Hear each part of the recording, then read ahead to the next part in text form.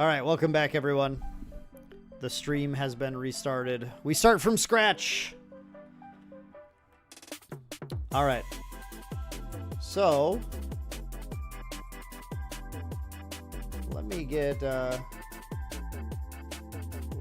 Sandbox up now. Get some Sandbox going here.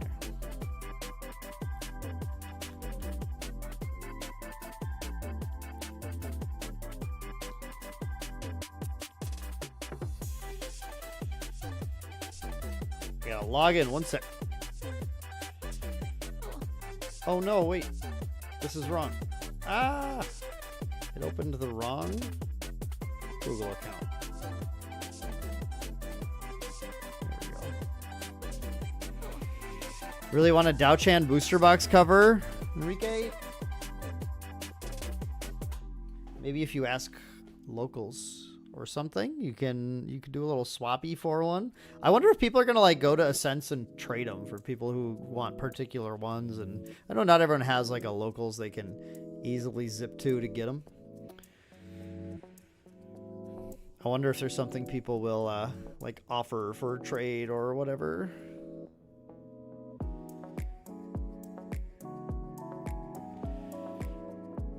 Okay, are we logged in? We are logged in. Great.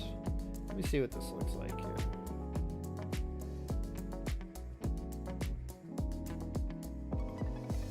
I need this. Okay.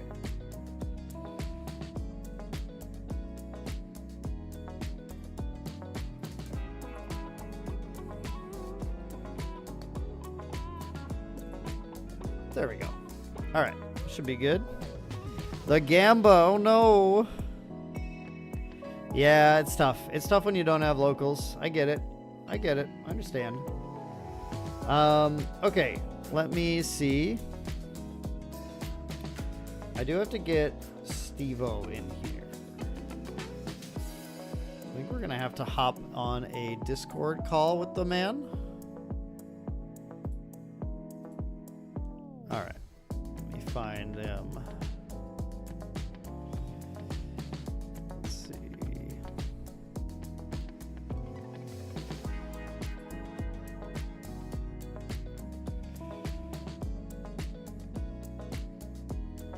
Okay, this is the part of the scuff stream, folks. Thank you for your patience here. True Birdie, thank you. True.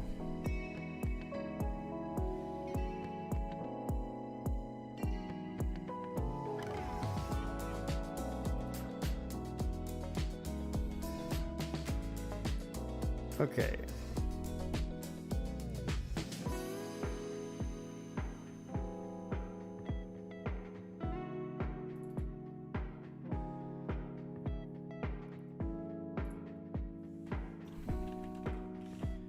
Okay, I'll invite Steo to join in voice right over here. 2 12-hour streams. True. True. My like, yo. Oh wait, I don't know if I can hear Steo here. 1 sec. I gotta figure this out. This is a mess. Oh, there, I can hear him now. Oh, okay, good. Okay, cool. Then I think I'm just going to have to turn down my music here further. Or off. Well, I kind of want to have it on, but let's see. I just need. Yeah, just listen to my audio. It seems fine on your stream. Okay. Awesome. Here, I can do this. I just need to turn you up on. I think yours is going to be low though, right? I think like my audio, or? Yeah, I think this is. Go ahead and say something again. Hello, it's me, Steo. Hi. It's Steo. It's Steo. Hello. Okay, I don't think you can anger. I don't think you can spam emotes. I think. Well, no, I made emotes okay, guys. The bots should still be active though. Got your Afra Showcase Sylvie graded? That's crazy. We got a Swoo card Sylvie graded? Sakamoto? That's wild. Okay, Steo, hi, welcome. Hi, welcome. I think everyone can hear Steve-O. Okay, great. Yeah, I think we'll just not have the jams here then because I don't know how to balance it correctly. Audio, yeah. Steve-O, I need what are you gonna play against me? What am I gonna play against you? Like, what are you gonna play? Astra Diana. You would, wouldn't you? Yeah, it's the only thing I want to play ever. Dude, I love it. Actually, I was gonna ask, did you want webcam on or no? No, it's complicated for my overlay. So. Gotcha. I figured that was the case, especially for trying to record gameplay footage too. Yeah, I think we'll just. All right, so do it like this. I've got 3 decks for you, Dan. Okay. And I don't know how long we'll have to play these decks, but I have a competitive deck, and then I have 2 decks that are designed around the new set. I'll let you pick which one you want. Do you want competitive or do you want new test builds from the new set? Give me a test build from the new set. I think everybody just wants to see test builds. All right, so I'm gonna make at least one person in the Discord very happy. All right, awesome. I love it. And I'm gonna make you very upset.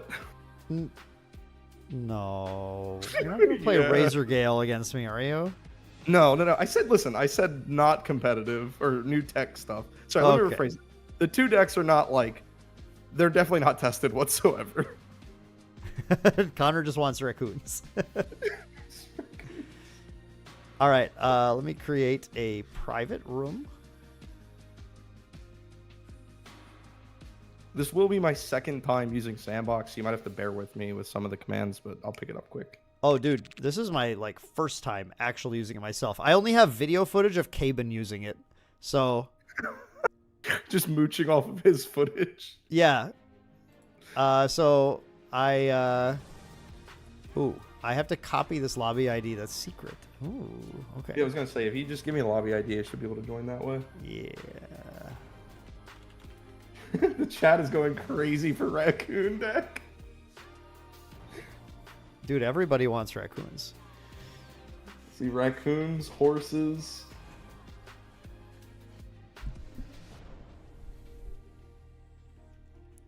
Yeah, horses we can do without. We don't need that. Oh, cool. I should probably show you guys. There we go. Hey, look, we're in Sandbox. Look at that. Isn't that cool? Do you know how delayed your stream is, by the way? I have my Discord covering the YouTube on my second monitor, so I don't cheat and see your hand. Like a little bit, not crazy. Okay. It's probably less than a minute. Did you DM me the... I put it in general, sorry. I just wrote Steve-O. Okay. Wait, just like general? Yeah, I just wrote Steve-O and then the ID. But you didn't even bother to at me. You just typed out my name. You know, I just figured, dude, don't we got like an AI in there that just finds it and finds you? Perfect. Oh, dude, you got the crystal bird as an icon? I'm Hell jealous. yeah. I love this. It will take a lot to get me to replace the Shardwing.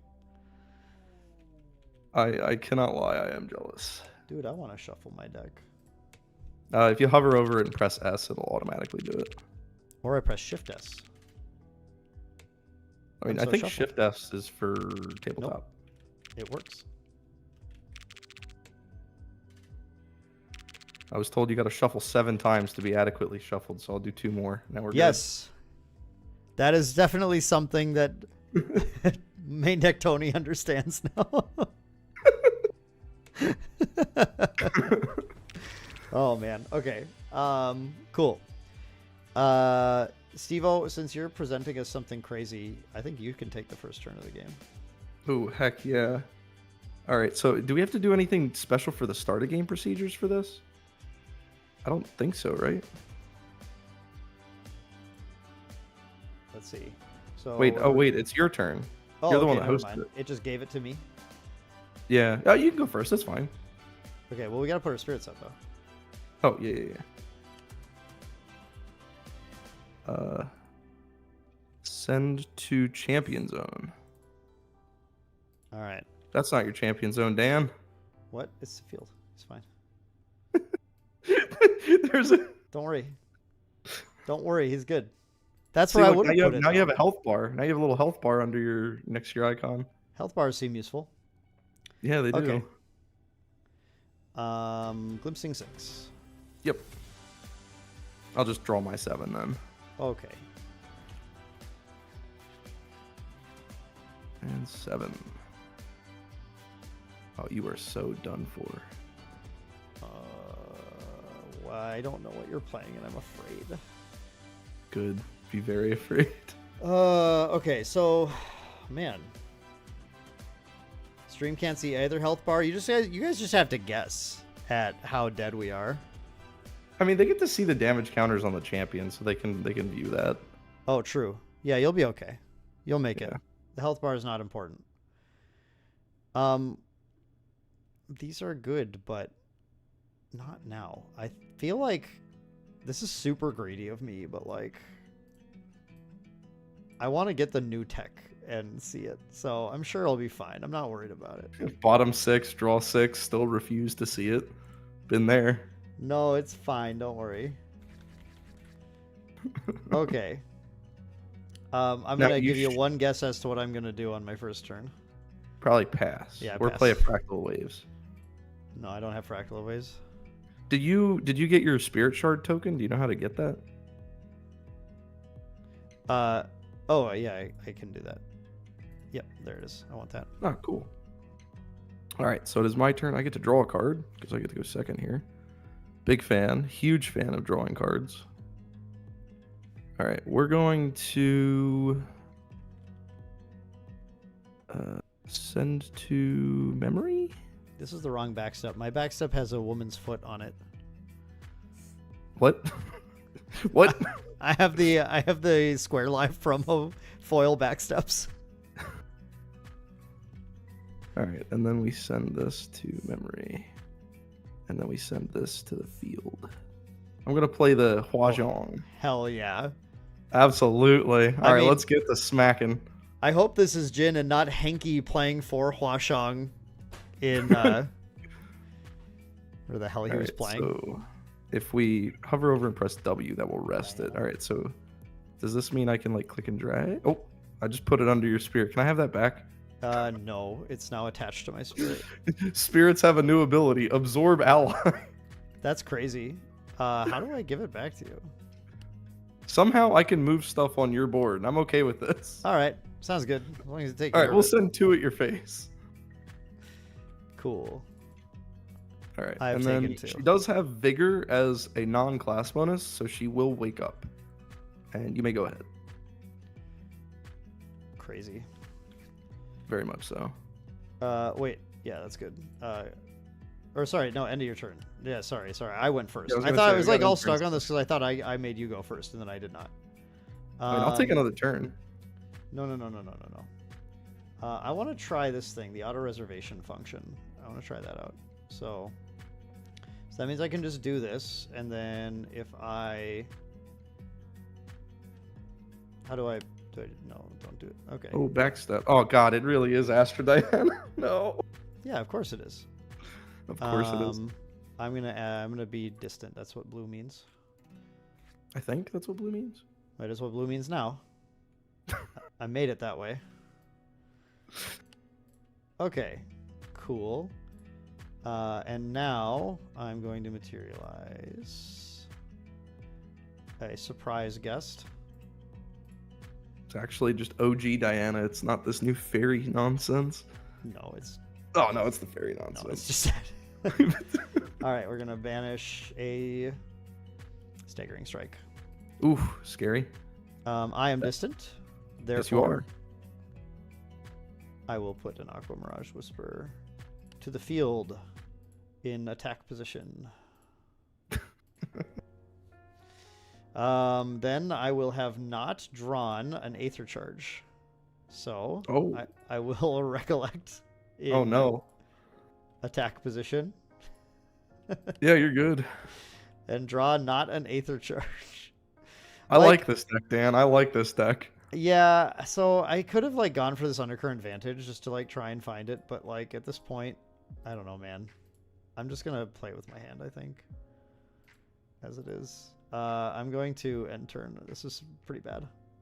All right, we get to show off the deck. Oh, you never ended your turn. I can't end turn. Oh, sorry. Oh, I didn't even click start turn. Oh, you're okay. Now you started. There you go. Now you can click start turn. Okay. And then yeah, there we go. All right, so I'll start my turn. We did now. There we go. We'll go to material phase. Or sorry, actually, during your end phase. My apologies. Reserve. So R is the hotkey for that. Look at that. We're playing cards. I'll play a Fairy Whispers on your end phase. Yeah, I assume we'll get a little faster as we go. Yeah, we'll glimpse. The number of glimpses is 3. Okay. Oh, I love this. Oh, I absolutely love this. All right, so this can go to... How do I send this to the bottom? Oh, to the bottom. Okay, I see. And then we'll put this on top. So if I finish the glimpse, and then... how do I reveal?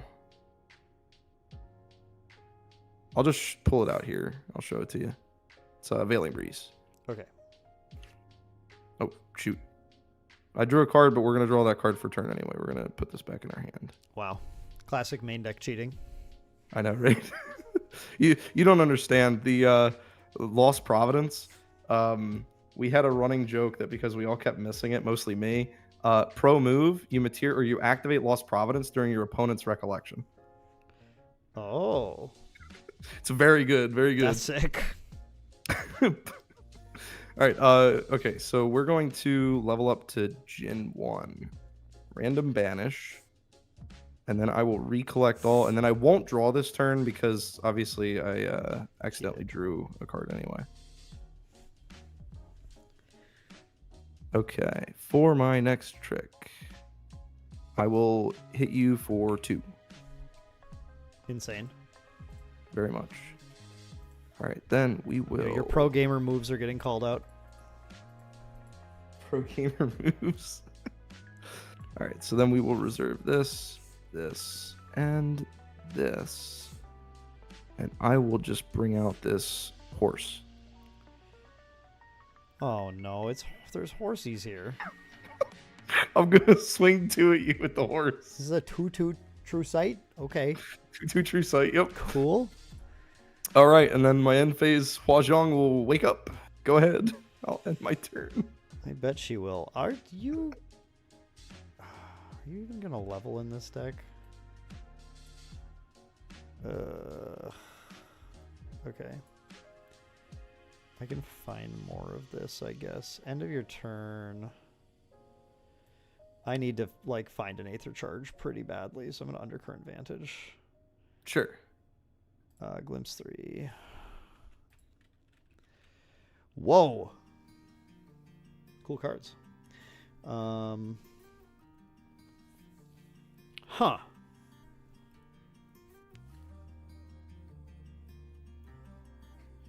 This is interesting.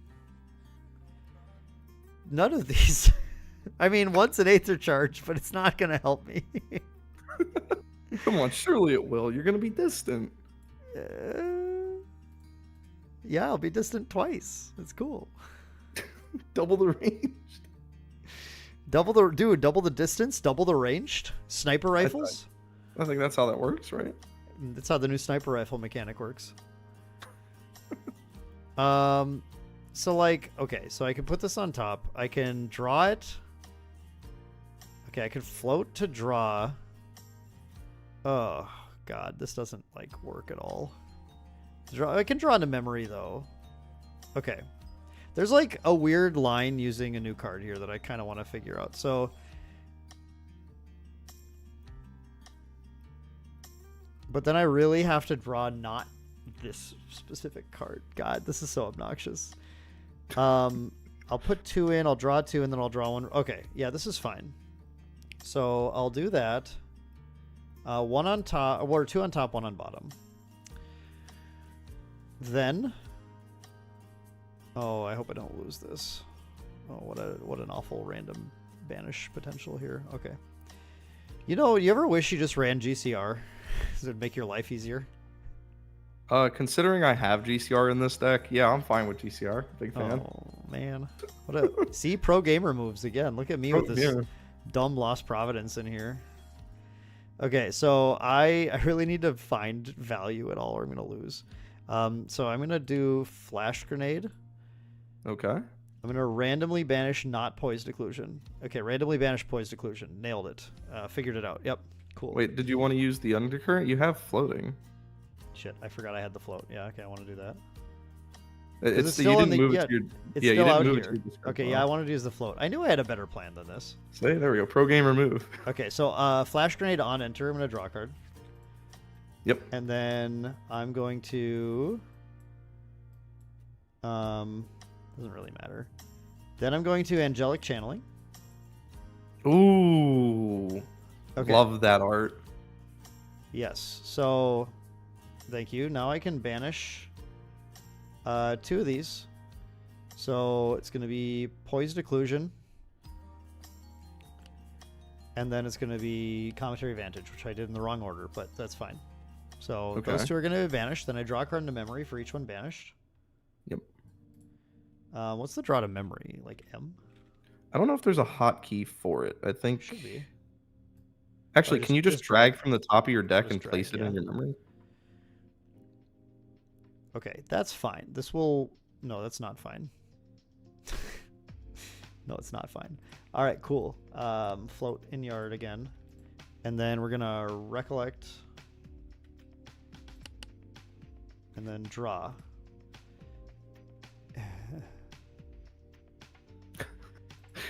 You're making like the most distraught noises. True. I am distant right now. I'm distant. I just want everyone to know I'm distant right now. It's fine. This damn card. Camera's actually in the way, but it says, yeah, I need a target. Dude, about to negate my own card activation. Don't do that. Well, I don't know what else to do. I want an Aether charge on my Aether Wing. I want to fire my bow. I could, like, do something really stupid. All right. Are you ready for something exceptionally dumb? My eyes are closed. Hit me with it, Dan. Like, I'm pretty sure, chat, I either lose this. I've been using the hotkey for draw. I got it. Don't worry. It's drawing to memory we're trying to do. I'm pretty sure I either do this dumb play or I lose this game.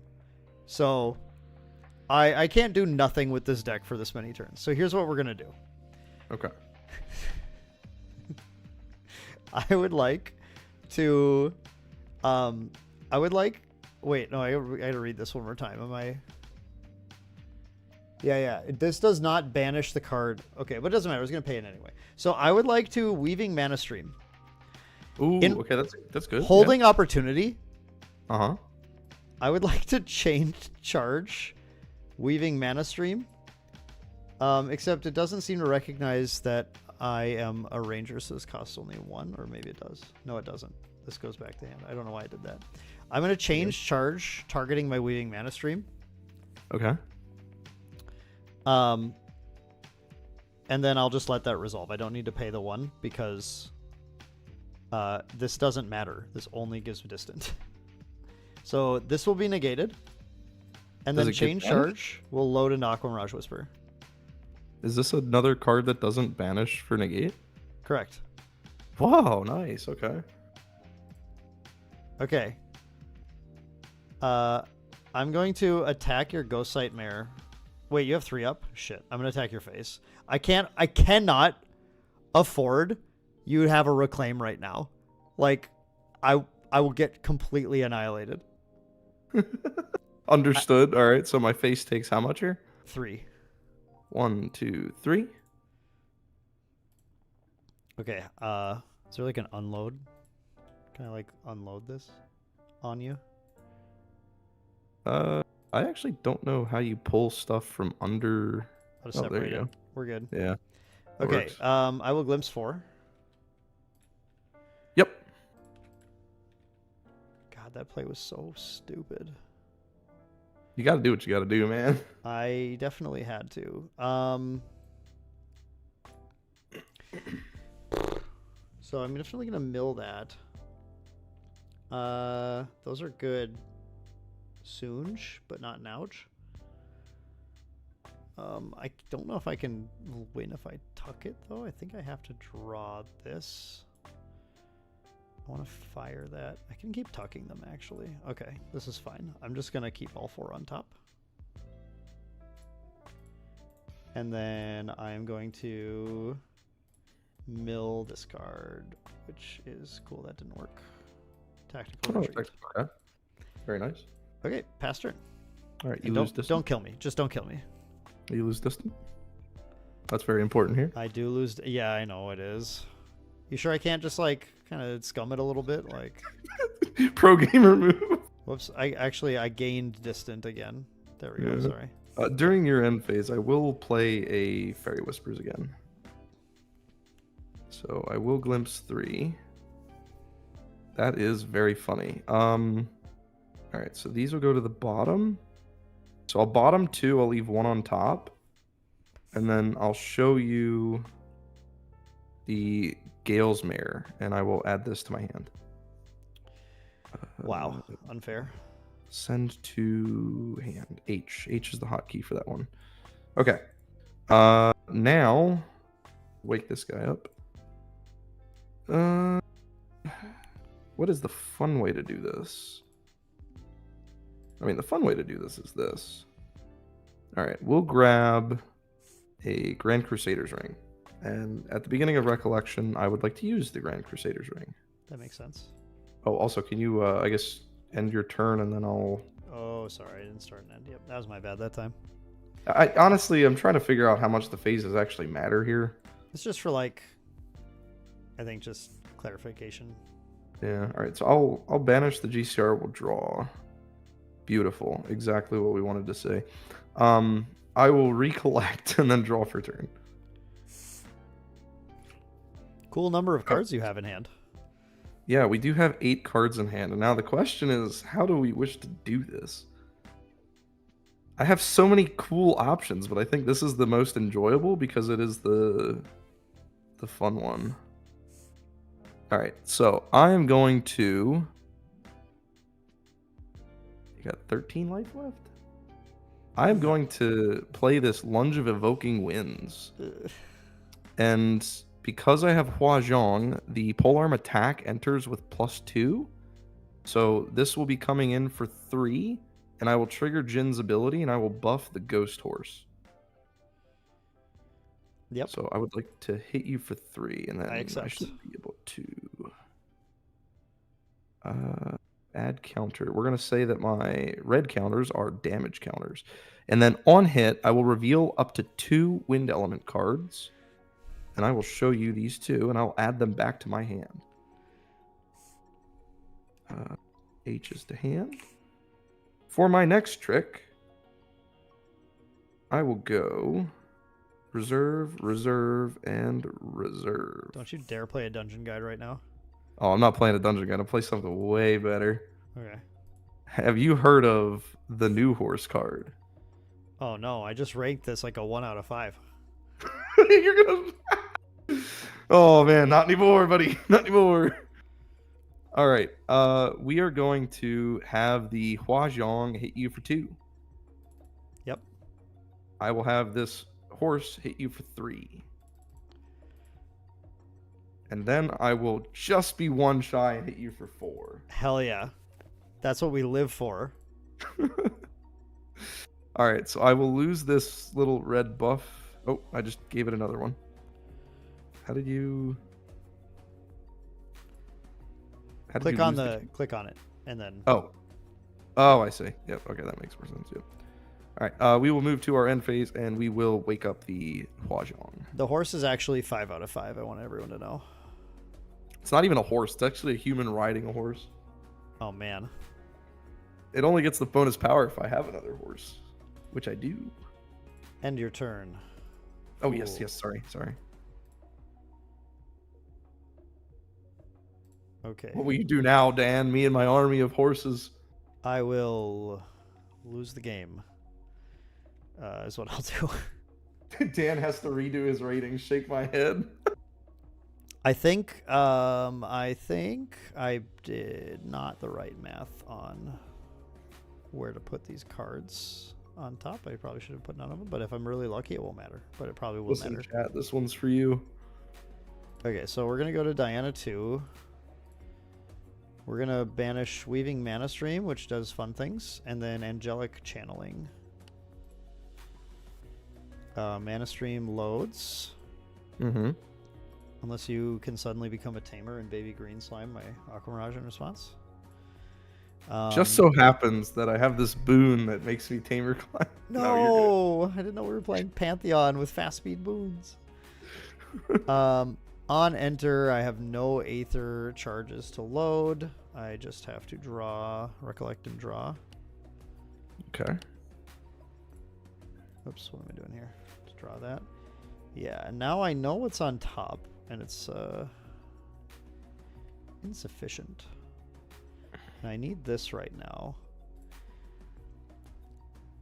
And I can only deal... Okay, it's alright. It's fine. I'm fine. I'm not worried. Nobody's worried. I will rest to shoot. Oh, this should be at 2 durability. Sorry. Shoot. I just have to go for the Ghost Nightmare now. I'm gonna shoot the Ghost Nightmare. Wait, That do I would be- actually? Wait, hang on. I don't. I might Oh. lose the next turn, though. No, I still go for face. Excuse me. Sorry, I still go for face. I don't Okay. care about your allies. Your allies are dumb. Whoa. My horses and I are very astute individuals. I will take the 2 damage, though. Okay, and then I glimpse 3, and then, importantly, the third card I glimpse needs to be a floating memory. Then everything works out fine. Don't worry about it. Cool. I would say it's not. Contemplation. You've taken 5 damage. Correct.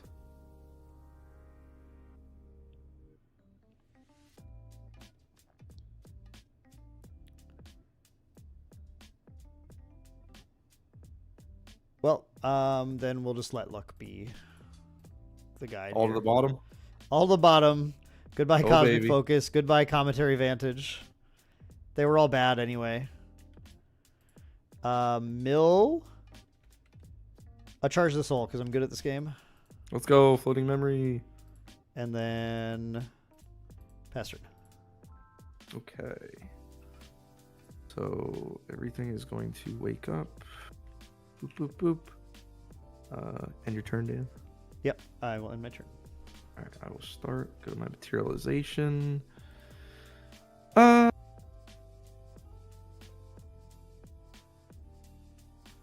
Can we chew through whatever defenses you have? Please tell me you have a raccoon for that float, says Kevin. This is the horse deck, not the raccoon deck. Oh, sorry, the Weaving Mana Stream should be in the yard.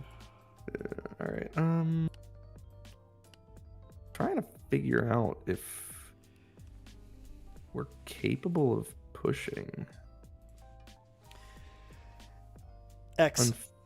Unfortunately, I don't think that we are. Abe so says, don't forget to like the stream. Thanks, Abe. I think we're just going to materialize Sensor. All right. And then I'm going to... I want to quit. Oh, yeah, in response. Yeah. I want to quit the game now. Thank you. No fracture. Well, maybe it's on top. It might be fine. I'll recollect. Ah! And then draw for turn. Hey, Okay, this sucks. All right, let's go for 2 with the Ghost Mare. I'm going to backstep. Yep, there it is. Yep. I will draw a Fracturize. That's Oh, not yeah. what that does. Cool. And then I will flash grenade. All right, flash grenade is fine. For my next trick. Yeah, it doesn't target. It's just anything. Sick. Sergeant, this is the Sandbox, which is an alpha right now. Sandbox.gatcg.com. I will pull armed steed. Okay. On enter good? Yes. I will get out Hwaji. Cool. Okay, so now I will simply swing for 4 at you. So you'll take 1. 1. And then I will pass my turn there. I will jump off a bridge. Jump off a bridge. Boy, that's rough. I need to deal 14 to you. No, sorry, 15. You're a warrior. And you have disabled everything I hold dear to me. Yes. So, at the end of your turn, I'm going to etheric calibration. Ooh, okay. Yep. This is going to be good. Trust.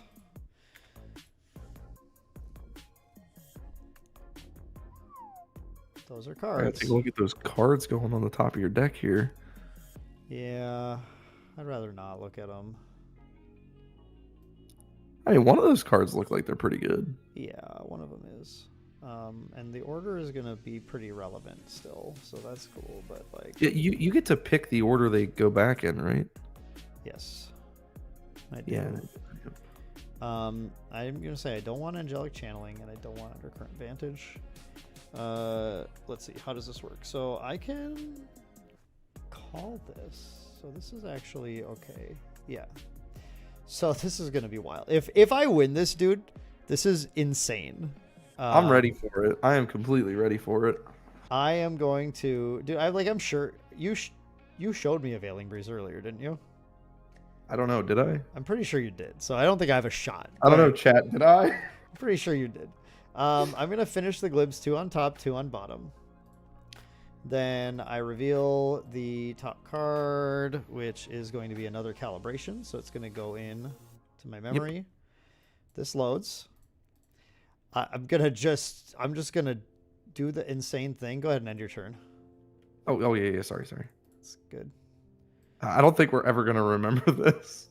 Maybe eventually. Yeah. So I'm start turn, and then I'm gonna wake up and level to Diana Moonpiercer. So I'm gonna banish 3 cards at random. Cool. Great. Those are all the best cards that could have possibly dug me out of this. Nice. Good. And then everything's going according to plan. Yeah, it sure is. Trigger from Angelic Channeling. I'm going to go into my banishment, and there's... I don't know if I was supposed to put these somewhere else, but it's 1 Poised Occlusion, 1 Cometary Vantage. Yep. I believe you. So I'm going to put that Poised on top, and then the Vantage. In Rec... Oh, I'm distant right now. Are you? Oh, yes, you are. Yeah, because you flashed. Yep. In Rec, I'm going to pop Spirit Fragment. Mm-hmm. And I'm going to draw a card and then not be able to use it. Cool. And then I'm going to Recollect. Mm-hmm. And then I'm going to draw another card that I knew existed. I'm going to put out the Lost Providence. Yeah. Hey. Then we're just going to like Raw Dog Cometary Vantage. So this one, you get to pick 2, right? Yeah, I'm going to choose to Glimpse 4 and draw a card because I'm distant. You got it. Cool. And then I'm going to find all Aether Callings, first of all, and a Cosmic Focus. That's the goal here. So we're just going to go all that here. A dream. And we're going to Glimpse. And I've set 1 up, so it's unfair. Yeah, we know 1's coming. I guess I could still live the dream. No, I still can't live the dream. This is so bad. 2 top, 2 bottom. Well, no, not 2 top. It'll be 1 top, 2 bottom, and I'm going to Aether Call this one. which is a Vanishing Eclipse. So that's just gonna pop onto that bad boy. Wait, somewhere? Okay. Yeah, I was gonna say I I just wish put I them could next read. to it in a stack there. Yeah, That's that's easier fine. to tell. That makes more sense. That's probably the easier way to do it. Then I will draw a card, Yep. and that's resolved. Okay. And then, just I don't know what else to do. I literally can't win, so I'm just gonna Wisdom's Reprise, Get more Aether Calling. Easy. and then find absolute garbage. But here's a Fracture Eyes. That could have been Yeah, cool. we got there. Imagine if I had 3 more cards in hand here. Okay, like here's the thing. This game basically went wrong at every single turn. And I still, if I had 3 more cards here, I had a Poised Occlusion in hand, and, I could have kept the focus on top. Mm-hmm. I had a line. I had a line. Does it get through the Veiling Breeze that was in Yeah, my hand? Poised Occlusion it. Is that what it... Hold on. What, I'm unfamiliar. What does Poised Occlusion do here? It negates it, puts it back in your memory. Doesn't matter what it is. Oh. And you deal 15? Quite possibly. I guess it Already am depends on at the Aether 1, Calling. 2, 3, 4, 5. I'm at 6 right now, so it would have taken 1 more calling and 2 focuses. A focus, and then glimpsing 1. So it's pretty easy to do. Well, cool. So nice horses. Congratulations. All right, let's go. My turn. Let's get. Let's just get. Actually, you know what? No. We're doing everybody justice. We're leveling up to Jin 2. All right, we're recollecting. We're drawing for turn, and then we're gonna boop boop boop. We're gonna play Sunsei. Oh my god. Oh yeah, baby. We will swing you for 2 or 3. Dude, And I'll buff the Ghost Mare. I feel like if I find a single Aether charge earlier, and I don't know, I gotta keep the frack too to have the 3 cards, but I had a frack right away, and I was like, I don't know what I'm playing. I'm just gonna put this on the bottom and try and find some of my new cards to set up with.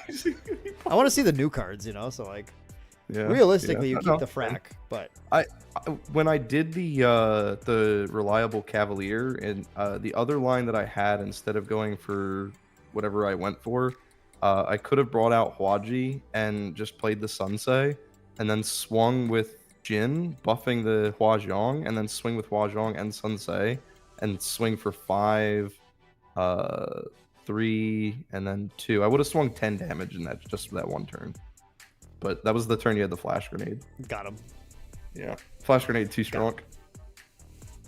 Flash is pretty good. It is buys pretty you a turn It does. when you need one. Just needed you to not have a sensor though, buddy. Oof. Yeah. I looked through my material deck and I was like, okay, well, I know he's just gonna stall this turn or something. What do I do? Oh, sensor does Seems pretty good. Seems pretty good. Yeah. Yeah, that's fair. Well, Steve-O, cool horses. Thank you. It looks like it's time for a different medication for my cat. So I do have to run for 5 minutes again. Okay. I have one other fun deck if you are still available to play that one. Yeah, let's do so you're not just totally cut off. Let's do one more after this, and then we'll get Taylor on to play a game or 2 before we get to the podcast. So that'll be good. I will go ahead and move it, folks, to a video. I'm gonna pull off the Allan video. I think we're gonna actually. I want to step forward a little bit in Grand Archive history. So I think I have a good one. Here, let me Steve-O, you can hop off. Thank you so much. Really appreciate you. You're a valued member of the team, and you like horses, and I like that about you. All right. All right, I will pop out of here. Let me get this all figured out.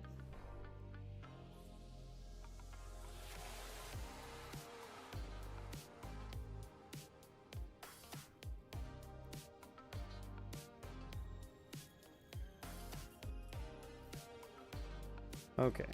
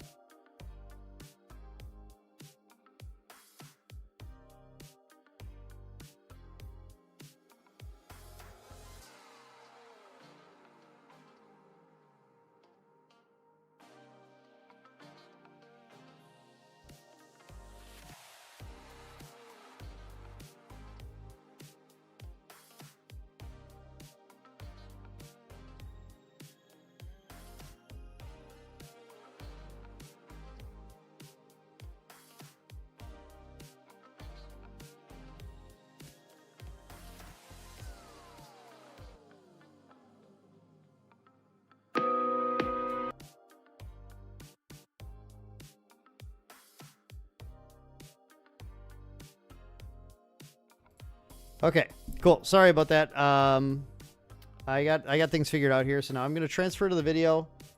Guys, don't go away. It's gonna be just a few minutes. Gotta get the cat the medicine, and then we'll be right back, and we'll play a little bit more. Last time Dan said anything to me, it was, "Wow, we will let anyone on the team." Oh my god. Oh man. All right, I will see you guys in momentarily here.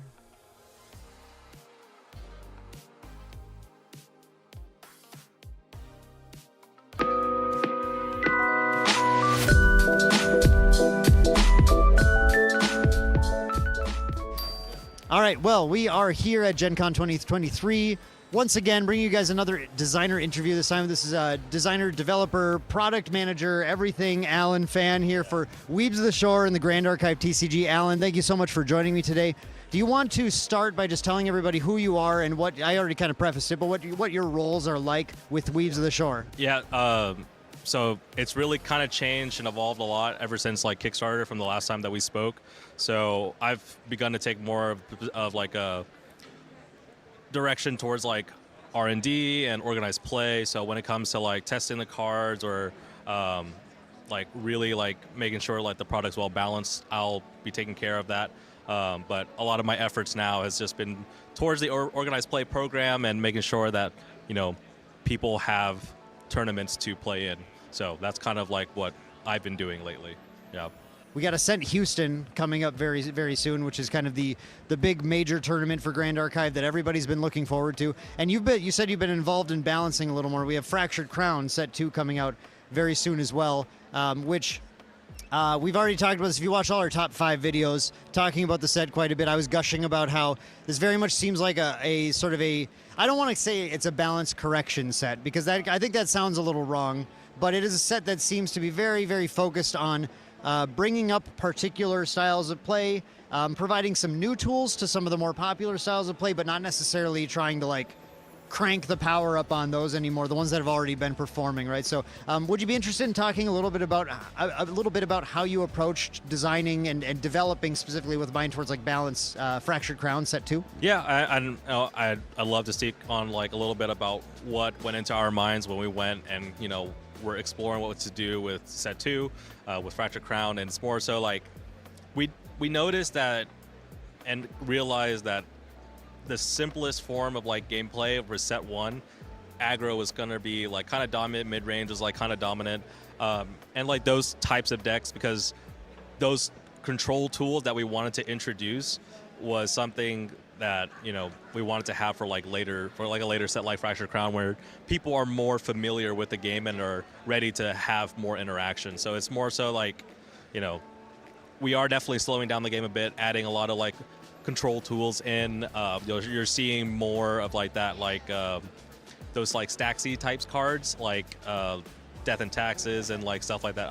I personally played a lot of Death and Taxes like in Modern as sort of my play style. So this set was more a lot of stuff that I wanted like into the game. So that's kind of what I wanted for the game. And Silidar, he also kind of agreed and you know, created all the cards, and then when we added it in, I think I was really happy with how the game is kind of playing.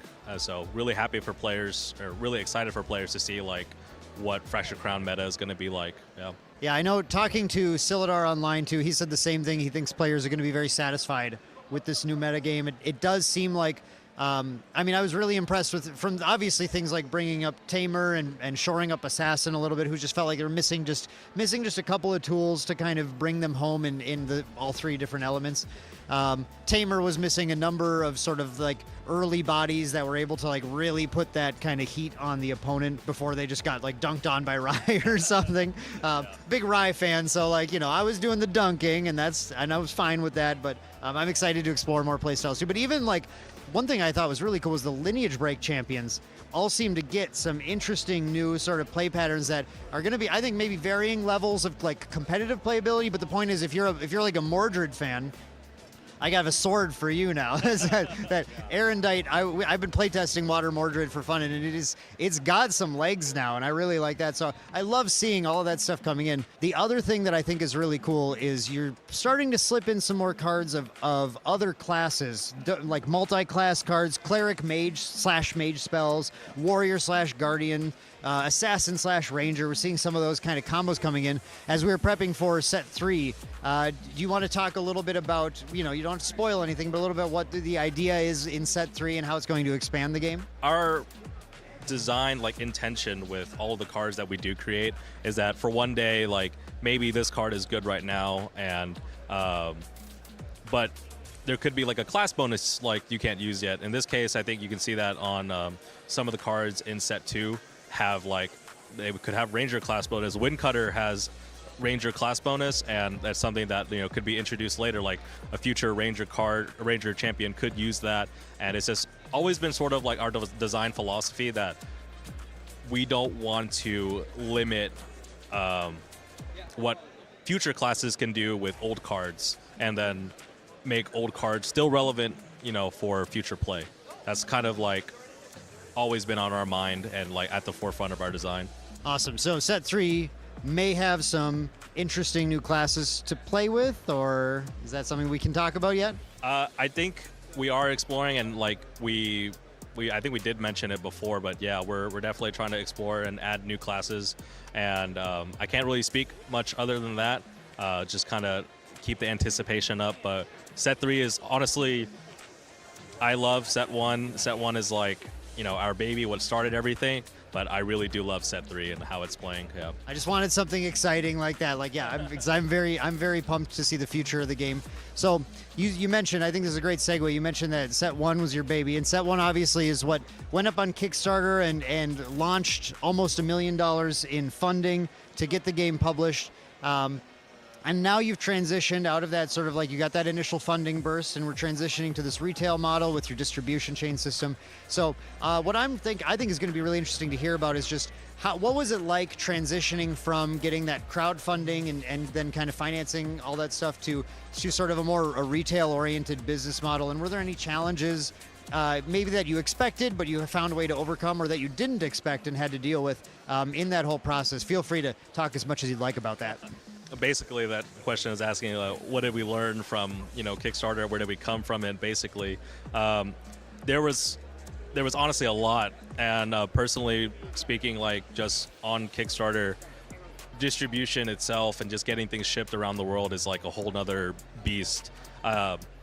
From like, you know, me to Silidar, it's more of like us creating the cards. That was the easy part. That was the fun part. And then doing all the business stuff on the rest of it was just like a lot of stuff we had to pick up quick, which is, you know, luckily we have teammates like Roger, like Jimmy, who are, you know, well versed in shipping, and Roger really picked up a lot of that logistical manufacturing and like all that business ops like stuff that me and Silidar don't typically deal with on the day-to-day was really, really helpful. So I think part of what we're struggling with right now is just figuring out how to scale and grow, and I think it's more so of a good problem to have than a really bad one. So I think we're doing a really solid job. We're just trying to do our best.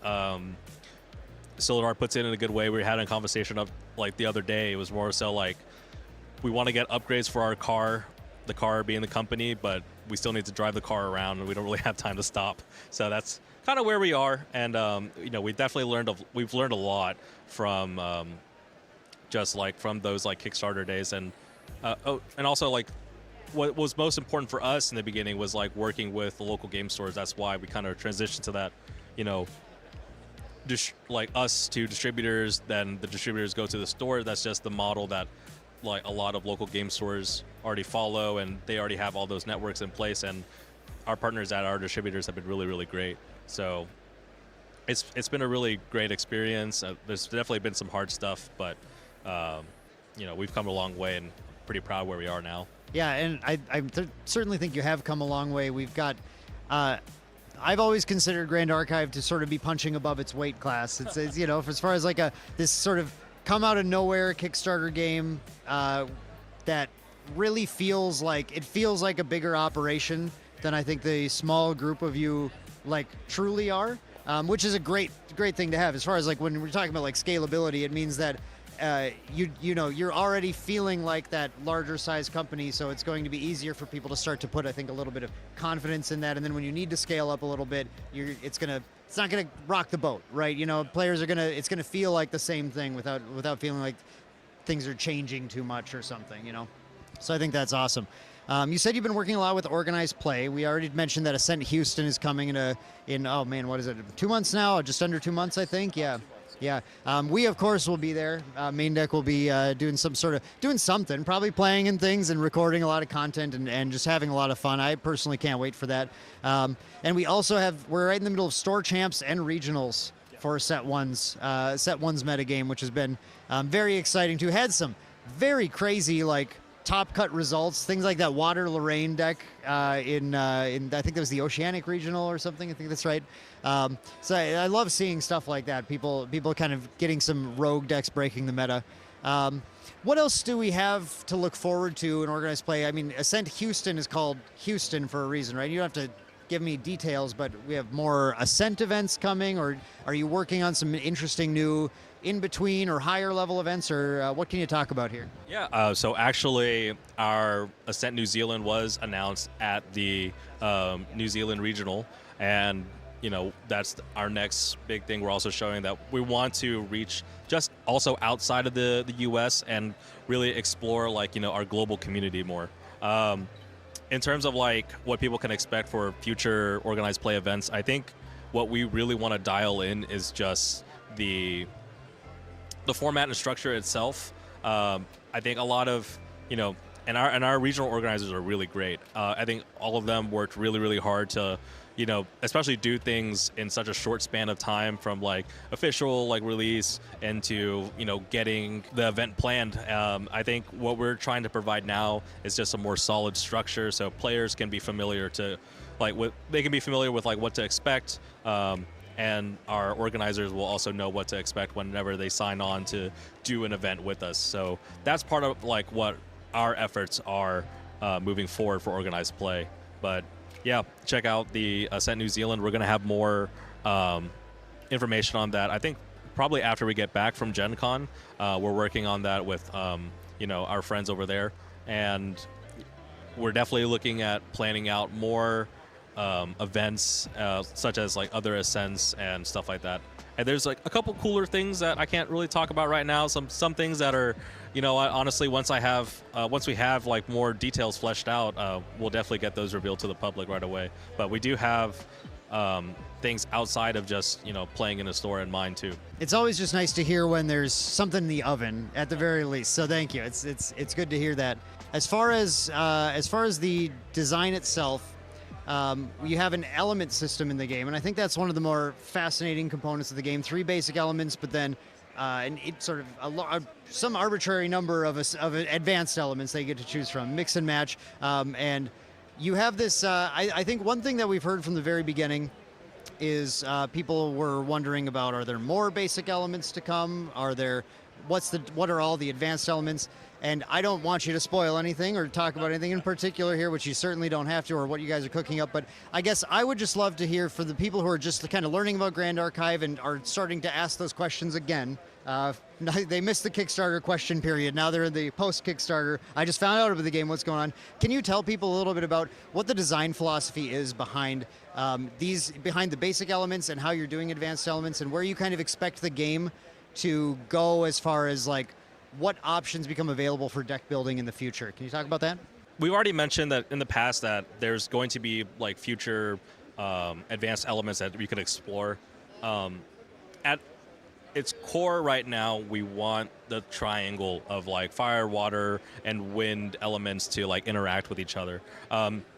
In the future, like we've already kind of like had these talks before. We're not so much opposed to introducing maybe like a future primary element. It's more so like, how can we do it in a way that we like it? So it's a give and a take, and I think there's a lot of benefits to do it, and a lot of benefits or a lot of downsides to it as well. So right, I can say at the very least for the forefront of our design is just keeping the 3 basic elements, and then hopefully in the future you'll definitely see in the future the other advanced elements to really change how your deck building is. But you can see with things like our sealed kit, for example, the prismatic spirit that lets you choose 2 elements. You know, what happens when you combine more than one basic element, right? Like what happens when you have a fire and water deck, what happens when you have a wind and fire deck, like what elements work best together, even though they're basically separate identities. It's I personally have had a lot of fun testing that product and playing sealed with Silidar. It's just like, you know, we're finding what combinations that we enjoy the most, and I think that's kind of what we'll probably move to like in the near future, instead of exploring like, you know, a 4th primary element or something. I guess we already technically have a 4th.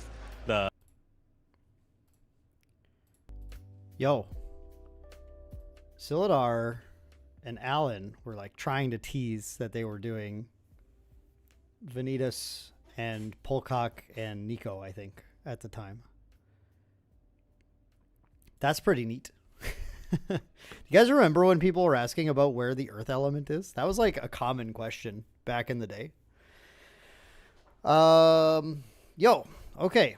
Hey, look, I have a salad. I don't just eat Lunchables. Cool. You guys want a giveaway, I think. It's giveaway time. I assume you guys want a giveaway.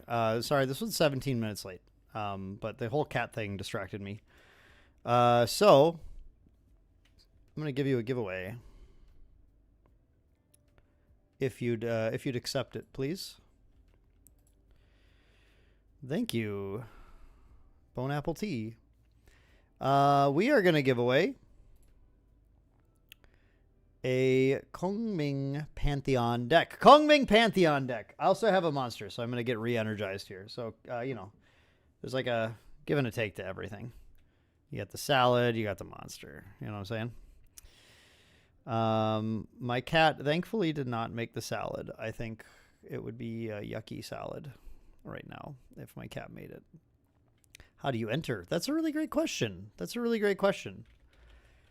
I think I'll tell you about how to do that here. So in order to enter the giveaway, we're going to do a Kongming Pantheon deck. Enter the giveaway by typing in chat salad, S-A-L-A-D, salad. Salad is how you enter to win a Kongming Pantheon deck.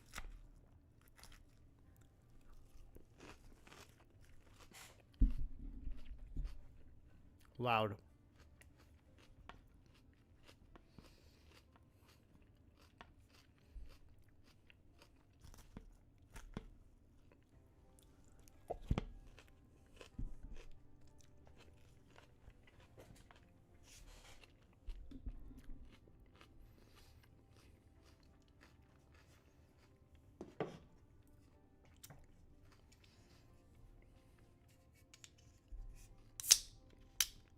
Yo, Corbin's in chat. Hey, Corbin. Identical. Identical, Perfy.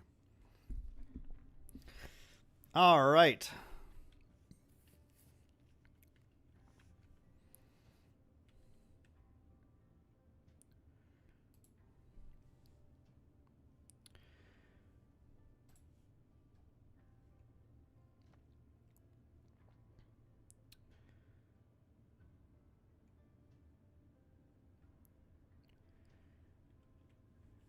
How we doing? How we doing? We got his entries salad. Oh, no music? I mean, yeah. Sorry, I can put the music back on for sure. I think it's loud right now though. No, it's not too bad.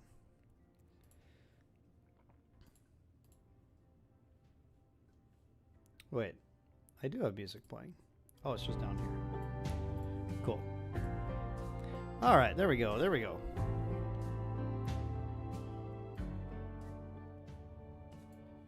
It is kind of loud. Too loud.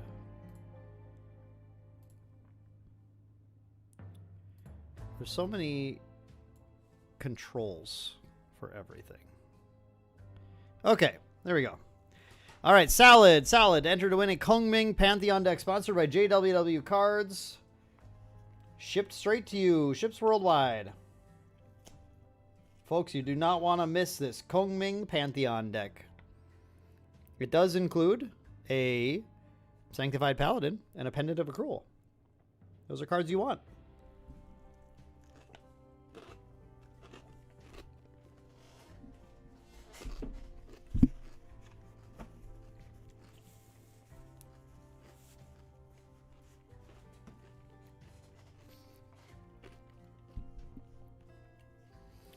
All right. Closing that giveaway here. When I count down, you guys usually join. 10, 9, 8, 7, 6, 5, 4, 3, 2, 1. Winner is FBI Assassin. FBI Assassin, to claim your prize, let me know where can I ship this to? You're going to have to give me a DM friendly handle.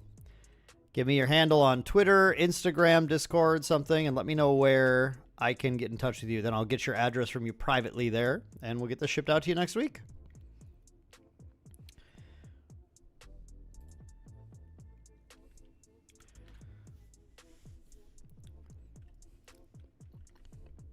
Rigged? Why is that rigged?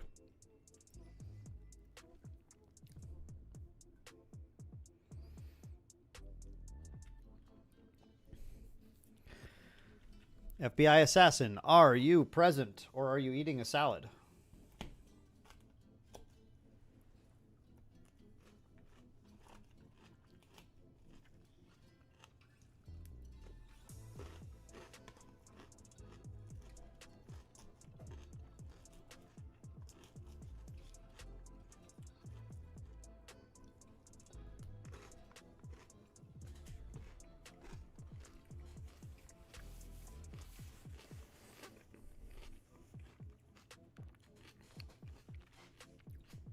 Yo, Isaac.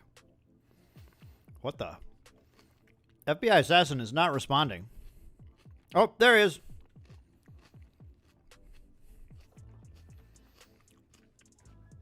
A burrito sounds good.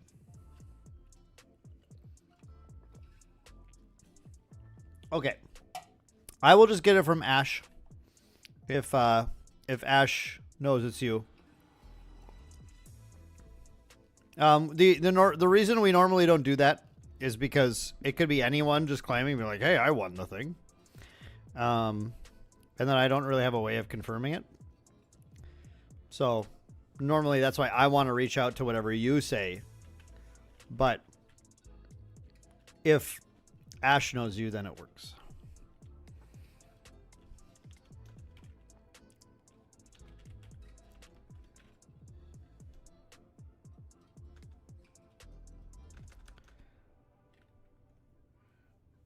Yeah, see? This is the confusing part.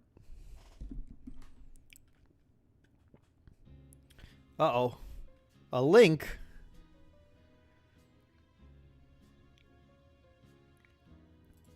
Well, the link didn't work.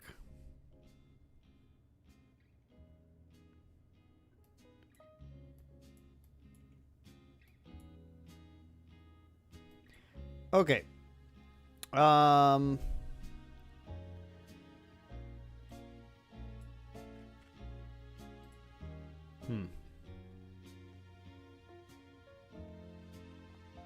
Hmm.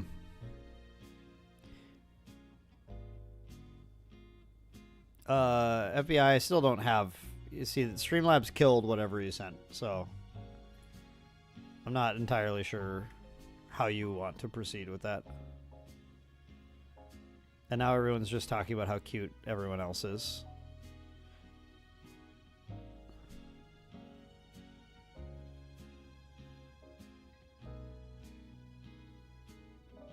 Oh, you're on two different... No wonder this is confusing. Okay. Gotcha. And that's on... That's on Discord or where? Something else?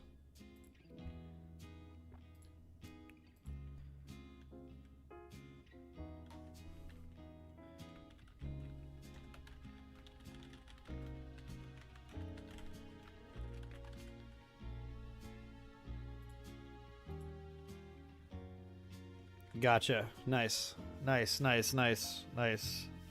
Cool. Sounds good. Gotcha. Should be good. All right. Thank you. Perfy's addicted to Pantheon. Oh. All right. Here, let me just check.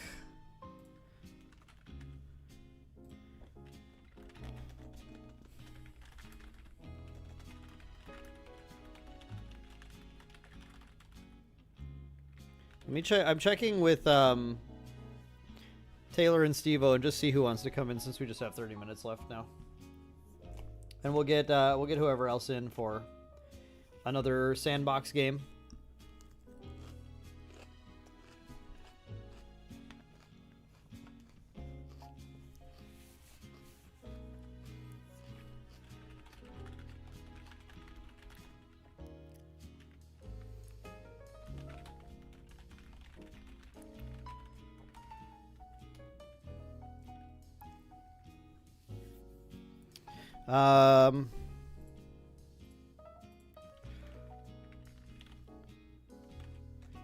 Okay, we'll get Steve-O back in here, I think. Sent me a DM. Gotcha. Thanks, Ash. Should be good.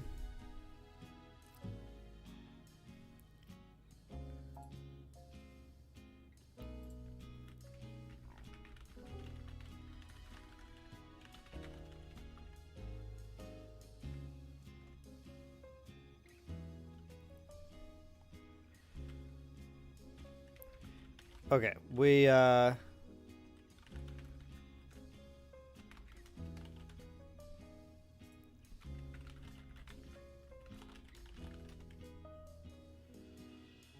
get Steve-O back in here, and then we will get some more.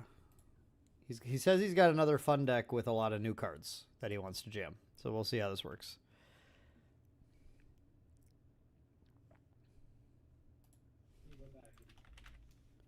Howdy. All right, there we got Steve-O again. Hi, Steve-O. Hello. Thanks for your patience. I don't know. It's okay. Yeah, everything's been pretty scuffed here, so you know, we're trying. We're just trying here. Let's get back to this Pantheon game now. Not Pantheon, sorry. Sandbox. Too many new things recently. Let's get back to the Sandbox game. Then, It has the Pantheon background, right? True. Yeah. That's subliminal messaging. Perfy just keeps talking about Pantheon, so it is a really fun format. Or did I not need to create a new room, or did I need to? I left because you told me to leave, and I didn't know what that meant, shoot. so I just left everything. And I tried to put our last giveaway winner in as my deck, so that's cool. Nice. All going according to plan. It's okay. I got this. I just get the deck again. Yeah, I think I need. Is it the same lobby ID? No, it'll be a different one. I left the thing. Oh, okay, okay. But here, I'll just copy it in. Okay. Okay, it's in general. Yep. All right. Make sure it's the right deck. Yep, join.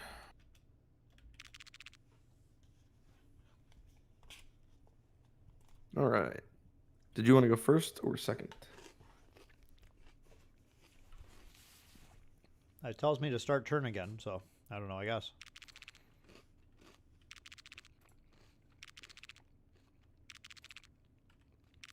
Send to my champion zone. I'm going to have a better game this time. Trust. All right, all right. We'll see. We'll see.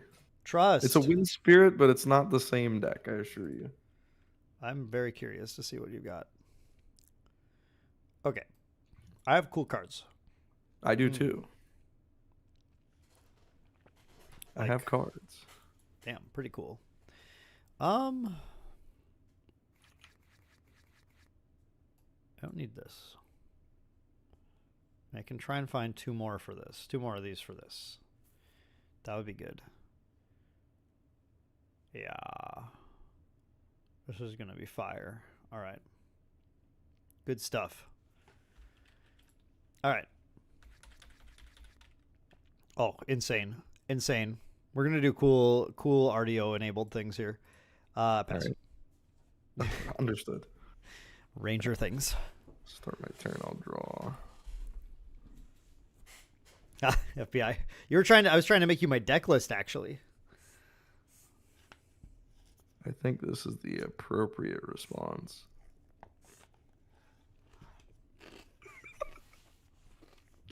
We're gonna play I quit. Bandit, Gaze quit. Leader. I quit. I quit right now. I'm done. I can't beat raccoons. I do get to on enter scavenge, which I don't think the system is set for this. So what I'll do is I'll just drag from the top of my deck and flip them over until we find a raccoon. Look at that, we found a raccoon. Bandit's so dead. And I'm murdering this raccoon. put the bottom of the deck. Send to bottom. Send to bottom of deck. Send to bottom of deck. And then send to hand. And then, you know, I could swing with this guy, but considering raccoon allies have eat float, you know, I think I'll pass. I think he's going to be dead before he can eat anything. Oh, you think so? I do. At the end of your turn, Okay. I would request to... Yeah, okay. So we're going to do... the thing is, you're just going to make me... I'm going to have to, like... if you have that, that would not be fun. I'm going to have to not float to level, though. All right, I'm going to Undercurrent Vantage. Does that have float on it? Oh, look at that, it does. It does have float on it. Yeah, I mean, I can't get around this one. I wish I had backstep. I just don't. Yeah. That's just how it be sometimes. Oh, the stream raccoons. sniping. No, I'm not. Discord is covering the entire stream. I would never cheat against Dan. Or anybody for that matter. Okay.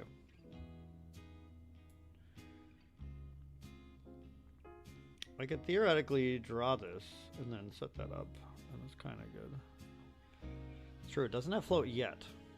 That's correct. True. That's true.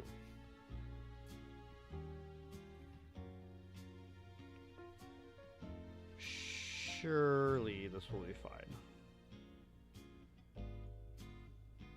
And then I can send that. No, wait. It's just gotta go. All that's gotta go. Okay. Bye-bye, things. I'm distant. I'm a distant spirit. Okay. Far away from you. As far away from a raccoon as you want to be. Yep. And I know what will happen if I use this, so I'm just gonna level. Mhm. Random banish. It's a constellation's blessing. On enter. What's this guy? Aqua Mirage Whisper. Inrec.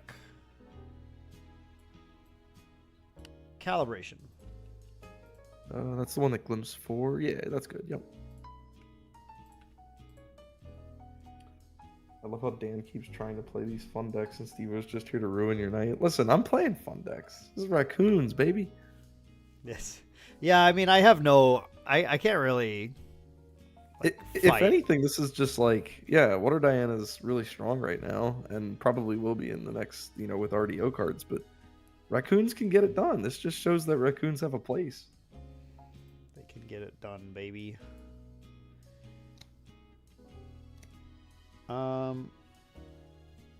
If you play Baby Green Slime, I need this or I lose. I am not a tamer right now, for what it's worth. Yeah, I know. I'm just afraid of what you'll become. What'll become? Dan, I could become anything. This all has to go. It's all here at the wrong time right now. I'm not gonna screw this up again. Okay, reveal etheric calibration. Goes to memory. Mm-hmm. And then recollect. Mm-hmm. Draw. Oh, I could have drawn one of those. Whoops, I didn't remember what phase I was in. All right, that's fine. This is all pretty fine still. Pretty chill. Let's see. So I have 1, 2, 3. It's a class bonus? It's a tamer class bonus For the what? For Baby protective Green? raccoon, right? The one who like -2s prevents 2 damage or something. I believe so. Yes. I think it is. Yeah. I think like half of the raccoons or like the defense tools from the raccoons are class bonus. Yes. Okay. I will regret everything as I attempt to attack Bandit for 3. In response, No. I'm going to tap him to eat your float. Okay, that's fine. Okay, and then also in response. No, not also in response. Yes, also. Undo that part. Let's put these 2 down, and I'm just gonna displace the raccoon during damage.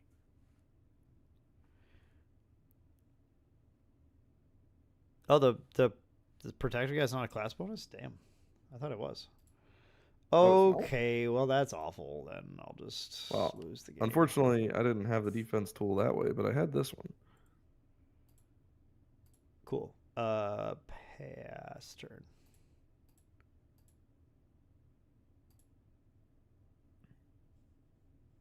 I didn't start turn. End turn.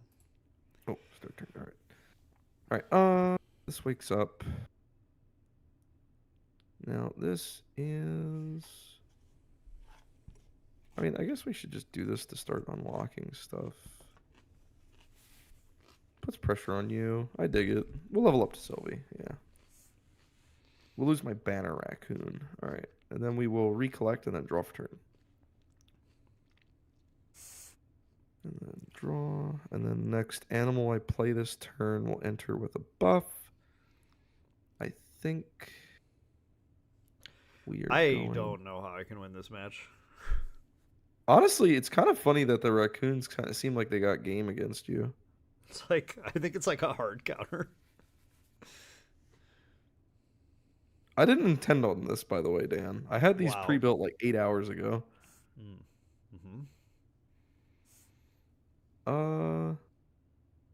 Let's play people's favorite raccoon.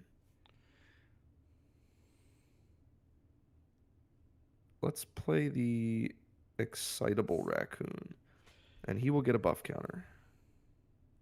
We'll add green for buff counter. As long as an opponent has no cards in their graveyard, he gets +1 and has vigor. I will rest gaze or gauze and eat your etheric calibration. And then I will swing 3 at you. Okay. Then I will move to my end step. Vigor, I'll wake up. It's good. Yes. And it is your turn. Okay. End of your turn, I'm going to Angelic Channeling.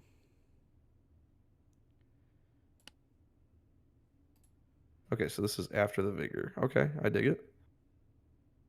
Oh, wait, this gives them to everything. Yes.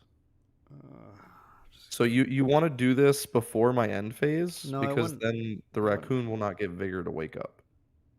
Oh, Yeah, he gets okay. Vigor and +1 as long as you don't have anything in your discard pile. Right.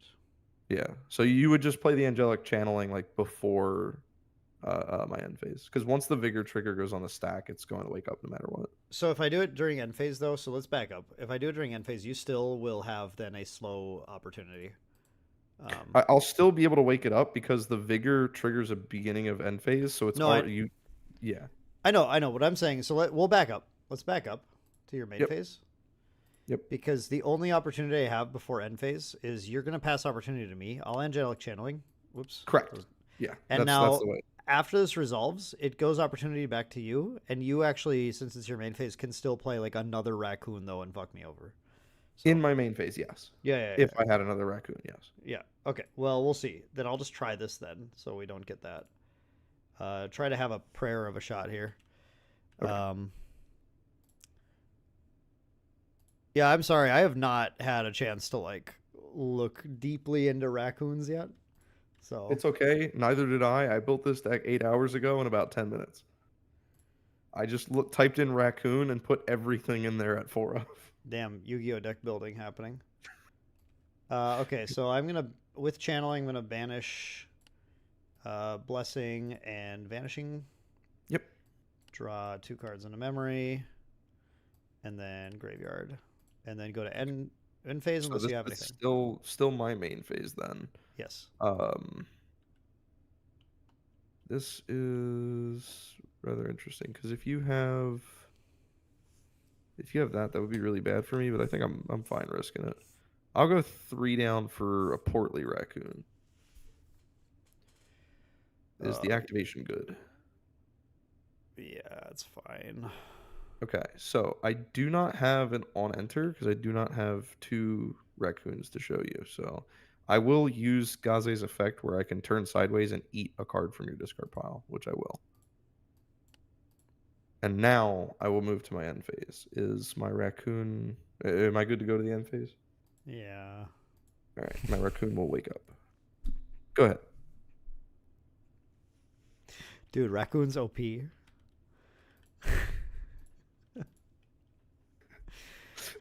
Taylor's just like, I'm rubbing salt in the wound. I'm like, listen, man, raccoons are good.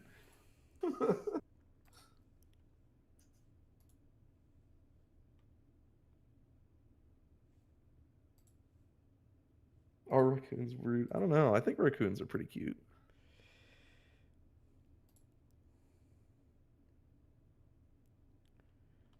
So like, I need.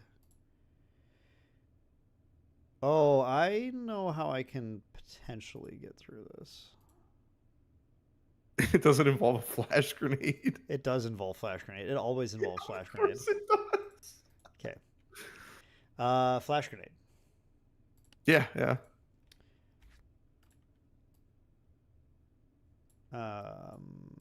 In rec calibration. Yep. Yeah, that's fine.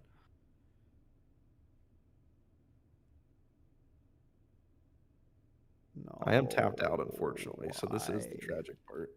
This is tragic. Yeah. No.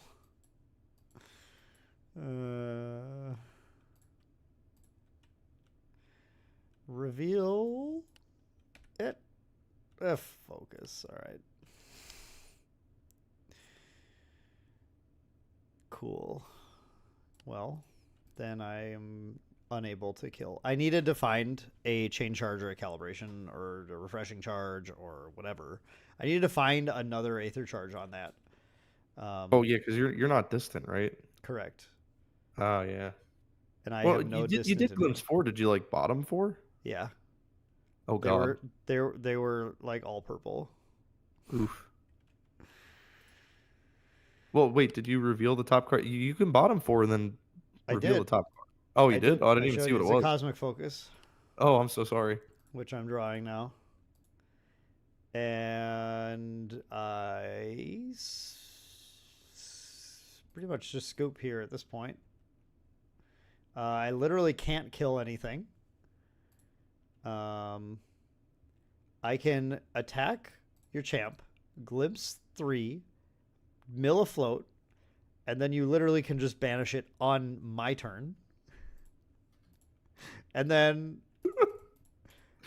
I can, on your turn, either channeling once more, which you can then banish, and then I get to like look at like 2 more cards or something. If I try to level, I literally go down to like 2 influence. Yeah, but like the good news is I'm turning the raccoon sideways every single time I'm eating the float, so I'm not swinging at you. So it is kind of delayed, at least in that aspect. I think the avenue might be to just take turns off with Regalia that draw cards, and then level up that way with like backup charger. Let me find those. They in the Whoops. deck. Don't have them. Oh no, no.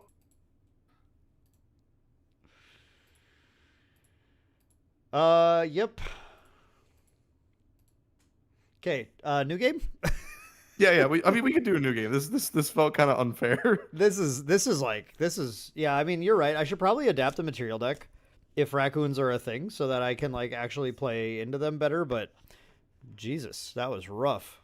I mean, I think we've just, in the matter of 10 minutes, figured out that raccoons probably beat level 1 Water Diana.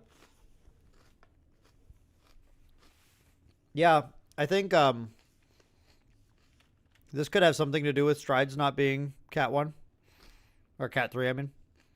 With what not being Cat 1? Strides Oh, not being Cat 3. I just misspoke. Oh, yeah. They play tested raccoons and they were like, nah, you guys are, listen, Strides are fine. Don't worry about it. Raccoons is what you really gotta worry about. Yeah, no, this is classic Steve-O. It's fine. It's cool. I'm down with it. Dan's deck and says it's fine. Listen, I had 3 decks ready to go. It's not my fault he's playing freaking Water Diana and I just happened to deck build the deck that counters it.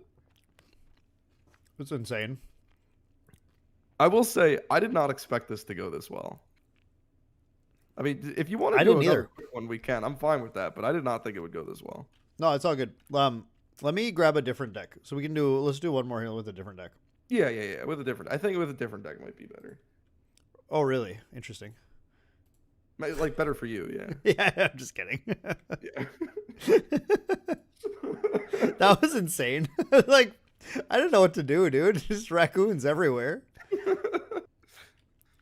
I tell you though, if I didn't have that displace though, it might have been cooked. Yeah, I needed to kill it. Like, and I knew that like something could happen. I was like, I just don't know what to do if Bandit just sits out there. Mm-hmm. What, man? Like, seriously, what is left for me? What did people give me here? No, these are awful against raccoons. This is the only deck I have that has like a Prayer of a Shot, and it's a weird. It's not an archetype that's normally up my alley, but A Prayer of a Shot is crazy. the raccoons is just too good, man. Like, what are you supposed to do against them? It's OP. I know. Look at this. Raccoons. Turns out when you give all your allies just target card banish graveyard, it's pretty good. Alert. Loading. Cool. All right. Give you the ID here. Yep. Oh, we have a new emote. Huh? I love it. You know, from what I'm seeing in chat, I'm actually sad that my Discord is covering your stream, so I can't see the faces you made during that. I was just dejected. I didn't know. I didn't know what to do. I look at my hand. I'm like, yeah, I have literally no outs to this. Cool. Listen, if anyone doesn't believe me, I have the receipts. I already gave David and Corbin these 3 deck lists because David's gonna make shorts of them, and it was not tailor-made to bully Dan. I swear, I'm not here to bully Dan. That's not how this relationship works. Uh-huh. Dan blinked twice if you're being held captive.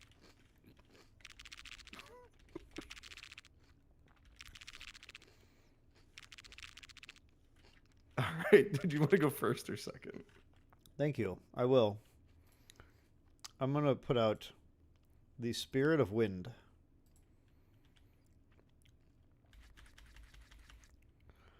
I see you two are a man of culture.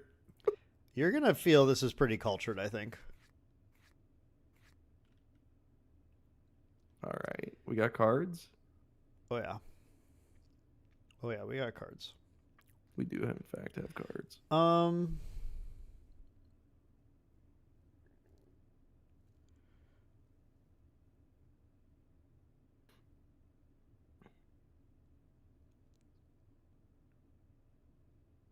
I think I just pass here. Okay. I think I draw my card for turn. Oh, end turn. There we go. Oh, yeah. Thank you. Okay. Chat, we're doing fun things, though. Do you see what we got in here?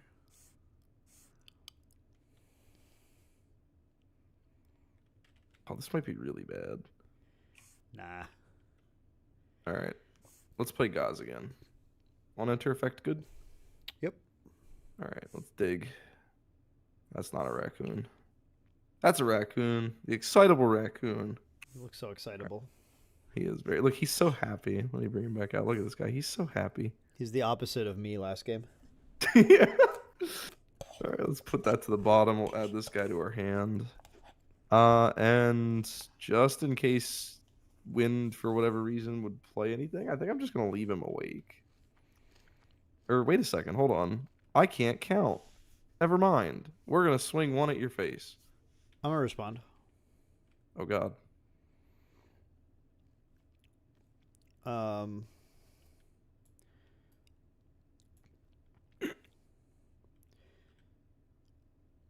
Delayed response.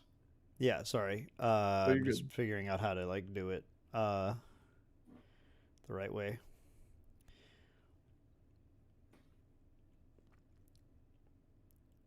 I think I don't care. No, I want this because of that. Probably gonna just do this. Okay. Sorry, I do not play this archetype much, especially That's okay. with angels in it. Whoa!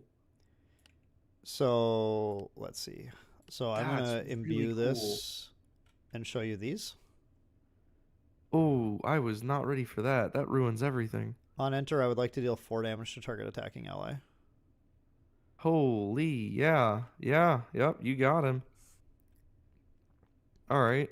We're going to switch game plans here. We're gonna have to trade. I'm gonna play my excitable raccoon, and I would like to swing 2/2 tradesies. A bit disappointing because of how chat. You can see how sick my turn was next turn. Oh, sorry. I do show everything with imbue. Thank you. Oh, okay, yeah. Yep, All my right, bad. it's- Um, you're good. you know, it's so like, oh man, if I could That just card play, that card's crazy. if I could just fast activate this right now, you'd be like so mega punished. But yeah, cool. I'll just retaliate. I mean, I feel like I'm walking into a trap anyway. I kind of got to go for it though. Yeah, you gotta. Yeah. All right, All right, cool. fair enough. Yeah, I'll pass there. Go ahead. Okay. I am going to 3, 4, 5, 6, 7, 8. Hold on. Let me math for 1 sec. Like, not an idiot. 1, 2. Yeah, I'm just gonna do this. I'm gonna Thurible. And Wait a second. That's my job. Hold on. Yeah. I'm doing it now. I'm gonna Thurible you. Yeah. Not my raccoons. Yeah, get out of here. Recollect, and keep trying to do that. Draw. Holy, that's pretty cool, actually. Okay. Then we're gonna go Windmill Engineer with Wings. Yeah, that seems right. Show you those. Mm-hmm. Draw a card in memory. And swing one. Yeah, we will take one. Cool. Ace. Ew, stinky. Yep. And swing 3. Yep. Enter. All right. Well, what can we do? Hey, wait. here? Angels are kind of cool though. Raccoons suck, but angels are cool. Well, I'm telling you, that 3-cost 2/2 that just destroyed my out. That's really good. That seemed pretty good. I am gonna go grab a Grand Crusader's Ring, and pre-rec I will pop this to draw a card. That's really funny. All right, I will recollect, and then draw for turn. Okay, so I am such a fan of raccoons. Hand. Let's put that down. That I'm gonna play another bandit, and I'm gonna scavenge for more raccoons. Yes. Bandit Alright. is very good though. Like Bandit is a very good replacement, good. and Yeah, he there's- eats. there's no class bonuses on this raccoon. That's wild. I thought for sure the protector raccoon had class was. I did a video on this card. Now I remember why I put it in my top cards to look out for. Yeah, card's crazy. All right, so we do get the scavenge on the protector, so we'll add that to hand. I will swing 1 at the Ascent. Ascent takes 1. Oh yeah, baby. It's my time to play Ascent. And I will kill your Ascent. What the? Unfair. Unfair. Angels are cool. What do you know about raccoons? That's not a raccoon, dude. That's a guardian human. Think about it. Do you see any human flesh in that artwork? That's a bunch of raccoons in an iron suit. Oh, damn. I never looked inside. That's fair. I'll end my turn there. You can go ahead. Yeah, Dan, you got to unmask people sometimes. You got to lift the hood. Yeah, I guess so. I'm going to go to Zandy. Sandy. Yeah, that's his, that's what the boys call him. Yeah, the boys. Yeah, I'm going to random banish a Lightweavers. Yeah, it's not a good card anyway. I don't really People care. don't need that. I don't really care about that one. It's fine. Yeah, Cool. Dude, life's easy right now. It's okay. No worries. Yo, I didn't know I had that. That's sick. Wait, I kind of like this deck. This is sick. Never mind. I might be a Luxem fan now. Oh, God. Yeah, I don't know what's happened to me, but it's definitely changed. I'll pass He's her. being Luxempilled. I think Luxem is cool when you have really sick angels to imbue. Yeah, and then you banish your Lightweaver's Assault. It's fine. It's whatever, dude. I'll attack you. All right, so it's my turn? Yeah. Oh, spicy. Okay. Yeah, sure. Why not? Oh, I didn't do any of Xander's on enter stuff, dude. I'm so used to like not Xander. Let me do that. Oh, quick. wait, did you want to do Xander's? On enter, like I want to glimpse to and stuff. Can I please do that? Yeah, of course. What? I should have drawn this. I've kind of screwed everything up. up. Okay, hang on. I can redo this. I can fix this. I can fix you? this. Yeah. Okay, so it should be those two on top. Hang on.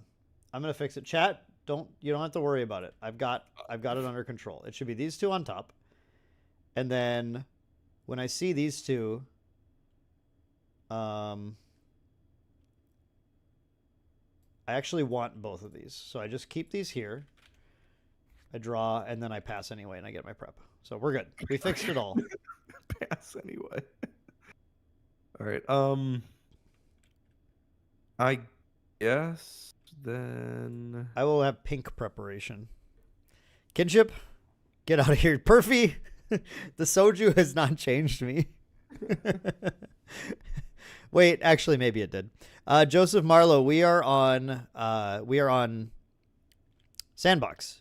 This is the official GATCG unguided simulator. So you can just jam games in the Sandbox. all right. I'm going to level up to Sylvie, and I'll banish my Banner Raccoon accidentally or randomly. I will then recollect. Good. Yep. All right, and then we will draw for turn. All right, let's. Now, if I were Dan holding up cards and I had Luxem cards, would I play another Angel that deals 4 damage to my Ascent? Doubt. Doubt. All right. Well, just to be safe, I'm going to play a Brisk Windtrotter and buff the Asen.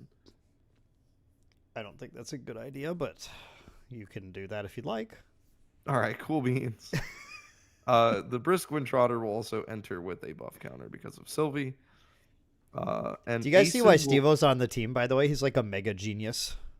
I just stuffed 4 raccoons of every subtype raccoon in a deck. Listen, I'm not that smart. He's a mega genius. I will swing 4 at you with this Asen. Yeah, you will, won't you? I will. Thank you. All right. Hold on, I'm thinking for a sec. Yeah. I think I have to do this. I have to go about my life differently then.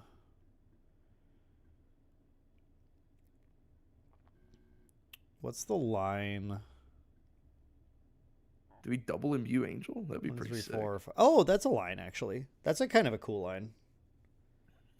Okay. Yes, take it. 1, 2, 3, 4. Okay. And just because I don't want to lose my Brisk Windtrotter, I don't know. I don't think I need to swing with this guy. I kind of do want to, but I don't at the same time. I am actually just gonna pass there. I'm not gonna swing with the Brisk Windtrotter. Okay. Sounds End good. my turn. At the end of your turn, I will request to play this card with this and this.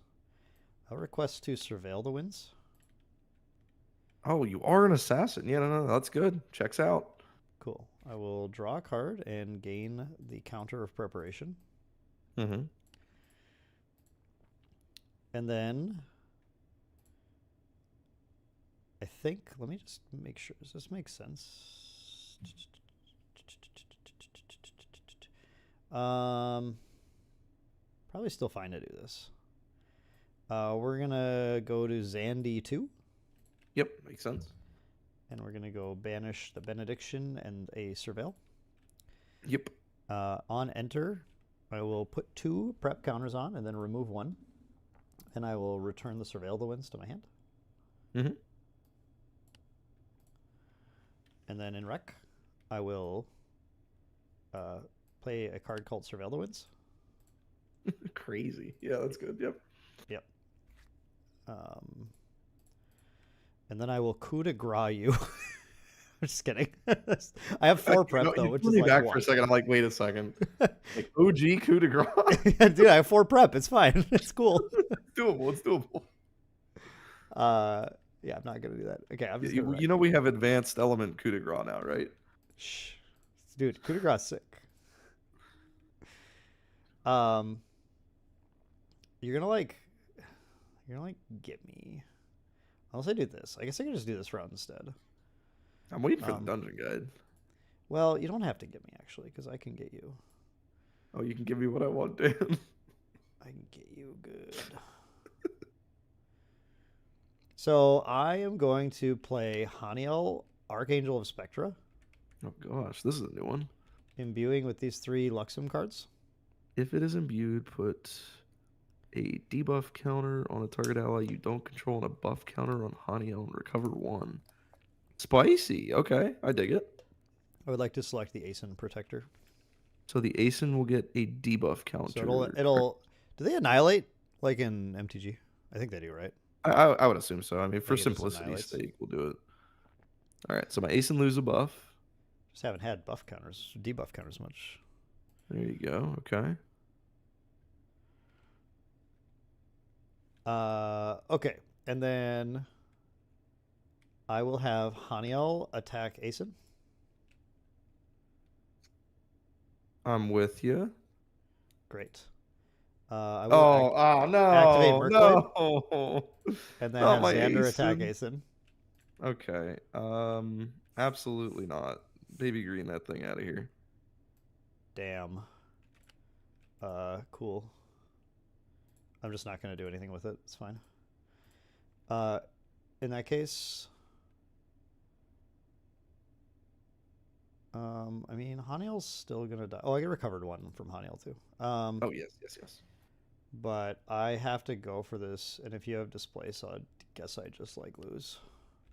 I don't think I can waste that whole turn though, so I'm gonna attack windmill. Sorry, imbued windmill.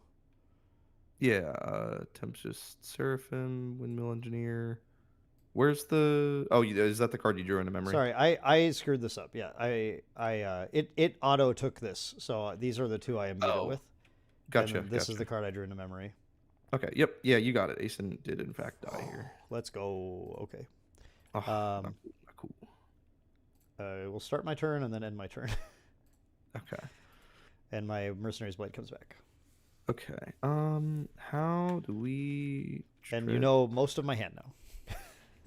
Yeah, that is what I am grateful for at the very least. I'm glad Taylor enjoyed my little Streamlabs bot gag. That don't forget is supposed to come up like every 8 hours or something. It's like really low. We'll Low grab freak. Thurible. And we'll just go ahead and nom the rest of your discard pile. Since you have 3 cards, we'll just delete all of them.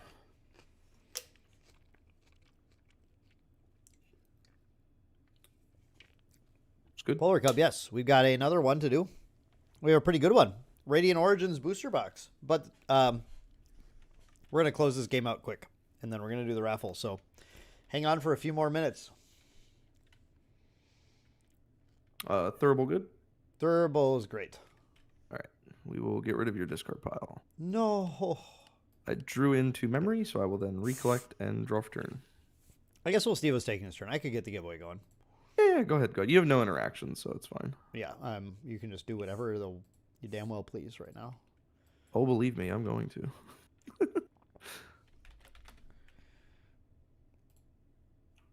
All right, folks, this is a good one. We're going to reset the entries here. We're giving away a booster box of Radiant Origins. That is the set we're playing right now, where you can get these cool cards like Haniel, or I guess the Raccoons if you're a masochist. Or a sadist, maybe, I suppose.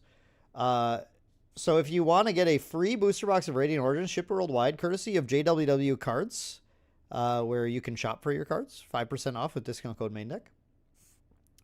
You just have to enter a keyword right now into chat. Head down to chat, and you just got to type Angel. Angels. Sorry, Angels with an S. Oh no, I wrote the wrong thing. It's with an S. You might have to retype it if you just typed Angel without an S. Angels. Angels. ANGELS.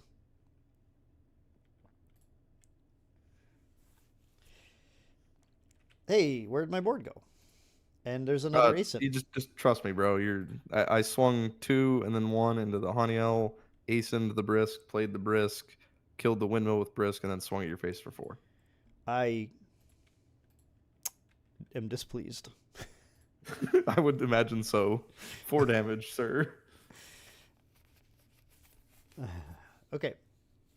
Excellent. Really thought I had that Ascent Protector handled, and then another one showed up. Sir, there's been a second Ascent. Oh, no. All right, I will end my turn there, though. Okay. After hitting you for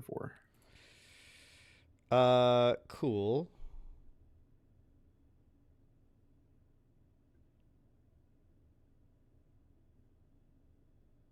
That's a pretty cool line, actually. Yeah, dude, Ascent Protector is really good. No, not your line. My line. Oh, well, thank you. All right. No, I mean, obviously, yeah, no, Ascent Protector is sick. Yeah, I'm like, okay, but this game, like, I know you're doing a bunch of cool stuff, but I'm not worried this time. I think this is a more fair and balanced game. Yeah, for sure. Yeah, that was pretty rough against Diana. Also, can you please take the 4 damage? I think I'm just gonna do GCR right now. Okay, or don't take the 4 damage. That's fine. Do whatever you want. Yeah, no, it felt better when I didn't have to take the 4. I was prefer gonna to say, not. felt better at 3 damage taken, not 7. Sure. Yeah, GCR is good. Yep. Okay, I'll draw this. Dude, that was a sick draw also. Oh, Except no. it's like- He drew the DG. Against Raccoons is pretty obnoxious. This would be really cool not against Raccoons, but okay. Recollect. Yep. Cool. actually pretty sick.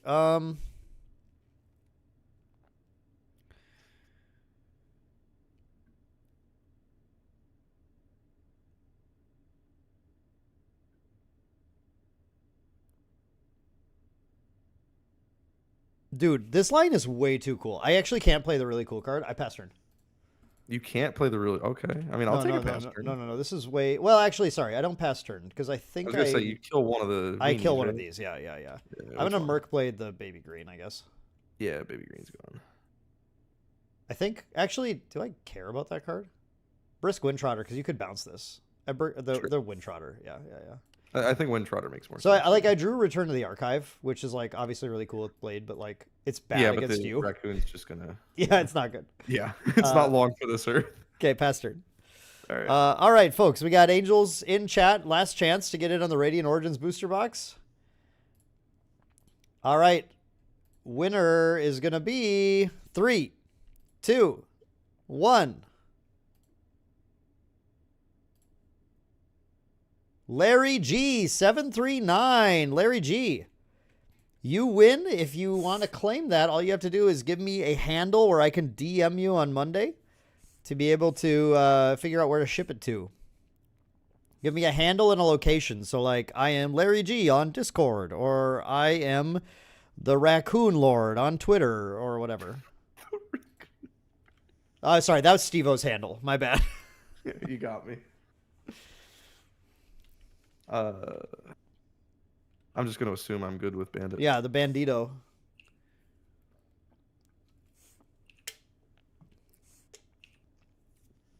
Oh, dude, I just realized you're scavenging. I was like, what is happening right now? I'm just mass producing stuff to the board. I was like, whoa, did we just pendulum summon? Like, what on earth? We pendulums. This ain't Yu-Gi-Oh, man. Come on. It's way better.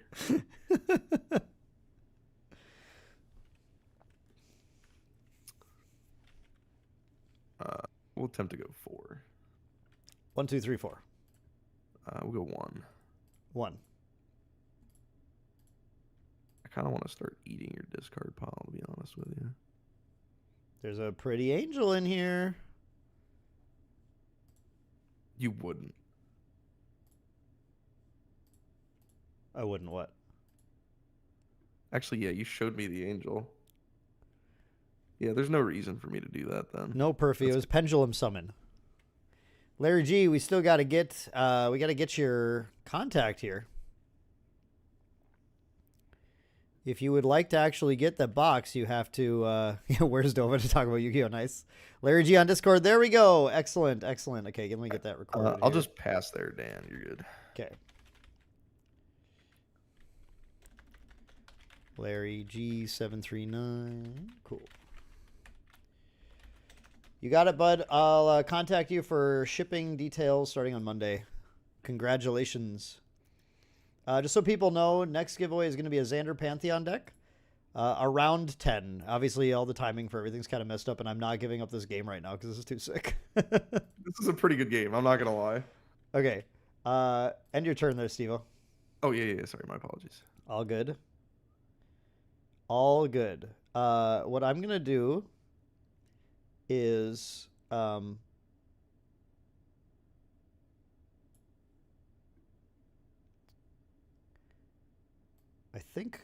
wish I had a different card kind of for this, but I just didn't want to kind of screw around with the other plays here.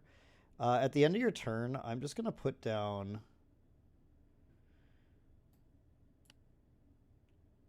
I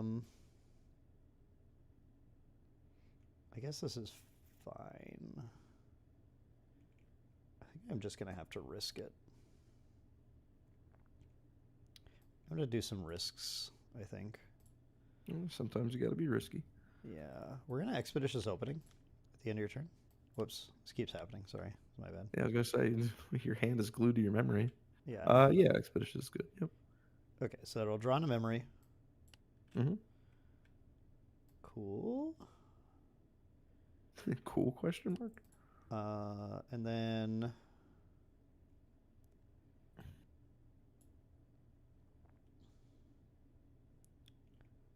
do I want to risk these?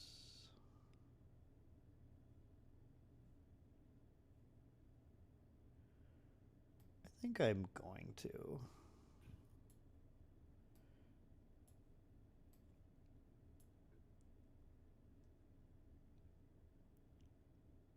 I'm gonna lose some stuff, but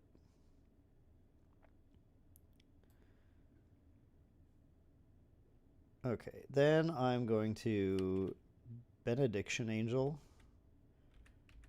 revealing Gleaming Cut and Excalibur. Okay. So I'll draw a memory and recover 2. Mm-hmm.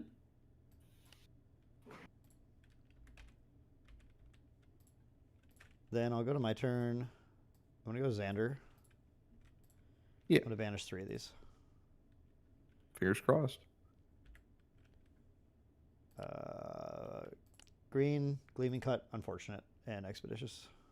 And if I remember correctly, you revealed Gleaming Cut and Luxem Sight, correct?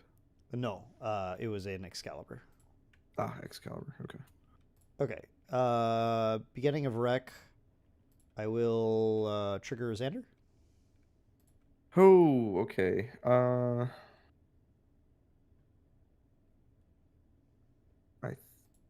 think we're okay with this. Yeah, Xander is good to resolve.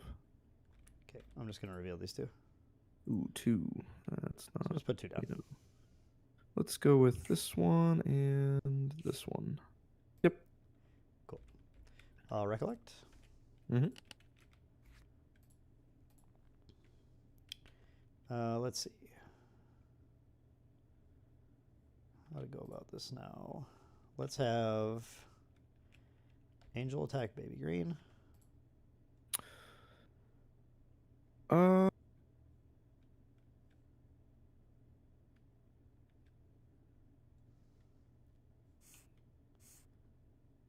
I'll fast activation a Protector Raccoon. Activation good. Yeah, that's fine. And I'll use the ability to prevent the next 2 to, or is it prevent the next 2? Yeah. Prevent the next 2 to the Baby Green. That sounds fine. Yep. I will uncover the plot. Mm-hmm. Again, I didn't actually select the one, sorry. Reveal cards in memory. Mm-hmm. So Luxem Sight. Yep. So recover 3. Mm-hmm. And draw.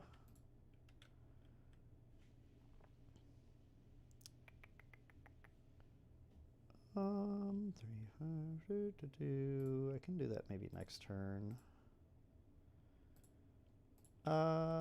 Cool. I'll pass turn. Okay, we'll go to my turn. Or I guess during your end phase, we'll eat a card with the bandit. Sure. So we'll just any don't card. You don't. think it Yeah, you don't have matters, any yeah. float. All right. We will go to my turn. I will grab. I think we'll grab Enfeebling Orb, and then I will Recollect. Yep. And draw for turn. Okay. Now the fun stuff. All right. Baby Green. Let's clear the Benedict Angel. Yeah, I think that's fine. Okay. I'm gonna play a Banner Raccoon. Sure. I'm going to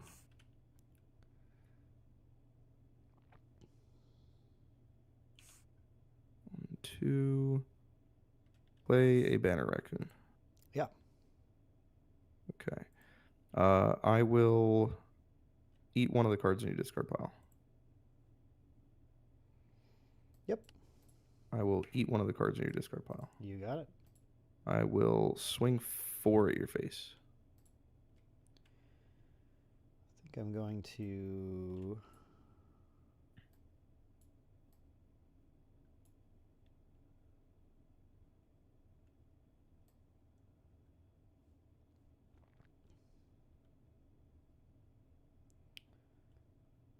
Oh yeah, that's fine. I'm going to Excal the Asen. Ooh.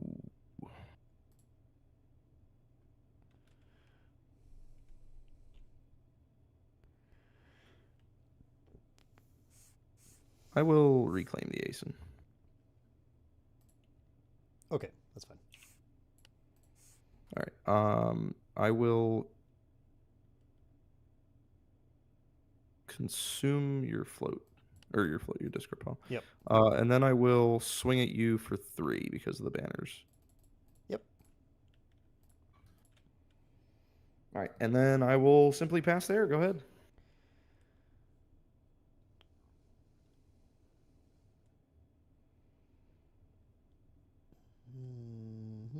I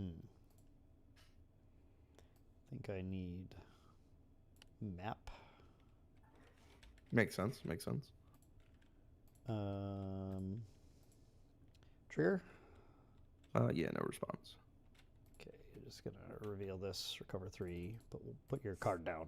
Put your ace in. I mean, you got to reveal your whole memory though. Oh yeah, sorry. Yeah. Yeah, you're good. Okay. Yep. Good.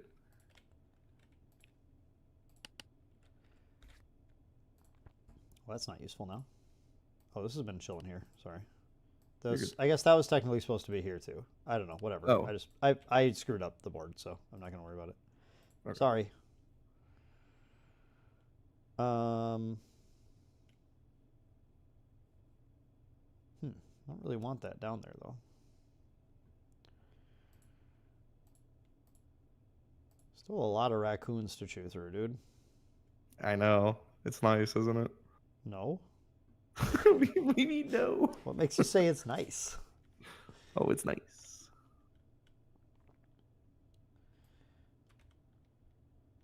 Like, I have to do dumb stuff right now, I think.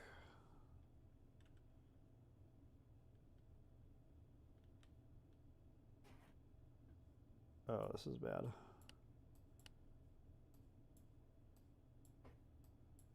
This is really awful.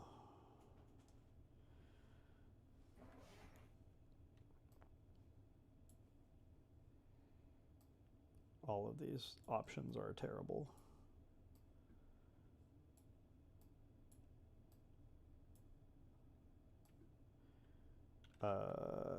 Yup. Cool. Kill the baby green. It's really unfortunate for me. Good. That's cool. End turn, I guess. All right. I was going to ASIN the baby green and flicker your map so you couldn't get it. That'd be really lame of you if you did that. All right. I will do something a little bit cooler though. I will use my float and I will get this loader trinket.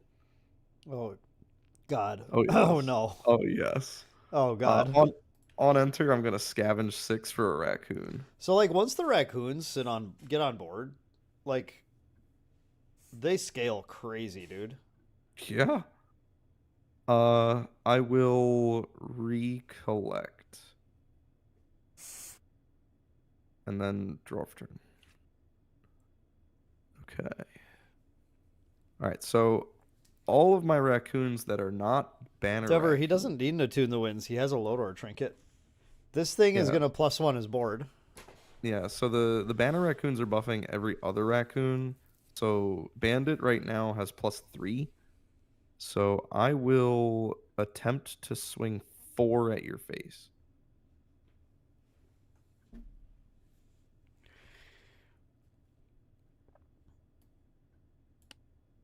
I guess. Now that's just rude.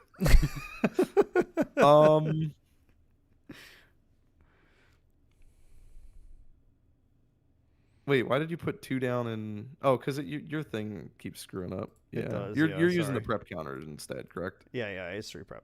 Yeah, okay, that's what I thought. All right, yeah, I do not have a response to that. So this goes to hand.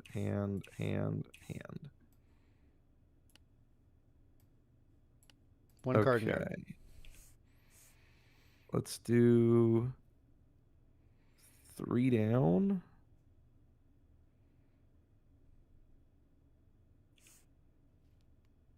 For bandit. Mm-hmm. Scavenge again. Yeah. Now we found a raccoon. Let's go. All right, next trick. We will go 2 down for the banner raccoon. We will go 2 down for the banner raccoon. We'll go 3 down for a portly raccoon. And on enter, I will reveal 2 raccoon cards. And you have to banish a card from your graveyard. Oh, Jesus Christ. Oh, yeah, baby. All right, we're swinging for 4. We're swinging for 3. 3. And 5.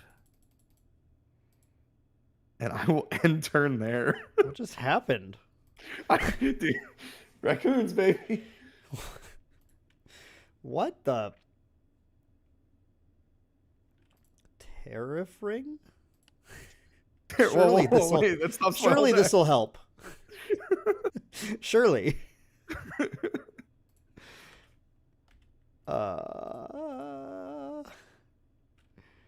This is not good.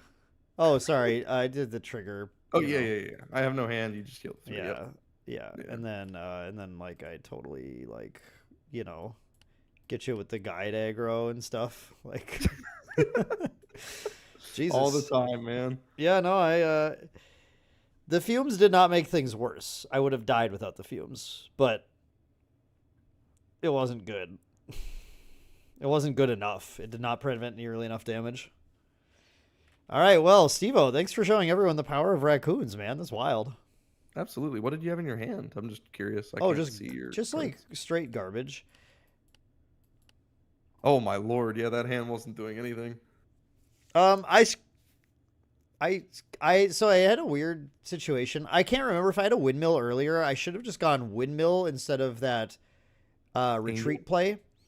Oh. And then I could have leveled off the windmill and then leveled a 3 in response to trigger retreat down the Gleaming Cut and the Luxem site.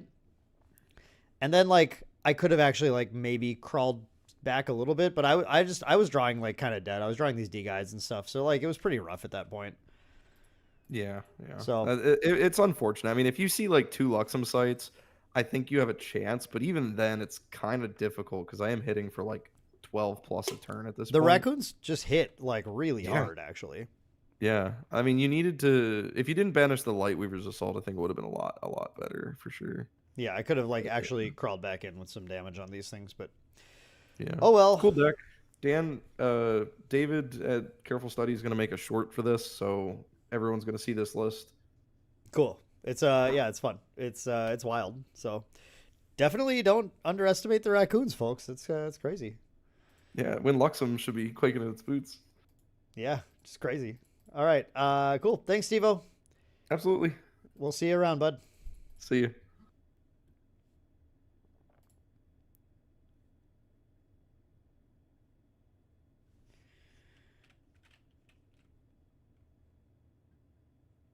Oh, Vigor makes a trigger. Okay. Yeah, there's some discussion about that. So Steve-O could have had Vigor trigger at the end. In response to the Vigor trigger...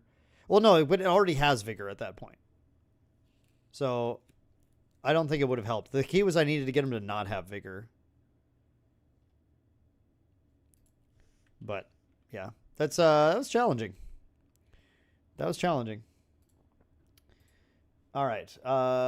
Cool. Taylor, let me send you a link, bud. Let's get you in and let's start this. Even though everything's kind of running a little late, we'll try and plow through this. I think it'll be a quick like 45-minute podcast.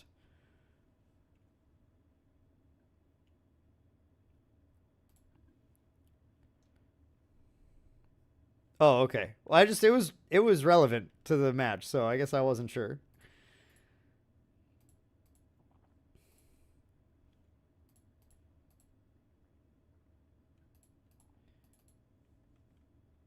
All right. We'll get Taylor in here.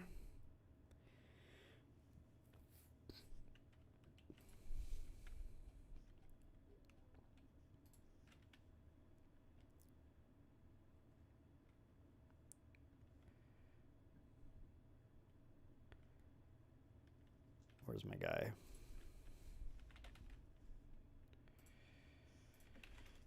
Taylor, join at the link I just DM'd you.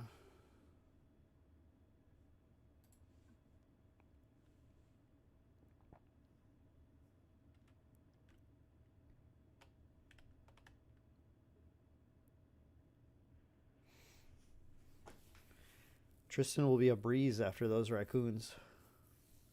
True. Raccoons are my nightmare now. That's crazy. All right. Taylor, I'm just gonna put you in live. We're just gonna go.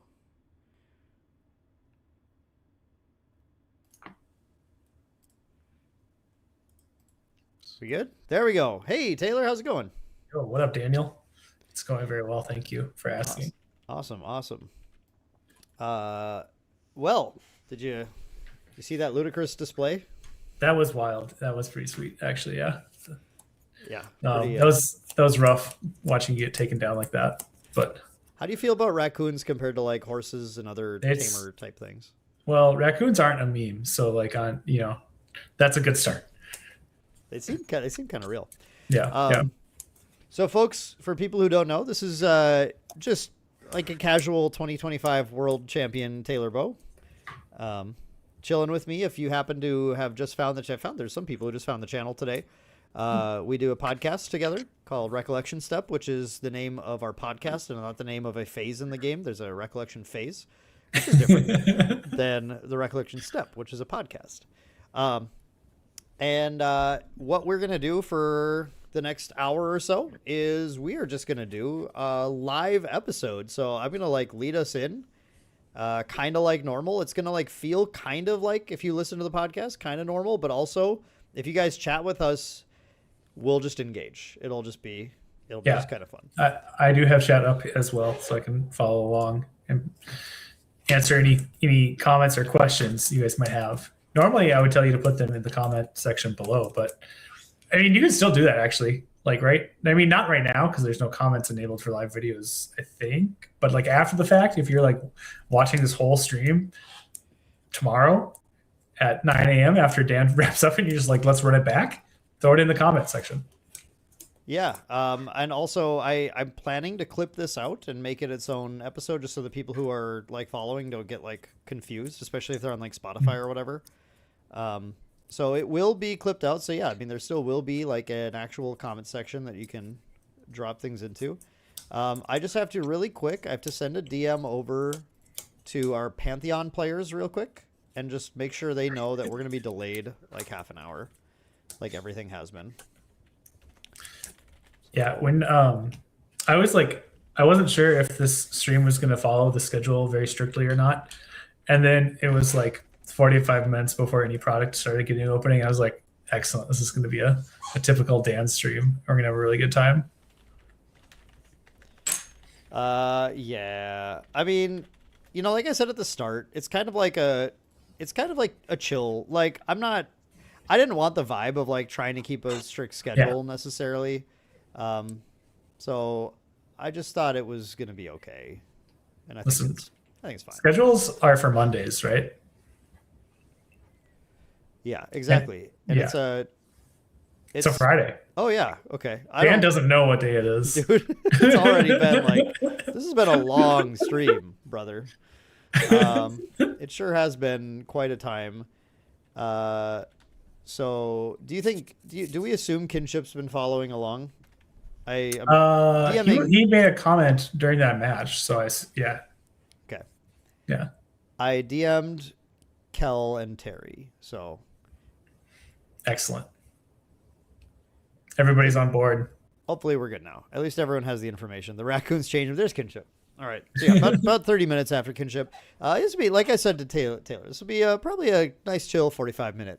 Yeah, like easy, like 45 minutes, I'm sure. Yeah. This absolutely. Yeah. I mean, I want to get to the Pantheon game. Yeah, so yeah. We're going to try. We're going to really try this time. With that said, let me just do the intro so YouTube and Spotify and whatever have the normal, they feel like they're at home a little bit, the normal episode. Lead us in. All right. Welcome, everyone, to another episode of Recollection Step, a Grand Archive TCG podcast, part of the Maindeck podcast family. I'm Dan. And I'm Taylor. Welcome, everybody, to, I think this is our first live episode, right? It's technically our second because right after you ran Worlds, we won Worlds. We did an impromptu. Oh, we did. Yes, on live stage. podcast. Yeah. Obviously, cool. None of that was planned. We didn't like sit up the night before. We were like, here's what we're going to do if you win. But we should have actually. I agree. We should have. We should have been prepared. It's on us for not really having that ready to go. I mean, we don't have an episode number for it too. It's like episode 30 and a half or something, probably, I guess. Yeah. 5. So I think we said it was like whatever the next one was at the time, but then I just like ignored that I said that. Yeah. Yep. That was good stuff though. But I'm not going to ask you what you played at locals last week because you were casting LA. And also, I just watched you get spanked like 3 times on a couple of different decks. So 3 times. Everybody like saw that. If they want to go see Dan just get wrecked on playing Water Diana and playing Wind Luxem with some new RDO cards, that is available on the live stream. So go check it out if you're watching this after the fact. It was kind of brutal to watch. I have to say the Diana deck definitely felt rough. The first game was a totally winnable match, but I just didn't find Aether Charges, and it was bad. The Raccoons, unwinnable. That was that's not even a 0-100 match. No. That's a negative 40 to 140 match because you'll finish that and then you'll actually feel less likely that you'll win any next matchup afterwards. Yeah, exactly. Like that follows you for like at least 2 more rounds. Yeah. After the fact. And then Luxem, like I was screwing around with some stuff. I actually think there's some pretty cool stuff in what I was messing around with, but I just couldn't keep up with the Coons, man. Yeah, no, that looks pretty real as well. But Raccoon's also like definitely very good. First journey there. Whatever you want to call it, right? Like that. There's a lot of potential there. It looks like putting a lot of power on the board quickly, and also just denying your opponent, relevant amount of resources. Yeah, so impressive. Yes.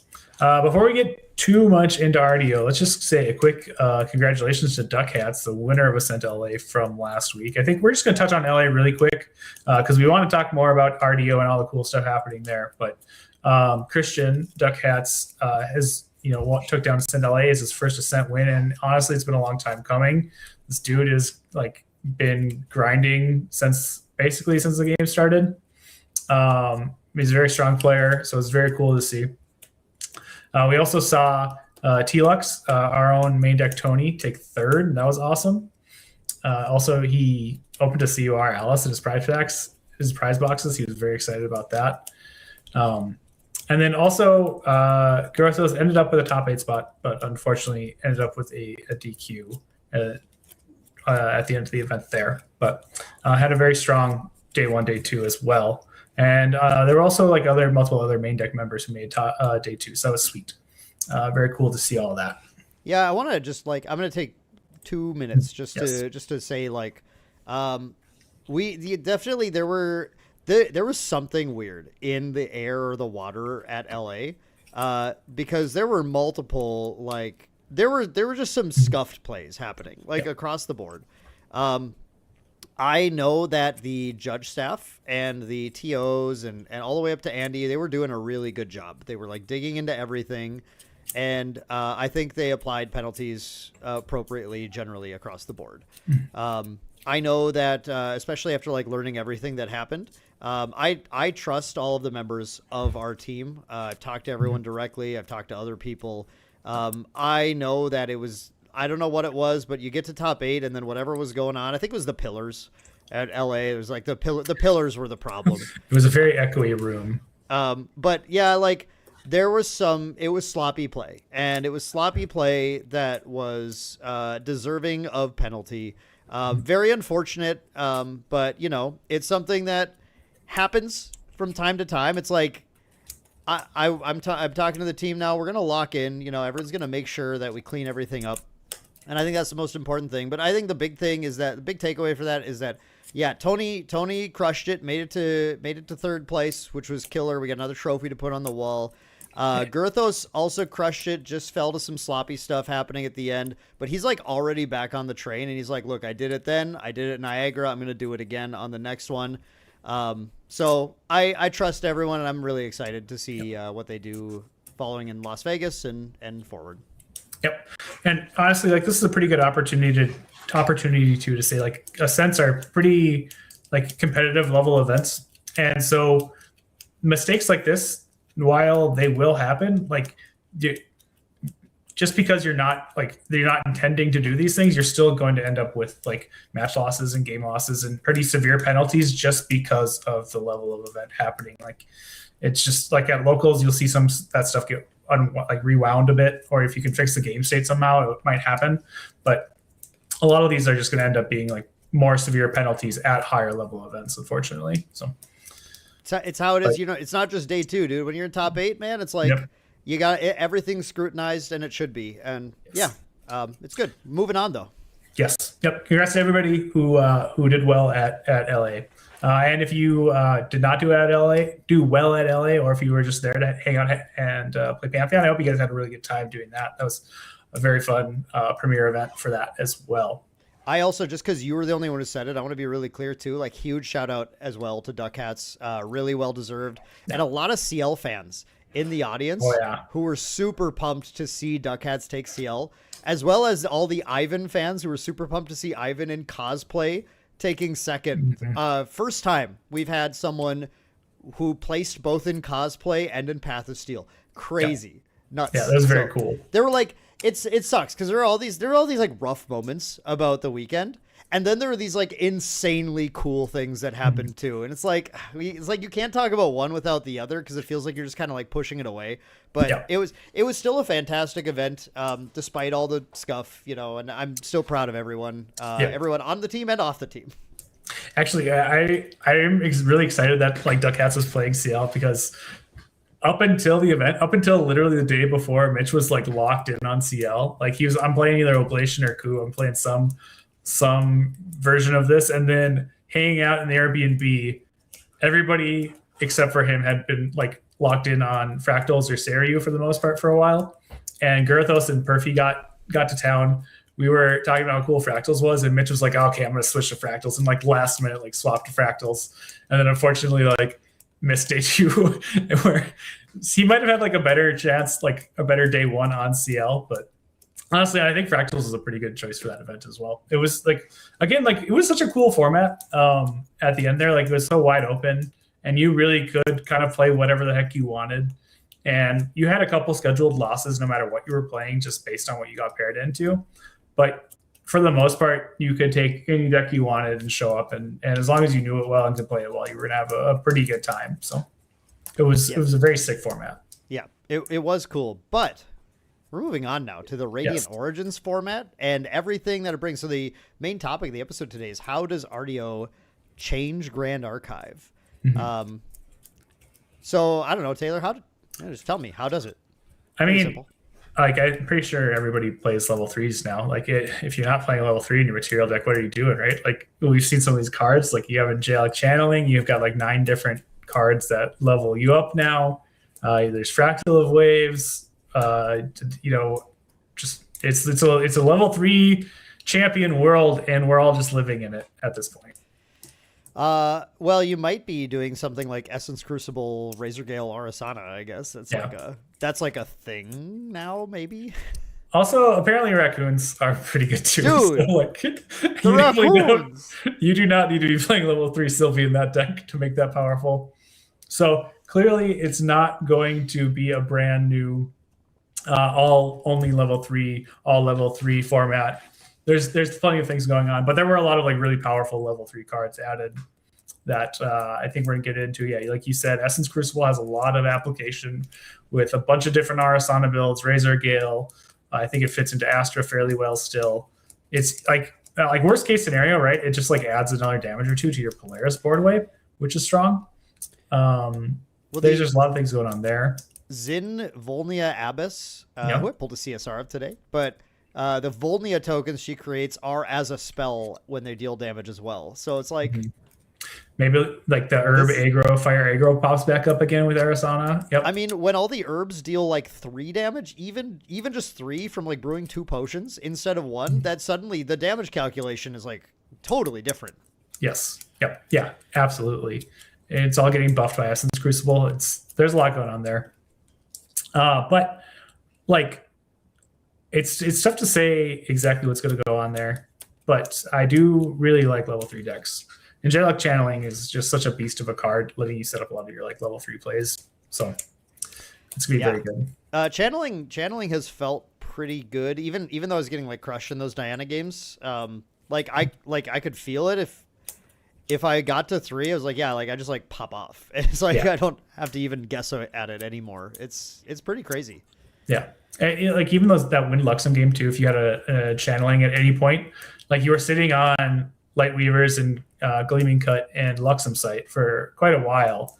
And if you can just, instead of having to like level to 3 just randomly with random banish, you like throw a channeling down, and then all of a sudden you get to draw those back or stack the top of your deck like that, instead of like just banishing your Light Weaver's Assault and your Gleaming Cut. Like that game I think is way different, right? Yeah. So, It's some good. I think RDO has good cards in it. Yes, it has some very good cards in it. But yeah, I mean, like this is also, I think, not the end of aggro, right? We are already talking about Fire, Arasana as well, but also Ashfletched Captain, Ashfletched Bowman. Ashfletched Bowman is like a stupid aggressive card. Like he gets up to ranged 12, right, with his effect for the turn, I think. So yeah, that's 80% of a base spirit's life total. I mean, I don't know how many people are just building decks right now to put him down and say he's not going to die and then see what happens after that. But like, even like that new domain, or wait, is that a Guardian class bonus, Shilohin, that puts bulwark counters on things? Like, ooh, I don't think it is. Let me check quick. Because like, if you could pop a Chamber of Reflections, find a Shilohin, it's sure not class bonus, and then just go, okay, here's my Ranger pass. I'm going to hold up Reposition or whatever. Like, I think there's a line there. We do have some chat. Since this is live. Yeah. We have some chat here. Foam asks, is angelic channeling overrated, underrated, or properly rated? I actually really want to hear your take on this, Taylor. So we were talking about this Sunday night after the Ascent, actually, right? While getting dinner. And I said to you, my exact words were, angelic channeling is the most overhyped card in RDO. That said, I think that card is still insane. I think it is going to be like a meta-defining card for a lot of the time, but a lot of the lifespan of RDO. But also, like it gets eaten by Topsy Decree really well, right? Like that kind of sucks. You play it channeling on your own, and your opponent's like, okay, I'm going to imbue Topsy Decree, banish that, make you discard another card, and probably if you discarded a Floating Memory there too, you're banishing that as well, and now you're just down a card for no reason. So like it's not without counterplay and it's not without ways to get punished, right? But it is definitely a very strong, proactive, like level 3 game plan, helping you bridge your early game to your late game without having to get like just completely bogged down by advanced element cards. Yeah, and I mean, like, it's got some pretty obvious scary implication. We just see some chat talking about like Rye, for example, using it just to go, cool, like even after level 3, like I'll just banish these 3 arcane cards, please. Yeah, just cycle them. Just quick +3 cycle them and +3 level. Yep. And Guoja has the ability now to flip Seryu way faster. Yes. If she wants to, if she finds the Harness Lightnings and Seryu's commands, or maybe even things like Fatestone of Heaven. And Tony was playing a Fatestone of Heaven, and he said he loved it. He said having that one of Fatestone was like huge all the time. So like Guoja can even adapt the deck a little bit and banish some of those cards, and she banishes from memory. Then she gets the counters, the quest counters, right? So it's like, that's... I mean, you know, we all know that Guoja needed a buff. She still just can't win an Ascent. So it's tough. It's tough out here. Yeah, I agree. Tamers just really haven't had their time in the sun since Slimes was a thing. So, yeah, that plus her new ultimate, obviously, like hopefully is enough to kind of like finally push her there. We'll see. Yeah. I mean, like, again, maybe she doesn't even like have a spot in the format with everybody else getting powered up. Who knows? Is Guoja even like? Is Seryu even like a good deck, or I don't even. It's tough to say. Tough to say. Yeah, she hasn't won since Taipei, and I thought that it was going to happen this time. You know, I really felt Tony's run was good, and then it wasn't. And then I thought Ivan's run was good, and then it wasn't. And that's like, that's how it always seems to go with Seiryu. But like now, Seiryu picking up angelic channeling and the Gwoja ult, auspicious manifestation, that allows you to cost. Your opponent answers your dragon, goes all in, kills the dragon. You just go, cool, I'll banish it. It comes back transformed at the end of the turn. Like, wow, pretty good. It's very strong. And then, like, I mean, yeah, it's a very powerful card on its own. But I mean, even like, if you really wanted to be tricky, you can play that dumb, like, trivial trinket card, right? Like, if you're that worried about level 3 decks playing it, channeling, that is like actually a legit answer to like whatever dumb shenanigans you're doing. Because like Rai, you don't want your arcane cards in your graveyard. Ari, sure, like you get some damage from your cosmic bolts because you put 2 of them in the graveyard or whatever. But you really wanted to glimpse those if you could instead, right? So there's definitely ways to play around it, and there's definitely ways to like just pressure your opponent before they get to the point where they can take advantage of it too. Because again, it's just like it's a 2 reserve do nothing card. So like you usually have half a turn to play it at some point, but it also just does not affect the board state at all. And we just mentioned some range 12 beefy fire ally that just threatens to end the game very quickly. So you have to find a way to deal with that as well.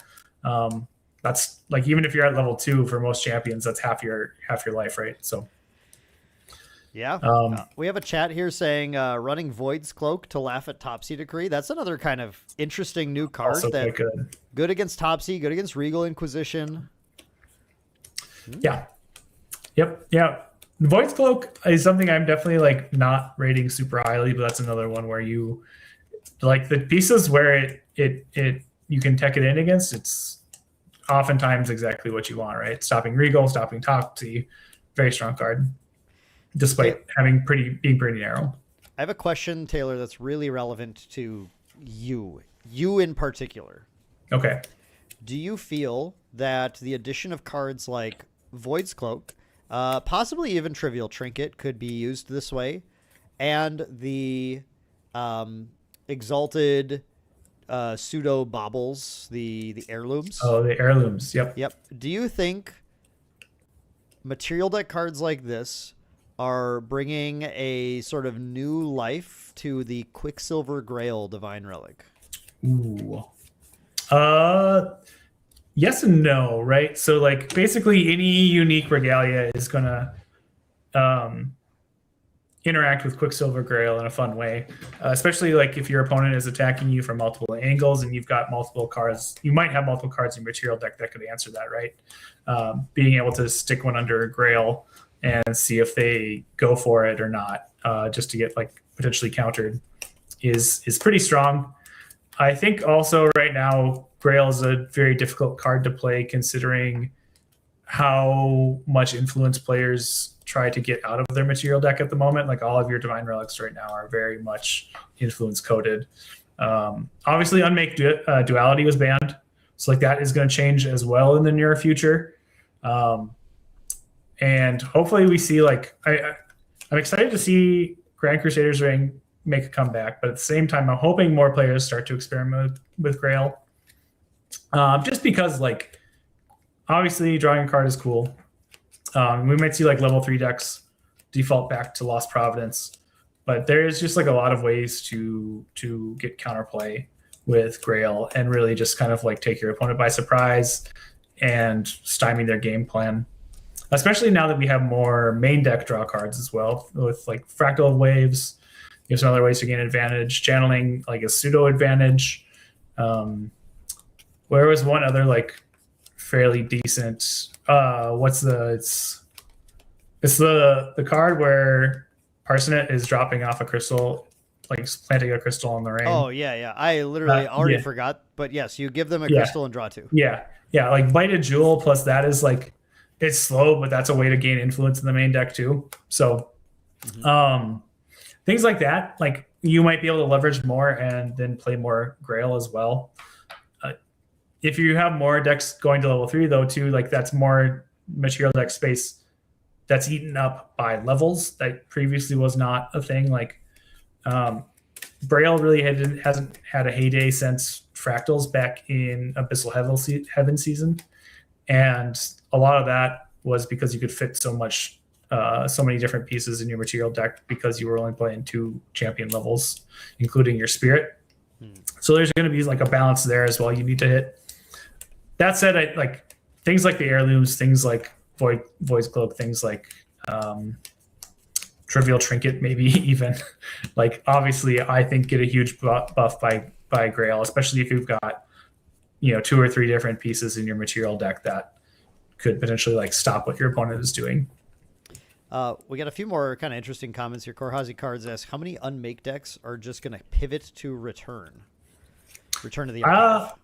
I think too many, honestly. Especially like if Raccoons is a real deck, right? Like you do not want to be playing Return to the Archive. After that, if I expect to see Raccoons anywhere, slow floating memory, I'm not even putting in the deck. There's no point. If the card is slow and has floating memory, it's just a dead card to me. Yeah, I don't want to play that. Honestly, I don't even want to play Angelic Channeling into like a single like bandit, right? Because you just go down one card to like you stack your deck and you get like an easier level up or whatever, but you aren't saving any cards. So yeah, I don't. It feels rough. Like it's so interesting to me that Raccoons actually felt like that, like real. Yeah. That like, oh wait a second, like this is the first archetype where I sit here and I go, I don't think any of these cards that have text in graveyard are playable. Like I will play through Censors all day long. I don't care. I'm just playing a different deck, man. That's crazy. And I don't want to sit here and like glaze these gazes of Trash Eaters too much. That was really good. Thank you. Yeah, you need credit for that one. Thank you. I just came up with that. I was very happy about that. But anyway, I don't want to sit there and glaze them too much because like obviously there's some things to do and stuff. And I mean, we also are sitting here talking about like how strong Irasan is going to be with Essence Crucible. Well, she's got Polaris, which is going to just like would have messed that board up, right? She does not care about that. Yeah, Polaris would have been good. Like Lava Storm is also a pretty hyped up new fire card that just destroys all allies for no cost essentially except for being level 3. So like there's definitely counterplay there too, and so it might not even be like that whatever meta shows up Raccoons can survive in. So like maybe in those situations like Angelic Channeling is pretty strong. But I mean, yeah, like I just do not want to be playing Naked Floating Memory at flow speed into these decks. Drawing a card and getting Floating Memory is not anywhere near as strong as drawing 2 cards. And if that's what you're using your like Divine Relic slot for, you really need to make sure that you're not going to have too many matchups where your Divine Relic just gets clowned. I'm sorry, chat. I just clicked the wrong button again. I'm terrible at this bot. Birdseye. Congratulations, so sorry. Birdseye. But I'm gonna do that. I'm gonna make sure this is fine again. Birdseye, you just won a Mordred Recollection deck. I'm sorry about that. If you're still here, if you're not, then I guess you don't win it. But yep, I really need to get better at clicking these buttons on this chat bot, so I don't keep giving away random things. I thankfully had a couple of extra available that I could include in here. So congratulations, Birdseye, if you're here, and if you're not, then I guess you don't win it. But maybe you listen later. What if he listens later and he's like, "Oh my god!" He like this shows up on his Apple podcast for like a week whenever it releases, and he's like, "No, give me my Rico deck." I know Birdseye comes to our regionals, so like if he showed up and told me that, I'd just give him one. Like, yeah, that would it's be whatever, dude. Yeah. I actually don't even need to hear from him because it's fine. We'll figure it out. Okay, he's here. Cool. Don't worry, Excellent. Birdseye. I'll get We're you good to covered. go. Congratulations! Congratulations! A Mordred Rico deck was given out randomly. I also have to do the drawing for the Xander Pantheon deck, which is why I started clicking buttons.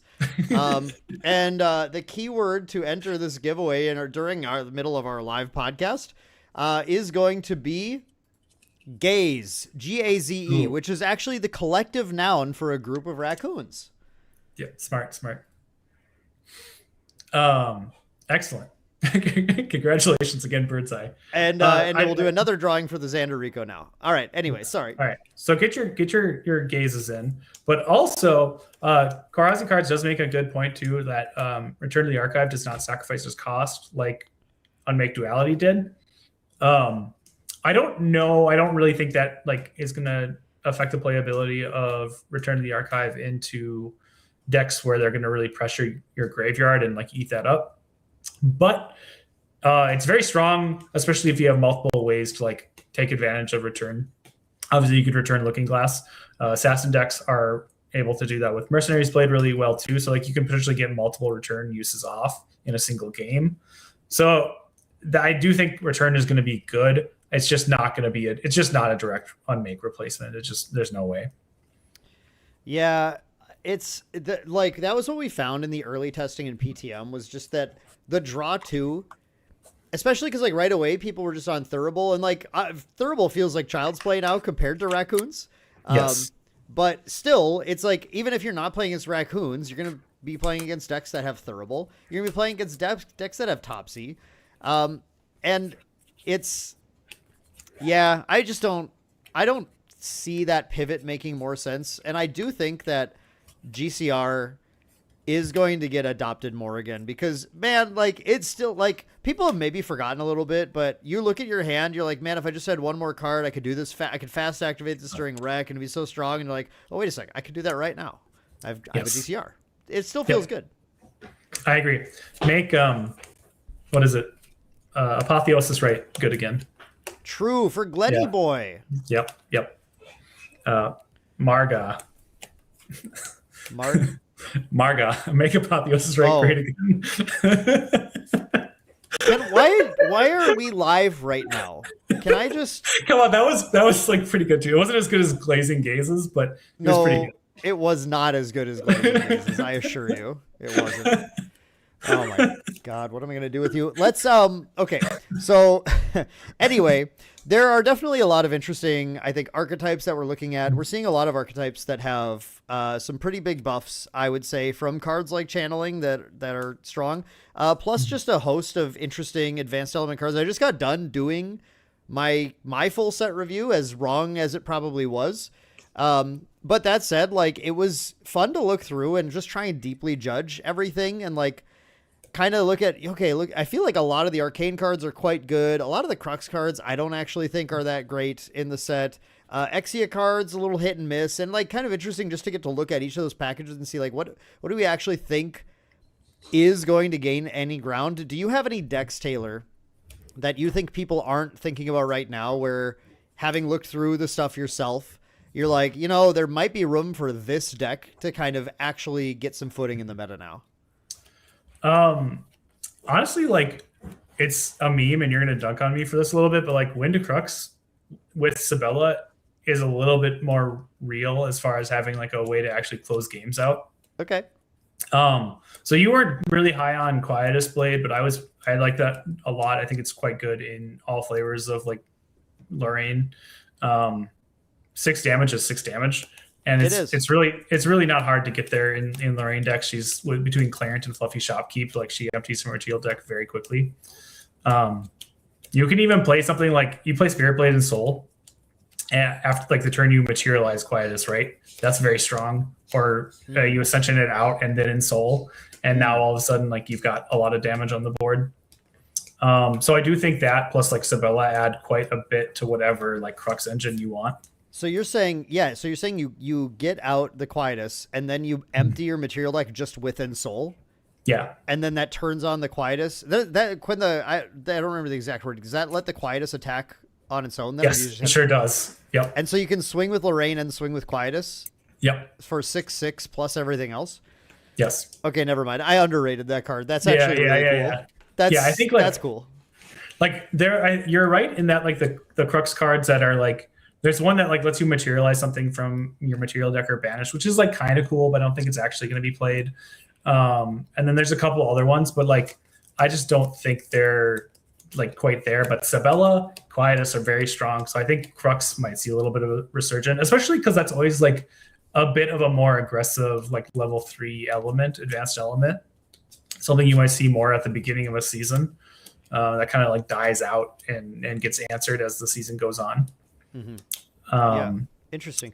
Kevin from Maindeck says that he was going to play that list against me, but we went overtime on stuff, so I didn't get a chance to get Kevin. And I'm really disappointed about that. I really, number one, wanted to play with Kevin because it's been, I don't know, since like Houston. Probably or 2 years. Maybe. Yeah. Yeah. Like, but number two, I definitely like tried to undershoot as much as I could on my rankings today because I would rather under rank a card than say everything is busted. Yeah. I feel like it's better to just be like, yeah, I just didn't realize like the interaction with this, than start hyping everybody up. Because once you get a reputation for thinking everything is busted, then everything you say just doesn't mean anything anymore. Yeah, exactly. You know? Yep. So that's a great plan there. I think also like Umbra, like maybe some Tristans get to play like really heavy Umbra packages now too. Like that's the kind of that's the interesting thing is like how much does like angelic channeling and these other like angels, these level 3 enablers, advanced element enablers, how much they allow decks to really go a lot wider on advanced element cards. Because there were some pretty strong Umbra cards as well. And Tristan already has like some strong Umbra cards she hasn't really been playing. Because like when you can just play Shadow Strike to end the game, like why are you playing any other Umbra card, right? But if you're going to play a more heavy level 3 deck and attempt to play more turns at level 3, you do want to be playing more of those advanced element cards because they're just more like inherently powerful. Yeah. So some of those Umbra cards might leak into some decks. And then also we might see some like older Luxem cards from like Abyssal Heaven see play in like Goja lists, right? Because like there really wasn't anything for her in Luxem and RDO. It was all very manifestation. Yeah, obviously. But like it's a good card. It's a very good card. But like that's like some of this other stuff you might play just to like make angelic channeling worth it. Because if you're just playing angelic channeling for like and you're cycling one card with it, that kind of blows.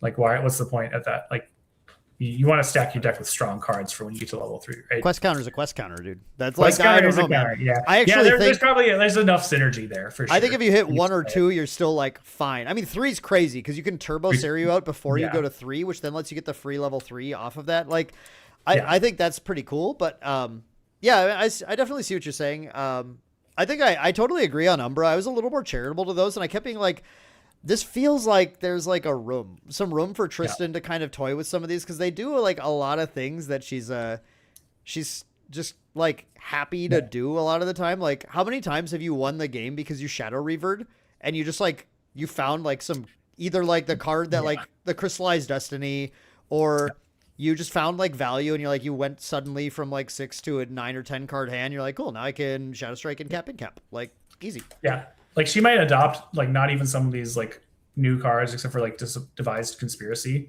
but she might play more Abnegation and like Umbra Sight so that she can draw more cards, so she can like play more of these cards she grabs from her opponent. Yeah.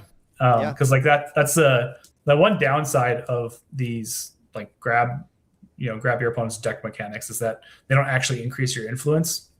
But if you can do that yourself, then you can just play more cards in general, take those actions. So but those are kind of my 3 picks for like really big advanced element winners from RDO.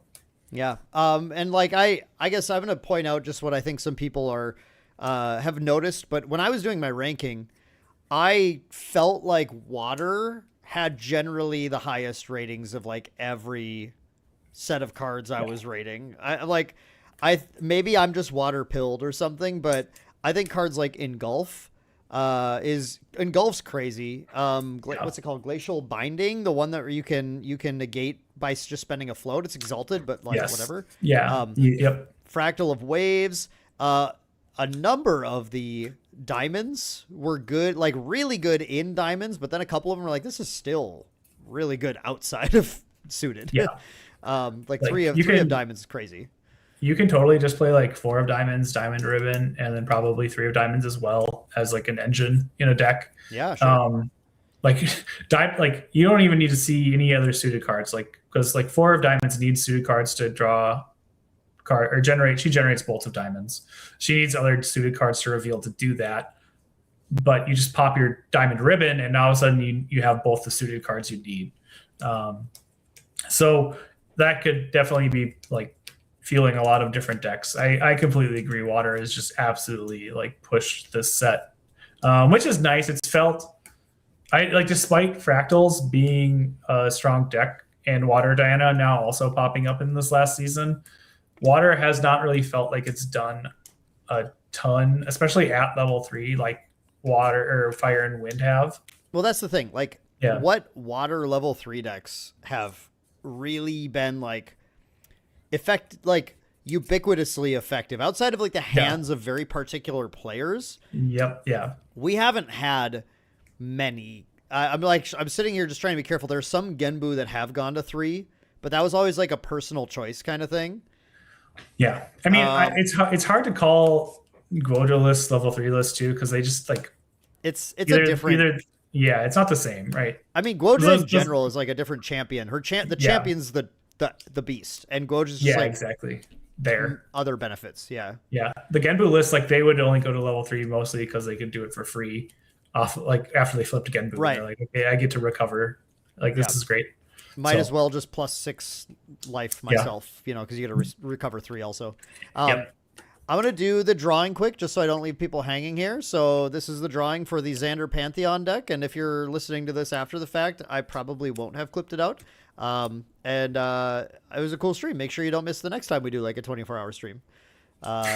Giving lots of cool stuff away. So this is going to be Rekka236. Rekka236, you're the winner. Congrats. Yep. In order to claim that, you just have to provide me with a place where I can @ you and your handle at that place. So Discord is great. Twitter, Instagram, whatever you want. MySpace, the Guild Wars 1, Honkai Star Rail, or Club Penguin. I really like that one. Those are all good options. I can get you at any of those. Okay. Also, Foam asks, why is Auspicious Manifestation an ult though? And I have to say I completely agree. It does not feel like an ultimate. It's by far my least favorite designed ultimate. That said, it's I think it's strong. If we're just going to talk about what the card does, I think there is some amount of I think it's okay that your ultimate spell is just a really solid protection spell as well. Basically just respawning your boss monster, right? That's kind of ultimate-y. It's so incredibly pushed though. It's so strong. I think the reason this is designed this way though is because when they designed Goja, I think they designed already with this fantasy of putting out the beast and then you command the beast and it does the giant thing and then you win the game. So it's what's the ultimate where you already designed with 4 ultimates with the commands? Yes. Yeah. Well, yeah. And how do you design an ultimate? Yeah. And how do you design an ultimate that kind of plays to each of these different Shenju, right? It's other than just saying, hey, this beast gets +4/+4 or something, whatever it would be. It's I don't know. It doesn't feel very ultimately, but it kind of does. And I'm excited that there's at least one that's going to see standard play too. That's kind of cool. The unfortunate thing is it's just a deck that a lot of people are very tired of seeing, and it's good. I think it would have been cool if it was Umbra Diana's, which maybe we'll see some standard play, but if it was the 2-cost materialize all your bullets and whatever, I don't know, whatever Foam could tell me what it's supposed to do. Yeah. But I mean, if he has anything to say about it, it will see standard play. So. 100%. Foam, I'm looking forward to your performance. The next Ascent you can play in. We'll get some Nox on stream. That'd be really fun. Oh yeah. I want to go through just as we're heading towards the end because I am trying to keep this on schedule. We're gonna do it. I think RDO, we talked a lot about the meta, and we don't really know a lot, but we're just some of the stuff we've noticed out of the set so far. All speculation. One thing though, and Taylor, you got a chance to really engage in this thanks to your incredible performance at Los Angeles, is that Pantheon is coming to the game now. as a way for casual players to engage in Grand Archive. And let's set aside that you aren't a fan of the way that I build Pantheon decks and how they work for me, and just try to get your raw opinion on this general question. Will Pantheon change Grand Archive? Yeah, I mean 100%, right? I think you would be silly not to, and I think like it's the way the cards are designed are gonna like be designed for Pantheon. We've seen that already in some cards like Sanctified Paladin, I think is what it's called. Like there's a lot of cards that are just like the ultimates obviously are very like Pantheon coded because they let you like accrue a bunch of resources and then also just like bash somebody. And these are cards you're obviously not going to play in standard. And like also, so when I say they're cards you're not going to play in standard, there's lots of cards you're not going to play in standard, right? That's unfortunately how trading card game set design works, because you have to like fill out your set with a bunch of stuff, and it can't all see standard play because you just can't make it all equally as powerful.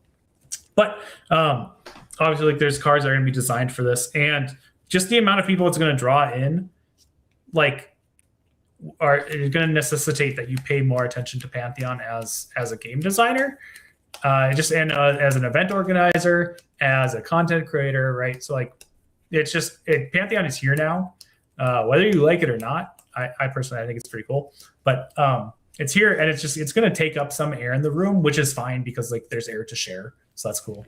I think we're seeing some chatter. This is kind of one of the interesting things about doing a live podcast, where normally I would post this and then I would get all of the like we disagree comments down below, but I'm getting them right now.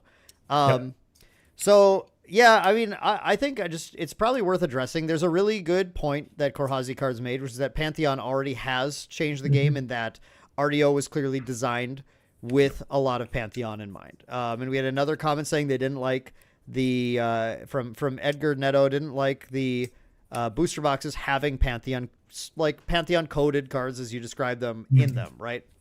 And like, I guess my take on that is that's fine. That's cool. Like if that's how you feel about it, that's like you 100% go for it. Even if some of these cards I get are cards that I can't play in standard personally, what I like is that this format exists, right? That these cards do exist. And maybe it'd be better if there was like I don't know. Actually, I don't know what the right thing to do is, because I also don't love the idea of them only being in some separate side product, because Flesh and Blood did that with Ultimate Pit Fight, and frankly, it kind of sucked. It wasn't like wasn't a great option. Magic did it as well, right? And it also sucked there. Like every time we've seen this happen, it's better if you can let your cards just be cards and exist as people let people do what they want to do with them, how they want to do that, and just like put them out there for people and try, like, instead of trying to like force different things together. Yeah. And by the way, this is like absolutely not a fight, just an interesting thing to discuss here. The one thing I love though is that with these cards in these packs and people picking them up, and maybe like you get people who pick up an Arsana Ultimate, they're like, well, all right, fine, I'll try doing a Pantheon deck so I can use this because it's really cool. You get people who are engaging in Pantheon that want the casual format. You get people who are engaging in it because they open the cards and they're like, I might as well try it out. And this makes the format real and valid. Yeah. And the biggest concern, and actually I think the set was described to me by Weebs as the riskiest set they've done since set 1, which I totally get, because you can push this out to people, and if everyone just goes, look, this set is all Pantheon cards and Pantheon sucks, then you flop the entire thing. But if you can make sure the format's fun and good and that casual players get to enjoy it and feel like they have a spot at the table at an Ascent, and then even competitive players go, yeah, cool. Like, dude, the world champion was playing Pantheon day 2. Caben, the most Ascent wins or whatever, or tops or whatever his stat is, he was playing Pantheon all day 2. Like, we had some of the top players in the game, and they were like, they played Pantheon all day, and they're like, yeah, that was sick. Like, sure, that was awesome. That bodes well for the format and makes those boxes, I think, justified in the way they impact the game overall. 100%. Yeah. And I'm going to say something here that's going to I'm going to lose some people here. This is definitely my hot take of the night. yeah, probably. But this is definitely my hot take of the night. But and I say this with in the most complimentary way, with a lot of love in my heart. But Pantheon is literally just Commander, and that is maybe the best thing I can say about it, honestly, because Commander rules. First of all, Commander rocks, Magic rocks, Grand Archive rocks, Pantheon rocks. The line, the through line here is just clear as day, right? And I think that is kind of the coolest thing about Pantheon, because like you said, it's just gonna it really lets people just play the game how they want to play. In that you can get a bunch of friends together and you can make really powerful Pantheon decks and you can bash them into each other. You can get a bunch of friends together. You can make some pretty you can make Pantheon decks that are just kind of based around really loose themes, not mechanical themes, but artistic themes or things like that. And you can bash them together and you can have. You got to see Kinship's Pantheon deck later. It's the it's stupidest idea I've ever heard. And I love unhinged. It's so unhinged. But it allows you so much freedom in how you approach the game to really just express yourself the way you want to express yourself. And I know there's some people who don't like that about Commander. Those people don't have any fun. But because that's the coolest part about the format, right? And it's going to be one of the coolest parts about Pantheon as well, that you can just you just get to put together what you want, and you get to find a bunch of like-minded people and hang out and have a good time. Standard really forces you to take a look at what you're doing and figure out how to do a lot of these things in the most efficient way possible, such that you can keep up with the format and keep up with the competitors. And even if you still just play Standard for fun, you still have a very much a goal of trying to win a game of 1v1 Grand Archive. And it's just a completely different vibe than trying to hang out with your friends and maybe win a game of multiplayer free for all Pantheon. Maybe not. That might that does not even have to be your goal to really jive with the format very well at all. The amount of freedom that Pantheon really affords each individual player is just pretty wild as far as playing games goes. And it's just it's gonna really allow it's gonna change the game for sure. It's gonna change Grand Archive. It'll change it for the better. And it's just gonna be really cool to see where we go from here.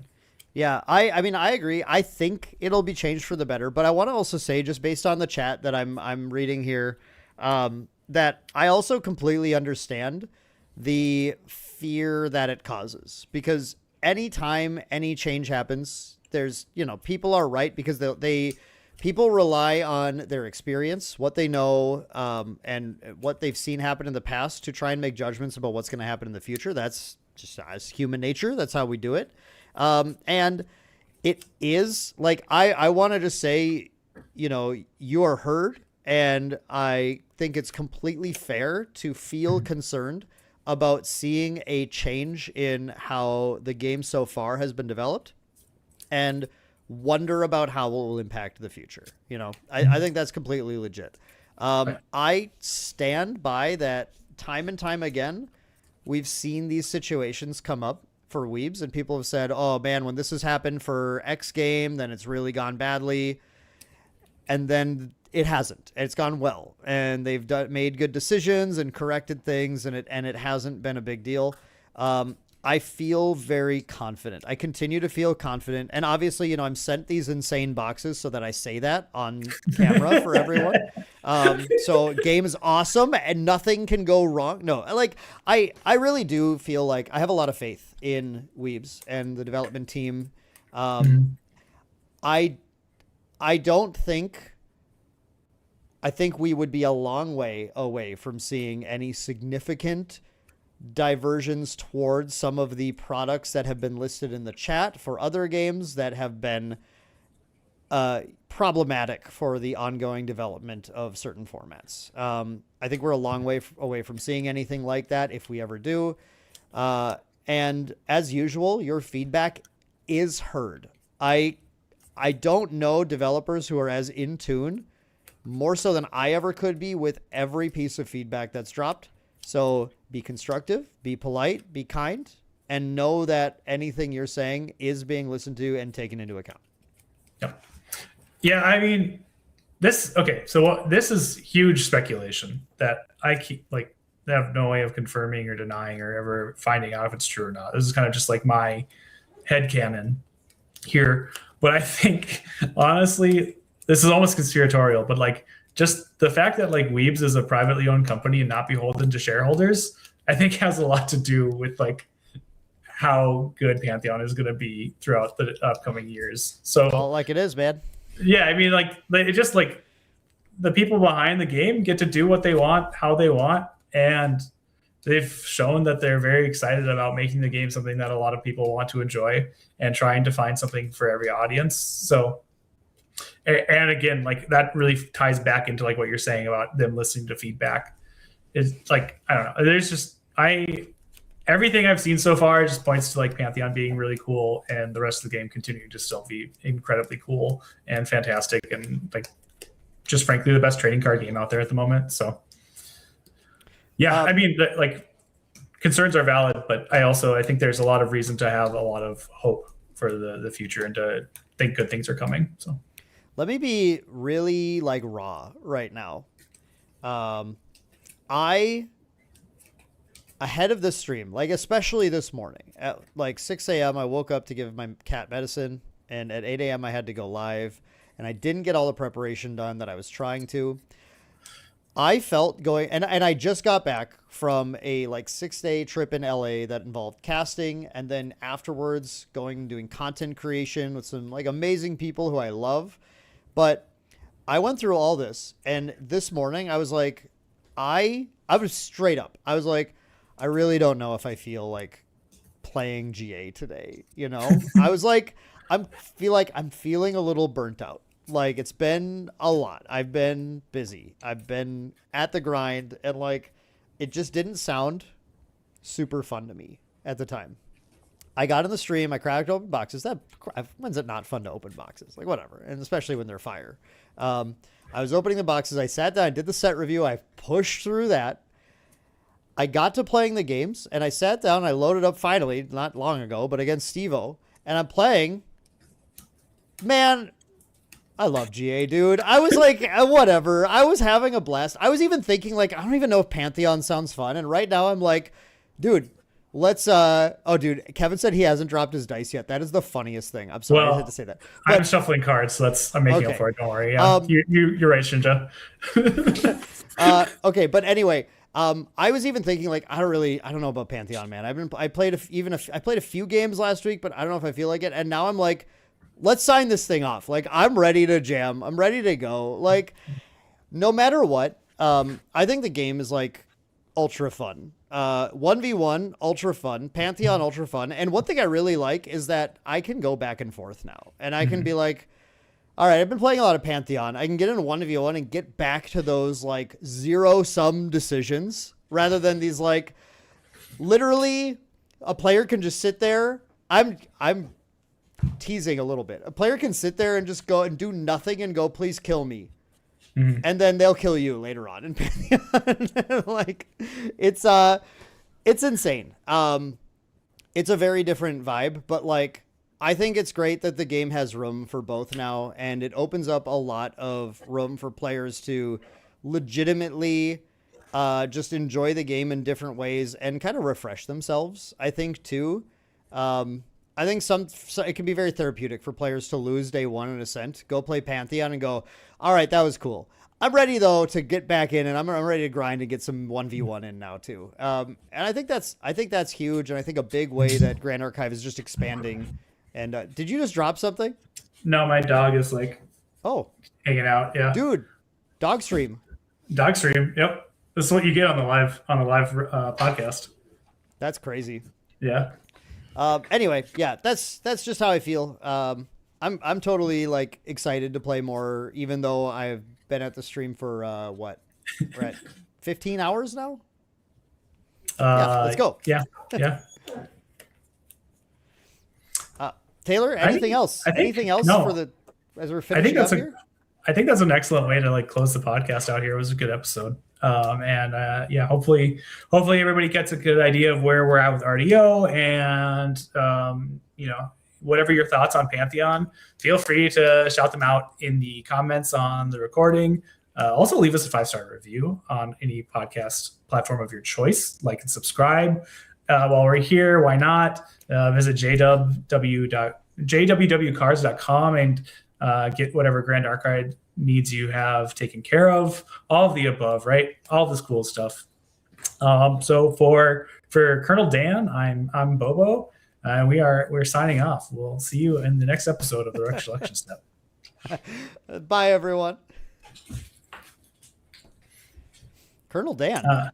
You can't be Lieutenant Dan because that's taken, that's so. Copyrighted, right? If you said that, exactly. then we'd get a copyright strike or something. Yeah, so. You probably have to strike the VOD now too. Actually, that I said that even. You should never. You don't ever put those two words together. Fault. Yep. That's rough. Yeah. This is like, by the way, after every episode, there's like 20, 30 seconds of just like questioning what Taylor chose to sign off with, that I've only once or twice actually included, like after post credits kind of, but yeah, it's fun. And also every episode Taylor says, yep, good episode. Listen, when they're good, you're good. You got to call them out, Yeah, call them as you see them, man. That's what you do. Yep. So awesome. Well, I hope you guys enjoyed that little live episode, Taylor. I really appreciate you coming in for your thoughts. I know we missed the chance to actually play on stream, but if you happen to be up at 4 a.m., we can maybe get you back in. But I'm not gonna be. Oh, okay. I know. Listen. I'll be asleep. That's just how it's gonna be. Like I can't fix that. That's just how it is. I mean, yeah. When you sleep, you sleep. What can you say? I know some people are kind of. I don't know if they're excited or not. Maybe I'm hyping this up myself too much now. Maybe much like the market and angelic channeling, I'm hyping up this watermelon list too much, but I'll send the link your way and then you can include it in the stream description or the episode description for people to click on if they want, and then they can play it and see if they like it or not. But Korhazi Cards, I totally forgot. I read this and then I never read the question out. Asked how you feel about Dao-Chan Hoarfrost Hold Lockout. I was a Hoarfrost Hold skeptic when it was spoiled, and now I'm a Hoarfrost Hold believer after playing some games into Alex the other night. It's very strong. Spooky. You should probably have some Fantasia Hate available somewhere in your main or sideboard. I would say in general though, like that plus Crucible Ari decks, plus I don't know, whatever random stuff exists. There's even like Frozen, what's it called? Frozen Destiny. Is that the name of the card? Frozen Divinity. Card, that card's very strong. You may very well be really happy if you have a Scatter Essence going into that or something too. Yep. Like I really don't hate going into Las Vegas with some amount of Fantasia Hate somewhere, because it feels like if you don't have it, there's a couple decks that just go, you lose. That's it. And you're gonna want it at fast speed. Like just play Expel the Departed. Fast speed better. Even if you want to have Fate Stones, like just throw the Expels in there, and you're gonna. Or just be cool and have Fate Stones. Let's go. Okay, I didn't realize Alex was invited onto this episode. That's where Alex got it from. He was raised with me and Swoo, and then went to GA, and I just kind of rubbed some of that Goja love off on him. Unfortunate. All right. Thank you, Taylor. Cool. Appreciate it. We'll see you later. Yep. Take it easy. All right, folks. That was fun. That was cool. I hope you guys enjoyed that one. So we got, let's see, Kinship and TTP are in chat. Let's see where Red Zone is vibing. Yeah, he's here. He's on Discord. So what we're gonna do is I need 5 minutes for a bio. I'm gonna throw up another video. I'm gonna get the bio done and then just kind of try and get the table set up here. This is your Scuff stream, folks. It's going to be like, we're going to try to figure this out. I don't even entirely have like the scene ready for this, because again, I kind of ran out of time. My cat going to the hospital definitely caused, delays on stuff. But we're going to, I'm holding up good, Shinja. Thank you. And thank you, Foam, for the kind words and everyone. Hope you guys enjoyed that. It really was cool. So give me 5. Enjoy some old content where you get to be like, Dan looks so young. And then we'll be back. I'll have the boys on. It'll be Kinship. It'll be Terry, and it'll be Red Zone Rogue. And we're gonna play some Pantheon. I might have to slip a couple of cards. Well, if Kinship's playing his silly deck, I'll play Mordred. And then if we play good decks, I have to slip a few cards into Merlin, I think, from my stuff I opened. But yeah, we're gonna have some crazy Pantheon until about 3 a.m. when Aldius comes on. As well as more giveaways. So you definitely do not want to. Oh my God, Shinja. Look, Shinja with the 6-7. The 6-7 donation. Let's go. Thank you, Shinja. That's wild. That's so funny. Oh man. 6-7. I'll do it for you because you deserve it. Cool. Bio break, then we'll be back soon. Stay tuned, folks. Okay, where's my video? Actually, what video should we do? I think we heard a lot of what Aldius had to say in that last interview. I had one I kind of wanted to put on. So, be back soon. Wait, oh man, that was me. Like right now, in current times.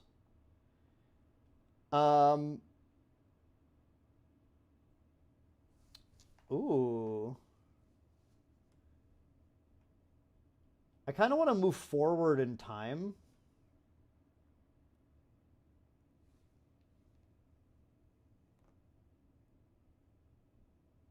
Wait. Yo, Shinja's here. Should we listen to Shinja? That's kind of fun. What if we listen to Shinja? Shinja can talk. Let's do that. Okay, bio for just a few minutes, then we'll get going, crew. In the US, it's the Thanksgiving holiday today, and I guess I'm feeling a little bit sentimental. In the spirit of giving thanks, I thought it would be really fun to grab another prominent content creator, tournament organizer, and just generally GA superfan, the one and only Shinja, to have just sort of a candid, cozy, fun conversation about what GA has meant to us so far, where we came from, what we appreciate about the Grand Archive trading card game and Weebs of the Shore, and where we're going with everything. This did become a little bit long, but honestly, the time just flew by talking with Shinja and sharing our anecdotes and experiences and wisdom. I hope you guys enjoy this conversation, and in the spirit of Thanksgiving, I just want to thank all of you, our Grand Archive fans or our curious fans from other card games, for stopping in, watching Maindeck, subscribing to the channel, liking the videos, commenting, everything you do. It has meant so much to us, and it will continue to mean a lot to us going forward. So thank you so much, and I hope you enjoy this candid conversation about Grand Archive with the one and only Shinja. Today, I have a very exciting guest, everyone. Thank you for joining me today. We have Shinja, the well-known Discord commenter and member of... live on the Discord. I spend a little too much time. Today, I was looking back to find a particular post you made, and I'm like, oh my God, I have to like use the search function. I can't just scroll through. And, like... It's funny. I used to when I used to work at a card shop, which we can go more a little later, but I have a couple of friends who their weekly like meeting was how many messages has Shinja made on the Discord, and like they would count, he made like 5,000 messages, and then he'll do like, hey, guess how many he did this week, or like how big that number increased, and they're like, we're all jumping out numbers. They'll look it up on Discord, like, oh, dude, he did 4,000 messages, so he did 1,000 messages in a week. I'm like, oh my God, I live on this. I message so much on this Discord. Yeah, it's really crazy. But I mean, like you're a well-known person in the community now. Obviously, if anyone who's plugged to the Discord sees you commenting all the time. And Shinja, you are also one of the members of TM32. And TM32, I want to make sure people are aware that, we just had the announcement the last week. You guys are plugged into our Worlds content coverage. Is that right? Yes. So we, and there's a couple of backstory to that. So just to provide context for everybody, I was super into the game and passionate about the game when I started researching it back in January of this year. So compared to some other community members, I'm like relatively new, right? So I started my content journey with GA around that time, and that's when I started contacting the actual official team to do like a first edition box opening. So that kind of like opened up the gateway with our line of communication. And then once Alter released back in April, um, my friend slash boss, his name is Chabo. He was reached out and said, "Hey, like, would you like to host a Dawn of Ashes regionals?" So both of us, we agreed because we both love the game, and to this day, I think that was the biggest regional so far. It had 111 participants. Um, there's a lot of variants to that. It's the first event buff, and like everyone's excited to play, and like all these other things. But it reached 3 digits for a brand new game, and granted, also again, like California does have a lot of players, so there's a lot of like little things on top of that. And that got the ball rolling, right? So we visited them at AX. They asked us to do the Fractured Crown regionals, and and that they saw that we were also passionate about the game, and we also want to help grow the local SoCal scene or Southern California scene. So we were reached out, hey, do you want to host an Ascent in California? So now we have Ascent Ontario. And subsequently, they saw Chaubo, who has a lot of experience with event management and event organizing, and they said, hey, we need some help with Worlds. And we basically said, hey, we love to help you out, we love to organize it. And honestly, I did not think I would be here 4 months ago when the game first dropped, but or 5 months ago. And yeah, so we're now organizing Worlds. We are basically a TO, so we're organizing the World Championship where 16 invited players come in, who topped nationals in 3 different regions. And we also are hosting Ascent Vegas, which is more of a free to join, like you buy a ticket and anyone can come and play. Where we're going to be debuting a team format for the first time, and we are organizing 2 separate things, so that way people have things to do even if you don't unfortunately qualify for the Worlds portion. And we are more focused on video production and content creation, so we're also going to be covering the World Championship side of things as well. Wow. Yeah, you guys are all over the place. You are super involved in everything. And correct me if I'm wrong. I think you said you just got back from NYC too. You were up with the team helping at Anime NYC. Yeah. So for everyone at home, excuse my. It looks actually pretty good, but Not bad. this is our hotel room. We actually just flew back today. I just landed like 3 hours ago, 4 hours ago, something like that. And we were just in New York. We were at Anime NYC. We were helping the booth, but mainly we were there for coverage, right? So we were shooting stuff for our channel, but hopefully we can get some stuff for their socials and different kinds of stuff. And there was also some personal reasons why I went to New York, which is more like the vacation portion of it. But while we were happened to be there, we reached out to Weebs and said, hey, we'll go ahead and help out the booth. Why not? And it was a lot of fun. I personally think the New York scene is not as developed as let's say like the West Coast or somewhere where, like, for example, like Andy with Yeti Gaming, like his region is huge, right? And same with like Webway Games with Cam. So it was very nice to see so much interest when people came to the booth and asked for demos. And it was me, Chris, who is NodGG on the Discord, and a couple of volunteers. We were basically just chugging through demos. My voice is dead, like it was dying. I feel that.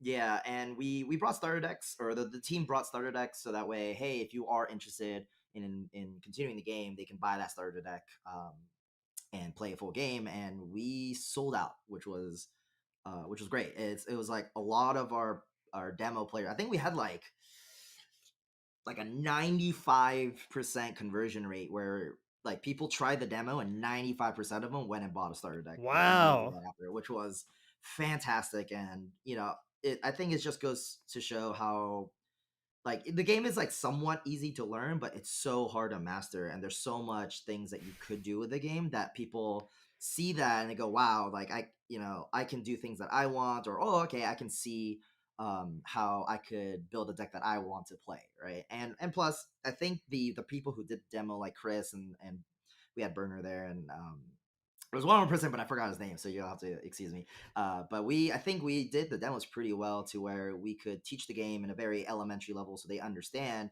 but also tease all of the advanced stuff. So they have to buy the decks to go figure out the advanced strategies. Sure, right? you're So- using your YouTube content creation strategies in your demo sessions now. Just Ye- tease them right the first couple minutes, and come back for That's- more. I know I was doing that. That's for sure.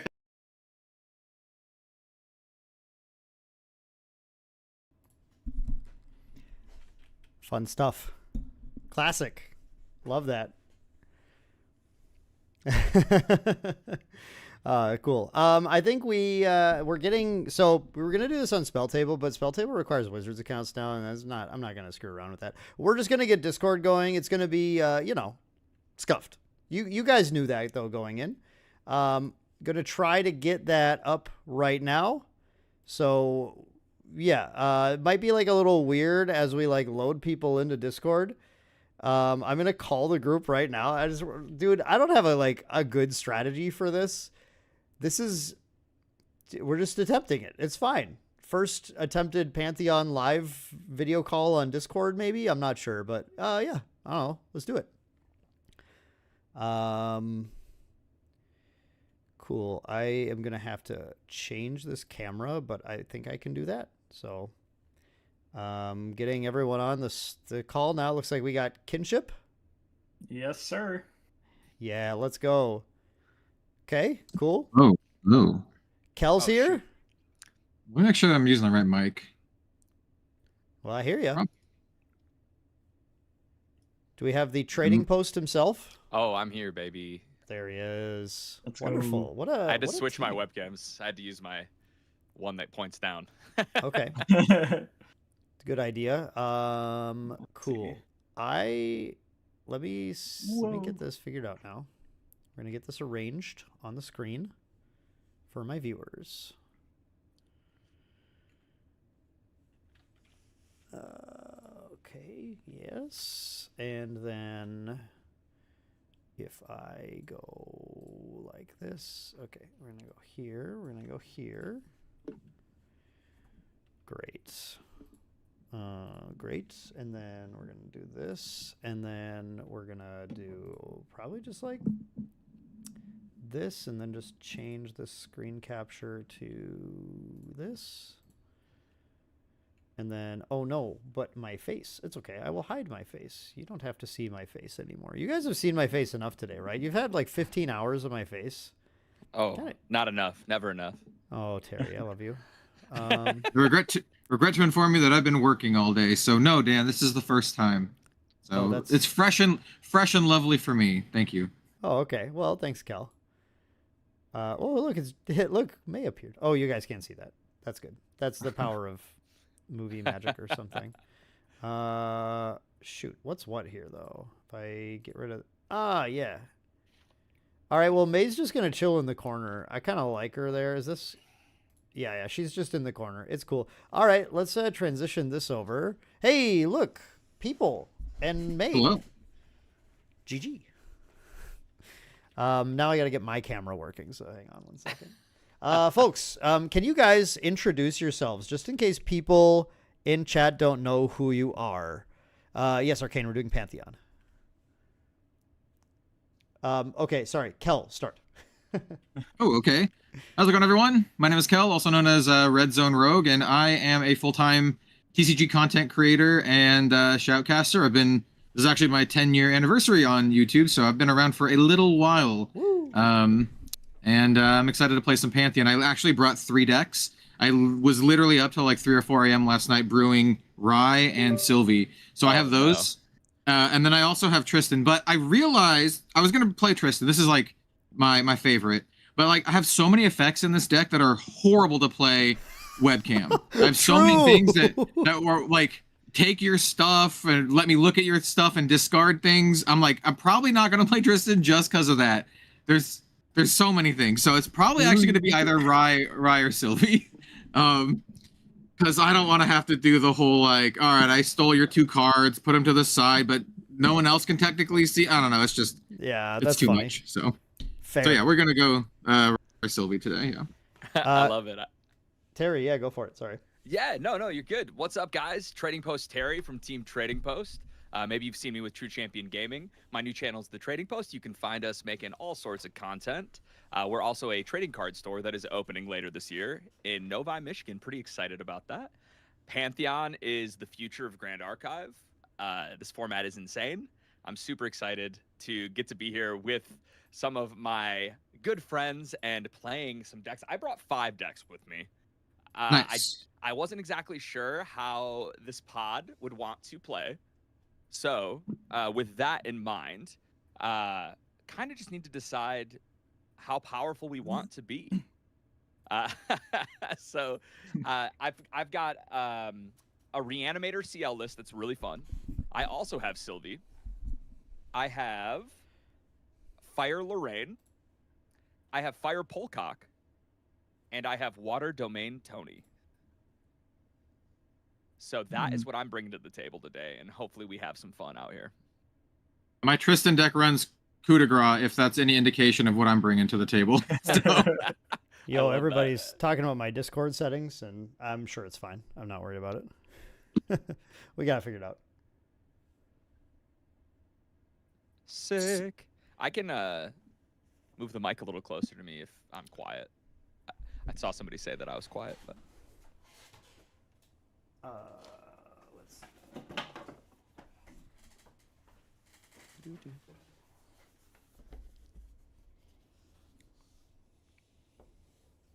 there we go.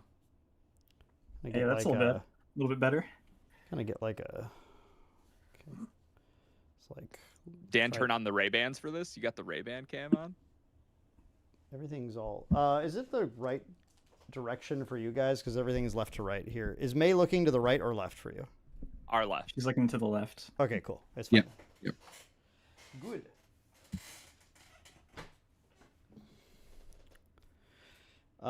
Yeah. So okay. So it sounds like Kinship. You're playing. You're like Kinship. Sorry, I was so distracted by everything. Did you introduce yourself? I have not yet. Okay, please do. Not a ton to say, I suppose. I'm Maindeck Kinship, moderator in the main chord. You've probably seen me around doing stuff there. But I don't have any fancy handles or anything. Just been on the team for a little bit, hanging out and brewing decks. Probably one loss away from becoming team mascot, so look forward to that. But super excited for Pantheon. I've got a couple of decks with me. I am also a Dirty Tristan player, but that one's a little different. That's the spicy deck that Dan was mentioning earlier. My second deck is more just kind of middle of the road, like decently powerful Guogia deck with the twist of it's pretty heavily invested in water humans. So a couple options there. Excellent. That sounds super fun. Okay, so I borrowed cards from once before. I gotta throw a couple in to replace them. But I think I have them now. So what are you playing, Dan? Well, if people are playing, I want to know if we're playing like a really fun deck or if we're playing, decks that are pretty well put together. Okay. First well, one and then the other? people want Kel to play Rise, so I'm a little afraid of that. Okay. Right is, I'm calling it semi-boomer Rye. Oh, okay. Actually, hold on. I'm not gonna spoil it. I'm playing Rye. Yeah. I got a little bit of spice in there. And Kinship's playing absolute nonsense. And Terry, I don't know. I feel like you're kind of in the middle. I can play from any range of the spectrum. All right. If we have Rye, then I might play Polcock. We're all dying quick then. No, only one of you is dying quick. Oh no. No, I won't play. When Sil was playing that Polcock deck at the creator thing, I don't think he won a single time. He was like the first one to die, like every time. I guess I could play. Do you also? Is the other deck you have built Kel Slime, Sylvie? Yeah, it's Slimes. Yeah. Okay, because I have Slimes too, but I won't play Slimes if you're on Slimes for the next game. Yeah, that one's like the easiest and most straightforward deck that I built. It is just slimes and like big, team pumpers and some kind of cool stuff that I added in, but yeah. Pretty straightforward. Yeah, I've just realized I made the 2 most obnoxious champions for this. Because I have the Tristan, which has the reveal. I also have Guogia, which additionally has a reveal. So My Tristan deck has so many steal effects and like, look at the top card of a player's deck and yeah, it's just like I think that would be miserable. Surely if we just both play it at the same time, it'll even out, right? Yes, yeah. I'll go Shadow Reaver D level, Shadow Reaver again. Yeah, this will make a lot of sense. Okay, so maybe next game we do that. Get it off on a bang. Just gonna slot this in quick. Just get casual. Just kind of. Yeah. Don't want to get any fingerprints on that one. Casually slot this. Oh yeah, for those who watched my recent video, I am immediately using my beautiful Kongming Spirit. Yeah. Oh, dude, I haven't gotten to watch it, dude. That's so sick. Well, I love that. Watch my second one. I got another CSR. Oh my god. No, I won't spoil that one. What a master! Yeah. Holy. I got pretty lucky this time. I love that. No channeling though, which is kind of annoying. Which is like, Oh, I know wow. everyone's pretty stoked for that and like competitive, but I think that card is cracked as hell in Pantheon. I literally want it for like all my Pantheon decks. It is. So, yeah. Okay. Get my boons all set up. Oh yeah, I'm also using all the OG GA heads will recognize these sleeves. Yep. Basically impossible to find now, but I got some foil rye sleeves to go with the deck. So Nice. yeah. We love it, dude. Those are great. I think I had a pack of the Lorraine ones that match those kicking around in a drawer somewhere. Yeah, they're pretty cool. And then we got my boons. Yeah, I'm gonna play Reanimator CL, man. I'm gonna keep it fun. Hell yeah. Oh well. Okay, we're going with the fun deck first. Yeah, I'm gonna go with the fun deck. Hey, What put this bad boy away. What is the last card that I stole from Tyler for this deck? When in doubt, Oh, put Raise the Land in your deck. dude, true. I could just put a Raise the Land in. That would be pretty good. Yeah, I don't know. I'll just grab a random something. You need an extra card. Get like a Disenchant or a Break Apart or something generic like that. For this. How about a second Sanctified Paladin? Can I do that? Yeah, just a second. Easy. I might do that. You get an Honorable Vanguard instead. No one will know. It's like the same thing. There's no judges here.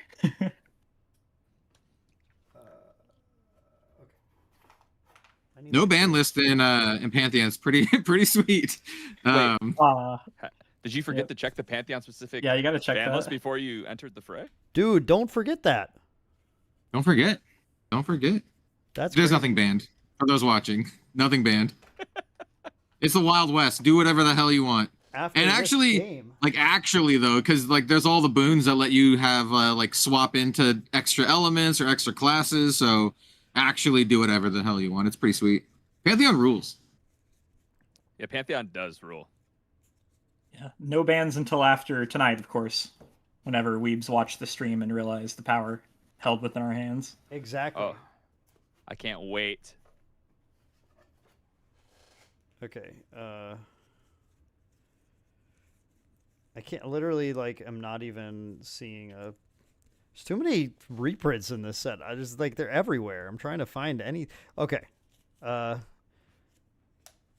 found a horse. I'm gonna put a horse in. I would say just go grab one of the precons. You can probably grab something sweet from a precon. One of the Yeah. Pantheon precons. I got a horse.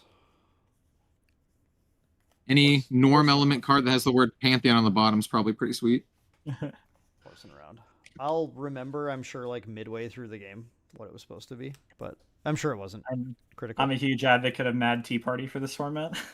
Oh god. Dude, you're the reason we need Raise the Land. Yeah. Don't worry. That's it crazy. It is in this deck. All right, so figure out what my actual area of play, it looks like right now. No, I don't have it in this deck. I have it in the other one. Sad. Hey, I'm just gonna say right now that I have a first boon that I'm gonna do. Okay, Don't cool. forget. Well, Same. I do not. I've got a looking glass and a first boon. don't believe I do either. Dude is packed with pregame actions. Take a look-see. Okay, I am playing my Mordred deck again, which is I've had a lot of fun playing. I think it's fun to show what Mordred could do to people, and people are usually like somewhat surprised by what it Bro can actually can attack put like out. 4 times in a turn. He's dumb. It like doesn't really do that in Pantheon, but it does just like randomly go 13, 16 unblockable or whatever. I like that. Yeah, that makes sense. You sound like a good mercenary that I'd like to hire throughout this game. Oh, dude, I am very for hire. That's the decks I usually play. I will. I am unable to do like a life total phone because my phone is my camera right now. Does anyone have the capability? Yeah, I definitely can. So let me. I've got a solid spin down that you probably can't even see on camera. Beautiful. That's my plan. I have a whole bunch of dice that only real ones would recognize. Let's see if I If you do recognize the dice, well, then you're a real one. I should have brought. Let's see if I put this up here. If it's easy to see. Yeah, just tape it to the screen real quick. There you go. I believe I know. There we go. Yeah, there you go. It's not the greatest, but I should be able to follow. I'm just gonna follow the way that Dan has his layout built. So I'll be bottom right here on like these ones, Kel, and then so on and so forth. I'm sure I'll only get confused, and it'll make me absolutely screw up a game-changing play one time or twice, maybe. So it's no Easy. big deal. Yeah, it's easy. It'll be fine. I love that. All right. Folks, let's roll something. I would love to. What do you want to roll? Whatever you do. You got D6, D20. I got Let's do two I got D6s. both of those. I'll grab D6. Cool. Do some red. Oh, you do only have one, or do you have two? Oh, we do have You can do it one twice. a giveaway to do. So before we get, let's roll things off, and then I got to run this giveaway quick. All right. I rolled a 5. Got a 1 as well as a 2. I rolled a Heavy 3 for 9. me. Whoa. Okay. You got it. This is a Phantom Monarchs booster box. Whoa. So in order to enter this, I can't do like I think the really fun thing I want to do. So I'm going to have everyone. Yeah, we'll just do this. So in order to enter to win a Phantom Monarchs booster box, just go into chat and type the word Pantheon. Pantheon. Pantheon. You'll be entered to win a Phantom Monarchs booster box courtesy of JWW Sports Cards and Gaming in Fargo, North Dakota. Website jwwcards.com, where you can buy your GA and other card game product with a 5% discount using discount code Maindeck. And while they're entering, let's go ahead and resolve our spirits and stuff. Who won? I got a 5. I can't remember. I believe that was. Cool. It was me. Someone Sorry, have I was 9? muted. Cool. I'm back. Cool. It Terry is won? me. Yep, I am gonna have Fragmented Spirit of Fire, this beautiful proxy made by Choco Fallacy. Let's go ahead and glimpse 6. And what are our first boons? My Luxera is naming Invigorated Slash. Oh, mine's naming Creative Shock. It's the only thing I ever name. Cool. I mean, that makes sense. Draw 4. Pretty Yeah. good. Yeah, if I find it, it's good. Yeah. Flawless these are- Spirit of Mordred. I'm playing a lot of Slay the Spire 2, and I do similar things when you get like you get an effect that's like, oh, the card gets you to draw extra 2 cards, and I put it on the 0 cost, draw 2, discard 2, so I draw 4, discard 2. I'm like, yeah, that's pretty Ooh, pretty nice. That is pretty good. Feels pretty good. Strong. I have a Serene Spirit of Water, and I'm gonna bottom 5 from my glimpse. Wait, Yeah, is I'm Clem bottoming out too, there? yeah. Is Clem in chat right now? I don't know if she is. I actually stole a card from her, and I need to like pay her or get it back to her. Oopsie. What I was like what was joking it? around about it. Whoops. It's a CSR that she pulled. It's like her first CSR she Shinja? actually pulled, and I just took it to Fargo. Oh, brutal. Sorry, Clem. It's okay. She'll be able to get it back, or get payment for it, whatever she wants. We were like I might joking know- about it. I know what card it is. Oh yeah, you do, Terry. That's true. Hacker. Yep. Are you guys gonna screw with me at all? Probably not. Yeah, I don't think No, of course not. so. I'm playing water. I have no interaction at all. I'm gonna go 3 top, 1 bottom. Oh wait, actually, should I? No, I'll be okay. I trust. Okay, so my glimpse is completed. Awesome. I think, is everybody good? I am at least. My glimpse real quick. Yeah. I'm desperately trying to figure out the turn order, looking at Dan's stream and looking back. Oh, I don't even have the stream pulled up. Maybe I should, but Yeah. what is Got the a turn nice order? square Is it range. Terry, me, Kinship, Dan? Yeah. Okay, cool. I'm good. Perfect. Oh yeah, I love everything I'm seeing here. This is great. Perfect. But I mean, I'm bottoming 3. Yeah. Okay. Perfect. Insane. And with that, I think we're good. Yeah. Let's do it. All right. Perfect. I am going to draw for turn. And I am just going to play a Library Witch here. Hell yeah, brother. I did My not forget girl. the giveaway. Don't worry. You'll love to hear And, it. and I will pass. I will draw for turn. I'm gonna draw the giveaway now, right now, just so we don't forget. Wiley's Gaming. Yo, Wiley's Gaming has been around like all day. Congratulations. Congratulations. So hopefully you've heard Dedication what to paid do. off. Just give me your where I can at you somewhere so we can get your address, ship stuff off to you. I'm just gonna play Appear into Mana for 2 Enlightened counters. Keep it a little simple. Nice. 2, 3, 4. I have another play, but I don't want people to hate me already, so we're just gonna do that. The 2 Enlightenment counters pass. Go ahead. Dude, no worries, Divine. Good to see you. Alrighty. I'm up next, right? Yes. Excellent. Take a draw here.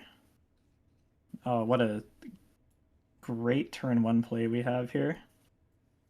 This is my favorite. Let's go. Wiley's, the because- reason we don't have you message me is because anybody could do that and say they're you. So that's why I if it's possible, I'd prefer just to make sure the reward goes to the right person, that I can message you somewhere. Whatever Alrighty, let's go. that works for you. 5 down, and I'll bring out a fan favorite, Rebellious Bull. Ooh, yes. That's going to come in arrested. And I'll A go ahead classic. and go ahead and flip one of these boons. I have the Greater Boon of Ducks. So we're going to be doing some fostering this game. A rebellious bull. Rebellious Bull Ducks. Legitimately a rebellious bull is played in 2026. This might be the first time this card has ever hit a table. I'm very excited for that. That's insane. You And remind that'll everyone be what mine. that even does? It's just like a big chungus. Oh, of course. Oh, yeah, this is a great card. So, Pride 3, 5 cost, enters rested, doesn't say hindered because that wasn't even a concept when this card came out, but it is a 3/4. Okay. So, here pretty soon it's going to be online. You better be scared. All right. I would have guessed something around that actually. Some ridiculous card with a huge pride number that no one ever would play. Dude, a 3/4 is crazy. It's so big. Oh, that's great. Almost like a Frostborn Paladin. I'm pretty sure cards don't get bigger than that, honestly. And you said it's mine after that? Of course. So I'm going to draw for turn, and then I'm going to play something that will also be a 3/4 at some point. Oh, no. It's just that my 3/4 will draw me 2 cards. Oh also, my. and have vigor. He's the threat. So here's a Sanctified Paladin underneath my barrier. Yep. Go for it. Have fun. Okay, over to me. Well, this kind of changes things a little bit. Nah.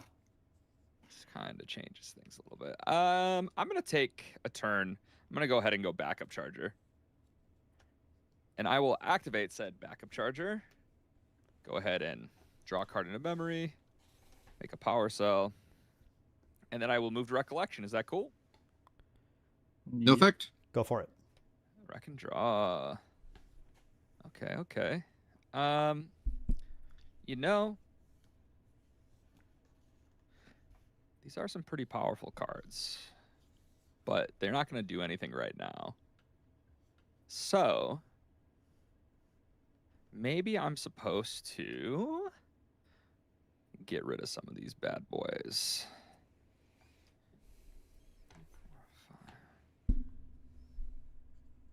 Yeah, let's do that. I'm going to go ahead and play a Lesser Boon of Regret.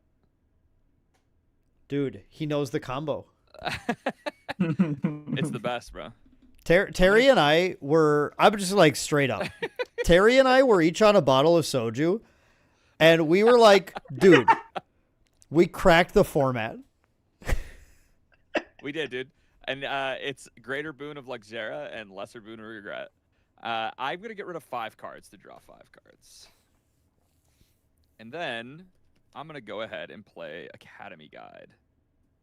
Good one. And then I think I have something that everybody will appreciate. Oh. Let's play an Increasing Danger. Oh, memory. I actually am very mad at you right now. No, What we stop. get? Nice. Sure. And then I'm swinging 1 at Dance Barrier. That's fine. I don't care about that. I care about my carefully laid attack card. Oh, true. Oh, oopsies. And then after that's all I got. I'm going to pass it over. I was like, no one's going to mess with me, right? I'm gonna level. Grouch, currently Kel or Red Zone Rogue is taking the turn. Trading Post Terry just finished his turn. And then Maindeck Kinship, and then, me. So those are the 4. I'm gonna go to Rye 1. So roll for banish. I'm gonna just do 1 through 5. Reroll on 6. 2. Arcane. Yep. Oh, bummer. Anger the Skies. Ooh, okay. So we level up. I get 2 more Enlighten counters, so I'm up to 4 here. And then I'm going to Recollect and draw. Take a look at my boon. Yeah, I'm just going to go Lesser Boon of Shu. So this is a persistent boon. As I gain this boon, I get an Enlighten counter, so I go up to 5. And then at the beginning of my end phase, I get an Enlighten counter, like every turn. Pretty good. Nice. Is that a free cast one? It's a 0 cost. Yeah. It's so good. It's so good. I love that one. It's class locked, but I think it's like it's real nice for Rye at least. It's one of the strongest lesser boons, I think. It's really good. I'm a big fan of it. Let's go ahead and just play a Johnny Mnemonic Charm. So we're gonna go down 2 and draw a card into memory. See what this is. Cool. Yeah, Wednesday, we're good. We got it. And then I'm probably not in any danger of getting attacked or anything, so probably just happy to chill. I'm just gonna chill. Pass. Go ahead. Awesome. Gonna wake this bowl up. We're gonna give these a good old shuffle. Oh, end of turn. I got the extra Enlighten counter from the boon. Yeah, you're good. Yep. Got 6 of these. I'm gonna go up to level 1 real quick, so I'll just roll this real quick. Go 1 to 6. It'll be a 4. We'll lose out on a Surveil the Winds. What a strange card that goes with that Rebellious Bull. What a weird card. It's about to get weirder, trust. Dude, it's a clear, obvious combo. We're gonna pull out a Tristan because obviously we're on a Tristan deck as I represented turn 1. Yes. Yes. Gonna take that prep counter, so it's gonna throw that up here, and I'm gonna recollect and draw, and I have a second boon to reveal. So we have Ducks, which I'll explain in a second because it's about to be relevant. I also have Ozymandias to be a Guardian. Nice. Also, obviously represented by the bull, of course. Any good GA player would know. The bull, dude. The bull is unhinged. So what that's going to allow me to do here is I'm going to go ahead. Yeah, we can let Dan have fun for a second. We're going to go... Dan's my like card's scrambling on to figure out how to get value off of Mordred 1 right now. We'll go 5 down, and you might notice that I was a wind spirit here, but I'm actually going to put down a fire card. And that is because my Greater Boon of Ducks allows me to ignore the elemental requirements of non-advanced element allies with Foster, which would be this. So Ember Shield Keeper, 4/2 right now. If it gets fostered, it is a 4/4. And then if I, at any point in this game, manage to foster 2 things, things will start entering fostered and will have +1 attack. So a little bit of a persistent threat there. That's sick. I love it. Yep. Barriers that are looking juicy. I think I'm going to swing into Dan. I'll pop that down a little bit. Juicy Down by 1. barrier. And then I'm just going to go ahead and pass it there because my bull is, not listening to me. Very rude. What's that guy right now? 1-2 or something? The Ember Shield Keeper is currently a 4/2. Oh, okay. The bull is a 3/4. Sorry, the thing's a 4/2? They got big bodies. Oh, yeah. Yep. Since when? We only play good cards in this Are you house. cheating? I don't remember that card stat line. Spirit probably- of Wind, it's playing a probably fire 'cause card. Not You cheating. probably haven't read many 5-drops. I actually, yeah, that's very accurate, to be honest. 100%. I have no idea what 5-drops do in this game. Okay, cool. I've decided my route to victory likely involves no, I kept going back and forth. Whatever. It'll be fine. I'm gonna gamble. I'm gonna go Scepter of Lumina. Let's just get it out right now. So now I have 7 here, so I guess I'll just roll the Merlin die and then re-roll some things. 1 through 7. And of course I get an 8, obviously. Naturally. And then a 9 or a 6. That's a 9. All right. 5. Cool. 1, 2, 3, 4, 5. So yeah, the one I didn't want to. Nice. Sadie is banished. So cool. Great. And then I will recollect. In recollect and trigger the foster. So we're gonna get. Dang, we almost got him, guys. Almost got me. Yep. So close. We almost Almost got him. Yo, what's up, House of Stark? I'll just put him on a 3 so remember his extra stats. On foster, draw 2. Yeah. Sounds good. This guy's cheating.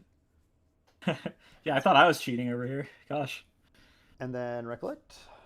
I think his 3/4 might be a little better than the Rebellious Bull, but I don't know. Yeah, we'll see. We'll see. Dude, Yeah, they're only close. Time. Only time will tell. They're just about there. I don't even get the glimpse from that until I level. Man. All right. 1. So I'm gonna make people like dislike me more, I think, probably. As you do. Would it really be a Pantheon game if you didn't make people dislike you? Nope. So I'm gonna reveal Inundating Clash and Riptide Slash. So rhyming cards for a Fractal of Rain imbued. Ooh. Okay. Respect. The value. And then I'm going to rest the Fractal of Rain, as well as put 1 card down to play what we call in the business the Pendant of Oh Accrual. my goodness. Yeah. Taxes. Yeah, all right. Look at my hand. See if I have removal now. Stupid card. Player removal. Yeah, player removal.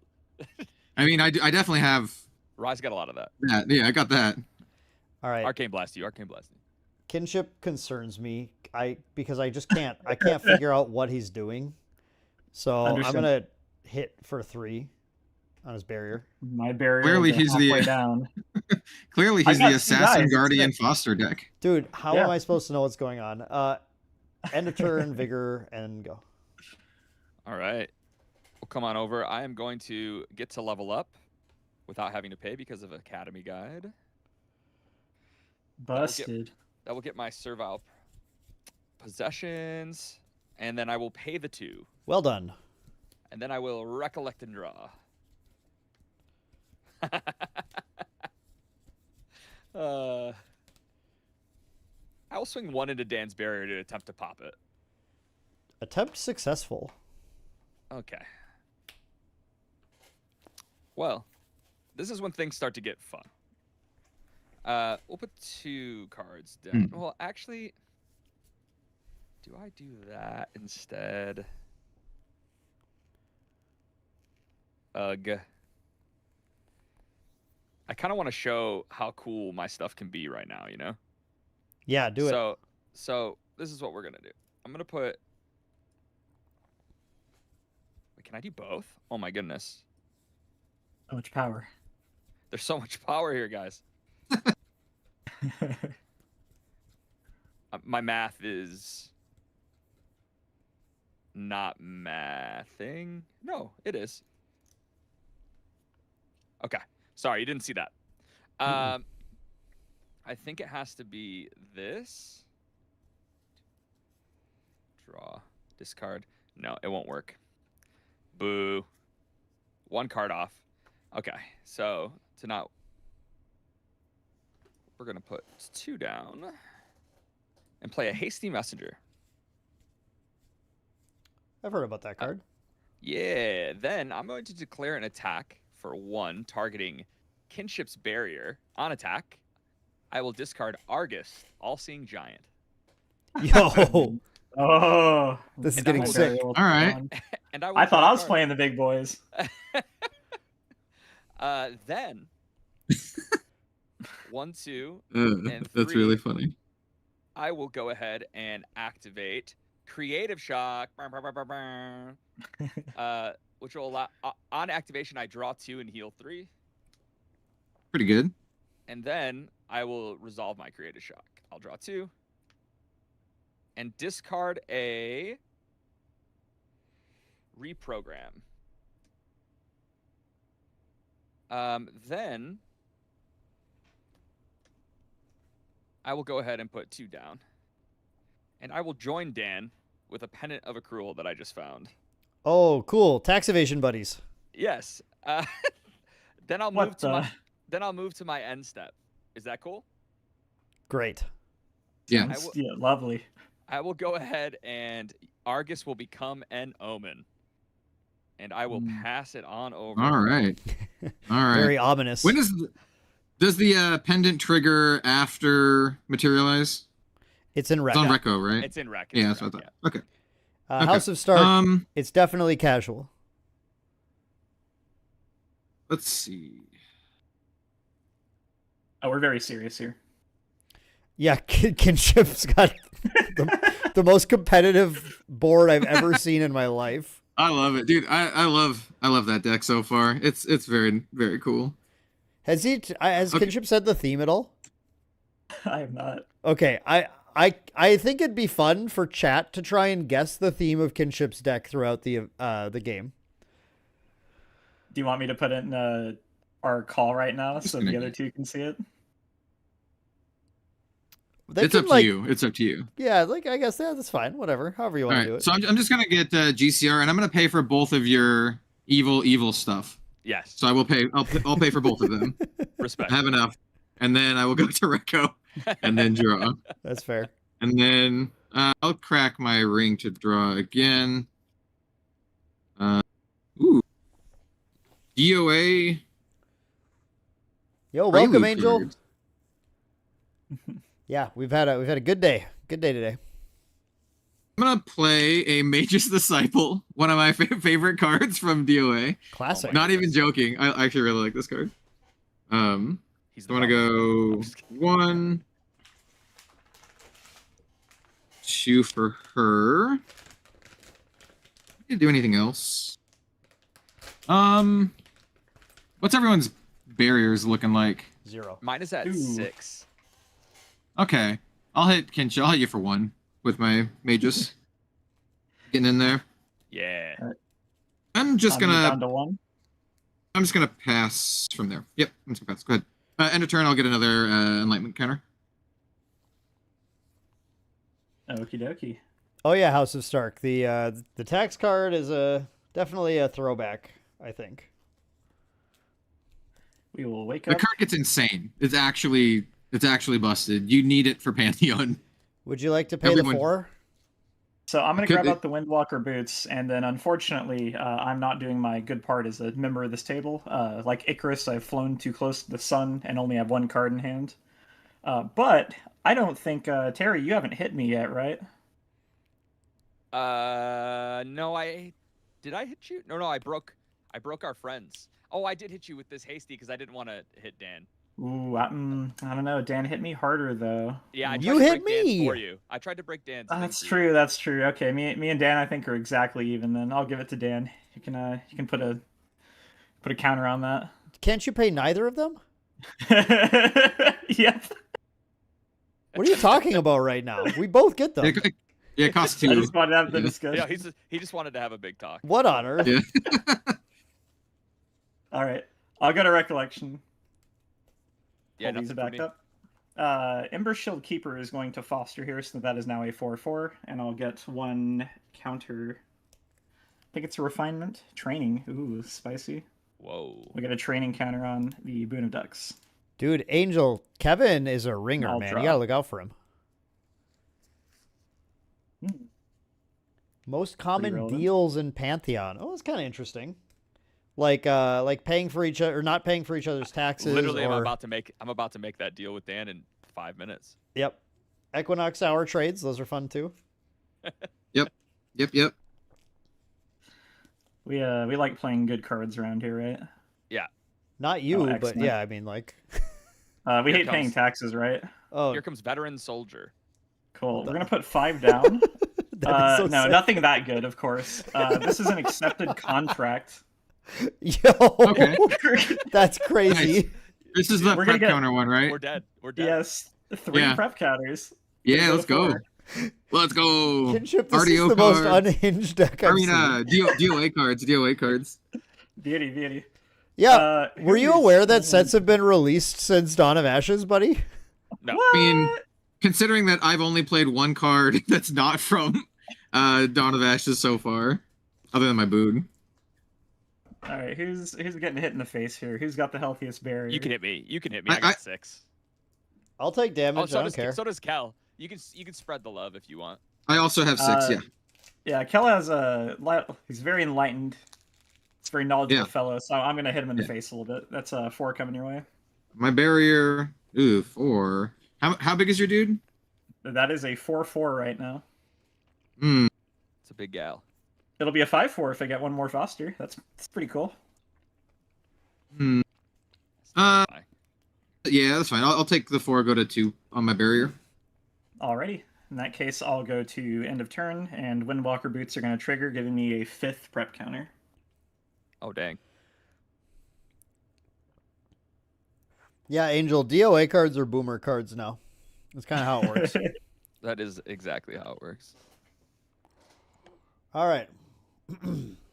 I will now attempt to level, in which during which I will go to Mordred level 1, and I will reveal the top card of my deck, and it may or may not be an attack, and I have no idea.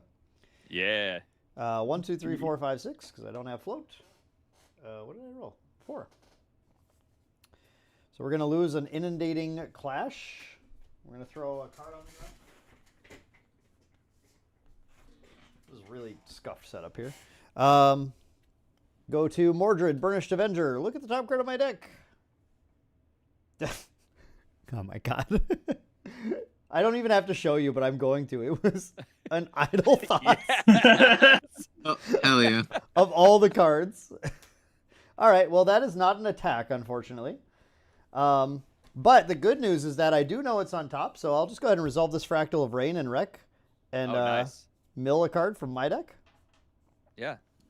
Good And- job, and Idle with Thoughts.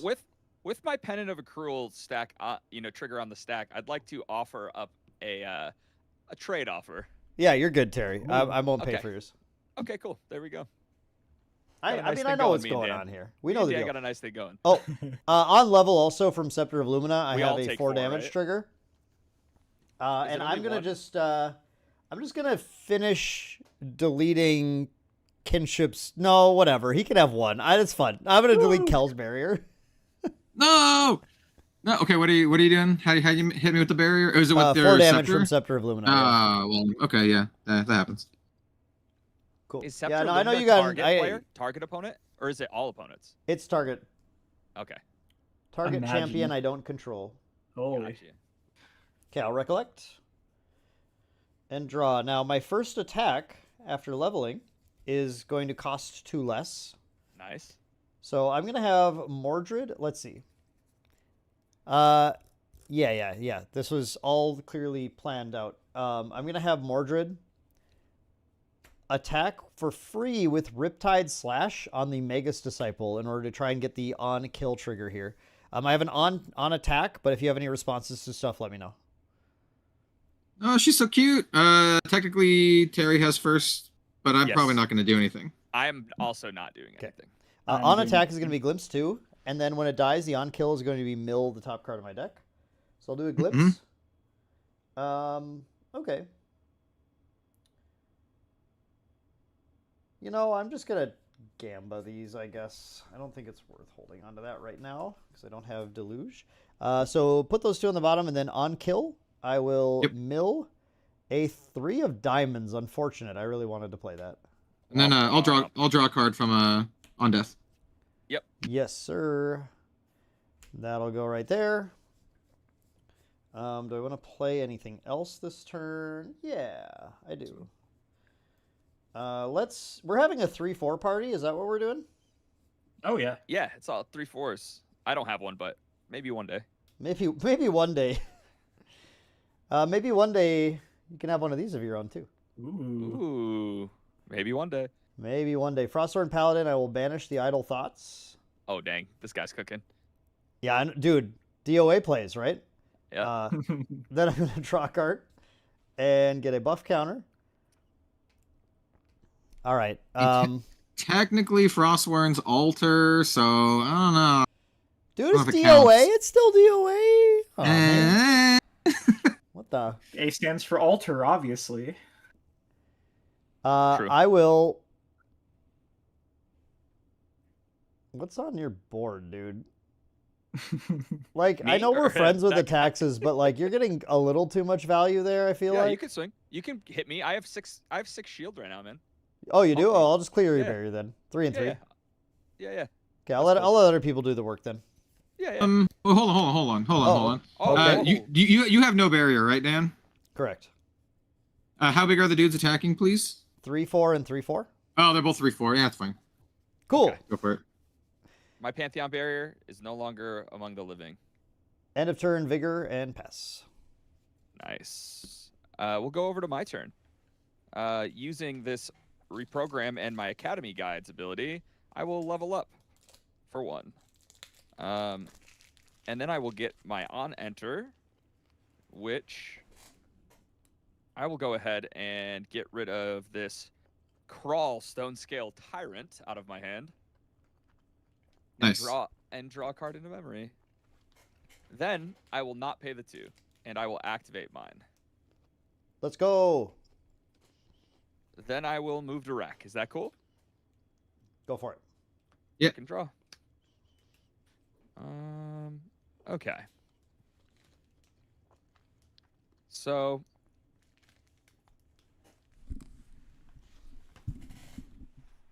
let's see if our friends have 1, 2, and let's go here. We are going to go ahead and attempt another guide. This one is the Dungeon Guide. So Yeah, no effect. I hope you guys have your Heavenly Guides. Oh yeah, deck's full of them. I mean, there is one in my deck. I hope I have you no find effect it. on it. 2, 4, 6. Hope so too. we are going to keep this middle guy. Get rid of 3 of Hearts and Wandering Glavier. And we were going to level up into our boy CL. Then... He's already at level 3. That is correct. Thank God he doesn't have any good omens. Yeah, true. True that. Let's go Yeah. ahead. I'm going to declare an attack at... how do I want to do this? Awesome. See you, Angel. Thanks for tuning in. Let's declare an attack. I have to decide which board I don't like. And you know, Dan and I do have a good thing going, but he did break my barrier, which is fair. Had to. It was juicy. I'm gonna declare an attack at Dan. On attack, I will discard a Stalwart Shieldmate and draw a card. I will intercept with Mordred's face. Yeah. I think I might want to do something here. Yeah, that's cool. Yo, neat. Yeah, it's not great value, but I just kind of want to get this down. So I'm gonna play a Pantheon card. I'm gonna play Samaritan's Reach. It's gonna cost me 2 to play with class bonus. Let me figure out which 2 I'm gonna put down. How does the crowd feel Probably about that? these 2. I think Crowd they're gonna loves like it. So it deals 3 damage to an attacking ally I don't control. If it's attacking a unit I don't control, I also get crowd's favor. So I'm gonna blast your dude, and I get crowd's favor. So, does it say it has to do damage, or does it just say if it? So I'll read it exactly. It says, deal 3 damage to target attacking ally you don't control. If that ally is attacking a unit you don't control, you gain the crowd's favor Perfect. status. So it doesn't matter if it lives. That's fine. Yeah. Yeah, that's a dead hasty messenger. Yeah, and I get crowd's favor. And for those who don't know, crowd's favor is just a status that basically makes it so if anyone wants to target anything I control, it costs an additional 1. And if they want to attack me, it also costs an additional 1. And only one player can have this at a time. Yep, it's a good card. Okay, well. I really want to know what I want to know what that deck's gonna do. So I kind of just want to mess with Dan instead. It's working. So with that in mind, I'm gonna put 2 cards down. And I'm gonna play a Carter Synthetic Reaper. Damn, dude. On enter, I'm going to sacrifice this Library Witch and draw a card. Carter is going to get +2 attack until end of turn. And I'm going to send 4 over at my friend Dan. I will retaliate for 3. Yes, that is a dead Carter. And this is a dead board and 4 damage to Mordred's face. Yes, which you did not take 1 from the hasty, so you are only at 4 now. Yep. Correct. Then I am, I'll spread, I'm going to send 1 at you, Kel, and then 1 more at you. Is that cool? Cost 1 to attack me. Ooh, I don't want to put cards down anymore. I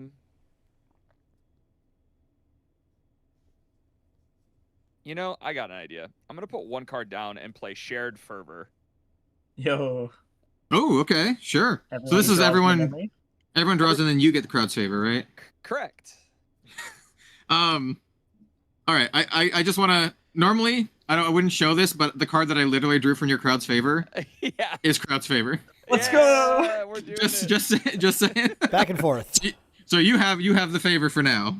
Yes, I love it. Yeah. Okay.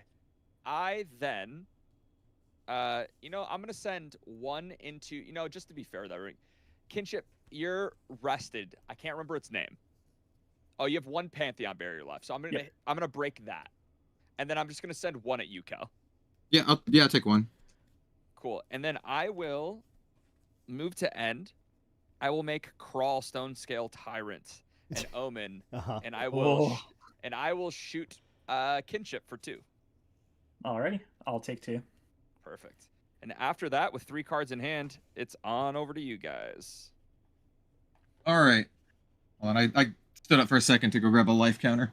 Okay, let's see. I think I'm just gonna go to level 2 this turn.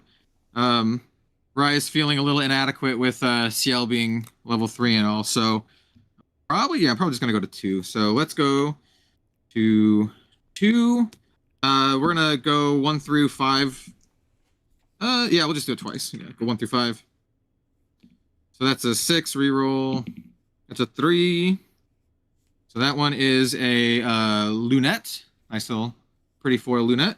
And then for the second one, we'll go another 3. That one is the Frostbinder Apostle. Nice. Cool. And then I'm going to move to Recollect. And then draw for turn. Let's see.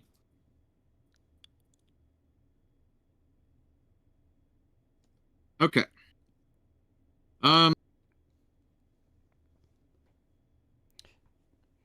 I think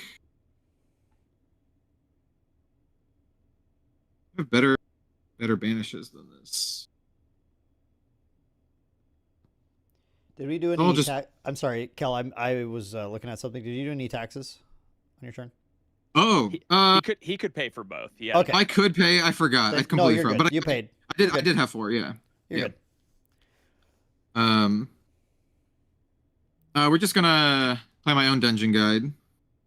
Ooh. So I think. Oh man, it's tricky. Which ones I want to actually banish here. You know, before I do that, I'm gonna remove 3 and draw a card. Remove 3 online counters, draw a card. Let's see if I get better banishes. Nope. I'll move. Oh man. No matter what, it's gonna be banishing something I like. Or whatever. I need to go to 3. So we'll go dungeon guide and we'll go 1, 2. Oh, they're all good. They're all good. 3. All right, and so I'm gonna roll for the one that I don't banish. So 1, 2, 3, 4, 5, 6. That's 5. So this is the last one. We don't banish this. Banish these 2. We got an Advent of the Stormcaller and this Genuflecting Execution, which I think is rad as hell in Pantheon. That was a lot of syllables. How's Historic? You just have 1 in your deck. So if you draw a dungeon guide, then you can play it, and if you don't, then you don't. Then I level up to my Rye level 3, which is great. So now I have +1 level for all of my arcane cards in banishment. I'm just going to denote that with a dice over here. So I have 2 over here in banishment. Then I think I would like the crowd's favor. I think I like the crowd's favor. So I'm going to go ahead and play Shared Fervor. Everyone can draw a card into your memory. Nice. I'm going to pay for that with this one. Draw into memory. And then I get the favor again. And then we'll send Dungeon Guide at something. There's nothing with 1 health out there. I'll just poke Terry for 1 since he hit me for 1. Yeah, that's fair. I think it's just an easy one. And then from there, do I just jam out my boon? Hey, I have Pendant 2 trading post. Don't count I'm just gonna jam out my boon. So here's my boon. This one's really sweet. This is one of the ultra rare boons. So it costs 3, class locked, level 2 locked, Greater Boon of Isis. So this is kind of a crazy one. Spell cards I own on the effect stack have, if this source would deal damage, it deals that much damage plus X, where X is my level divided by 3 rounded down. So all of my spells deal bonus damage equal to 1/3 of my level. So yeah, it's pretty sweet. This is like legit the most terrifying thing for Rye to show. Yeah, that Advent is going to hit like a truck. He banished it, but the ultimate gets it back. So we got to. Yes. There's some other really sweet ones. There's the one where you remove up to 9 enlightened counters on your champion, and then everyone else takes the number that you removed. So that's pretty sweet. That one's pretty cool. It's pretty good. So I'm like hands down now. So I'm just gonna pass, and then I'll get another enlightened counter from my boon of shoes. So I'm gonna go up to 5 total here. Hands down, And, you mean free debt counters next turn. That's right, baby. That's true. That is true. I'm all in. We hate taxes at this table. Yeah. All right. We'll go to me. Let's wake this up. And then I have 7 cards here now, thanks to the generosity of everyone at the table. So let's go up to level 2, Tristan. Give these a shuffle and roll a d8 twice. And we'll do a reroll on 8. So we'll see a 2. And I'll just keep it and reroll if that hits a 2 as well. And a 7. Which will be overlapping visages and reclaim, so breathe easy, your things get to live. Going to Tristan 2, I do get the 2 draws here, so I can pay 1 set of the taxes finally. And I think Dan's board's looking a little sad. His Mordred's not quite as well equipped. He has a staff and a pendant, but he has no sword yet, so I'm feeling bad for him. So I think I'll not pay his taxes, and I'll pay the other taxes. And then I'll go for a recollect and draw. It's all good for me.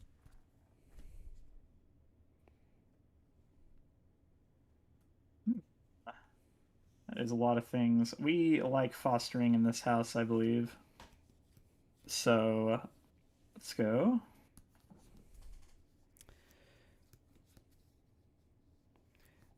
Trading post. Are you talking about the Greater Boon of Isis? That's the. That's probably the crazy card you're talking about. Yeah, I will put down a Young Peacekeeper, which is a 1/2 with floating that also has a foster that gives it a +1/+1. And then, do I like paying taxes? Got 3 cards down. We're in a good spot to level. I think I'm just going to swing some folks in. So, who's looking relatively healthy here? I have taken 1, but it costs 1 to attack me, just as a reminder. Costs 1. That's a deal breaker. The crowd just really likes Rye. They just really love him. Yeah, the crowd's going crazy. We can pay the 1. I'll go ahead and put the 4 into you because surely no one else will attack you with that crowd's favor. Oof. Yep. Go up to 5 damage. Take it. And let's go 1 to Terry as well with a Young Peacekeeper. And then I'm going to go to end of turn here. Go ahead and get another counter with Windwalker Boots up to 6, and I'll pass.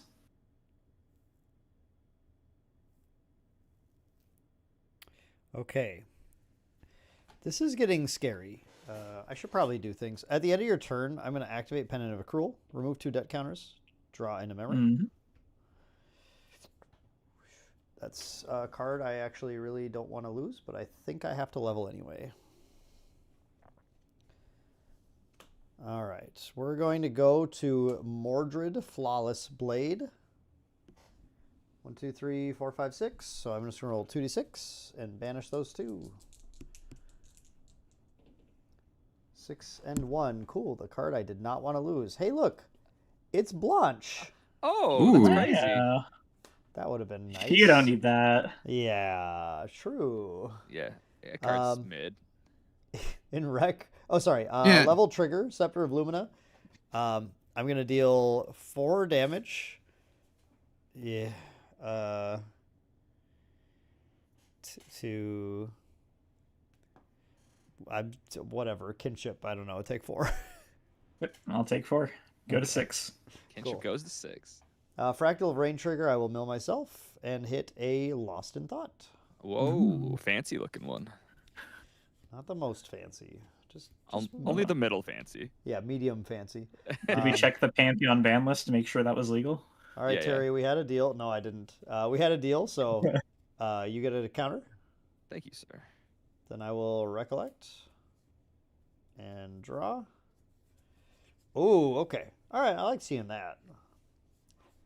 So I have a -2 to one of my to my first attack this turn. Too bad I don't have that. No, that sunset wouldn't have been great.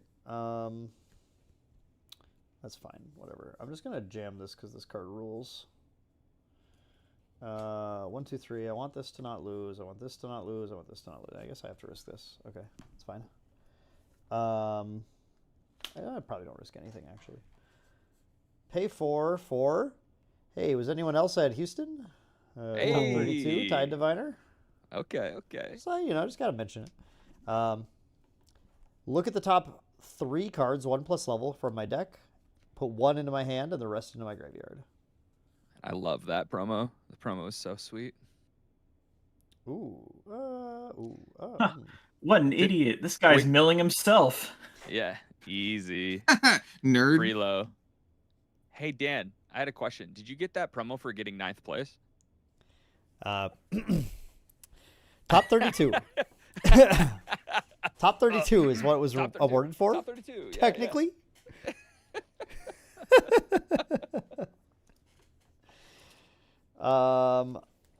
Man, I guess I really want to use this card, but like I don't know if I'm gonna get a chance to. I'm gonna take this and then I'm gonna mill Regulus Blitz and Find the Lost, which Yeah, are both you got attack it. cards, so they have float. That's crazy. Deal 1 damage to Veteran Peacekeeper. Whoa. To Young Peacekeeper? Young Peacekeeper. Sorry, yeah, not the veteran one, the young one. She had so much to live for. She still does. She's still alive, but She now will she's not foster. That's all. Then I will pay 2. I get a cheap attack, so I will use it. And I'm going to have Mordred leading charge. This is free if I have a unique warrior ally. Unfortunately, I don't. 4 damage. Going to come in at... all right, Kinship. I don't know, man. I'm not. No. I think I'm gonna let it, dude. I'm just gonna let it chill. Like we're gonna be chill here. I'm gonna put 4 more damage on Kel just to make sure he's not like too healthy. Because I'm afraid. What What do you Yeah, mean? I'm at 9 now. Yeah, Yeah, did you pay the that's fine. I thought 5 was too healthy, but 9 I think is less too healthy. why are Did we you- bullying the blue player? He's not doing anything. True. And Did you pay then the I 1? will pass the turn. Over to me. I'm just gonna say, in my experience playing a lot of Commander, it's the guy with the jank deck who's doing nothing the whole game who ends up winning. Because Hey, everyone's I like, stopped- he's not doing anything. I And then he's stopped just him like, from fostering. then the music starts playing. It's like, dun, dun, dun, dun, dun, dun, dun, dun, and he just wins. Yeah. I'm just a funny guy. I'm just a chill guy. I'm gonna bring out Memento Mori. Oh, let's go. That card is sick. Yeah, it is definitely a favorite of mine. I'm gonna go ahead and play an Umbrasite. I will draw a card, and then I will take 2 damage. And I will put this down This here. guy's So draw a hurting card. himself. This is gonna be easy. What a It's fool. easy, man. I'll pop my Spirit Shard to draw a card. Huh? Oh, dude. Sorry. That's a really cool card, but it makes me minus too many cards to play it. I'm sorry. I will I will move to Recollect. Cool Solomon, buddy. Yeah, dude, stop. Oh. Okay. Eli, was it Houston or Nats? I'm just trying to. I think I got you at Nats. I don't remember if we played in Houston though.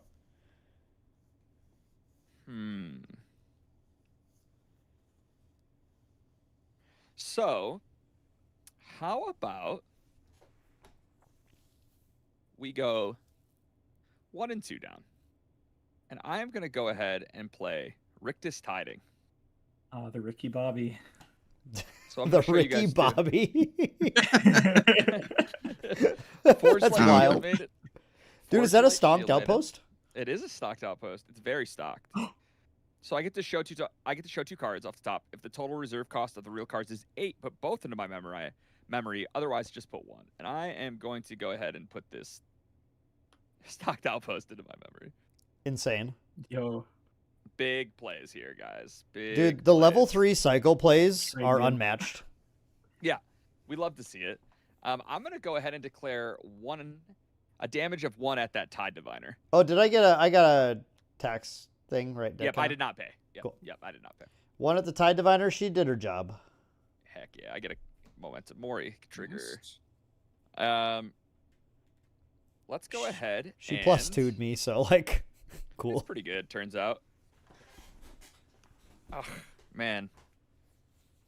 There's just like not that much for me to do right this second. I guess we're just gonna play a Ryle of the Abyss. Don't forget That's pretty good. to check the Pantheon specific ban list before entering the fray. I did it. Draw a card, and then I will discard a Artificer's Opus. Wait, I have to That's discard Spectre cards. I not can't get a- rid of that. What the? Don't worry about that, guys. Don't worry about that. Bro, the level 3 cycle plays are unmatched. Dude, that's all we've got. Let's go ahead and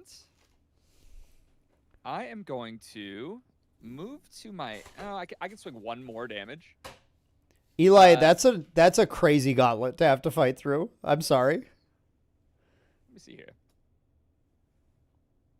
Yeah, we'll swing 1 damage at Dan the Man. Hell yeah. Love Take it. him up to 5. And then I am just going to move to my end, and I will make Carter Synthetic Reaper a Omen, and I will shoot... Oh, I should have killed something else. I'll shoot your... You know what? I'm going to help you out, Kinship. I'm going to kill your Peacekeeper. What the? Have Give a me little that float. memory, baby. Have a little float, man. Love that. It was more fun just to stop it from fostering and leave it on board, though. That is true. That is true. Well, now it's really not fostered. After that, it's all you, Cal. All right. I've been really debating what. There's one card in my hand I really don't want to get banished. The rest are like good, but like whatever. Oh man. So I'm really debating on what I want to level up or what I want to materialize here. I probably just risk it, but man. Kel, I There's did something- not pay 1 for your crowd's favor. I'm going to do that. Sorry. Yeah. Okay. Cool. I'll just actually I'll exhaust Fractal Rain. Or rest Fractal Rain. Okay. So I'm going to get this Thomas Sorcery and pray that I don't banish the thing that I don't want to banish here.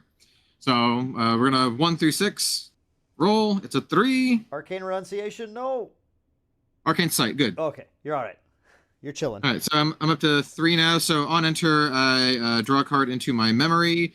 Go to Recollection. You guys can both have your taxation with that representation.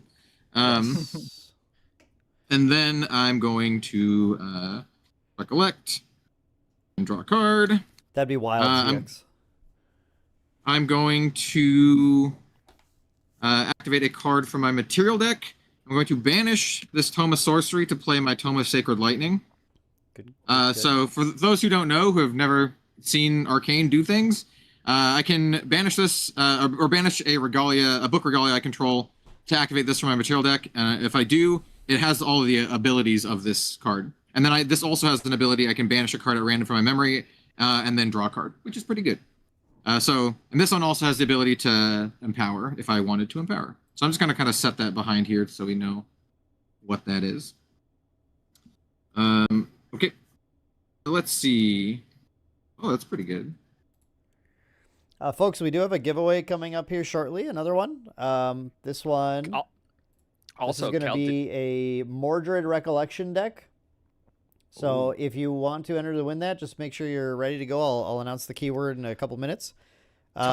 And again, as a reminder, if you're subscribed, you have double odds of being picked. It's free to subscribe. Just go ahead and pop down there, hit that sub button, and we'll, you'll hopefully be able to get a free Mordred Rico deck, which includes 2 packs of RDO. Nice. Kel, Yeah. Tome of Sorcery draws 1 in memory on enter, correct? Yeah, I did that. Did you do it with your new tome, though? Oh, also I did get not. Because it also Does it- draws 1. Oh, okay, cool. I didn't think it would count. Okay, sweet. I'll take it. It like copies it, yeah, so you get to do it. It's pretty cool. The Tome of Sorcery is a little bit after my time playing Rye. I played with the old tome that you had to banish to draw. Oh, This one's fair. better. The +1 level. Banish to draw. Okay, well, extra card in hand is pretty nice. Yep. Cool. Well, I have a judge timing question. When I play a mage spell that requires me to remove enlightened counters. Do I get the enlightened counters from Rye level 2's effect before I can trigger the effect to remove enlightened counters? Is the enlightenment counters part of cost? Does it say in addition to? I figured you would ask that. It does not. It's part of the spell effect. Then you're good. Cool. Then that'll resolve first. All right, I think I'm just gonna do it now. Then I'm kind of getting a little beat on. I just want to deal a bunch of damage before I inevitably die. So I'm gonna play this really nice little card. It's just a cheeky little thing. Fulminating Storm. It's a new card from RDO. I can remove up to 9 enlightened counters from my champion, and then deal X damage to each champion I don't control, where X is the number of enlightened counters removed this way. And then also for every 3 enlightened counters I remove, I get a draw card. So we're going to trigger it so that I get the enlightened counter from playing a mage spell first. Yes. And then I will remove all 6. I will respond before you move anything. Okay. So the counter's good. You're up to 6. I am just going to put 2 cards down. And I'm going to flash in a Blanche. Okay. Okay. So we're gonna go around. We're gonna have a effect stack here. So, you play Blanche and pass priority, right? So it goes back to me. Yep. Back over to you. I'm going to kill Blanche with a freezing hail. Ooh, that's Advent does not make reflexive triggers. No, it does not. So here, I paid 3 for the Fulminating Storm, and I need to pay 2 more for Freezing Hail. So yeah, 2 to deal 2 damage to Blanche. Blanche is dead. Well, right, anyone else have any responses? I get a trigger on my Lori. You have one card in hand, right, Cal? I have 1 card in hand now. Boy, I sure wish that I didn't have to pay 1 for your crowd's favor last turn. I have no response. Darn. So I will remove all 6 of my counters. Everyone will take more than 6 because my level is actually 6. So everyone's going to take, what is that? A third of 6 is just 2. So everyone will take 8. 8. And then I'll draw 2 cards. Alrighty. 2.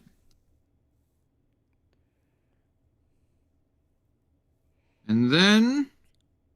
All right, folks, if you want to enter the giveaway, you have to type RAI in chat. R-A-I. RAI. R-A-I.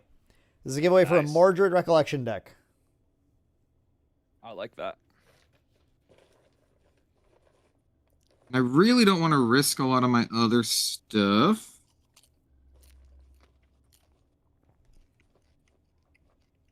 I'm going to do this now or later.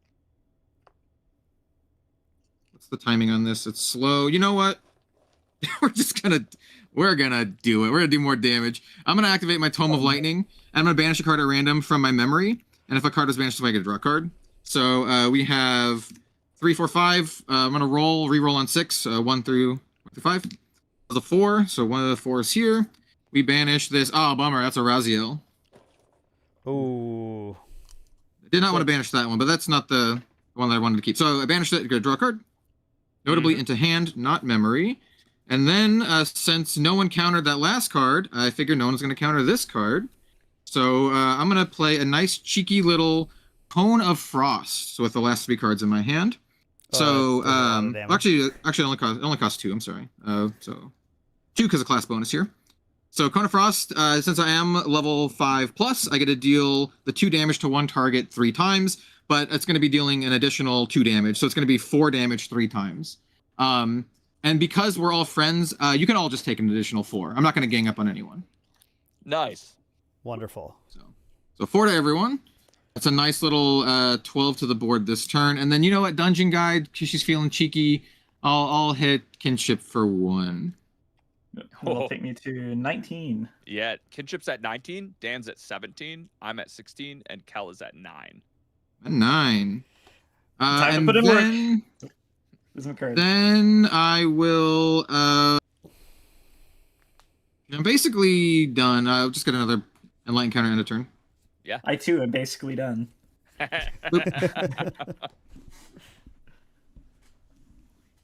All right. So there you go, everyone. I did some Rye stuff. So if I get absolutely pummeled by everyone's big swords and stuff, then you know I did a thing. I did a thing before I died. Respect. Mad respect.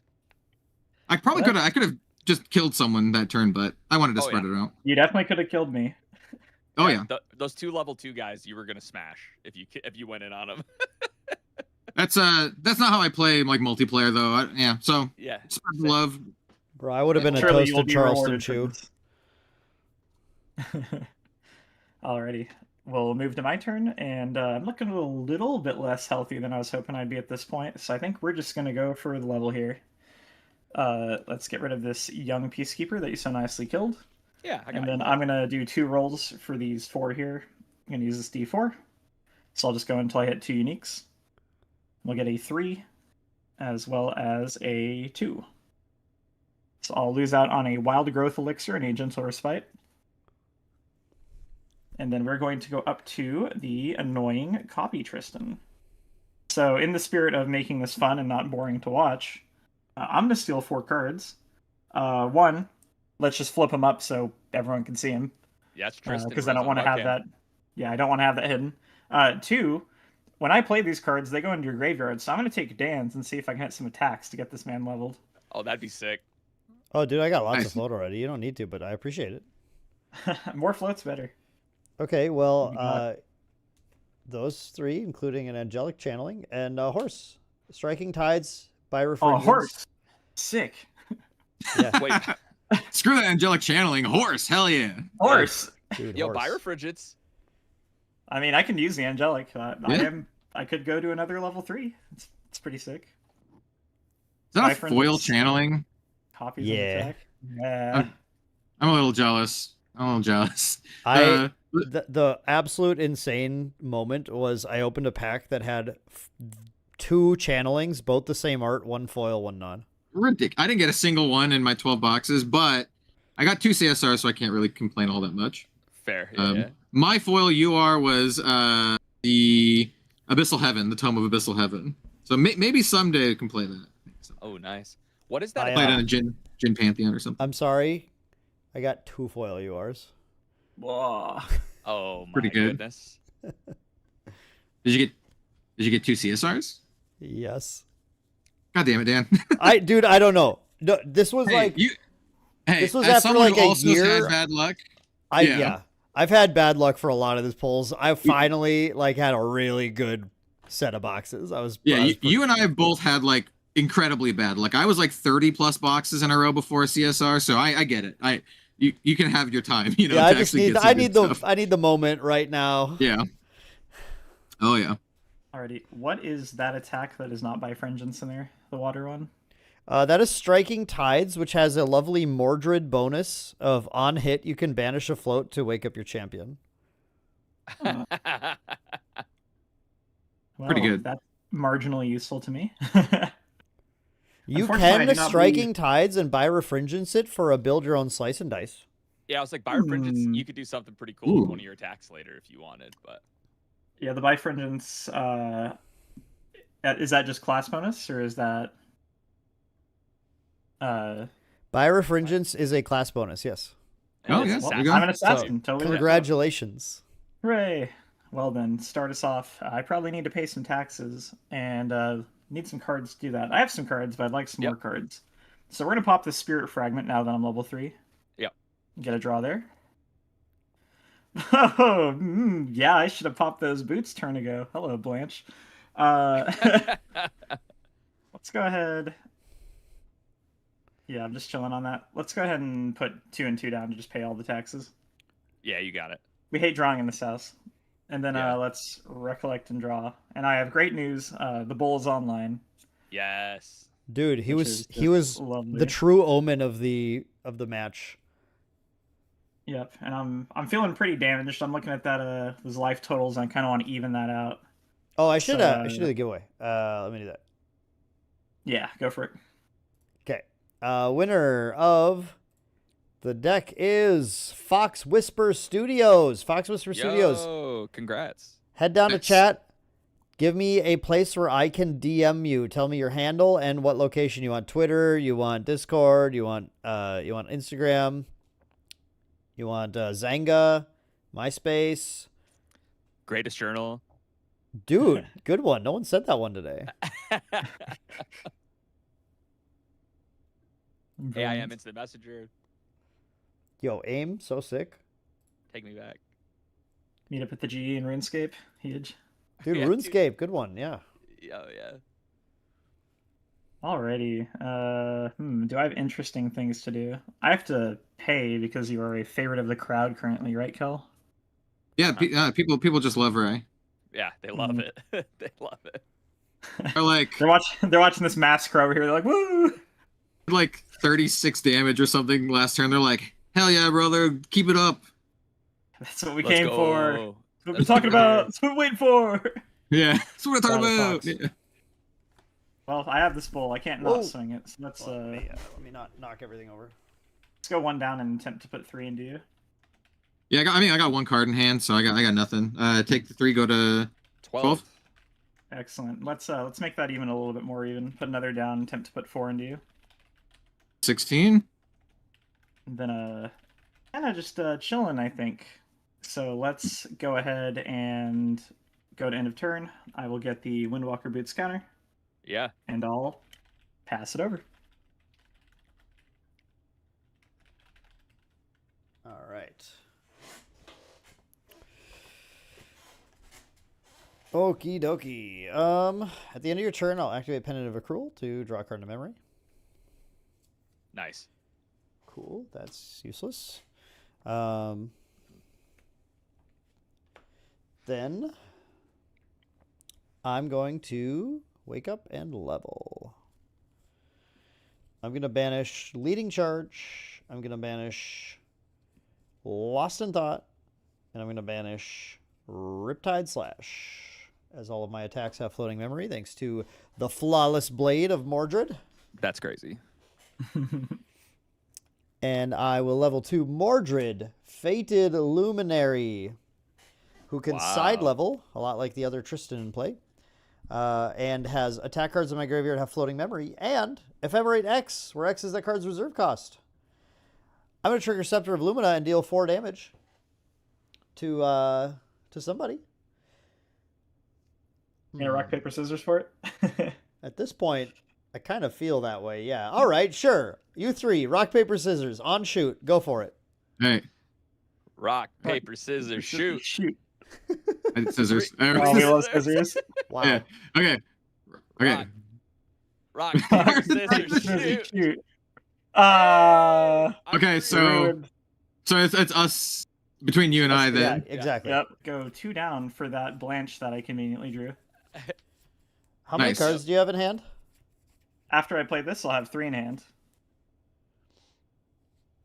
And just one more Blanche to get through. Dan had to banish his. I killed your Blanche. Now I have to get rid of this Blanche. Okay, that's fine. Just Yeah, that's true. three Blanches. Excellent. Yeah, dude, that's crazy, actually. Couldn't have went better. Okay, cool. I will then... Let's see, my first attack's going to cost 2 less. Mill myself with the Fractal of Rain. The Scepter's mill- damage is not unpreventable, right? No, it's not. Correct. I hope not. Otherwise, I'm going to feel Okay. really dumb. I will mill Artist, Floodborn Deacon. Then I will Recollect. Yeah, not paying the 2 for Terry. You're fine. Thanks, brother. Recollect. You guys are gonna draw so many cards from those stupid things. Draw. Yeah, I hope no judges came in when we were playing rock, paper, scissors. You're actually all banned now. Yeah, I got it. Yeah! And I can play more That's fine. Pantheon. Yeah, okay. If I'm at an event, I'm either gonna be shoutcasting or playing Pantheon anyway. So True. that's Steak that's 2 where I'm at. juicy, lobster 2 buttery situation. Yeah.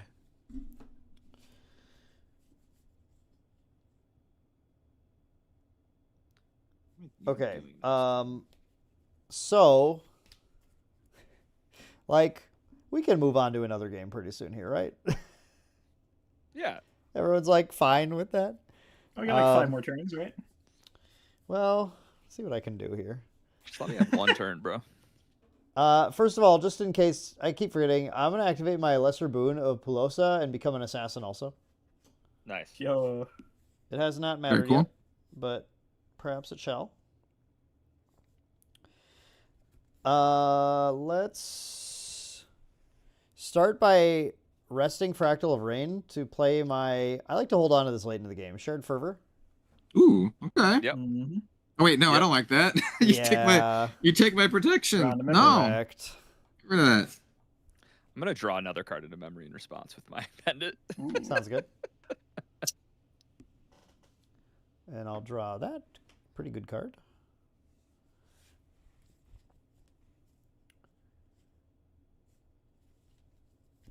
So I think what I want to do now is, so Kinship has a Blanche. Yep. Yep. And has 6 health. 6 health.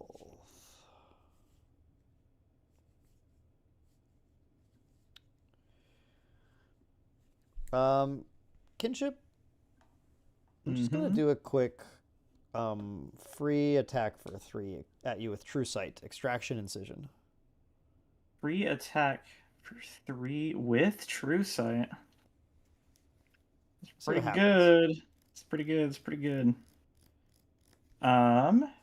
Just 3 though. I'm still Just 3. alive. That's all. Just 3. It's not a big deal. Just 3. You know what? I'm gonna pop my Windwalker boots. Maybe I just want to take a little look-see. Take a look in a book. All right. What are we reading? Rainbow. Reading Rainbow. Hey, that's pretty good. Yeah, I can take 3. That's a pretty normal amount to take. Pretty That's normal, 22. right? Yeah.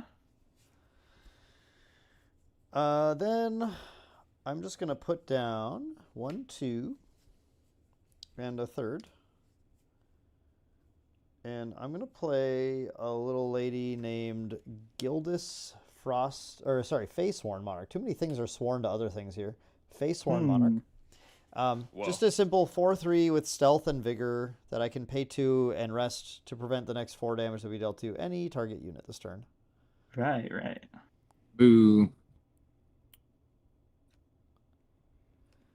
That 4 damage is we're just gonna like heat things up a little bit, and I'm gonna send that over at CL. Takes me up to 20. Get him to 20. Yeah, I mean this guy's got a he's got a little bit of a health buffer right now. Who's on Serene? Someone's on Serene. I am. Okay, Kel's on Serene. Yeah, that's also good to remember. Yep. Got, I will then. Really sick. Yeah. She's very pretty. Very It's pretty. really nice. I'll end my turn and Vigor will trigger. That's pretty cool. Okay. Well, how many cards you got in hand, Dan? I have 4. Okay. How about you, Kinship? I have 4 cards in hand. Okay. Let's go ahead.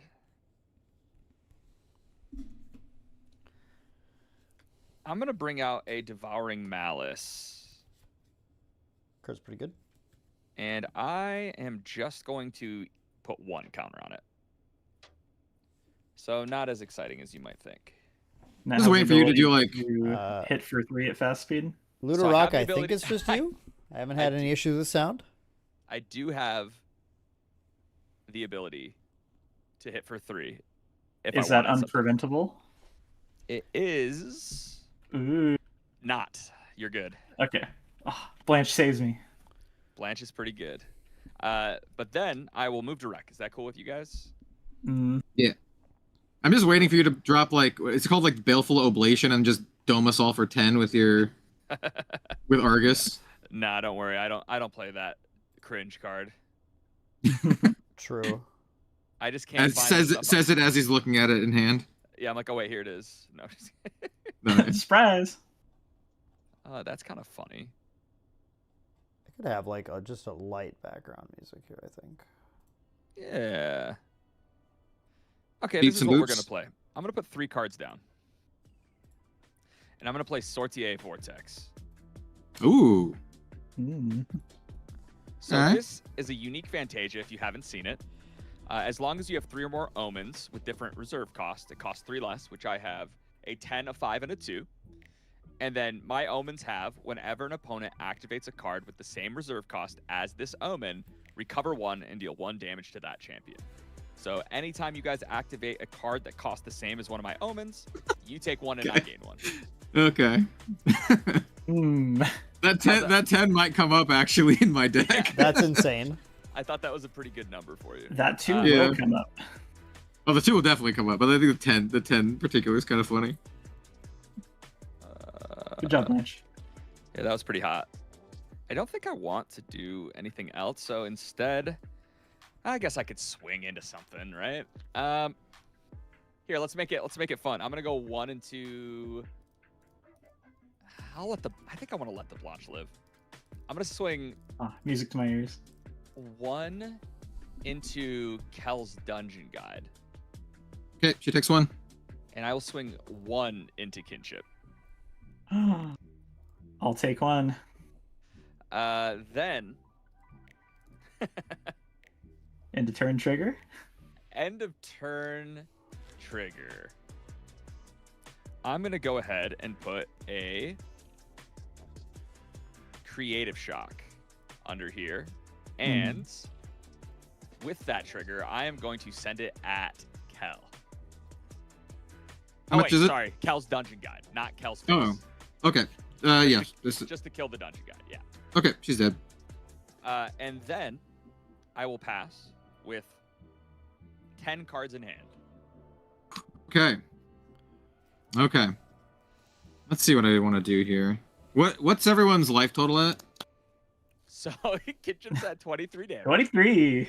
Okay. Dan is at 17 damage. With I'm at 23, but you have 20. a Blanche. I'm at And you- 20. Okay. And you're at 16. I'm Yeah, Umbra. yeah, I'm so- basically full health. It's fine. So I gotta get rid of Blanche to get through to you, and then you have at least 10 health, but you have a grip of cards. I do have a grip of cards. I'm just gonna get my Kickstarter foil Endura. Insane. so Let's we go. have Endura. If you don't know what this does, and I don't blame you for not knowing what this does, I can remove an enlighten counter from my champion and shoot something for 1, but I can only do it at slow speed. All right, so I'm gonna go ahead and recollect, and then draw. Let's see what I can do. I mean, honestly, I can't do a ton. I can just kind of like protect myself, which is probably what I need to do at this point. I'm gonna play. But protecting yourself will cost 1 more. It's a trap. Oh, by the way, I didn't pay the thing, so you both can get your counters on your things. I didn't have enough cards to do that. Nice. I'm gonna play this Safeguard Paladin because I'm at the point where I'm fearing for my life. That's a good card. That is like one of my favorite cards in Pantheon. It's like a staple in any deck I play allies with. Literally all 3 of the decks that I built have this in it. So Yeah, I love like, it. yep, it's got to go in there. And then, what's the chance that Dan just goes absolute bonkers with his dude next turn?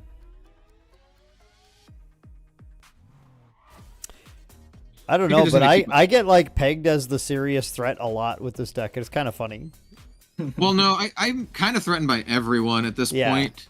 That's fair. So it's just like, I have something that can specifically lock you down, Dan, but not Oh, by the anyone way, else. I was like zoned out. When you play the Safeguard Paragon, you take 1 and I heal 1. Oh, because it's 3. Yeah, that's Yeah, true. 'cause it's Yep, 3, I go yeah. to I go to 17. Yep, and I go to 19. Oh, Terry, and I assume you didn't pay my tax. I was also zoned out. Of course, of course. I'm a man of my word. Yo, Eli, he's got a lot of life, dude. It's crazy. And now he's got the vortex. Be nice. That 3 is actually just really annoying too. I love when Now, you get like- multiples of the same one, and then it's like, oh, if you play a 3 cost, it hits you for 3, and I gain 3. Is the wording, does it deal damage or does it cause like loss of life? What is it specifically? It's damage. It deals 1 Okay. damage. Okay. It doesn't target, but it does 1 damage though. Importantly, it can be prevented. So Does Blanche really gonna the save you? damage Correct. does the damage happen before the spell resolves or after the spell resolves? Like so what will happen is when you activate it, it will go. My vortex will go on the stack. So you'll That's get what a I chance to figured. respond, yeah. But yours will, like, the damage trigger will resolve before my spell resolves. So if I had 1 health Yeah. remaining and I played a thing, I would die before the spell would resolve. Correct. Cool. Okay. I'm just want to make sure. Yep. With life being kind of like this tight, you know, Oh, for sure. it might be relevant. I think from here, then I'm probably just going to. I guess I'll attack with my safeguard. I'll poke Terry for 1 since you have the biggest life buffer, I will take 1. and I don't want to use my endure. I think I just want more light encounter, so I'm just gonna pass and go up to 2. And yeah, go ahead. Alrighty. Pass with 5 in hand. Go to my turn. Now, I think I'm going to attempt to grab out a Tristan Shadow Dancer. Going Good to one. Tristan. Whoa. You'll lose 3 of these bad boys. So we have 5 here. Gonna do the first roll on a d6, reroll on 6, and then we'll move to smaller die. So we'll see. Reroll. 4. And let's go to the d4 for 2. And then I'll just do 1, 2, 3, 4, 5, 6 on a d6 for 5. And that will be Seasoned Shieldmaster, very sad. He would be excellent Aw, man. with Ducks, and that never got that second. Oof. Poised Rearguard and an Imperious Scalebind. On level up to Tristan Shadow Dancer, any response? Did you want to angelic channeling in response so that you can stack your deck? That depends. How many cards do people have? 1, 2, in their 3, hand 4, right now? 5, 6, 7, 8. I have 10. 5. I have 4. That's a lot of cards in hand. Nah, stacking the deck is lame and I hate it, so we're just not gonna do that. But I want the float. I won't respond. True. I'll respectfully decline that trigger. Unfortunate. All right, on level up, I do get the draw 2 from the previous Wait. Let me offer you one more thing. Mm-hmm. If anyone tries to kill you, I'll use Gildas to prevent 4. Oh! Okay, well, now you're speaking my language. The best way I could do this. The problem is all the advanced element cards in my hand are sick. Well, So you get putting to them draw back on 2 of top. them right away is the thing.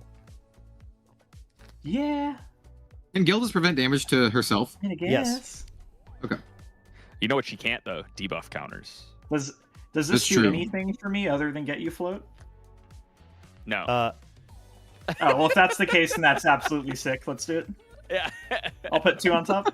Okay, so And you're use it. paying 2 for channeling? Yeah, of course. 'Kay. We're all friends here. Nice. All right, and then the Tristan. Did you cycle effect. first?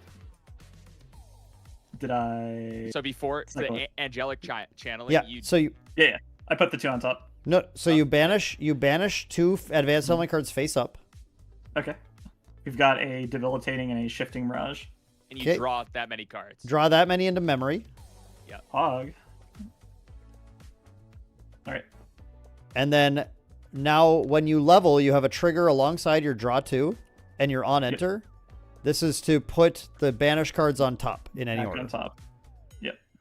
It's so And then- good, man. And So then you'll good. draw 'em. I'm about to get him back. This is great. Yep. See, you're see, So I'll go off and I'll draw these. Yep. So this did crazy things. it actually Yeah, was it's- pretty insane. Super great. That was crazy. Well, It actually wasn't that insane, but it no, was it cool. wasn't actually insane at all, I think. But it got Dan afloat. That's But it got pretty me sick. afloat. So, it was chill. And he's totally not a liar and he's a man of his word here, right? Yeah. Excellent, excellent. I'm going to get my 2 Ominous Shadows as well, because I'd be very sad if those weren't out. And a prep counter. And a prep counter, yeah, going to 8. Dude, look at these paper proxy ominous shadows. Yeah, we're big fans of proxies around here. We can't afford cards. Dan hasn't paid me enough, so here we are. True. true. But he is going to Correct. pay dividends here because I'm going to attempt to put 2 down to Abnegation. Okay then. How many cards do you have in your hand? I have 1 singular card. I think it's cool. You know what? I don't care that you heal. Go for it. You have a rebellious Yeah. bull, dude. Like, We're going to We're gonna heal 8 here. What cost is abnegation? That is a 2, so you will heal the 1, and I will blanch stop the other damage. Nice. Yeah, that's all I got. Oh, actually, the channeling did the same. We're good. Oh, true. Yes. See, and I healed you too. I'm so nice, man. This is You're the man. What a great guy. Because of those two, I will let this resolve. Hell yeah. All right. we'll get that abnegation, and then taxes are lame, so I'm not gonna pay him. Nice. So enjoy that as well. And then let's do a little recollect and draw.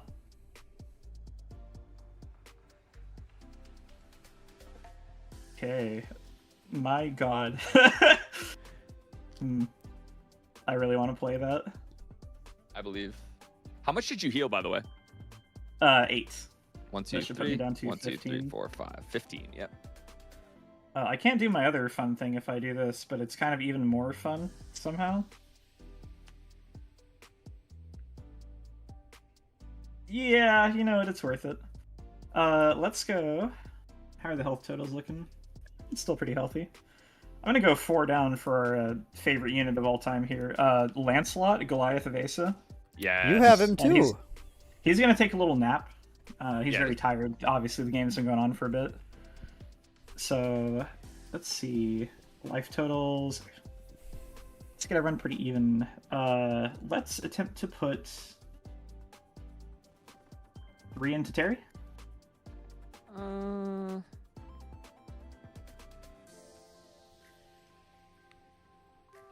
I think that's fine. I'll go to 21. Yep, and then I'll put 4 into Dan. Pay the 1. Yep. Does he have crowd's favor? Yeah, Dan does. Oh, sorry. It's Never off, mind. it's off Oh. screen right now. Never mind. I want to keep these cards in my hand for no particular reason, so I'll put I that knew in it. Kel. It's going at The Kel ultimate, instead. the ultimate deterrent. Yeah, paying 1. Oh, so you're attacking me instead? Yeah. How much is it? 4. That'll It be would for take, 4. It would take you to 21. You are level 3, right? Yeah. Yeah, cool. Yeah, I guess so. Yeah, I go to 21. Alrighty. And then I will just go ahead and pass it to Brutal. there. I'm gonna die from Terry's thing. I I have 4 damage left. Yeah, thing's gonna kill me. believe. It's alright, you got that, Serene. Dan can prevent 4 on It's you. true. You just gotta ask him about it.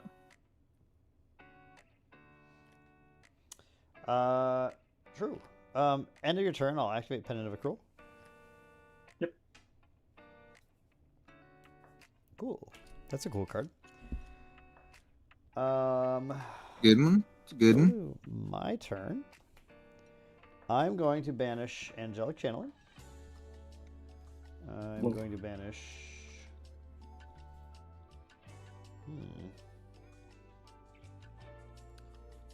Find the Lost, an Extraction Incision. To level to Mordred Aurelian Regent.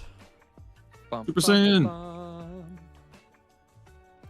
On level, I will start with the draw 2. I'll do that first.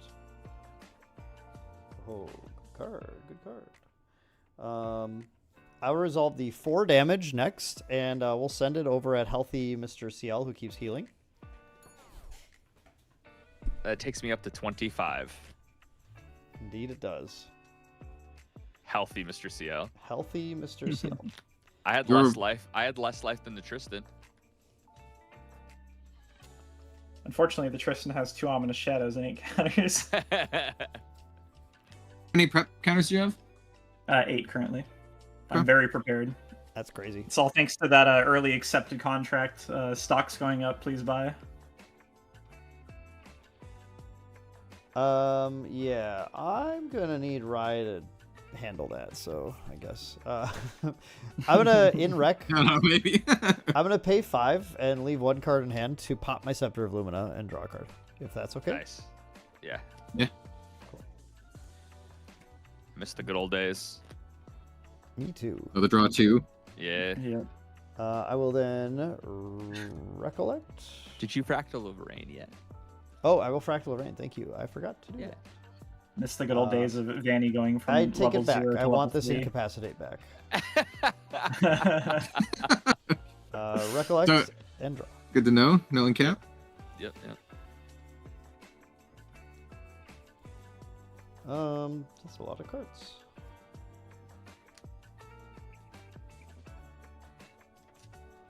So my next attack this turn has +3 and has on hit recover 3. Pretty cool. It is pretty cool.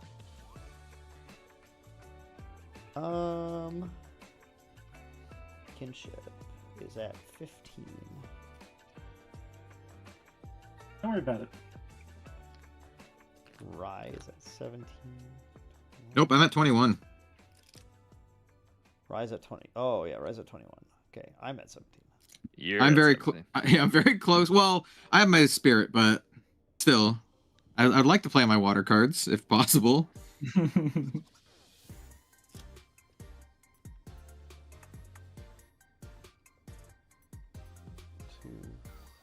4. That's 1.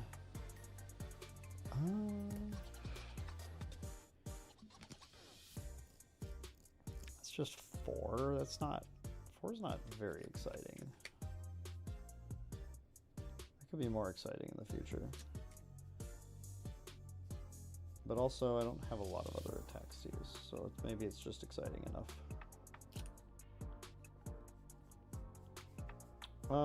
It doesn't do anything to shadows though. Kind of sucks. Need a cleave, bro. Well, that's what I have, but it doesn't do enough damage. Less than 7, he says. Yeah. Well, you can't clean my poor Lancelot. He's innocent.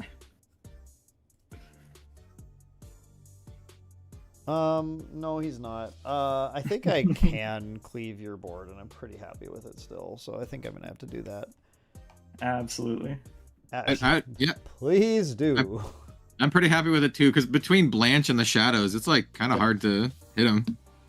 Yeah, it's additionally good because you're not targeting me with the cleave, right? So I can't redirect. Correct. Yeah, that's correct. the whole Get some real idea damage there. down. So y'all remember this powerhouse from FTC? When I Whoa! Oh Look. man. Whoa, how much does that cost? It costs 4 because I leveled this turn. Yeah. How much would it normally cost? 6. Yeah, I just wanted people to hear that. We're Yeah. Oh, It's a 1 damage cleave for it's 6. so bad. It's so bad. All right. It's. We're gonna do some trivia. Wait, but here. Dan, it has floating memory. It does. Okay, bit of trivia here. There are 4 sweeps in the game right now. Can you name them all? Yeah. Well, there's Flame, there's Tidal, which you just played. Uh-huh. Hurricane. There's the Hurricane. And then Uh-huh. the Neos cleave. With sweep in the name. Oh, it has to have sweep in the name. Yeah, that's Blade of Creation or something. Yeah. Bill Chimney Sweep. Oh, dude. Yep, Bill true. Chimney Sweep.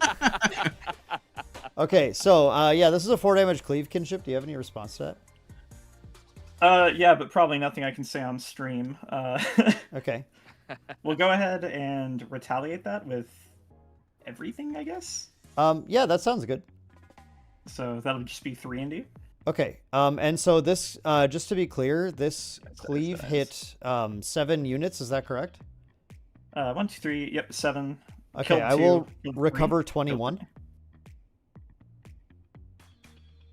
Okay. That's pretty good. Okay. Yeah, Lancelot will live on 1 somehow. Oh. Yeah, because on hit, right? So on hit, recover 3.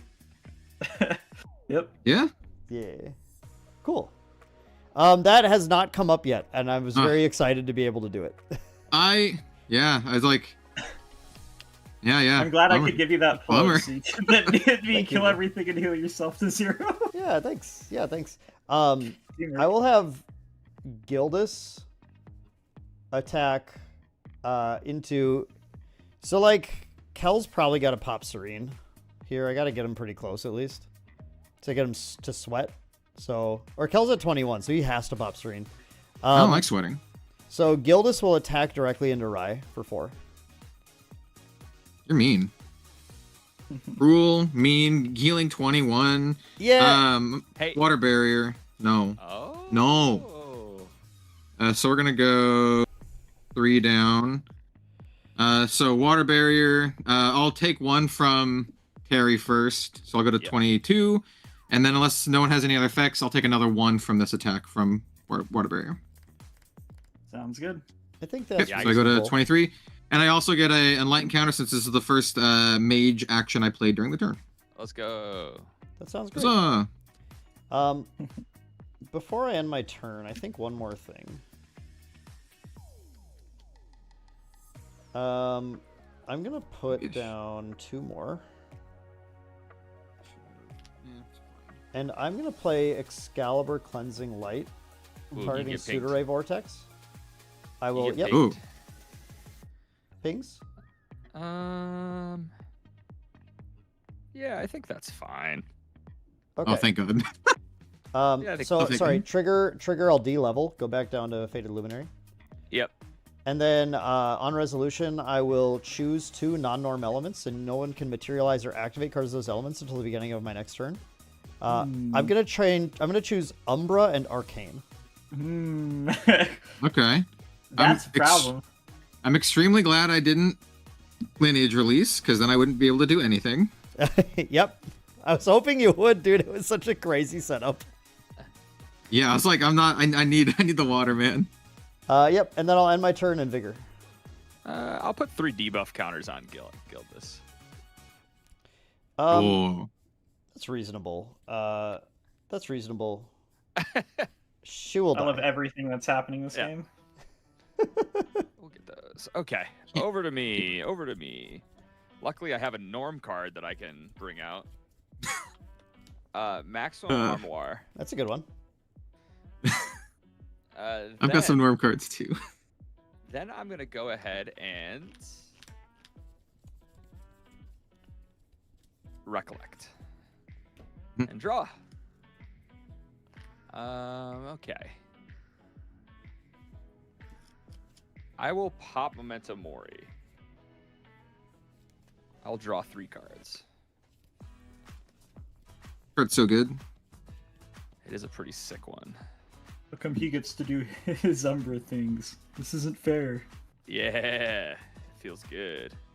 Do I have any way to discard? Not currently. Let's go 1, 2, and 3. I'm gonna play a turbocharge. Get rid of this power cell. Draw 2 cards. Ooh.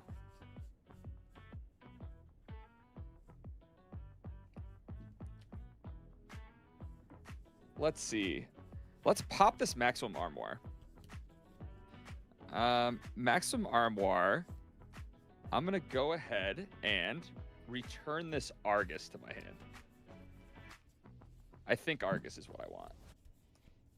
Could it be Crawl?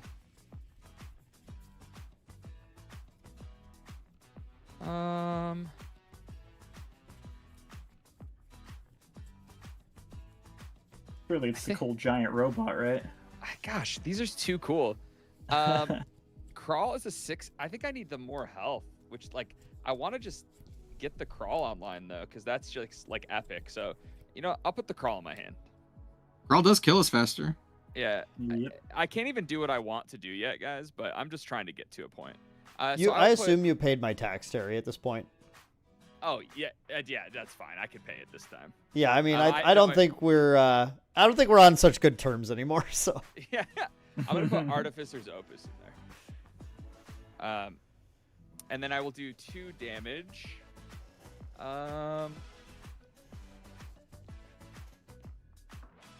Let me see here. You know what? I guess we just gotta start hitting Dan, don't we? But I have to pay the 1 to do that. you do.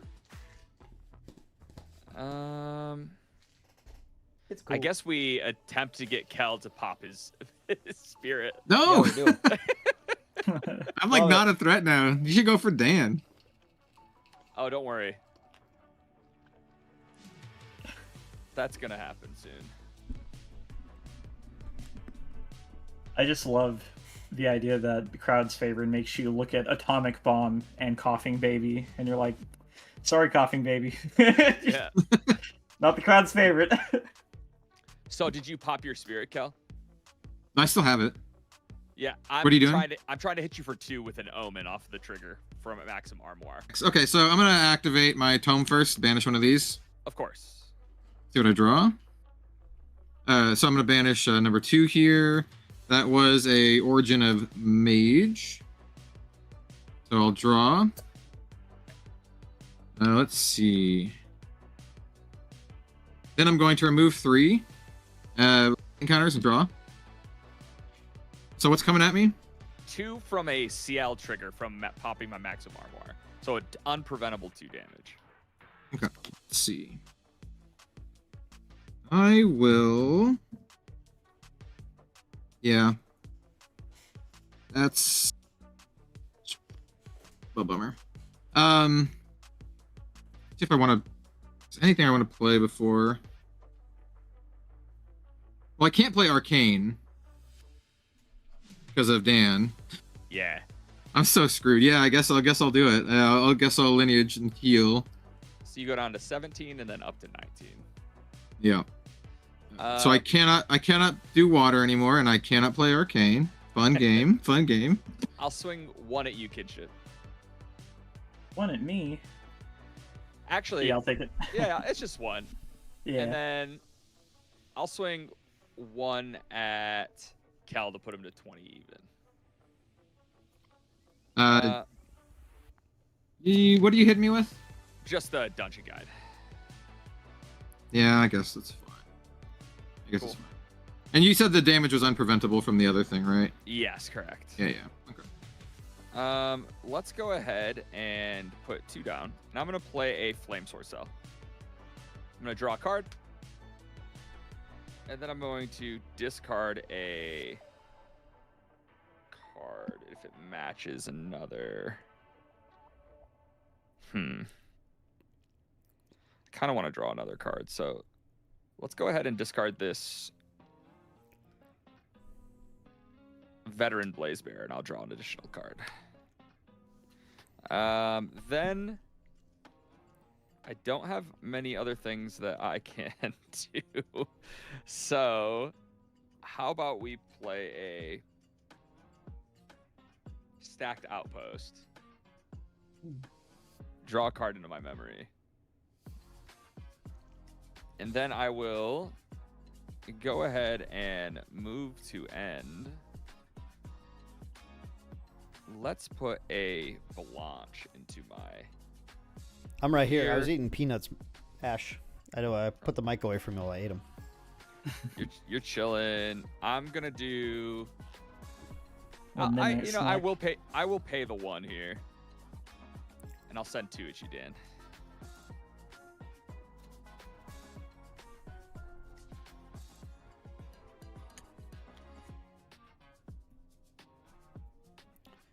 It's fine. Yep, you're good. Okay, perfect. He's eaten, so. Yeah, sorry. Then I will. Yeah, after that, we're all good. I do not Party blame on. you. I was gonna do something so much cooler, but Yeah. Excalibur is it's like just a negative fun card typically. Like it doesn't like give me a lot of joy. It's just like, well, I really don't want anyone to do anything too scary while I try and kill everyone. So I don't know. I guess just that's fair. please don't, if you don't mind. Turn over. Oh yeah. It's all you. Oh, okay. Dude, PB It's pretzels not gonna are be much. insane. They literally hit so diff. So I cannot materialize Arcane either. So I'm gonna get this old book that I talked about. This nice Yo. foil tome of knowledge. Kel's going off to that I- college. I got a lot of books. I got a little library here. He's gonna get some So knowledge. class bonus, I get a level and I can banish it to draw. I'm gonna recollect. Do you want to pay tax? Pay. Pay dance. Who do I dislike more? What You how many dislike me counters have more. you guys on? I made you unable to play arcane cards. You don't want me to have this. Yeah, but he made me unable to play water cards for the rest of the game. true, dude. Yeah, true. What's the question?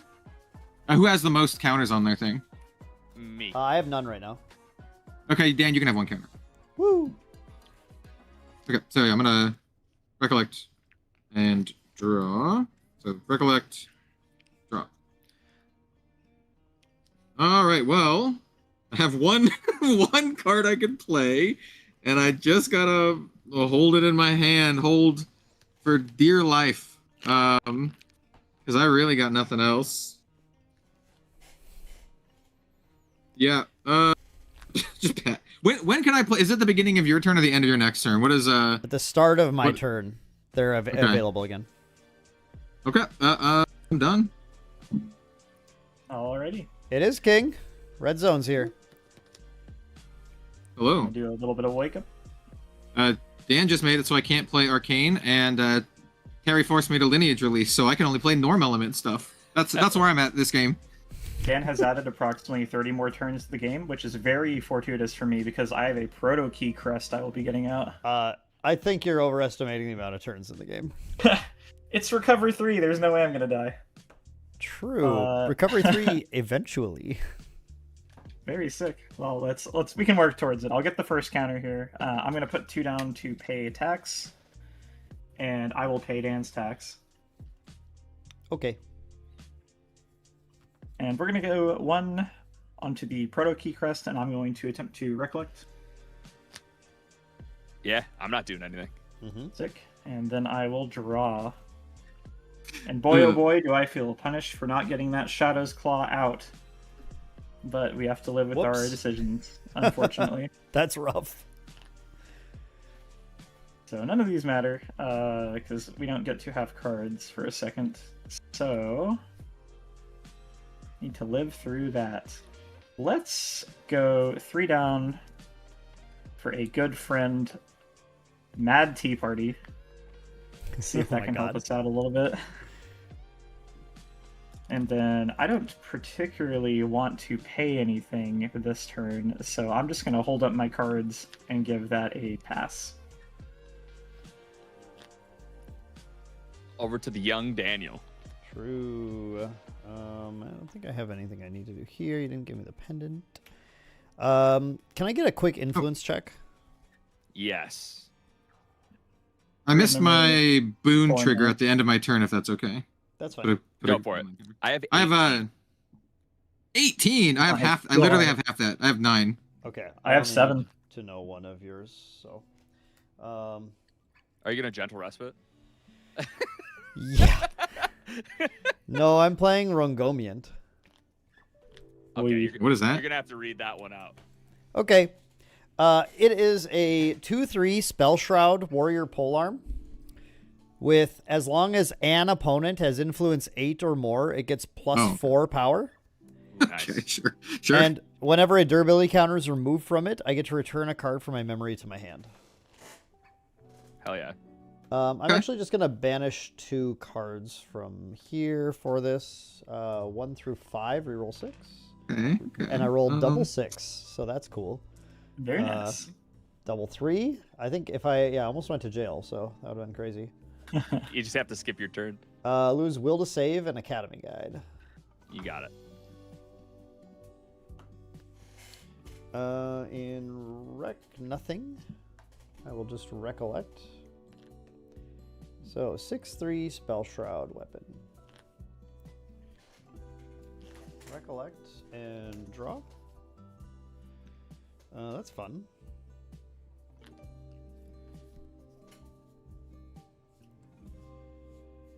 I'm going to. I missed my Fractal Rain. That's fine. Whatever. It happens. I'm going to put down 2. Actually, I kind of want this one. Yeah, that's fine. This guy sucks. Okay. Put down these 2. I'm going to play a Banner Knight. Nice. Ooh, it's a good one. Had to show it I off to the will- camera. Yeah. I will heal 1 if that gets to enter due to Mad Tea Party. You may heal one, Kinship. Yeah. Let's go. Nice. Quick Q. Kinship. Let me do this math here. Your life is currently at 18. Yep, it should be. Great.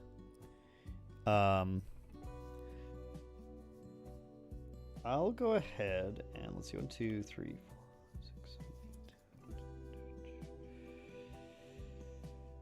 7, 8.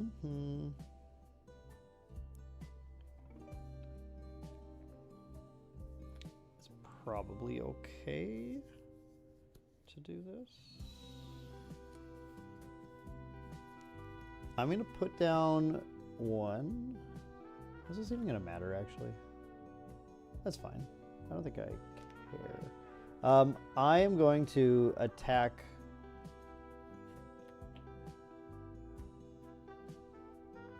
This is lethal at any of you. Who do I want to, like, picnic the most right now? Kinship has just rooms the- prep counters. Yeah. But it kills a shadow, so I kind of like that. But also Rye might just kill him, or actually you're all mad at me, so Rye's not going to kill him. He's going to kill me. Well, But I'm less worried about Rye. I'm a little more worried. No, Kinship's got no influence. Dude, Terry, it's you. You're the biggest threat. I'm sorry. I'm Sorry, going how much to... you sending my way? I'm going... What's that? How much you sending my way? I am going to pay 1 then, and I'm going to send at you a drowned cut for 9. Okay, okay. Using Rungomiant. How do you feel about 1, 2, Doing good, Creed. How you doing? 3? Oh, see you, King. Sorry, I missed that. My bad. Have a good night, King. I'm gonna attempt to crystallize destiny. Destiny? Cards in hand? 5. Okay. I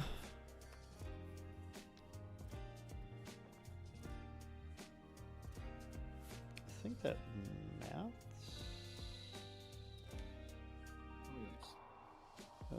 No, it doesn't quite math, but it's pretty close, and I can do that. So that's maybe close enough to be able to. Yeah, we gotta do some stuff here. So.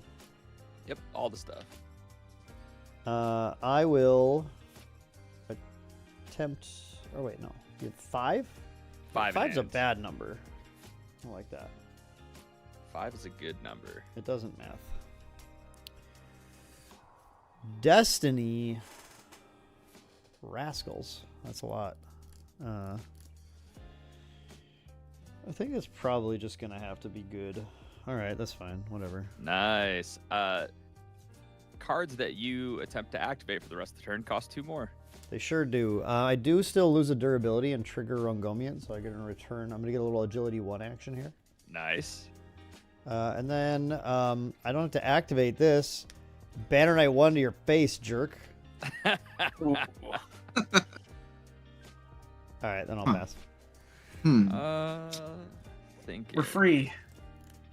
But you're free already. Is it only until your recollection? It's until the start of my turn. Oh, huge. In your end. Oh, cool. In your end, I am going to play. How many cards you got in hand, Dan? 7.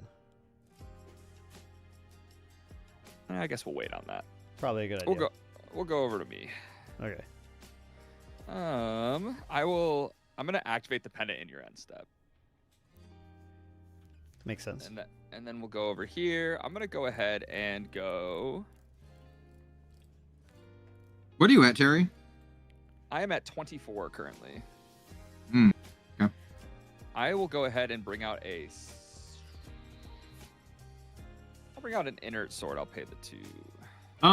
Before your I might have something during your reco. Yeah, that's fine. Or during materialize, right? Yeah. So I'll pay the 2 additional.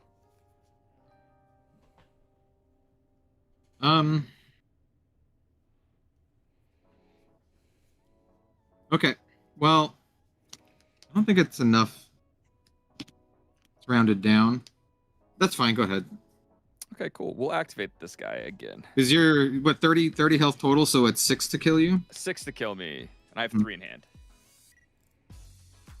Yeah. So the Boon of Isis, it's rounded down. So I'm currently only doing bonus 2. I need to do. Okay. Yeah. That's fine. Good. Cool. I'll move to Rec. And I will draw. And boy, do I have some cards in my hand. A couple of them. Let's start having some fun, shall we? Oh yeah, already way ahead of you, buddy. All right, so I'll Well, play. I'll play Siphoning Fractal. That's Oh, cool. The fun has stopped. Oh, was okay. Okay, wait. Okay, in response to Siphoning Fractal. Sure. So that's whenever any ally dies, we lose health, you gain health, yeah? Correct. Yeah, I run that in my Tristan deck too. It's pretty nasty. It's a fun one. Got that as So well. yeah, it's good. Can anyone deal 1 damage to Terry? I can deal him 5. Not at At fast fast speed. speed, I cannot. Hmm. Okay. I also want to Can throw you- out that I have 17 cards in hand. Yeah.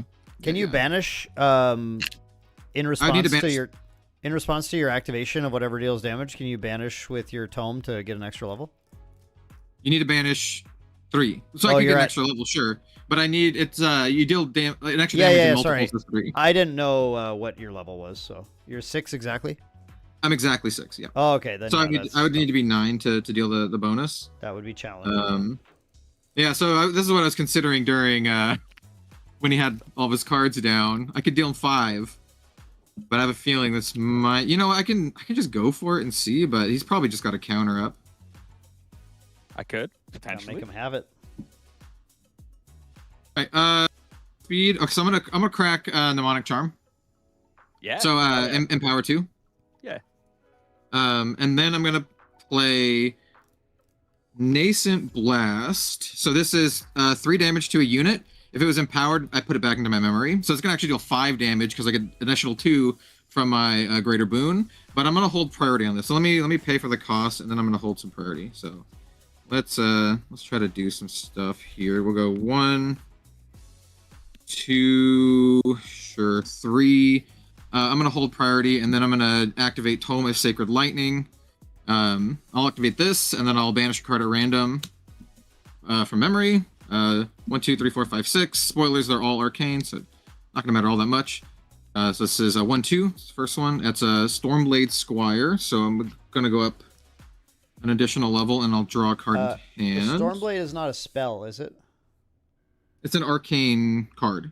Yep, but Rai Oh, that's true. He cares about spells. Yeah, spells, yeah. yeah. You're right. As much as I want you Yeah. to have the level. Actually, the level won't matter. Okay. Like I said, it needs to be in multiples of 3.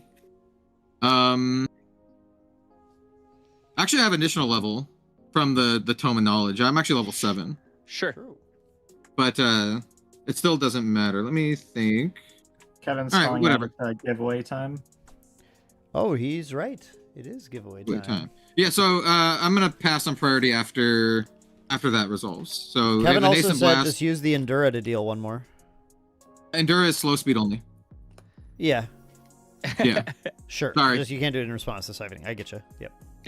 So how So much? Nascent Yeah, Blast. it's Stark. It's coming in for a total of 5. So 3 plus a third of my level, a third of my level, which is 2. So 5 total. Okay, let's see here. Yeah. So I'm currently level 7. So yeah, it's 2 rounded down as 2. Yeah. That's cool. I'll go to 29. Got him. Yep. Yeah, this is all I can do. I figured you're probably just gonna win this turn with that hand. So Oh, I don't think I can win, but I could definitely at least get into an okay spot. Okay. oh, and I get an enlighten counter for playing a mage spell. Oh, and also this doesn't go in my bin. It goes into my memory Oh, true. because it was So, empowered. Kinship, are we trying to do this together, man? Oh, of course. We're best buds. Okay, cool. That's what I was just curious. No. Oh no, Dan. Well, No, it's fine. It's fine. I don't have anything that exciting, guys. I'm gonna be honest with you. And a Kinship's gonna feel like we're not friends here in a second. So, but it's a lie.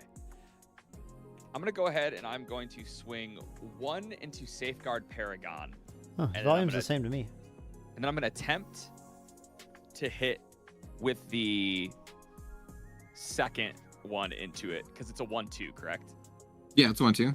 I will attempt to finish it off with Academy Guide. I will. Yeah, I mean, folks, I'm gonna have to. You can enter to What? win an Arasana Pantheon deck. CL is the keyword. CIEL. CL is the keyword if you want to win a Pantheon deck courtesy of JWW Sports Cards and Gaming. I'm gonna attempt to sacrifice this and prevent the next 4 non-combat damage to be dealt to each unit I control this turn. So with that ability on the stack, I will Yep. shoot you for 1 with the Siphoning Fractal From from the sacrifice. Yeah, I'll take the 1. And then the rest is good after that. Yep. 21. Yeah, 21. Let's go ahead and, I'm not going to do that to you. I'm going to let you have, let's see, can we do anything really, really powerful here? I mean, do you have like I have a lot third of your deck in your I have hand? a lot of cards right now. I'm gonna activate a Malevolent Vow. A Regal would go hard right now. Regal would go very hard. How do you guys feel about Malevolent Vow? My hands, typically. I feel like I got nothing. Okay. Let me think. 1 sec. Yep. It is a 0 cost, and then when I activate it, discard up to 3 cards, recover 3 plus X, where X is 3 times the amount of cards discarded this way. That is a lot of discard. It also goes onto your lineage and gives you 2 less health, right?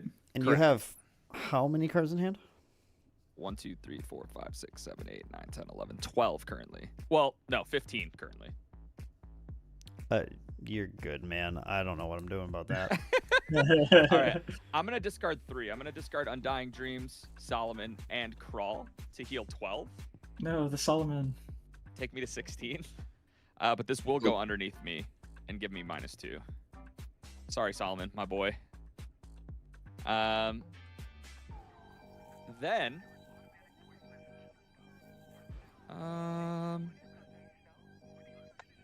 how do I want to do this? Do you know about the sick fast speed Solomon strat? Yeah, dude, no one's ever seen it before. 1, 2, 3, 4, 5, and let's go 6. I'm gonna play Spectral Haunting. Ooh. Is that the reanimate one? Yep, it returns target ally from your graveyard to the field. It becomes ephemeral. Hell yeah, bro. Yes, Okay, sir. cards in hand. 1, 2, 3, 4, 5, 6, 7, and that is it. Just 7. And you can get Crawl or... Solomon, which I would not be getting Solomon. Yeah. Uh,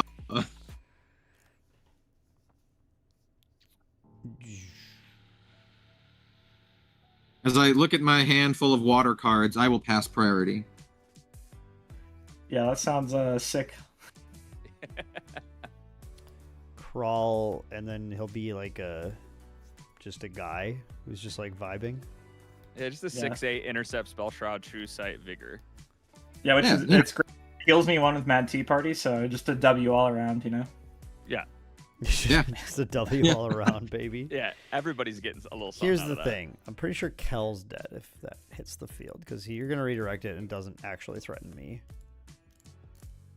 And if Kel dies, I don't think CL dies. Save me. Save me. I'm going to pay 2. It is going to be negated unless you pay 6. 6. I kind of want to pay the 6. I understand that. That makes sense. I will. Okay, after Dan's spell resolves, I would like to jump into priority. Sounds good. I'm gonna crack my tome to draw and see if I get something. Hell yeah. There's like 20 something arcane cards in here, so let's draw. Okay, well, pass priority again. Terry, you have an inert sword in play, and you have 5 omens. I do. 2, 3, 4, 5, and the life total that is Kel's is 21. I'm at 21. Yeah. Yep. I can't stop both. Well, bro, if I do this, like I'm out of anything. So I have a pretty good removal in my hand, but the thing is, I can't hit Spell Shroud things. Sure can. So. All right, I'm relying on friendship to get us there. Which by that I mean, I'm hoping to save you and then use you to win the game. So you know, the kind of friendship that we talk about all the time. Hey Dan, saving me will go a long way to not doing anything against you. Okay. I'm going to banish Drowned Cut in order to activate Glacial Binding and negate the card unless you pay 3 more, Terry. That is a negate. All right, Kel. My healing. I will attempt to kill Kel. I'm gonna. Right, what do you attack me with? CL for 1, 2, 3, 4, 5, 6. I wanna. Wait, hang on. Sorry. Before I draw an MM. Yes. Yep, you got it. No, I need to. I just realized I need to respond. Excuse me. Sorry. To myself. Because I need to frack that before you attack with it. Oh, got you. Yeah. Sorry, I was forgetting the sequence here.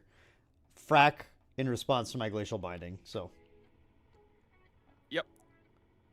Otherwise, it's still adding its power in the combat, right? Yep. Correct. That's correct. Yeah. So my bad. So Glacial Binding in response frack. Okay. Is the full 'cause, sequence. I am completely hands down. Then I will just move to. Does your counter banish? It does, yeah. That one vanishes. Yep. Okay, cool. So Spectral's gone. I'm gonna move to end step. I am going to make Shared Fervor an Omen, and I will shoot Kel for 2. Yep. I go to 23. And I will pass it on over. 1 card in hand. Kel, I somehow did everything and managed to like get you through that, but Carrie Thank you. had so many things. Yeah, I don't know. Okay, we'll see what I get. Oh man. So, one of the things I've been sandbagging the whole time. I haven't drawn them yet, but I am running Argus in my deck too. Oh my god. So it'd be really nice to draw Argus here. All right, so let me think if I want to do something before I recollect here. Or before I materialize here. I'm like 100%. This is just now Kel ults and kills all of us. Well, the thing is, I need Whatever. the ult. The ult's really expensive. It's like 12. So 1, 2, 3, 4, 5, 6, 7, 8, 9, 10. I need like 3 more cards to ult. I think I'm gonna pass on materialize. I don't want to get any of the Argus ones, and the last one. Oh my god, I did all this so you could pass materialize? Yes, sir. Well, I don't need to materialize. Okay, so I'm just going to do this now. Yeah, I'm just gonna recollect. All right, so I'll recollect. Draw. Let's see what I can do. There's a shot that I can rye into something, and I'm gonna kind of go all into it here. So I do have an arcane disposition. So this is draw 3 at the beginning of my end phase. Discard my hand. So we'll go 1, 2, 3. Draw 3 cards. 1, 2, 3. I'm gonna draw the giveaway here. Yeah. Let's see. Winner is High Tech. Maindeck Jeremy won. Nice. All right, Terry. crap, What? Let's go. What are you at, Terry? I am at 16 damage. I have 28 health, so I have 12 health left. I know how to get you, Jeremy. 12. Our Pantheon deck. That will trigger Rye as well because of the played a mage spell. Correct. Let's go ahead and crack. Let's do Tome now. So we'll banish one of these. It's 6. This one, it's just the Frostbind. Draw. Okay. Okay. Okay. 1, 2, 3, 4, 5, 6, 7, 8, 9, 10, 11 cards in hand. Let's go ahead and I'm currently level 6.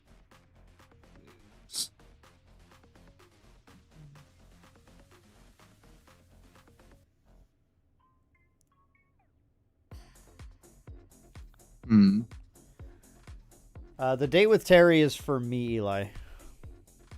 That's not being given away. Sorry about that, guys. No giveaway. He's taken.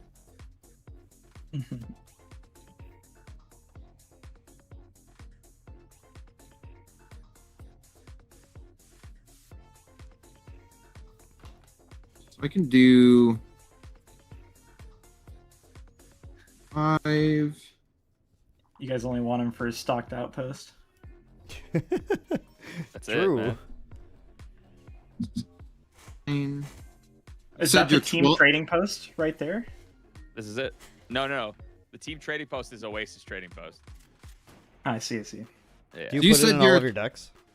You I said do. you're 12 away from 12 away from lethal, Terry? Currently 12. 12, yep. All right, well, I'm gonna try and then probably just die by whoever else wants to even breathe on me. So we're gonna go for it. So I'm gonna play a pretty barrier servant here. The most relevant part of this is that she's a 2/2. I'm gonna try to attack you for 2 turn. Cards in hand. 1, 2, 3, 4, 5, 6, 7. Okay. I could have 8 if I used my enlighten counters. I'm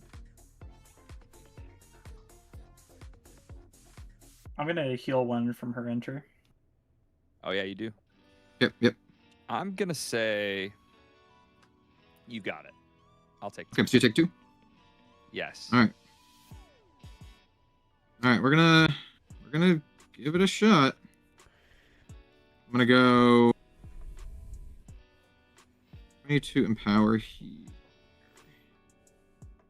I'm gonna go 1 down. I'll play Shattering Discharge. I can activate this card from my banishment as long as there's a charge counter on it. Whenever this is banished from my memory, put a charge counter on it. That doesn't matter. Deal 2 unpreventable damage to target champion. Banish it. That's going to deal a bonus 2 from my boon, so I'm going to shoot you for 4 unpreventable. Good night, On. Thanks for tuning in. Go to 22.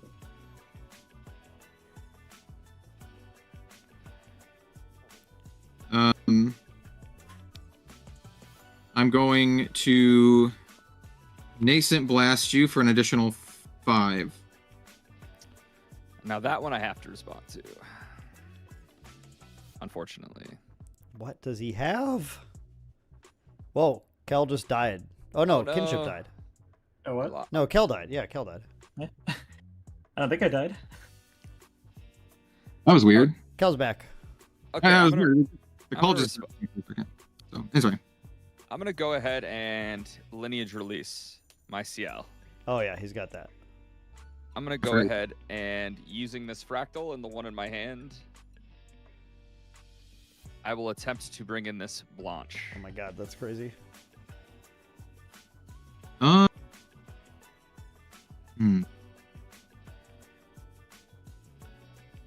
It's funny. I just need one more card. If I had one more card, I could kill Blanche in response. The 3 enlightened counters don't get you there. No. I need 2, including the link counters. I have 1 card in hand and it costs 2 to play. I did everything I could. Hey, me too. I'm trying. I scrounged up 12 damage. You I- heal 1, by the way, Kinship. Excellent. Are you at 16? What are you at? Do you have your life too? Oh no, I'm not tracking it. Oh, good. I got it. I think you're. The numbers are made up. Yeah. Yeah, man. I don't think I have a. Well, let me read my barrier. Let's see if I actually want these. Remove 2 enlightened counters. Oh, I'll draw. See what I get. That's really funny. Oh yeah, no effect. So yeah. All right, we love that. How many cards down do you have? You have like 6 or 7. Or you have a bunch. You have a million. I have none in hand, but I have 1, 2, 3, 4, 5, 6, 7, 8, 9, 10, 11, 12, 13 cards in memory. Yeah. Bummer. Well, not bummer for me. Great for you. This is great for you. Sure, yeah. I'm just gonna pass from there and probably just die. But go ahead, man. How much damage did that Blanche prevent, Terry? Just to be sure. It would have prevented 5. Like 6 or 7, I think. It prevents like 12 or something. Yeah. It prevents, no, I was just joking. Yeah. 6 or 7. It actually prevented 5, but yeah, all of it. Yeah. 13, baby. Yep, that's that. I can't believe that Dan starved the viewers chat of seeing a crawl out of a Umber deck, you know? That's I'm not good. I'm not a good content creator. I'm just like playing like C Pantheon right now. Pretty sure if I lose my CL here, then I get mollywopped by the Mordred. I think that goes the same for the Rye. Mordred can kill 1 person. Maybe 2, but I don't know if I have the influence for it. I was 1 card away from ultimating, by the way. So oh god, I'm sad. Well, see that's probably not info you want to share with me when I'm deciding to not kill you. Oh, I'm super dead. If you don't kill me, I'm pretty sure Terry kills me. I'm at 2, so and I have 2 cards in hand, so I'm super dead. All right, let's get out a biting Encadia. Did you play Arcane Disposition? Oh yeah, I had to discard the cards. Yeah, so the cards I had Pendant and Unstable Voltage, which is the one that could kill Blanche. So. Yep. That's the one where you roll 2d6, which is pretty sweet. Close. But it only notably only hits allies. Could not use it to kill. So I'm gonna get out this 1/1 dagger with charge 2. Because we love charging. And let's go to Recollection. I'll go up to 2 on Proto Key. We'll go up to 1 on Biting. Nice. Yeah, very, very useful. And then let's go ahead and Recollect and draw here.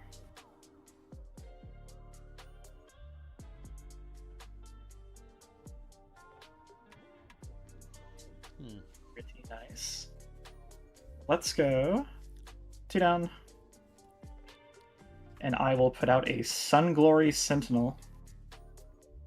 That is another foster unit. As long as it's fostering and attacking a champion, it gets +2 attack. Normally it's a 1/3. So if this manages to foster, then it will be a 4/3, and Lancelot will also be a 3/3 effectively.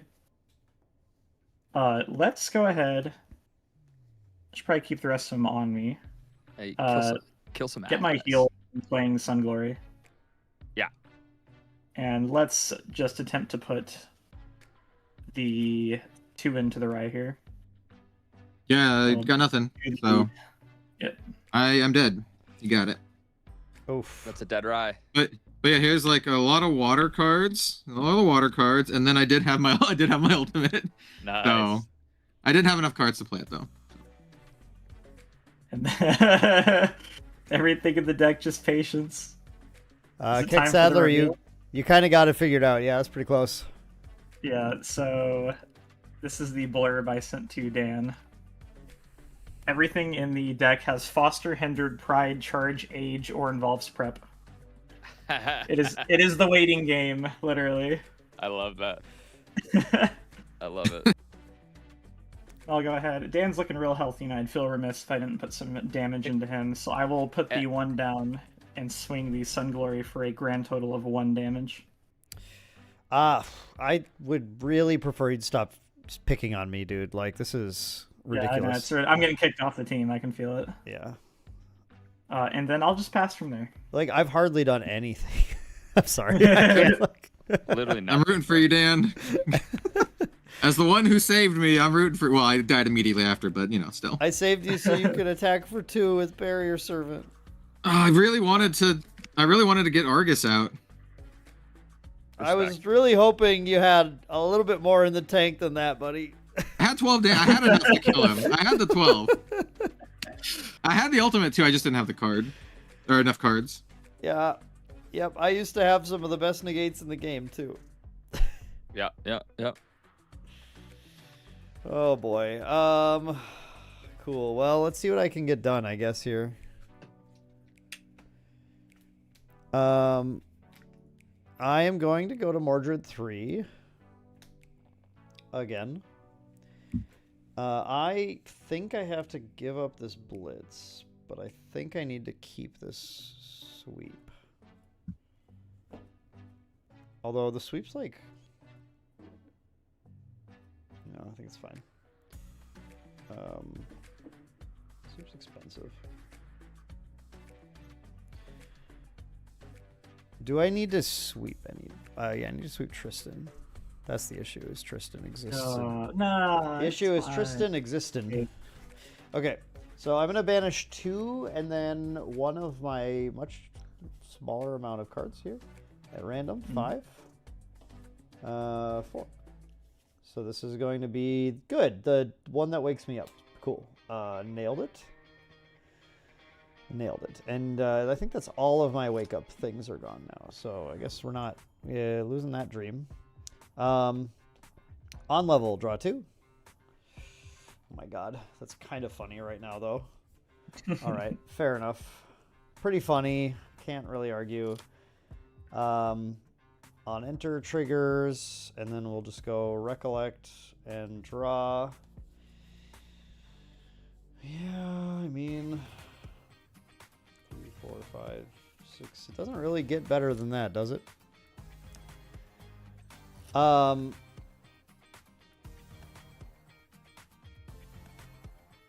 Terry, I'm gonna like attack you for 6, 7, 8, 9, 10. With that? I don't have anything. Yeah. Okay, that one then. With what? Okay, cool. Simple. I'm a dead man. All right. What are you attacking in with? Just the Rangamians? Yes. Welcome to the Dead Husbando Society. Terry, if I keep you alive, you're gonna help me beat up Dan, right? Oh, snap. Yeah, I mean, I will 100% kill Dan if you keep me alive. Excellent. I'm gonna put 3 down for Aela Zephyr's Hand. You have none left, Kinship? I do have none left. All right, I'm frostbinding the hell out of that. Hey, we got the frostbite out. We got the frostbite out. It was worth. The important thing, though, is that you've now stopped me from playing the thing I had the exact influence for. Glorious. So, how do you feel now, sucker? Honestly, I think it's going to be really hard for Dan to kill you. I don't know. The problem is I'm going to have all these shadows, and I have to pay 1 for each of them. Okay, take 1 from Banner Knight, Mr. Kinship. Ooh, that's rough. I'll take the 1. Okay, cool. And then I'll, like, pass the turn, I guess. Very sick. Let's get out a very incredible item here. The Worn Diary. That's... Wow. Dude, if I lose to this deck, though, I'm actually kind of upset. At Recollection, I'm going to tap the Worn Diary to get 6 counters onto it. Yes. And then I don't know, man. I get a debt counter? Yeah? You get a white counter? Debt counter? Yeah, absolutely. I can't pay that. Insane. Okay. What I can do, however, is get my 3rd counter up on Proto Keycrest, returning it back to the deck and recovering 3. Actually, more insane. So get that recover 3, and then I'm going to go up to 2 on the Biting Syncadia. Yes. That will give me +1 on my attack +1 on it until end of turn, and then I will also get a prep counter onto my champion going up to 9. Terry, sorry, I should be at 1 from my recover 3. You got it. Thanks. Yep. And did you get my heal 3 as well? Did you just have a heal 3? Yeah, that was my Proto Crest. Yep, you got it. Sorry, I was putting my deck away. You're all good. Sick. Cool. Sunglory Sentinel will go ahead and foster here, getting that +2.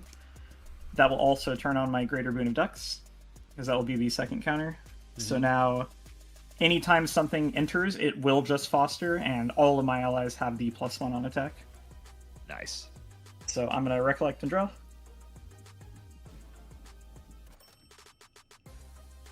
And it doesn't cost me anything to target your Banner Knight, correct? 1 crossfire. It still costs Any one to crossfire. objects. Yeah, any objects. Oh man. So if you had a way of targeting like Dan and not his units or anything he Correct. has, you don't have to pay for it. But Yeah, crowd doesn't anything care if that- I get targeted.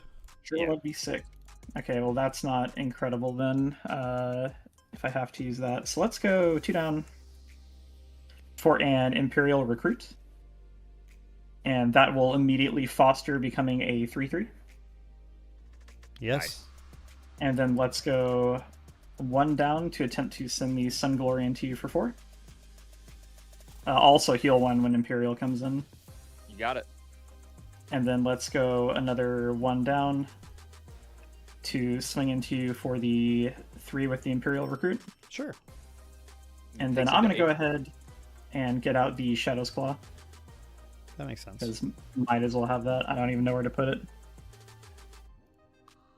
And then go ahead and put down the last one. I'm going to swing the Biting Syncadia into you, because no one has ever done that, I'm sure. I think that is And the that'll- first time, yeah. I'll take the That'll one, just be for 2, 2. because it has the charge. Yep. Oh yeah, it's charged up. That's crazy. That'll keep 1 card in my hand, and I will pass it back over. Not The attacking 9 with the prep. shadows. I don't want to pay the 1, so we're good. Alright, fair, you sure? Yeah, I'm sure. You're down to, you have 1 card in hand right now? 1 card. Some kind of resolute stand or something? Alright. I am something like that. I feel like he's making a stand here. Yeah, some kind of stand's happening. 6.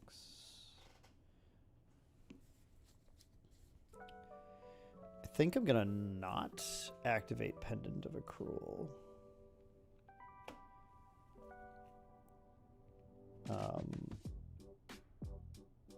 Well, wait, dude, you have like a lot of damage. I don't know if I can afford to do this. I think I just have to. I have to do this kind of like raw, basically. So sorry. Yeah, end of turn. I want to play Solomon, but I can't. I'm gonna activate Pendant. Draw that.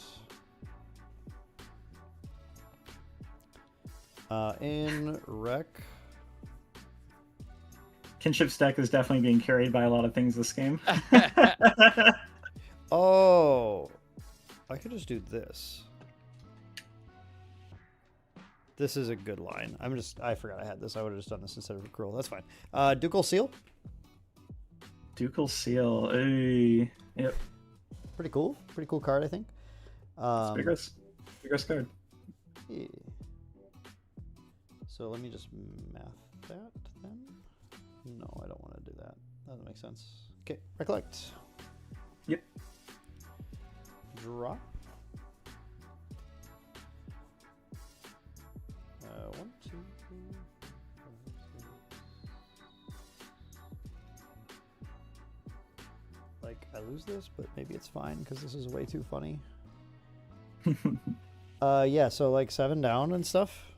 Solomon, Master of Elements. That sounds amazing. Yep. I do have to tell you something. I have to dig in my comments here for a sec.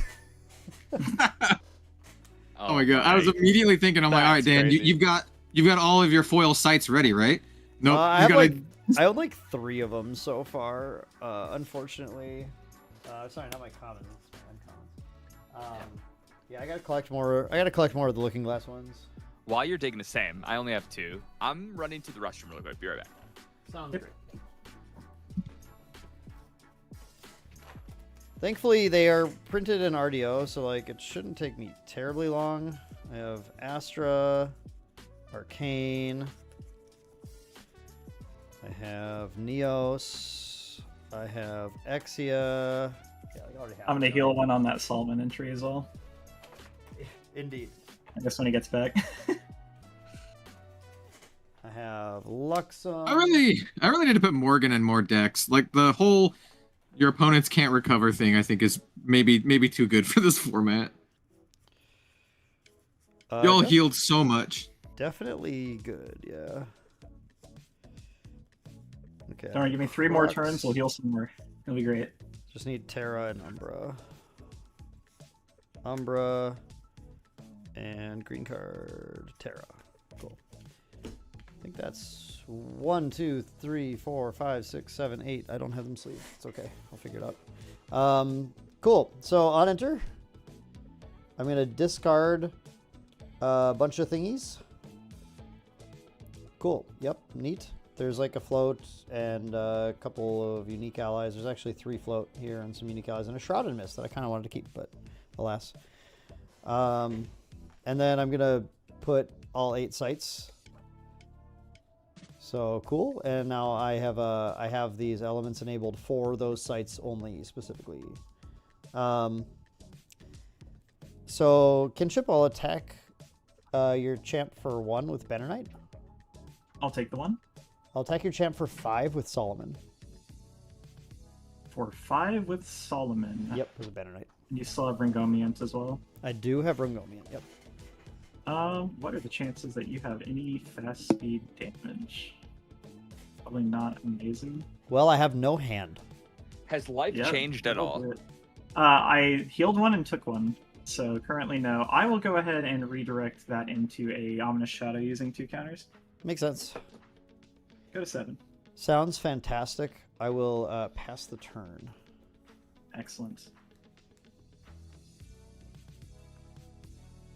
I will go ahead and grab out...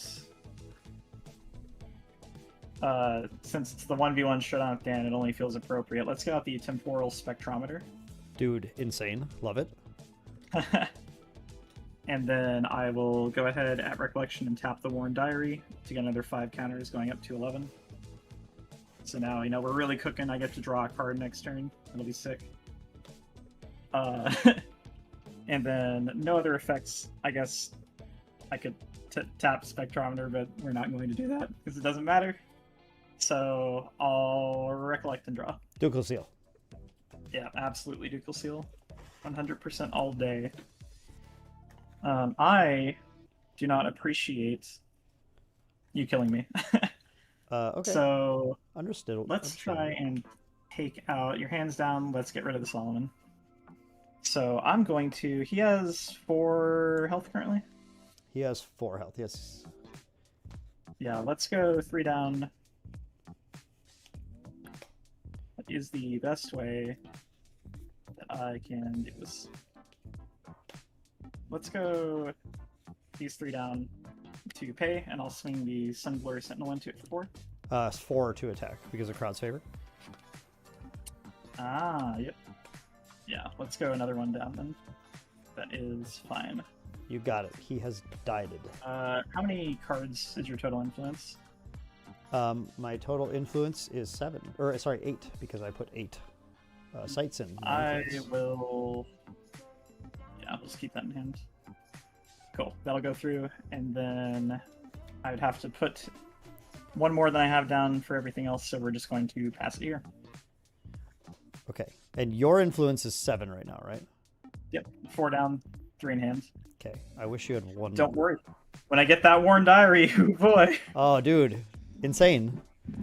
All right. So I'm glad Mordred's really getting to pop off right now because this is pretty cool. I'm gonna put Fractured Crown linked to Mordred.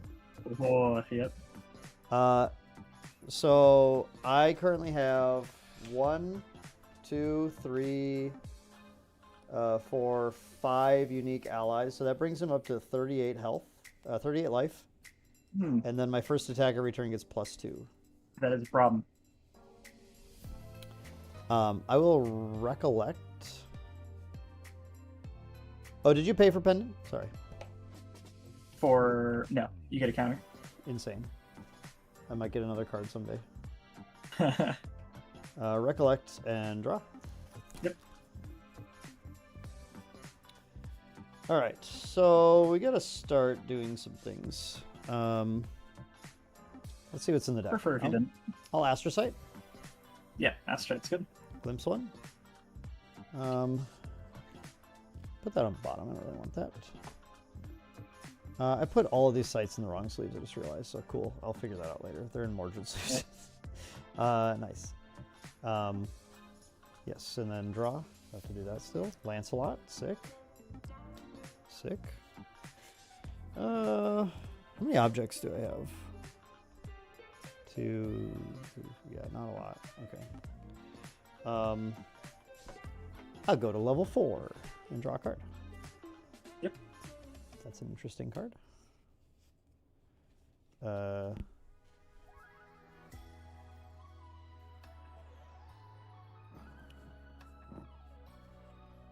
I will Terrasite, draw and preserve this.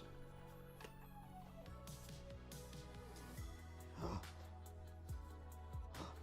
found my Invigorated Slash. And I'll Cruxite, which is just going to be a raw draw. Yep. Okay. Still don't have a prep counter. Damage not 20. What's my damage at? You are at 10 currently. Okay. I couldn't tell if it was 10 or 18. It was actually incredibly relevant. I will Umbracite. I can do.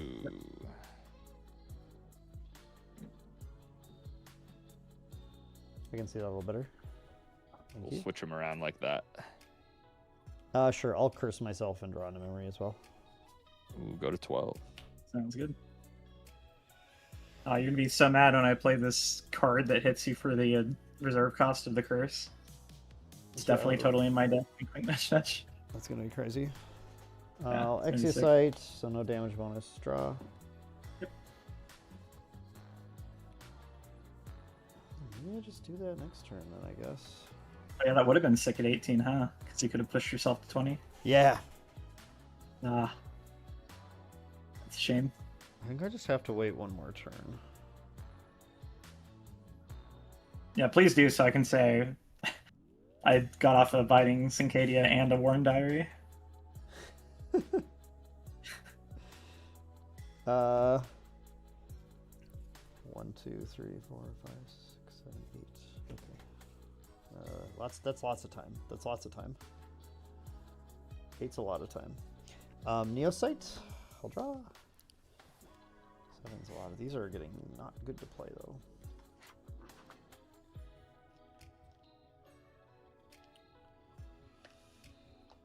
Okay. First attack each turn is +2. I'm gonna use Fractal of Rain and one more.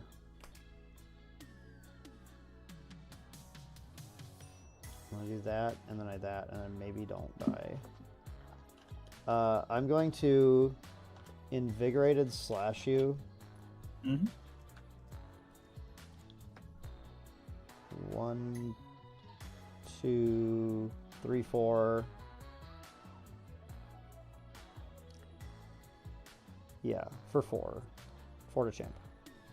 Cards in hand? First trigger as well. Current cards in hand would be 7. Do you have any... Does this wake you up or anything on it? With Rungomient? No, I do not. I get to return one when I lose the durability. I'm not using Rungomient though. I have Greater Boon of Luxera trigger though to draw 2 and recover 3. Yeah, I'll just take the 4. Okay. I will draw 2 and then recover 3, please. Cool. And then I will attack you with Banner Knight for 1. I'll take the 1. Then I'll pass turn. And that'll take me to 18, I believe.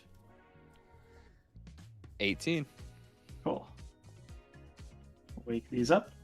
I will get out the Proto Key Crest again, I guess.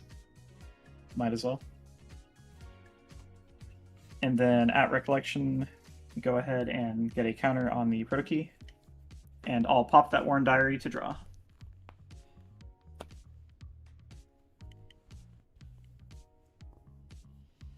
Huge. And then I'll Recollect and draw.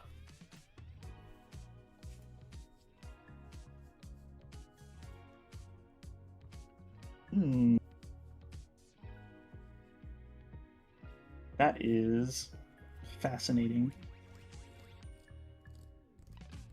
Probably don't actually care to do that.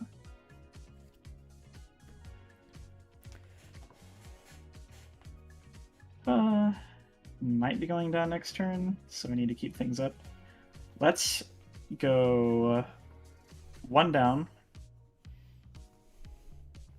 to attempt to swing into you with Lancelot, but on the swing, I'm gonna go 3 down 2 times to give him an extra 6 attack.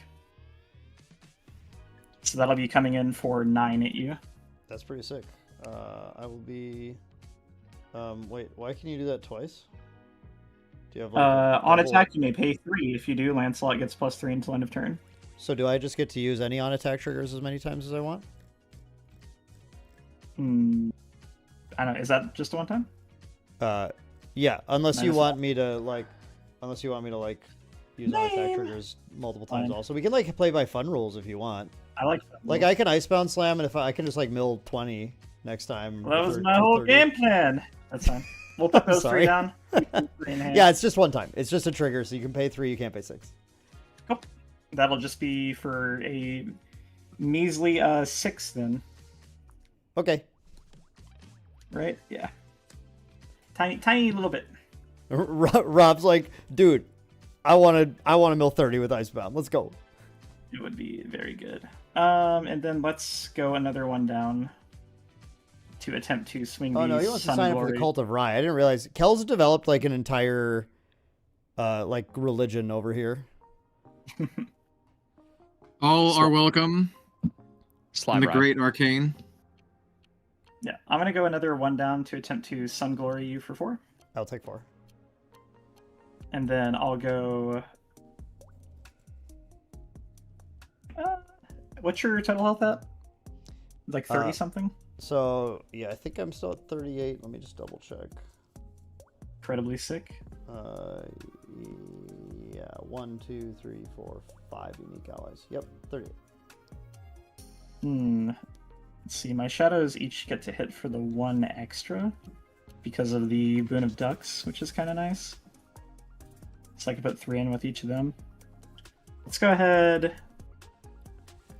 Try and put the Imperial Recruit into you, putting 1 down for 3.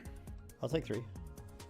And then let's go another 1 down to attempt to put the Shadow's Claw Tristan into you for 1. I'll take 1. And then 1 more down, and I'll put the Ominous Shadow into you for... That'll just be, 3 using the Shadow's Claw. Shadow's Claw is down 1. I'll take 3 using the Shadow's Claw. Shadow's Claw is down 1. Excellent. That'll be the end of my turn. All 1 in hand. At the end of your turn, I would like to activate Luxem Sight. Luxem Sight is sick, and you can do that. I will not stop you. Trigger Mordred, return this level. Draw a card.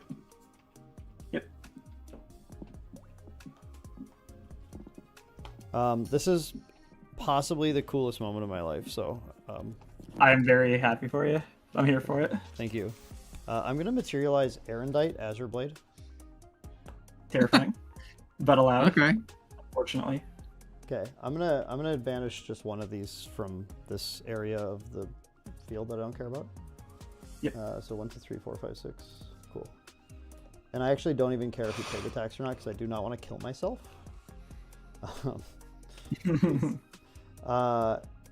On enter class bonus with Erendite, I'm gonna banish any amount of cards with floating memory. Yep. So I'm gonna go 1.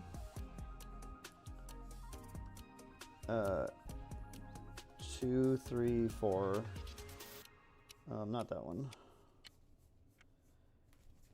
Okay, unfortunately, like that's the best I got. It's just 4, but it's gonna be enough. Oh, snap. Yep. So 4. Is Mordred 2 an inherited ability? Sheesh. Mordred Yes. 3 gives It you basically that just has ability it. again. I know. Yeah. They fixed it. They did. It did. So that So this has 4 refinement counters on it. So it is a 1. 9 power sword right now, 10 with Banner Knight. Yep. Recollect. Yep. If I may. You may. Okay, I will draw. And then I'm gonna pay 1, 2, 3, 4, 5, 6. Sounds like a lot. I am going to ephemerate Tidal Sweep. Yep. Using Erendite. Coming for 1 billion. 11, 12, 13 because of the Fractured Crown. 13 damage cleave. 13. Well, I have good news and bad news. Okay. The good news is I have a Penumbral Waltz. Yes. It's going to be for 7 plus 3, which is 10. Yes. Which, I think about that. How much do I need to live this, actually? I'm at 18, right? So if I take 7, I die, and you're coming in for 10? Yes. So if I do 5, I live on 1. I get to make 2 Ominous Shadows, and I'll still have 2 up. Your shadows will heal me as well. The shadows are dying. They'll die. They'll die to the sweep. Your shadows are dying. It's a cleave. Yeah, but I'll be making 2 more shadows. Oh. At the cleave. Yeah. With Waltz. After the. So let's. But they'll die because the They'll sweep will come in happen and get after, though. cleaved. Yeah. The cleave doesn't target what's currently on the board. When the cleave resolves, it hits all valid targets. So I think if you do this correctly. Can I not do this at before like damage. retaliation step? Yeah. You can do this. You actually can do it in that direction. Yes. We will do it then. It's like It'll resolve. At Recollection, I'm going to Penumbral Waltz for 5. Which will prevent 8. Okay. I see. Yeah, I see what you're trying to do. Gotcha. Yeah. Okay. So 2 will come in that will not be subject to that. So that it's going to leave you with how many prep and 2 shadows? 2 prep. 2 shadows are going to enter, which is going to. I'm not. I'm. Yeah. Heal 2. Yes. If they get to come in. If this resolves. Okay. I'm actually just like relying on chat right now. Okay. Yeah. Kevin's got it. So yes. So you have 2 shadows and then 2 prep. And then you took 5 damage. Is that right? 8. So I prevented 8. Yeah. 8 of 13. So you took 5. Yep. Which will take me healed 2 down to 16 and then up to 21, I guess. Yep. Is that correct? Am I mathing? Cool. Yeah. I'll also retaliate with the shadow you hit in for 2 because it has the +1 from Ducks. Sure. 27. Go away.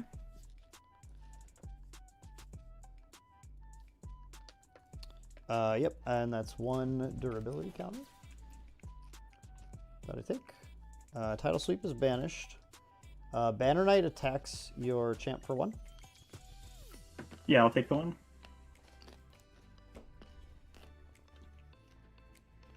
Oh, I don't know why my fractal is rested right now. Don't think this mattered. Yeah.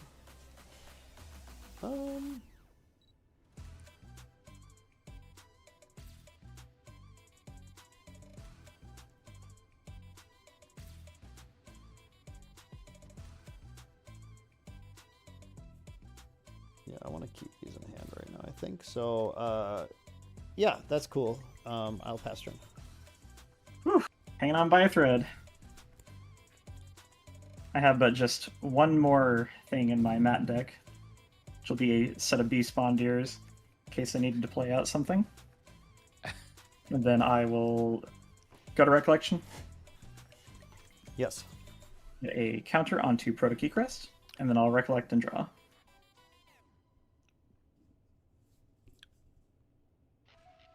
I think I lose, but I have to slam it. You have to. I have to. I don't think there's a choice here. Cards in hand? 5. Excellent. I will go 4 down to put down a Geldus Ooh, which I now have the pride for. Insane. What a That's beast. insane.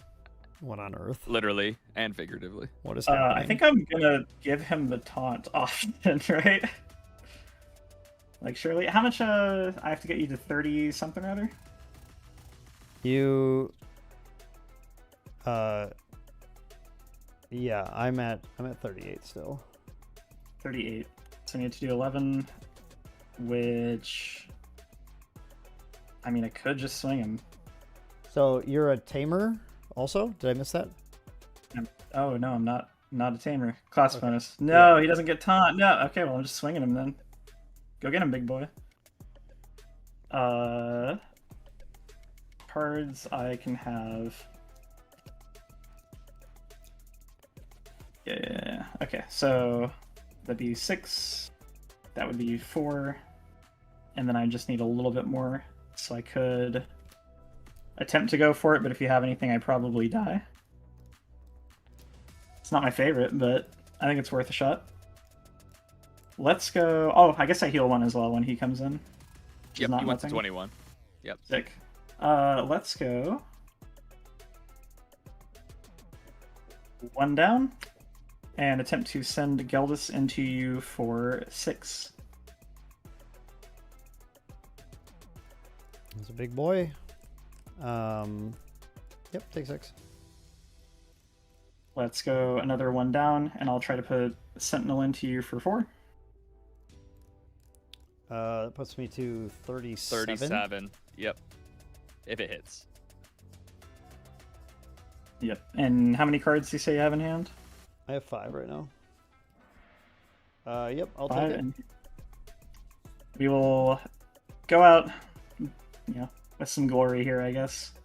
I will attempt to just put the 1 down and swing into you with Tristan using the Shadow's Claw. I'm gonna guard his dissipation for 10, Sounds good. and then draw a card. Yep. And then I will go ahead and pass 1 card up.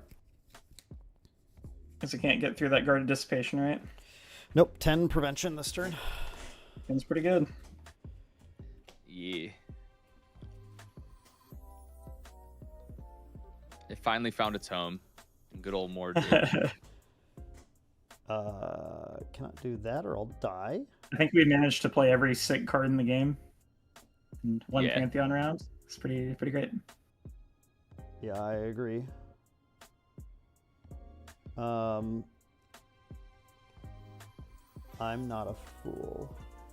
Cloak of Stillwater. I'll just banish one of these at random. Like this. Okay.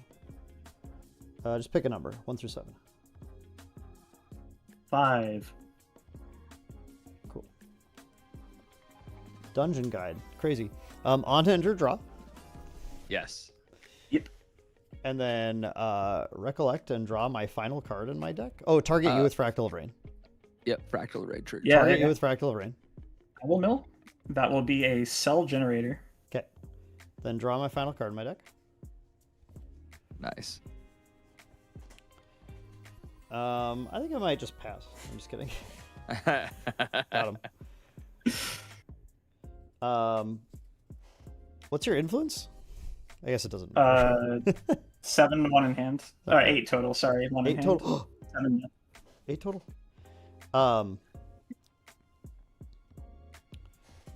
So let's do it this way.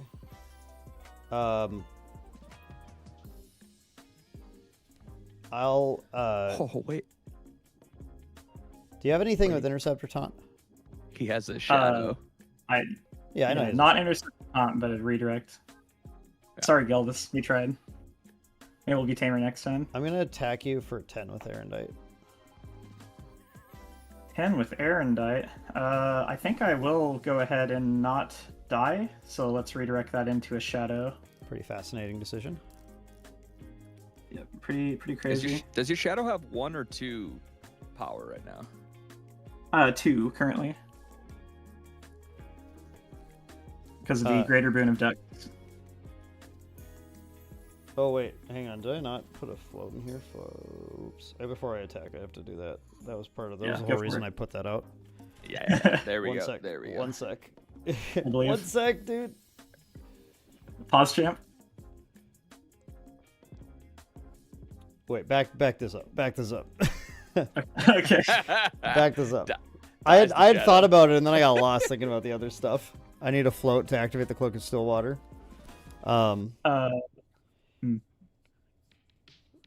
Back that up. Did you use a float to pay for the cloak? No, I used a memory. Okay, gotcha. Yeah, so I could save you a little bit there. No, I know. Quick, mill yourself. Oh wait. Yeah, that's the kind of the issue. That's the issue at play right now. Oh wait, dude. This is way sicker. Hang on. 1, 2, 3. I don't need to do that. Clems, Zhang Chao. Recover 4? Yeah. Are you still doing the attack for 10? Yeah, then I'm attack for 10 after I recover 4. Yeah. And I'll recover 1 from Yes. the ZJ intern. Yep. Yep. Cool. So now we're all caught back up. Ominous Shadow Super Hella dies. Yeah. You're retaliating, yeah? I don't think I get to retaliate with that, right? I'm just redirecting the damage. Is it redirecting the attack, isn't it? Yeah, redirect the attacks, then you can retaliate. Sure. Yeah. Oh, sure. Yeah. I'll do. Yeah. It's not the damage, it's the attack. I'm gonna pay 4. Yep. For Uther, Illustrious King. Uther, yeah. I'm gonna banish the other little Ominous one. Shadow that didn't die. Yep. I'll go away. And then you have... I'm gonna pay 3 for Dian Wei. Yeah. And then my human army will attack for 2, 3, 3, and 6. Yep, that will indeed do it. Yeah, I just had to not like die to the damn retaliate. I'm a little sad I was holding a Shifting Mirage in my hand. But not in hand enough. I had it.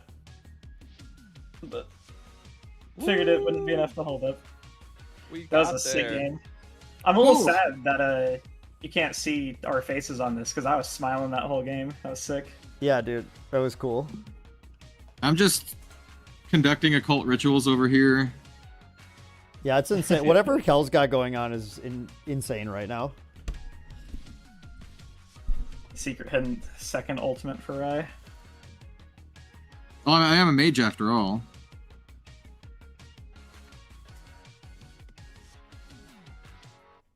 So we're all in the Mordred Pantheon deck train now. Everyone's convinced. Heal 30.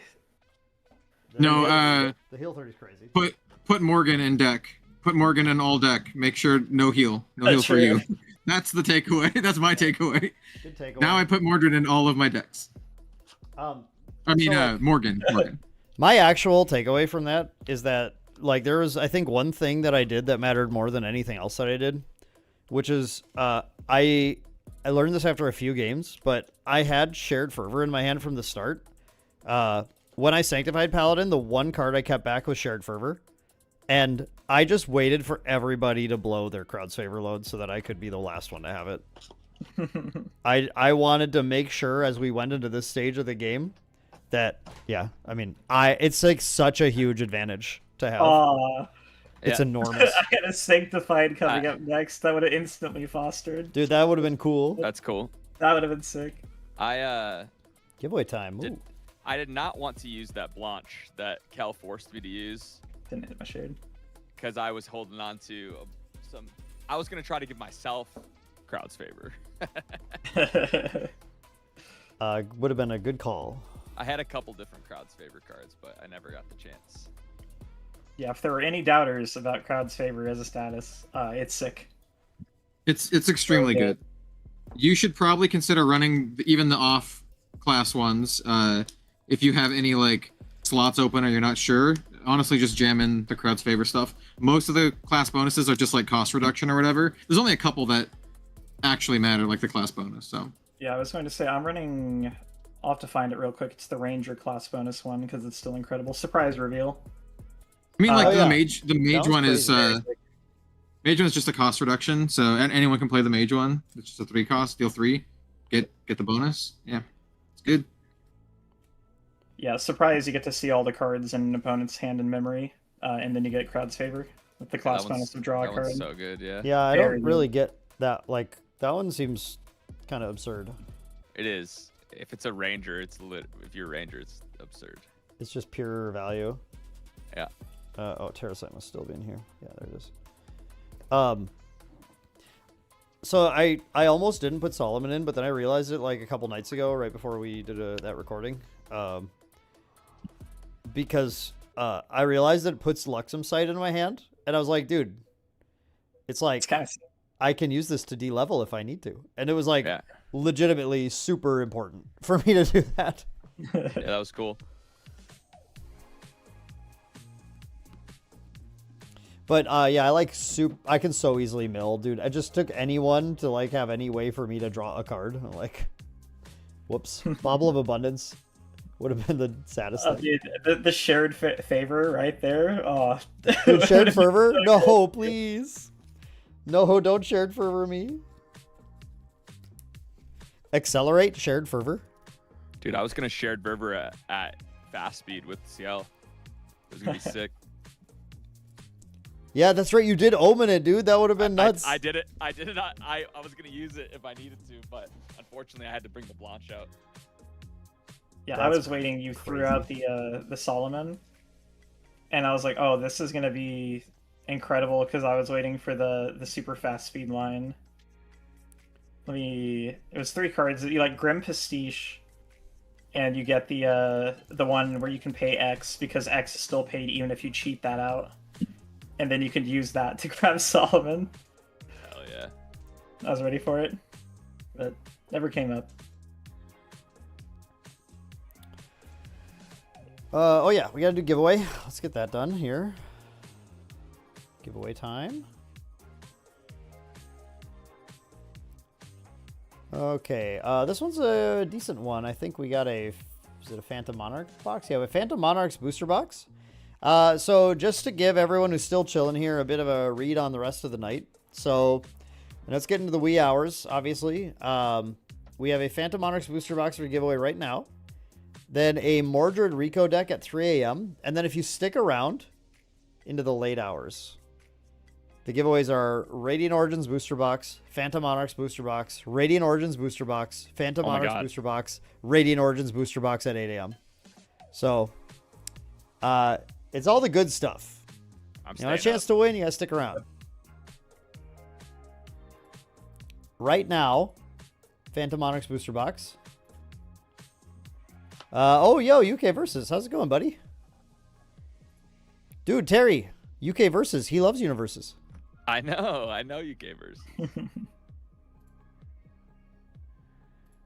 All right. Obviously, the keyword to enter to win this Phantom Monarchs booster box, given what just happened. No, wait. Actually, do you want challenge mode? Dude, it's challenge mode. I Ready? can't spell Rangomiant. Please. No, it's not Rogomi. That's ultra challenge mode. This is just regular challenge mode. All right. If you want to enter to win a Phantom Monarchs booster box, it's Arendite. Arendite. Arlendight. I really kind of just wanted to throw something random in there to poison the well. Yo, true. Funny.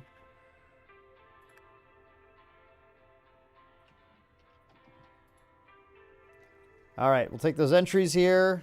It is a Phantom Monarchs booster box provided by JWW Sports Cards and Gaming in Fargo. Ships worldwide. As a reminder, subscribers have a double chance to be pulled, so make sure you're subscribed to the channel before I do the pull as well, so you have a higher chance of winning it. Easy peasy.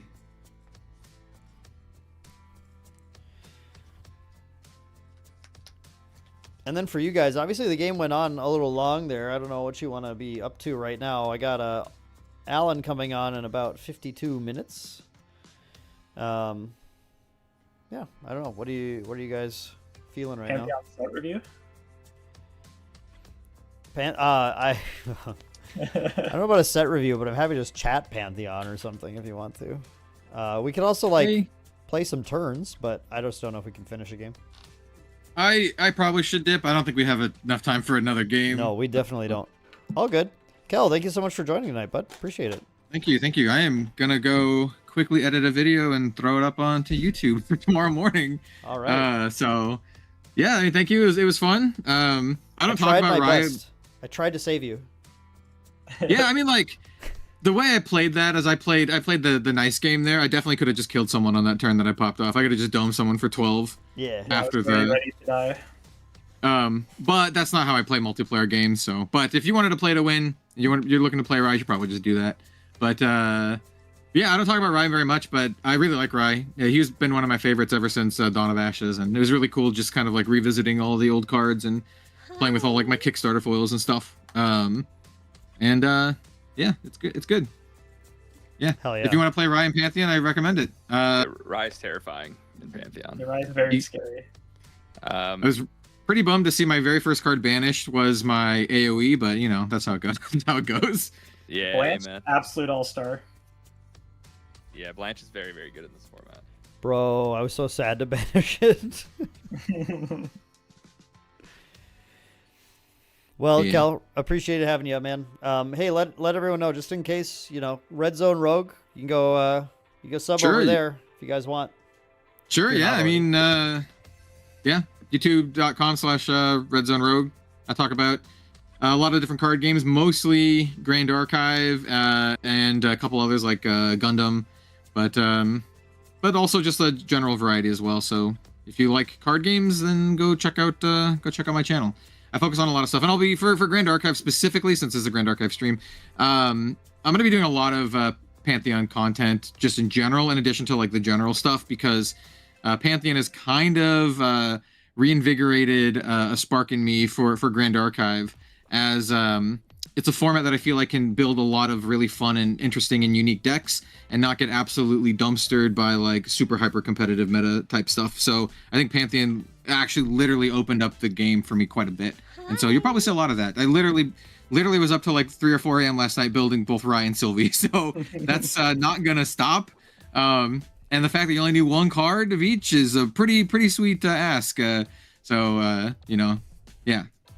That's my spiel. Play Pantheon. Everyone should go play some Pantheon. The format's like really good. Amen. Yeah, that was sick. I believe you also had a really sick Pantheon barrier you commissioned too, right? Oh, okay. So yeah, I should mention this too. I guess I'm so bad at like this kind of stuff. So we're gonna have a officially Weebs of the Shore prize supported starter deck event in the Rogues Gallery community Discord. It is a Pantheon starter deck event. Everyone will be bringing an unmodified starter deck, and we do have a special commissioned Pantheon barrier token done by artist Lucky Yuki. We, like I said, have official prize support from Weebs of the Shore. It's RDO event packs, it's not Pantheon, so you don't get the fancy Pantheon stuff, but it is RDO event packs, and that's going to happen on April 18th. Ash is going to be our judge, so we do have a judge for that as well. Good job. And it's a good time. We've done this literally every single event, just some sort of starter deck thing, and the community always loves it, and I love doing it. So if you want to sign up on redzonerogue.com. So yeah, there's that. I haven't talked about that too much. I need to share that around. I made like a little image for it, but it's a good time. Oh, we have a hard cap of that too. It's only 28 players, just so everyone can get support. And I should mention it's participation pricing only. I don't care if you win or not. It's everyone gets stuff. So it's going to be everyone gets 2 RDO packs, supporter pack 3 pack, and then the token. So there's that too. It's super low stress, super low stakes. Just come play some Pantheon, hang out, learn to play some Grand Archive, play with some people, some really like positive and like great community members. So yeah, that's the final spiel, I guess. Let's go. Love that. All right. Awesome. Yeah. Thank you very much, Kel. I'm gonna go see what my Great. partner's doing. So have a good one, gentlemen. Have a good night. See you. Wait. Take it easy. UK versus. So Pantheon is the multiplayer casual format for Grand Archive. So the main differences, it's obviously meant to be a 3 or 4 player game. You build a 60 card deck and a 12 card material deck, just the same, except it's limit 1 of each card. So it's singleton format. And then there's a new card type called boons. And you get to select 1 lesser and 1 greater boon. They start the game in the Pantheon, or the boon zone, as we like to. It's the Pantheon. That's where they are. And you get to activate them, or sorry, not activate them, bestow them, which is an action that cannot be responded to by your opponents. Any point where you can pay the cost and you meet any requirements, if so. So, like, for example, mine, I'm using a lesser boon that gives me the assassin class also. So I didn't do really too much of it here, but I can do some pretty cute little assassin-y things in this Mordred deck as well. And then my greater boon is a pretty common one, just because it's like kind of a catch-all. You name a card in your deck, well, theoretically in your deck, and then if you ever play that card, you kind of like hunting for treasure. When you play that card, you get to draw 2 and recover 3. So it's if you can like make it work, more consistently, you can get some more value out of it. But yeah, there's lesser boons that let you get extra classes, extra elements, and then there's ones that are like really specific to strategies. If you want to materialize bullets, or distant your champion, or gain prep counters, or materialize a refurbish card, or like all sorts of things like that. Foster your stuff, empower, like all those things have like boons that can let you play into that strategy, and you can kind of be creative with them. There's a lot to be done in this format. Yeah, crazy. That was the first time Mordred ever like really did like crazy stuff. He's always like, the Mordred deck's interesting. It's very threatening to people because it just is like so. I think it's just because it's so overt. He's like, yeah, he's gonna level and hit you, and like no one wants to really be hit, and they know that the numbers can get kind of high. He doesn't really do any he doesn't have an ultimate, right? He doesn't have like okay, I'm going to banish my deck and I can activate everything and kill everybody. But if you, everybody also knows that if he ever mills his whole deck, it's kind of starts to do pretty crazy stuff. It just he feels really fair until one moment late in the game when he's like, okay, all right, this guy's kind of a problem. Yeah. That definitely seems to be the vibe. I really enjoy Mordred. I think he does a lot of really, really cool stuff. I think Erendite is kind of his ultimate. Yeah. Gets a giant sword. Yeah. That was definitely that was the biggest Erendite I've ever had. And it could certainly get bigger, but because he uses float kind of every turn for something, you don't really build it up passively so much, because to continue really playing the game, you just need to kind of okay, I need to use an attack out of the yard this turn, or I need to level with the float to kind of keep going. And he's so temporary once he levels. It's not like when you go to Shadow Dancer and Tristan, you're like, yeah, cool, I'm here. He goes to Aurelian Regent, and it's just that turn you can do something cool. And then if you want to keep doing cool stuff, you gotta okay, you gotta spend more float now. So you don't, it's kind of unrealistic to get to the 20 power Erendite, but that's okay, because 10 power is pretty good too. Turns out.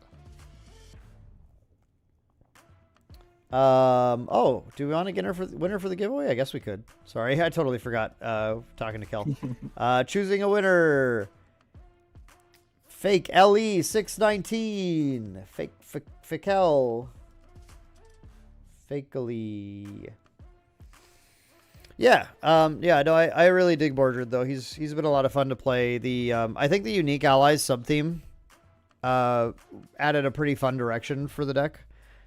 And yeah, I thought Fractured Crown was be kind of memey, but it's actually been really good a lot of times. I was really chilling until the exact moment that hit the board, and then I was scared for my life. It's just it's just a little too much. It's a little too much extra damage and a little too much life. Yep. Just kind of pushes you over. Fake, you want to tell me a place, like a site or an app where I can contact you and give me your handle there so we can DM, and that way I can privately get your address for shipping. So you don't, please do not post it in chat. So give me like your Twitter or Insta handle or Discord. A lot of people do Discord, and I'll get in touch with you there. Oh yeah, Rekka, giveaways every hour. All the good ones are coming up too. It's gonna get crazy in here. Those are the good wins, UK. Okay, gotcha, Fake. Let me get that recorded on my sheet.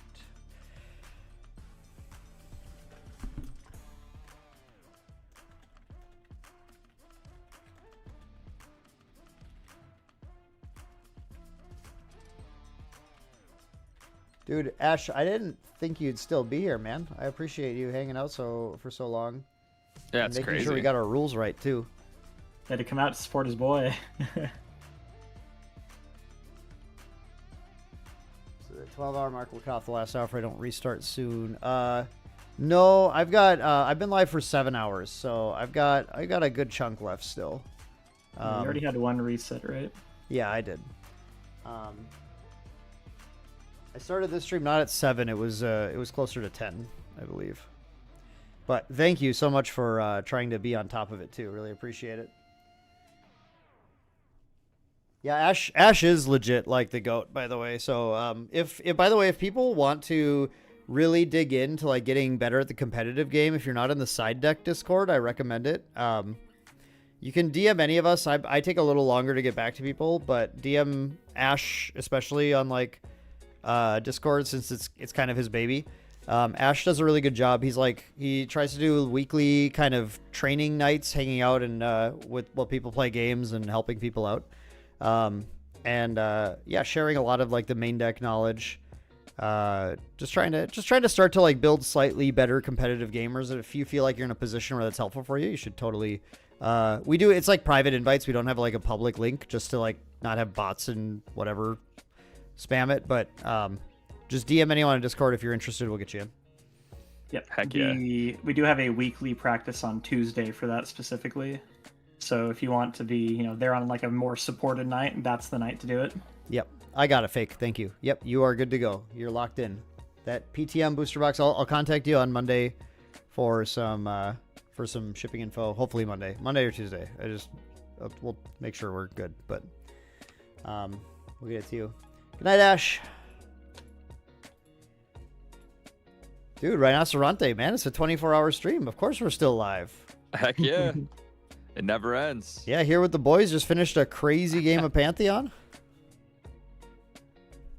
I gotta build, this is next on my list now. Since I pulled her, I'm building some kind of fire Ari. I don't know exactly what it's doing. It's probably fire wind, honestly, like herb nonsense Ari. Sure.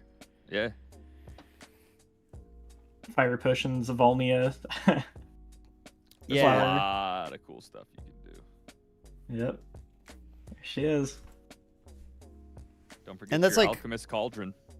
Yeah, true. Ari's got like so many cool things she can do now, so I gotta get in on that.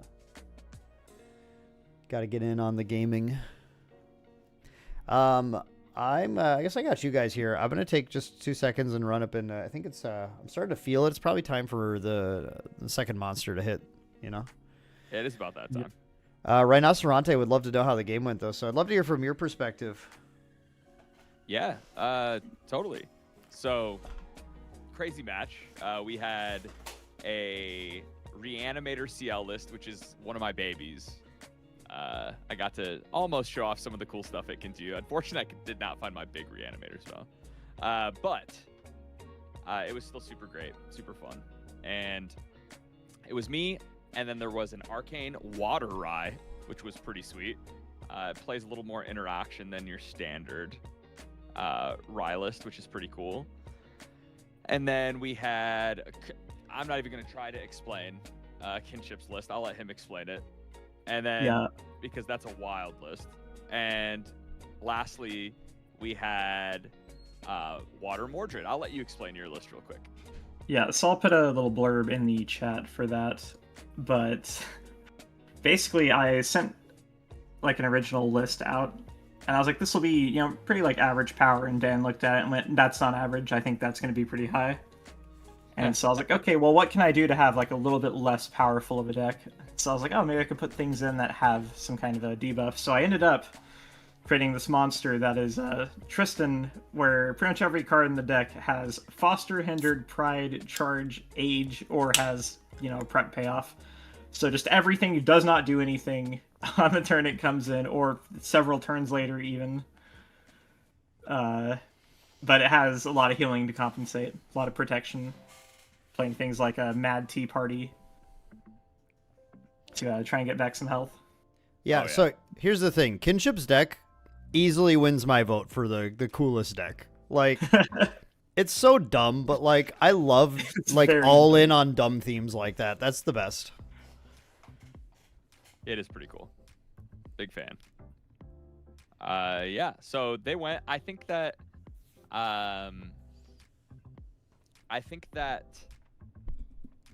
this format is really, really cool. I think that a lot of people have a hard time getting out of the competitive mindset that is Grand Archive.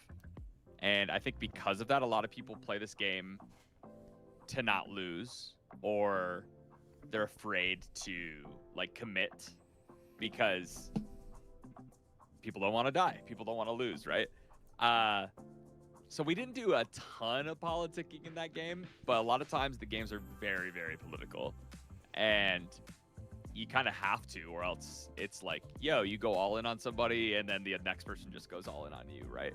So trying to find that like happy medium, and also knowing that this is not a competitive format. So like, yeah, do the crazy Foster random ass list.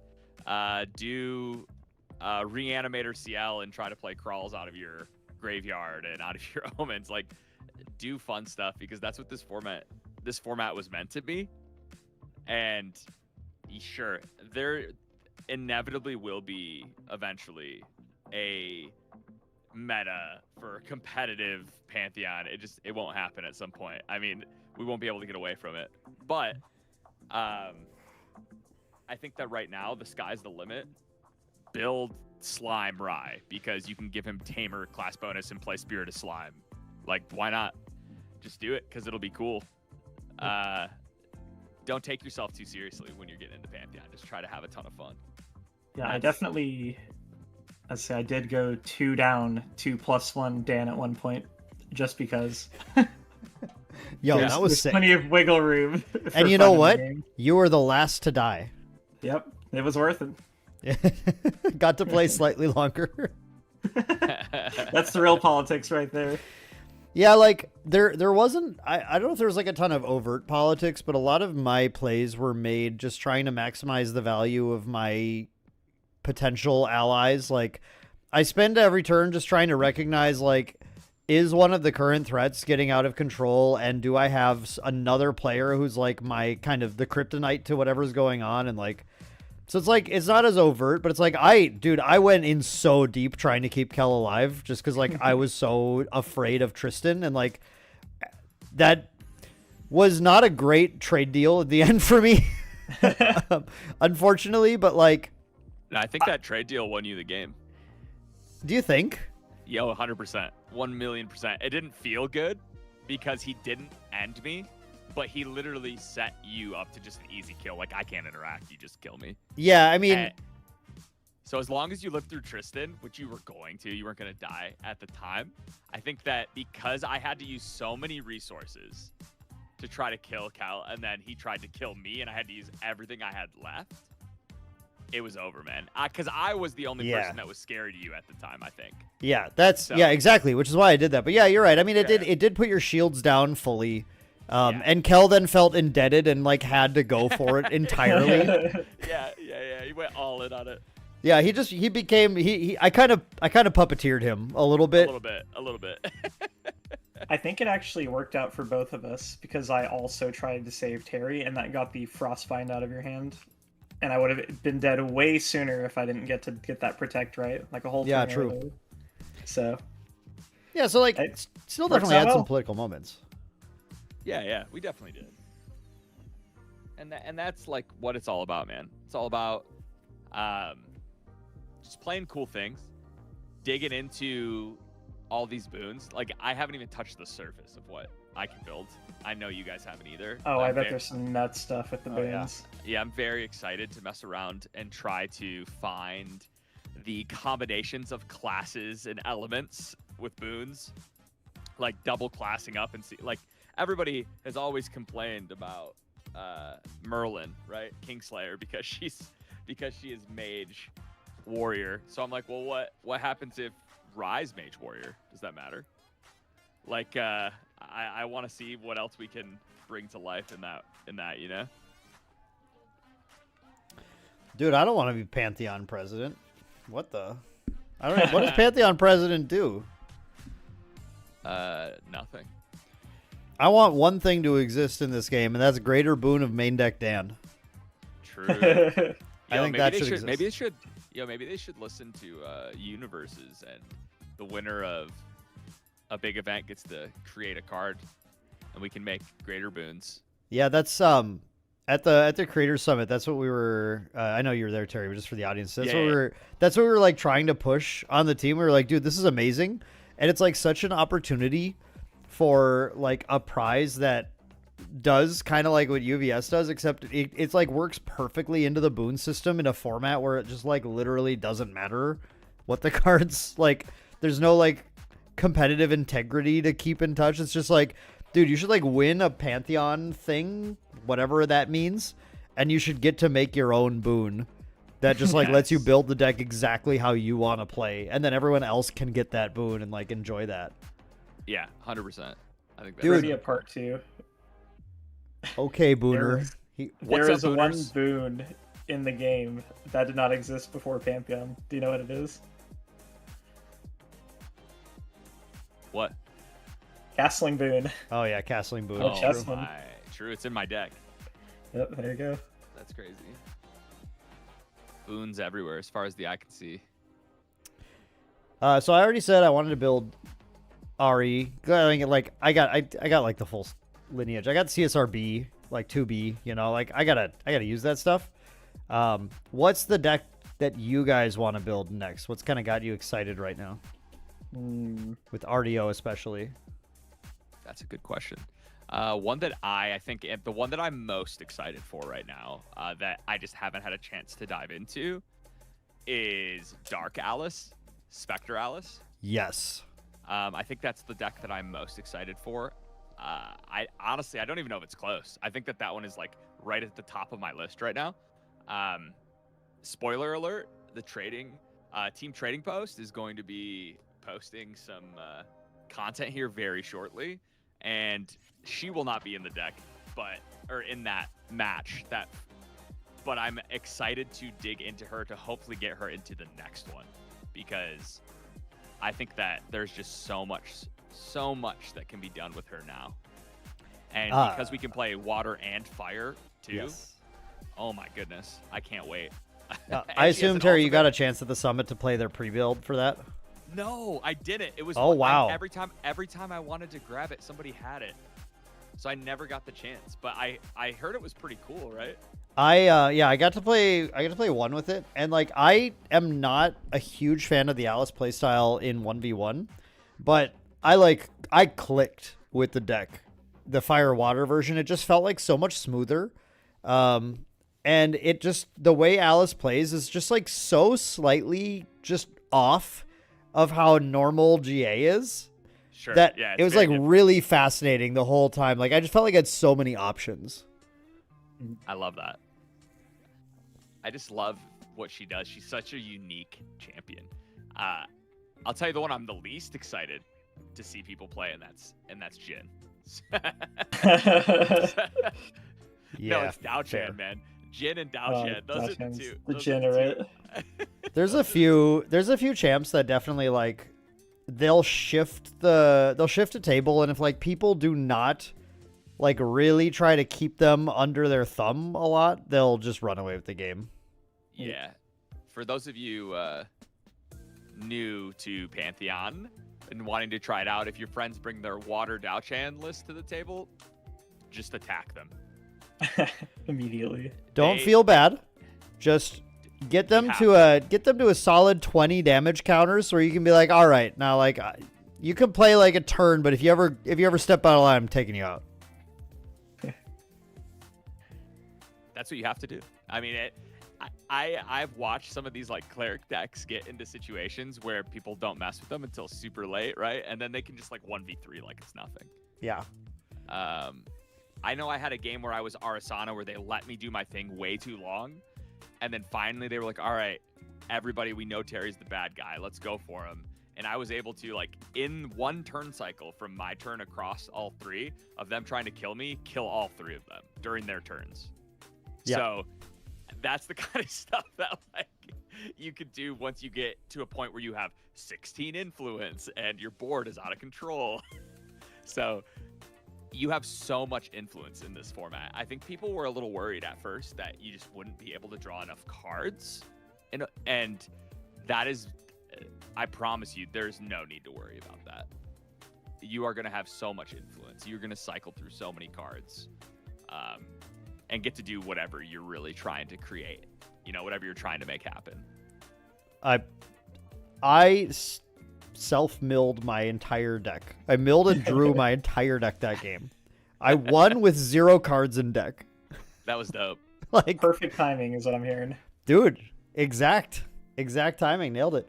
Yeah, Arasana is another one where there's definitely like it takes a few games, I feel like, to like get her flow in Pantheon. There's a turn For when sure. you have to get her. Like, and then there's like a point of no return after that where Oh, yeah. she's got you. Like, you need a miracle. Otherwise, Earlier, you're done. I was gonna say I had a board literally nothing on it, like Essence Crucible with 1 counter when we were playing the pre-con, and the next turn I went, okay, 90 damage this turn. Yeah. Yeah. It's like, it's so straight- funny. It's like there's a turn where she's like, yeah, okay, I'll like bolt you for 6. And you're like, oh, okay, not so bad. That's the one. That's the turn. That's the one. The next turn, you're dead. Guaranteed.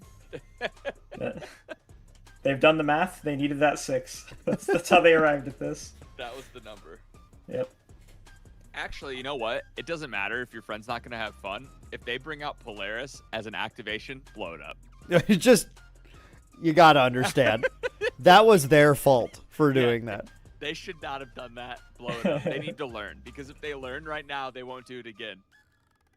Yeah, Ken Mako asked earlier, shouldn't Polaris get banned in Pantheon? So, like, the Pantheon ban list is about fun. If cards are causing a problem for people having fun, then they can be looked at. But Polaris is like, Arasana is like really slow if she's not greedy.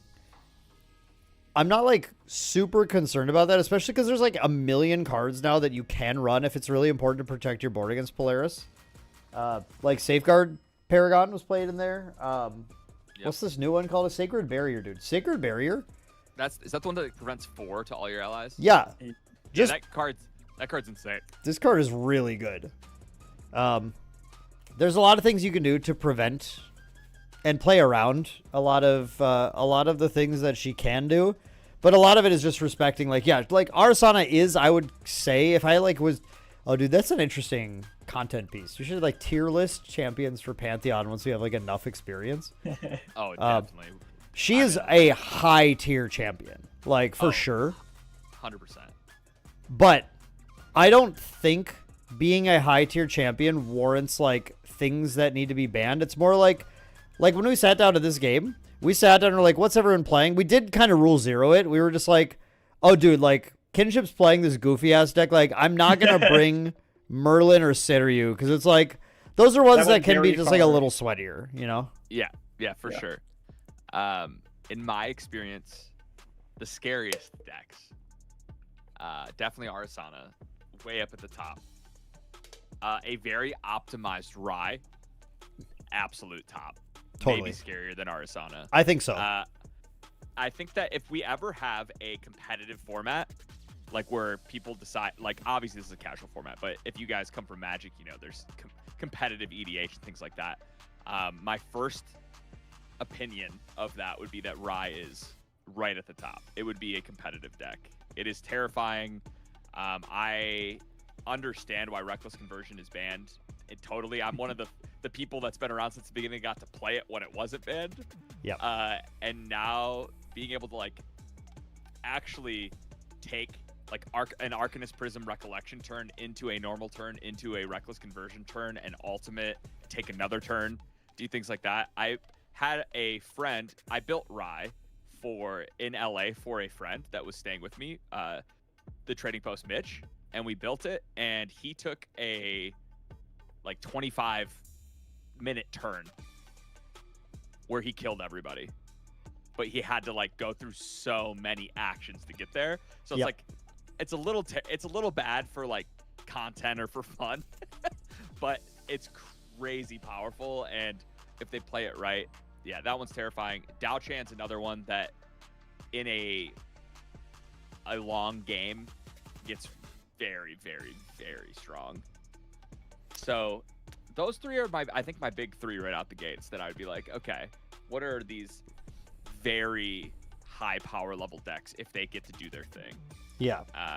I think those are the first three that come out to me. I think I agree with those entirely. I gotta respond to Kenmako here. Just yeah, I know it's not the AoE, right? You're saying it's the amount of bolts that she generates, but the thing is, the way that it works in Pantheon is because there's 3 opponents. If you aggressively, first of all, like Terry was saying, you are just asking for trouble if you activate Polaris in Pantheon. Like, you're against players who are being at least like semi-competent in the game and respecting you. You activate Polaris, you do not generate any bolts that game. Just period. So you have to materialize it. And you also can't materialize it too early, because if you materialize it too early, you're getting like 4 or 5 bolts in your deck. You have to, it requires that you kind of go, you might need to take a backup turn or whatever to get it, like some kind of influence turn. 1, 2, possibly, assuming you're going to de-guide one of those, and also typically an ingredient pouch. Depending on if you find like things like Fertile Grounds can be a little faster, but like you have one of, you know, like you're not always going to have this kind of thing. So it all kind of comes down to like the fact that, yeah, she can get that stuff, but in my experience, games of Pantheon, this was maybe one of the longer games, but it still was probably like 7 turns, maybe something like that. Maybe it went to 8 for us, like for me, and maybe it went to 8 for me and Kinship just to finish it. I think I went through every card in my mat deck, right? Maybe you did, because I guess I leveled a couple of times. So, okay, yeah, maybe this was a longer one, but I never did Equinox. Yeah, okay, so maybe we actually got to 12 this time. A lot of games in my experience are ending around that 6 to 7 turn mark, though. Like, yeah, a lot of decks are not as low power as this. Yep, this was a lower power. Like, if you play the starters, like Raw, those will also be longer games, right? And so in a longer format, I think that, by the way, those 4 starters, Arasana is easily favored in my experience. Oh yeah, it's crazy. Yep. Because the longer the game goes, the more she has time to go, okay, well, here's Polaris and I win. Higher powered, definitely, like, she's going to be higher powered. She can get more counters. But your opponents all theoretically have more interaction points and stuff as well. Like, at the end of the day, Arasana is simply a higher powered champion. And I think if you ban Polaris, you just say she's not good, you know, anymore. It's like there isn't really an in-between. So I think there's no problem with it just being like, oh yeah, I'm playing Arasana. Oh, okay, cool. Let me grab my good deck then, you know. Yeah. Amen. Cleave in Pantheon, you choose a player and choose a player. Cleave their units. Yep. Yep. It does not hit everybody's stuff. Thankfully.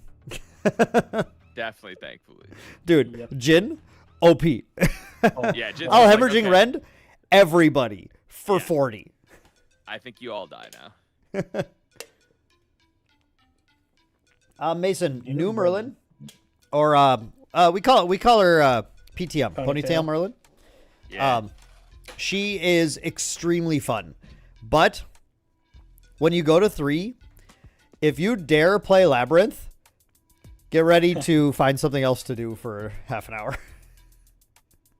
They're just like, nobody wants you anymore.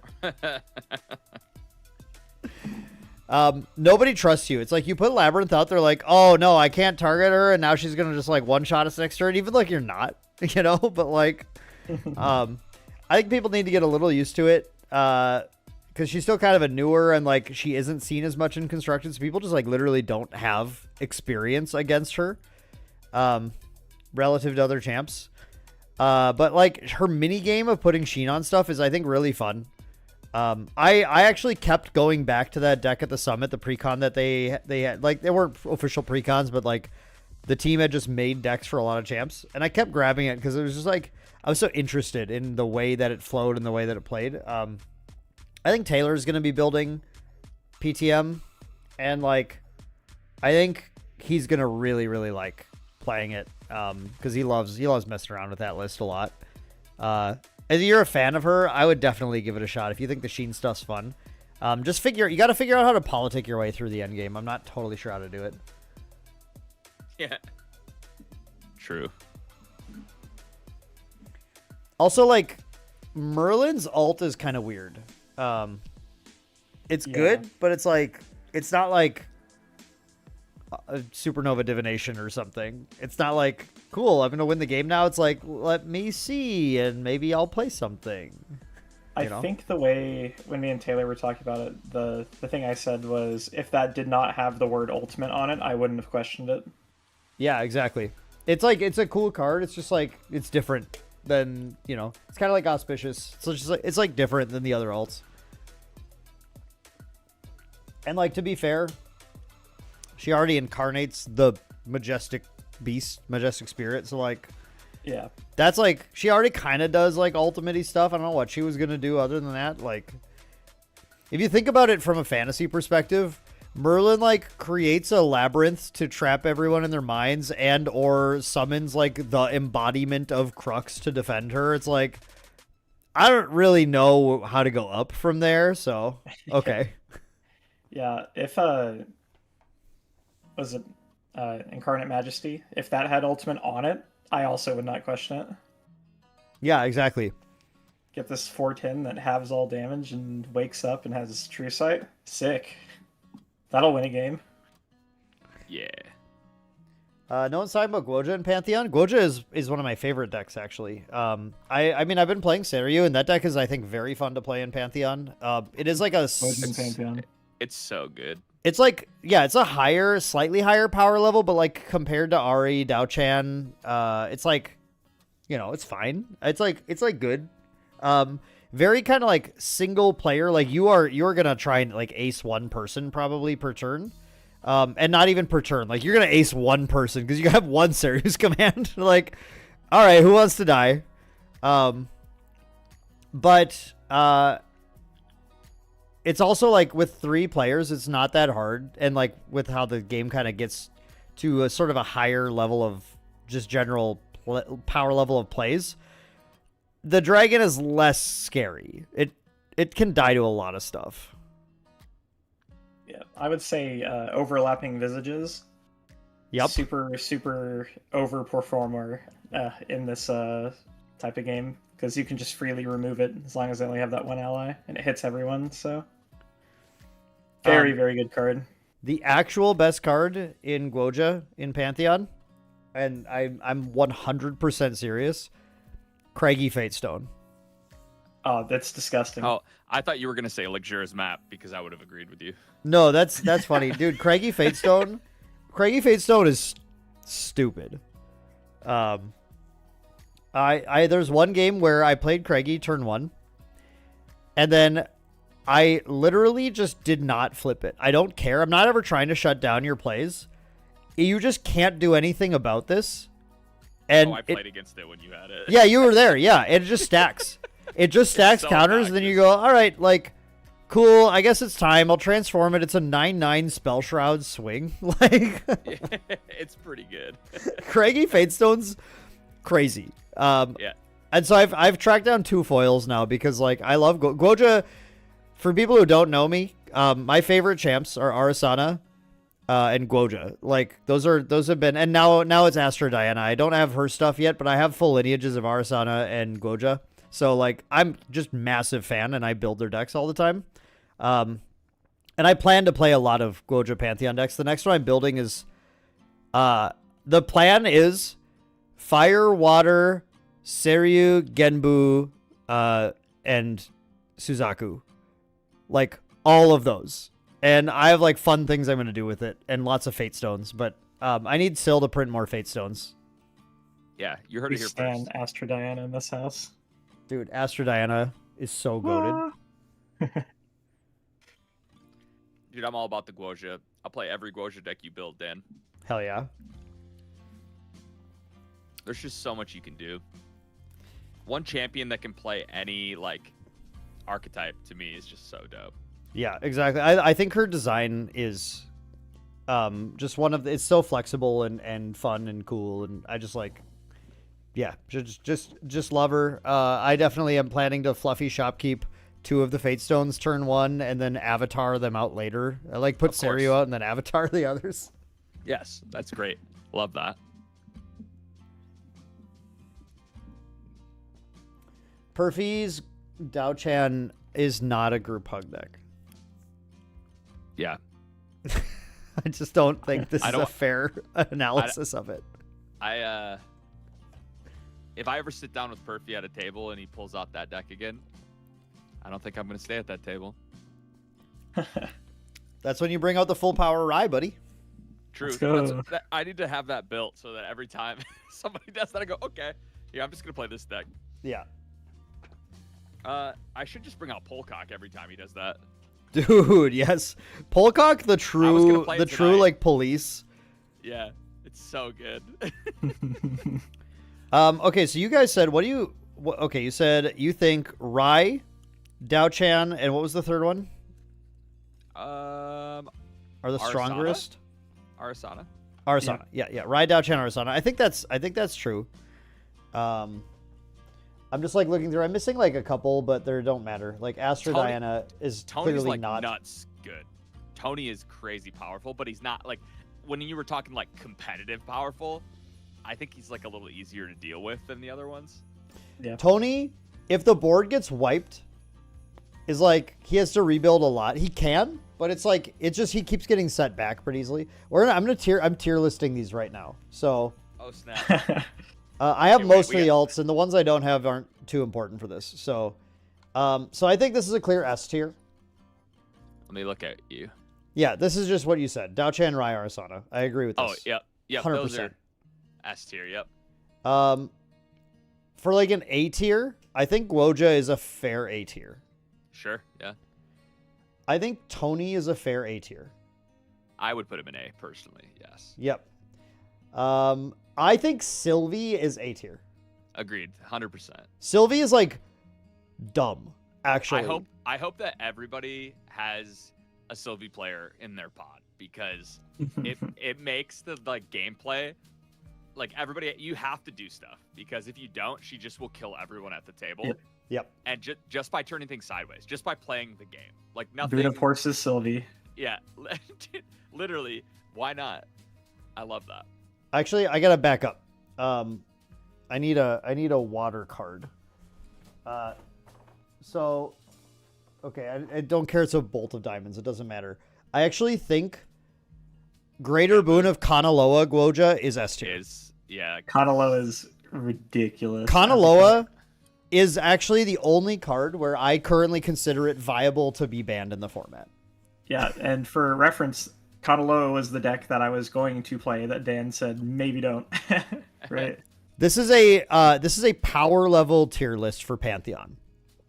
Which isn't to say like this is to say if you're going to sit down with these, if you're going to sit down with 3 people and you see them in decks in like one of these tiers, you want to try to bring a deck in that tier to kind of keep up with them.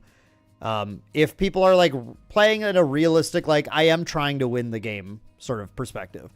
If they're just going to like sit there and do nothing, then obviously I can't, like, you could play Arasana, but if you don't do anything any turn, then it doesn't do anything, you know? Yeah. Where does Jin go? I would say I don't think he's in. It's hard to say. I haven't played against it enough, but I would not put him in like the top tier. Yeah. Okay. I think he'd be probably the start of like the next tier down. Maybe in B. Yeah. Jin in B. Here, let me shift this Feels around. like you'd have trouble getting more than one person out. Like Jin will pop off and then he just dies. It's like Polcock. Right. It's literally like the same kind of vibe. Crux. Or sorry, not Crux. Mage Merlin. I think Mage Merlin's quite good. I think it's A. Yeah, it's high B, low A in my High B, opinion. low A. I think it exerts a lot of pressure depending on the decks too, because it does get to eat the float. It has like a really, really easy time gaining influence, but it doesn't always have like as Limited decisive finisher. of things. Like it doesn't do things that do as much like widespread amounts of game winning, damage stuff, I guess. I don't know. Yeah. I mean, you drop your Pendragon, right? You get a Fireball, but then Yeah, and you're like, it's kind of yeah. One person, gotcha. Yeah. Kind of. It's like one of those decks too that I have played against many people that are ripping cards out of your hand already. So like if you happen to play against somebody who just regals you and grabs your Fireball and your Incarnate Majesty, and like all of a sudden you go, oh, wait a second. Yeah. So a little brutal there. I think CL is very strong. Not the way I play it. But Yeah, I think sure. that if you play it like try to go really high power level, I'm sure it's an A tier. I think that's fair. I can definitely see that. Seal's just objectively, especially when the game goes just slightly longer and he like realistically gets to 6 omens Yeah, every game. It's terrifying, yeah. Yeah, he can do some really scary stuff. I've played against Chessman.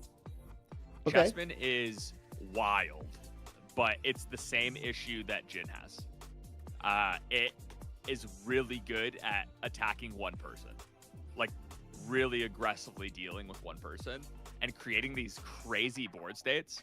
But if somebody can deal with your board state, you kind of are out of the game. So it doesn't rebuild as well as, let's say, Slime Sylvie does with Gaia's Blessing out or something like that.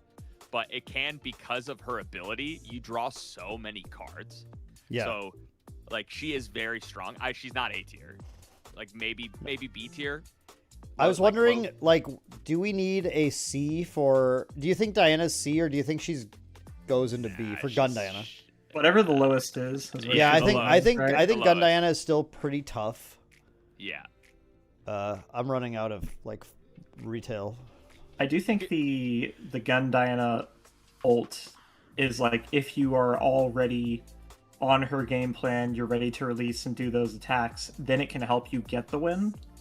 But I think if you're not at that game state, it's not really going to get you anywhere that you weren't already. That's my take on it. Agreed. So do you think Chess is she's like- better than Diana? I think she's better than Yeah, Diana. 100%. I think Diana is the lowest. Okay, we can go Chess here. How do you feel about Xander? Xander is very strong inherently. I don't think, I mean, like the ultimate obviously is very good, and you inherently be based on blinding.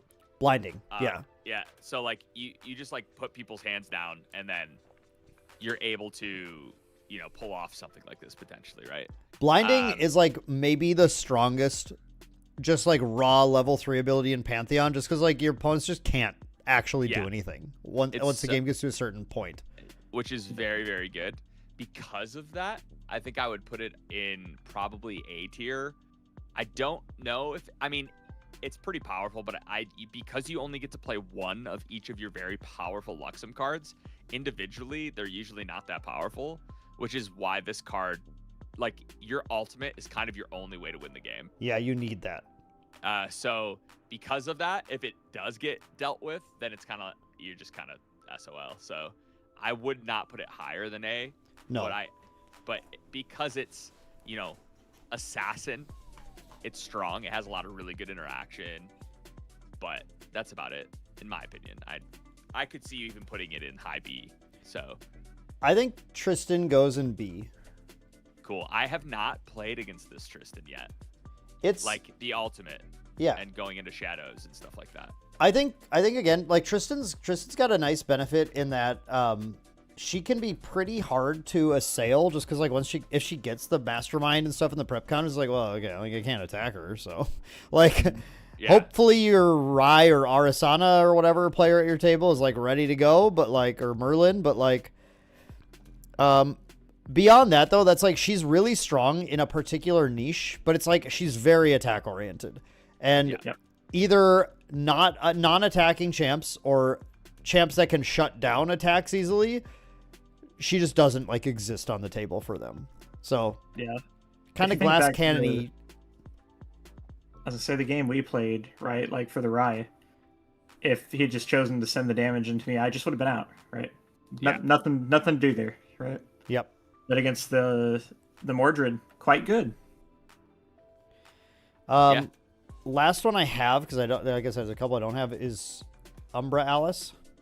And honestly, this is the one that I mean, it's a very powerful ability, but everything becomes ephemeral.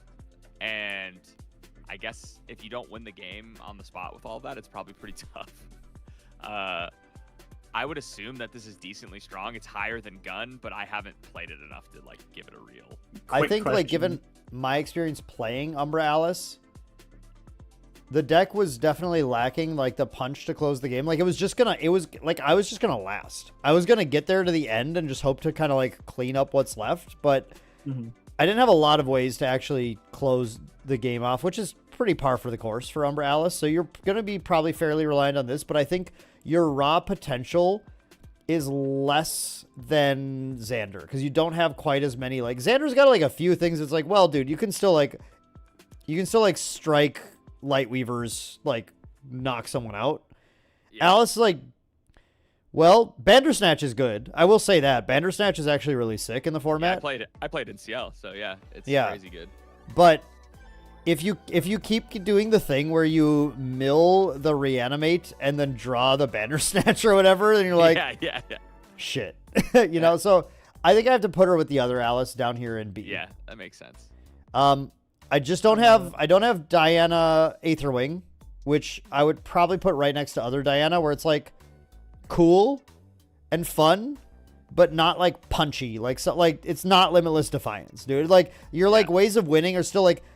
I think everyone thinks with Diana, it's like, okay, well, once you go to kill one person, then you kind of blow everything, and then everyone just kills you afterwards. Yeah. So it's like really tricky to kind of manipulate yourself to the point where you can win. That's the main issue. So I'd put it here, and then Lorraine. Lorraine's ult is pretty powerful. I think Lorraine is like a really solid, just A. Like yeah, 100%. She's very powerful. Allies are good. Crux is good. Her ult is actually cracked. Yeah, I think just being warrior is huge too. Yeah. Her ultimate is just so obnoxious. If people do not have like graveyard hate, it's over, man. Like you better kill the Lorraine player because she's gonna kill each of you one turn at a time. And if she could wake up, I set up in a game if I wouldn't have been Song of Frosted during my setup, where by playing Vault of Runeblade, I was in a situation where I can continuously ult multiple people multiple times and using like wake ups and being able to use it, because once you've activated it and paid its full thing, it's a free card out of your graveyard. Yeah. So it's pretty gross if you have restand abilities. Votive Runeblade is cracked with that. It's insane. It's actually insane. You just win the game on the spot a lot of the times. So super, super cool. Am I missing any others? I feel like maybe there's one more, and I just can't think of what it is. Let's see. I mean, I don't have. I only put Mage Merlin here. I think. I mean, as far as I feel, still, I think. I think Ponytail Merlin's probably in C with Diana, maybe at the high end. You're missing the other Terra one. Oh yeah, I'm missing Shu Kongming. Kong. Yeah. How's Kongming? How do we feel about Kongming in Pantheon? She draws more cards than anybody. She does. She draws literally the most ridiculous amount of cards. But she has the same issue that Merlin has. Like she has a hard time ending the game. Yeah. I don't even know what her ultimate does though.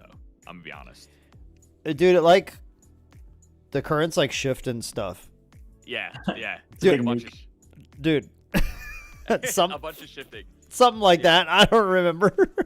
Yeah, exactly. That's how I feel about it. So I know she's powerful, and when she gets going and when she gets moving, holy, it's terrifying. But she can't kill you. So it's like, okay, cool. I'm gonna draw 100 cards, and I'm gonna shift my currents a bunch, and then I have played a little bit of Kongming, and I was able to utilize that new spell that you activate, and then while it is like on the stack, you activate as many spells as you can, moving your shifting currents from north to west or whatever. Yeah, Flourishing Chi.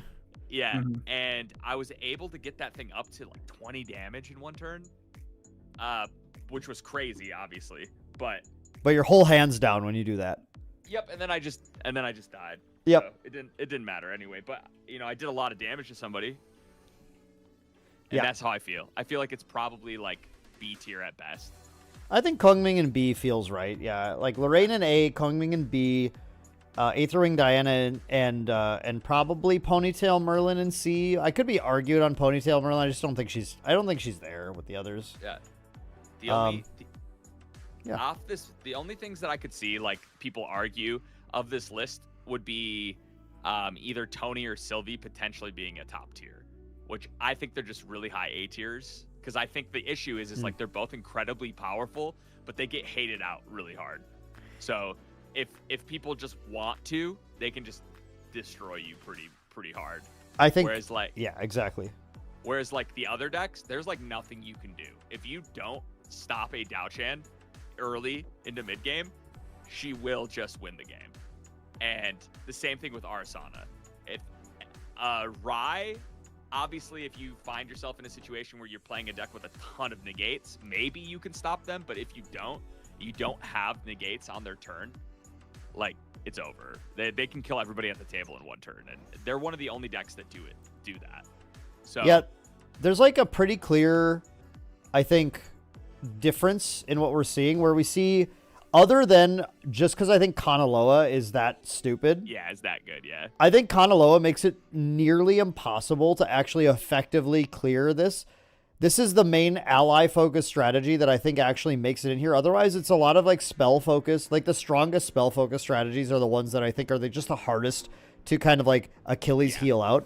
And then a lot of the decks down here are like actually just like, including thinking about Lorraine here too, are like, they're the best ally-focused strategies in the game. And then when we go down here, they're either like just not quite to the level, probably due to lack of just general support to kind of get there. Or these are decks that are like very pointed in and like focused in a particular area that they're strong in. Like Merlin and like just having like spells but no real presence. Trista having like attacks but no real like spell resistance whatsoever, and Jin just being like, if it's not my turn, then I'm fine. Right? Yeah. But I'm gonna try and kill myself right now. Literally, yeah. So yeah, like, yeah, I mean, I think we do see some kind of trends here that I think make sense. And kind of, I think, put it into a pretty good perspective. So that was fun little extra content, boys. Yeah, I like it. Yeah. Right in time for a giveaway? Question mark? Yeah, it's time for a giveaway, and then it's time to get Allan on the stream. I'm so excited for your guys' Allan segment. I'm excited for this too because, like, I didn't fully plan this, but throughout the day we have teased my previous interviews with Allan, so we get to build up to a new one right now. All coming together. So, okay, this giveaway is going to be, this is our last Mordred Recollection deck giveaway. Oh, by the way, Mordred, obviously SS plus tier. He's insane. I think Mordred, by the way, is a B tier deck. Yeah, agreed. Yeah, he's there. He can. It's not like these can't win or whatever, but it's like, Oh no. they're just like, they're lacking just kind of like the raw like potential. You He's kind of very have, you really have honest. to kind of like manipulate your way there or get some like pretty lucky hits or whatever. So, okay, so Mordred Recollection deck. For this one, should we do this? Let's go.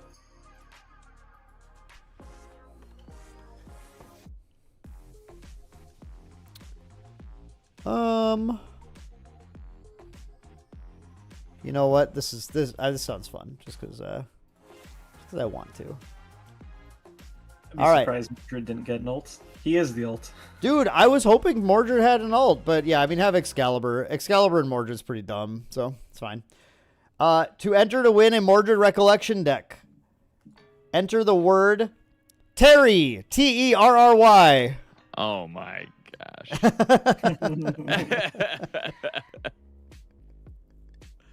That's great. I love it. Terry. Get entered to win a Mordred Recollection deck sponsored by JWW Sports Cards and Gaming in Fargo, North Dakota. Hey, guys, did you know Josh from JDubs decided to give you guys over $2,000 USD of product today just for like vibing with me while I do dumb Grand Archive stuff for 24 hours. I love it. Pretty cool. Pretty cool stuff.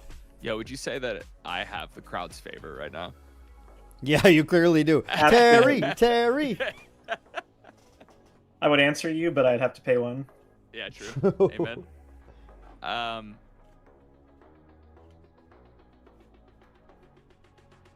I am in the process of talking my wife. Not really talking. I mean, honestly, just helping her, not talking her into it. She wants to do some proxies for Pantheon with Pantheon barriers in crowd's favor. So we'll see what comes of that. But Ooh. I'm excited to show you guys some That stuff does soon. sound very Imagine exciting. using proxies for Pantheon. That's crazy. It is crazy, man. Casual format. Never- There we Get go. competitive. We were on black screen for a minute there. Yeah, Not bad. yeah. Oh, my joke's gonna fall so flat then. I pulled out all my proxies. Oh, sorry, I got it back now. GG's. All right. Let me see if I came back perfectly in time. We're good, I'm we're good. actually I'm gonna swap over to full Your screen face? cam here in a sec. Actually, I think probably easiest if I just say goodbye to you two. Yeah. So thank you guys so Sounds much good. for playing with me. It was a ton of fun. Thanks for letting me win on stream. It's nice to Yeah. let's get a win on the channel. You know, that's how it be. Thanks for having me, man. Yeah, was Trading Post, awesome. right? You want a quick shout out, Terry? Yeah, totally. Yeah, come check out Team Trading Post. We do a ton of Grand Archive content. We're a new store opening up in Novi, Michigan, but stay tuned. Tons of Pantheon stuff, deck techs, gameplay, as well as just a bunch of deep dive kind of stuff, getting you guys prepared to play with your friends or at your local game store. So yeah, Team Trading Post. True. Hell yeah. Thank you. Yeah, and then Kinship's part of the main deck team. He's on the main cord. He already left. I don't. So. I don't you super didn't. have Sorry. anything fun for branding or anything, but I'm a little tempted to make a Pantheon YouTube channel after this. I will say so. Dude, I have a really cool name that I don't think anyone's gonna use. So Oh, excellent! Send it my I'll way. send it to you. We'll make it happen. So if Hell yeah. anything ever comes out of that, I'm sure you'll hear about it through here. But Absolutely. All right. great Well, fun. thank you guys for joining me. It was a lot of fun. Yep. catch See you you later. later, man. Good luck. All right, see you. All right. Ooh, I'm blurry because I have my really janky setup here. Let me just get out of the Discord call. And then when my opponent drops Greater Boon of Maindeck Dan. Kinship sending funny memes now. That's awesome. All right. Cool. Well, we'll do the drawing here, and then let me check and see. Looks like Aldius is ready to go.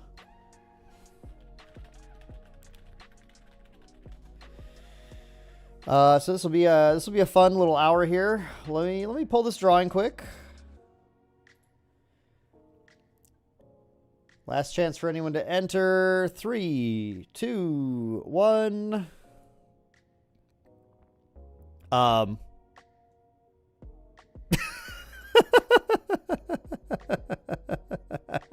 Rigged! Rigged! Rigged! All right, congrats, Terry. Rigged.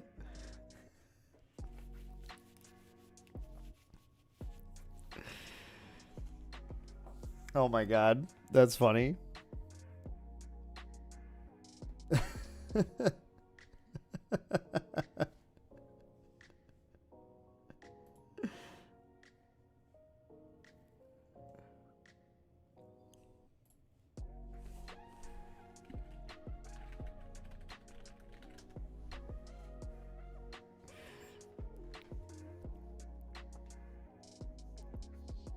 God, that's so funny, dude. All right, well, yeah, yep. I mean, I know how to get to Terry, so congratulations, Terry. The one where I put his name as the keyword is the one he wins. It's like ridiculous. Okay. Cool. Let me get on a call here with Aldius to get this figured out. Oh, I gotta change this up here. Just change this title real quick.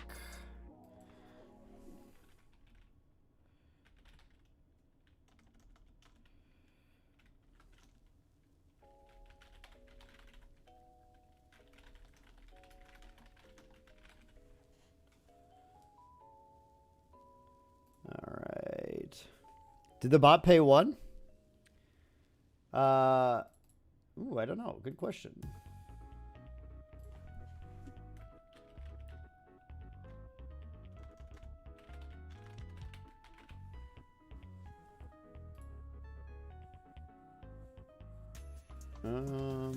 Sorry, a couple of things I gotta change here.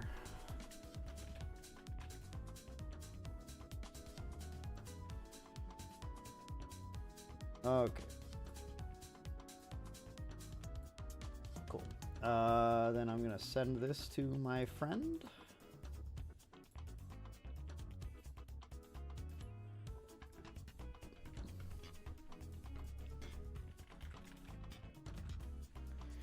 Cool. And yeah, once Aldius hops in, then we're gonna head over and do a little chat. The conversation's gonna be called reflecting on 3 years of Grand Archive. With Aldius, who you guys, if you've been here all day, you saw him on some of the earlier old content that I did, the previous content. He was always the man doing the interviews with me, so it'd be fun to chat with him one more time.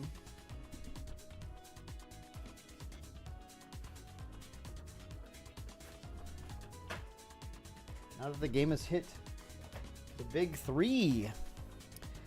Rinocerante, any idea why the Recollections haven't arrived to my LGS? Shipping logistics. They just arrived for us today, so it's yeah, they just sometimes it do be that way. All right, looks like Aldius is ready to go. Cool. Let's come on here and switch over. All right, we're going live. All right, hello. Hey, Aldius, good to talk to you again, man. Long time no talk, right? Yeah. It's only been like a week. Yeah, like a week. Yeah, we see each other a lot more these days. At least when you get to travel to the events, you don't always get to make them. But right, I'm a lot busier, I think, nowadays. But I actually have a little surprise for you. I'm not the only dev here today. Oh, surprise! Who's there? I actually brought my friend Pora.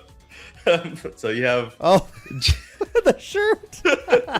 I couldn't do this alone. Yeah, I couldn't do this alone, so I brought him with me tonight. I love it. That's awesome.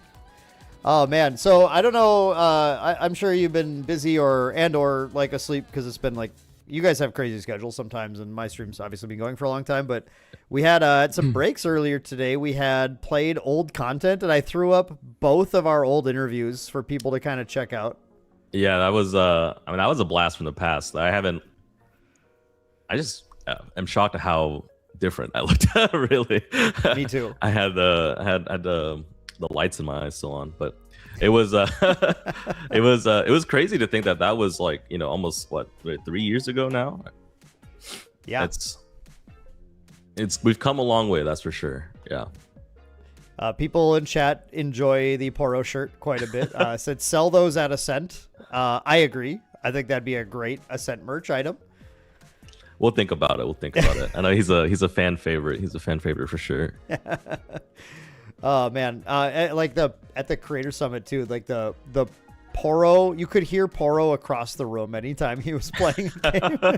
Yeah, I mean, the lore on Poro is you know, we've been friends for a really long time. I think probably close to like 5 to 6 years at this point. So we go like way back, and he's always been a great time to like hang out with and like play just card games in general. So that's how we became friends in the first place. So yeah, he's a hoot, that's for sure. He's a hoot, definitely. Yeah, so man, like, not to get too serious, but we're not gonna get too serious. I mean, this is a 3 a.m. interview. 3 a.m. interview live. This is the first interview live together, right? I think probably I think so. 3 years though, Grand Archive, man, where, you know, watching those earlier interviews, it's like, it was pretty funny, you know, just like I was trying to figure out, like, I remember that first one. I just like collected a lot of questions people had, and they were like the obvious questions, like, do these guys know what the hell they're doing, right? Like, and your answer's like, kinda. I mean, there's still so many things that we learned, and I guess that answer is a bit. I was much bolder back then, but there's so many things that we still. Yeah, we've definitely learned a lot, and there's still a lot of things that we don't know though, and we're figuring those along the way. I think back then, like, we were still within our little bubble of what we knew or kind of like thought about the industry, but we still made like so many vast improvements from where we were. So like, I feel like every time I learn something, I just find out there's way more that I just don't know, and that's awesome. That's awesome to me. So yeah, I think like my perspective listening to some of that conversation, and then thinking about how, at least from what I know, how you guys interact with the entire, you know, product you're creating, not just product, but like the IP that you've created at this point. Like, I feel like my perspective back then was like, okay, I gotta investigatively journalize these guys, and I gotta figure out, like, are these guys like the legit, like, super businessmen? And now I watch you guys, and I see the way that you approach everything. Like, it's not to say that there isn't anything. Obviously, there's a lot of serious that you are approaching things with, but the company has really, I feel like, founded on an ethos of, we're making a trading card game, and we're making a game, right? And a universe, obviously, but it's all just like, there's a lot that's done just like, well, why do we have to take things so seriously? Let's do things right. Let's try to do things well. But at the end of the day, everything here is to have fun. And that's why I had no problem. Like, I never would have done this back then, but I called this the Dev Hour, right? I'm like, whatever, dude. It's like very Weeds the Shore, I think. Yeah, it's, you know, devour these cards. Yeah, devour these cards. That's for sure. Yep. No, I mean, yeah, I totally get what you're saying. I think we're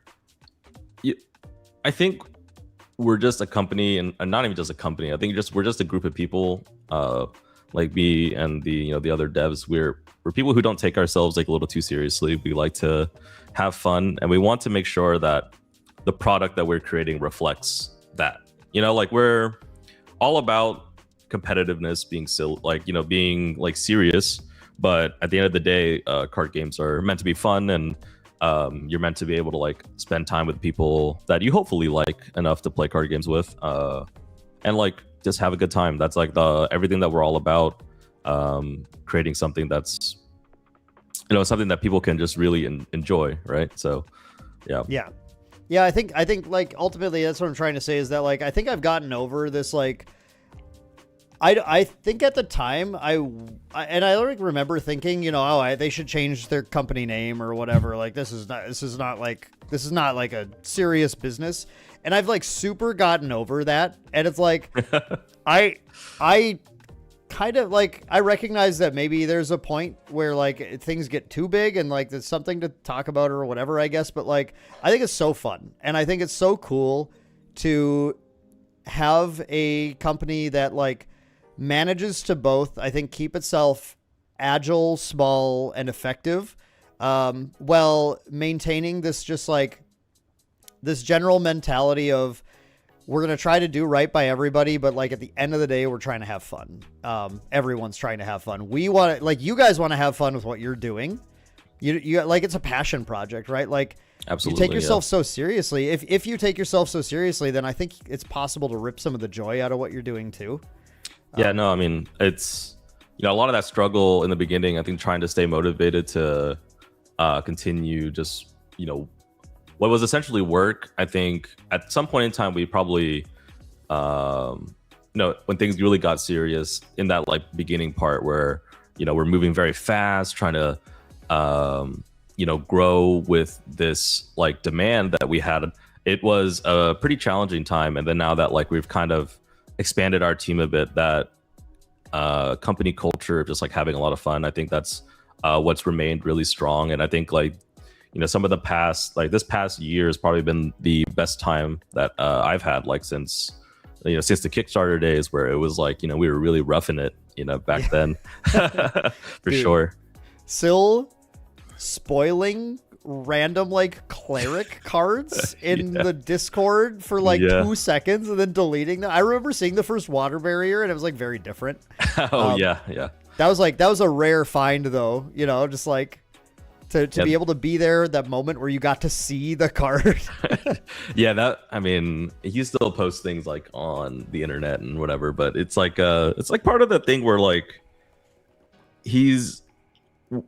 we are just so excited to share like what we're working on, or like, you know, it's hard to keep secrets. Actually, it's very hard. Yeah. I mean, I think I'm one of the better ones on the team about keeping the secrets, but we're always working on such cool projects and cool things nowadays. It's like I just can't wait, you know, for the community to get to this point to like see it themselves, right? And to have that to finally to be able to finally like realize that vision that we once like had, like, or some idea that we had at one point. Yeah, it's like a common question that I get like, you know, nowadays is like, you know, did you guys plan for Pantheon? Like, is Pantheon like something that you guys been working on for a long time? Well, the short answer is like, just like, yeah, we've created the cards from the very beginning to be able to account for multiplayer games. Like some people are like, oh, these old cards like work this way for, you know, this. And I'm like, well, I said it on a video at some point, I think in time, like we had always planned for some sort of multiplayer format. So it's, you know, now we're here, RDO launch with people actually playing. I actually got a chance to play myself at Ascent LA with just joining. I actually joined the Pantheon pods and was playing. I played with a few people. You know, some of them don't even know who I am anymore. So it's like really awesome. Like they had sat down with a table. They all had pre-constructed decks from the event, and I had my already constructed Pantheon deck. So I had a fun game of Arch Enemy there. But that was it's a really good time. It's just like amazing to finally be able to like get to play with the community in a way that's like fun and casual, while also like, you know, playing Grand Archive, right? Yeah, I like the Pantheon inception. I remember talking to Syl a long time ago. I mean, we're talking like right at the beginning, and yeah. you mentioned some devs are leakier than others. In Yeah. my opinion, one is the leakiest. I wonder who he is. But he had mentioned way back then, I think it's okay for me to say this now, he'd said something like there was a multiplayer format that you guys had been like thinking about, and at the time I think he said it involved, like, of course it iterated a lot from then, but like starting with a particular domain and play or something. And I think like we had speculated that some of the like Camelot and Avalon and stuff were like initially like going to build up to like having a pool of domains. And I would guess that morphed into the boon system, or it got completely scrapped and this came out about from that. I don't know if like you have any interesting insight into the metamorphosis. Yeah, actually, so he mentioned back then probably that there was like a domain starting in play, right? So Yeah. I think I forget when we introduced it, to be honest, but it's been a while. But so when we introduced the idea of siegeable domains, we kind of had that. He kind of had that idea at the time, and I remember talking about it. And so the initial conception of the Pantheon barriers were they were like also a siegeable domain. So we had like those domains start on the field, and then we played around the idea with like like what is like a domain? Like, is it really just like a castle or whatever? But now it's like kind of like how do I say this? It's like expanded beyond just the idea of like it's like a building or it's like something. So that's how we kind of gave the Pantheon barriers like they're a barrier, for example, right? They're like a attackable structure within the game. So like the before, like back then, I think you guys only thought that it was like Camelot and stuff, and then that's kind of how we ended up with like the idea of like siegeable domain. For Pantheon, we wanted like extra life, like kind of like, so we played around a lot with these numbers when we were initially conceptualizing the format. And so I think you used to have like more durability at the start, and then the games went on probably about like 30 minutes longer than what we had kind of wanted to. So I think right now the average experience time is about, like with all the politics and stuff, you're looking at about like an hour and a half, depending on just like how fast your pod is. Yeah. Hour and a half has been in the games we've played like a decent average. Hour 20, hour 40. There's some that go longer. Mm-hmm. I think more often it goes longer than it goes shorter because people will just be like, let's just like keep you alive one more turn and see what happens. Kind of thing. Right? And people are more apt to do that than they're just going to go, I'm just going to kill you right now. Yeah. No, absolutely. I mean, like some of the fun politics that I had was like, the three players had like ganged up on me, but then like, so once one player was eliminated, they were like, well, I already spent all my resources trying to get rid of you.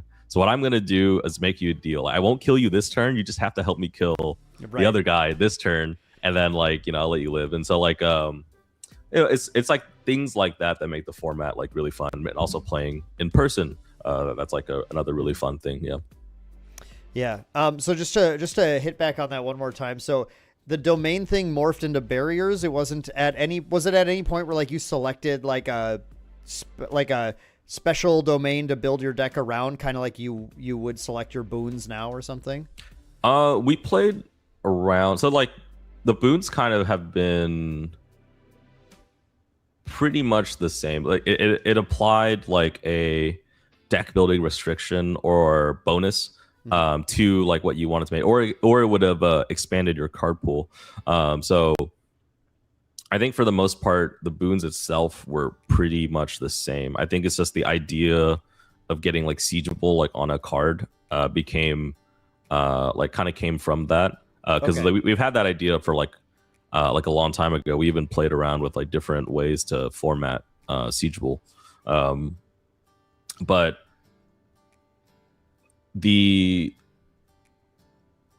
there's not so much that like had evolved from like the barrier itself. The barrier was just like, we didn't really know how to depict it back then, so I think we were like kind of thinking like a lot of like more like probably the art had evolved more than the actual like functionality. Yeah.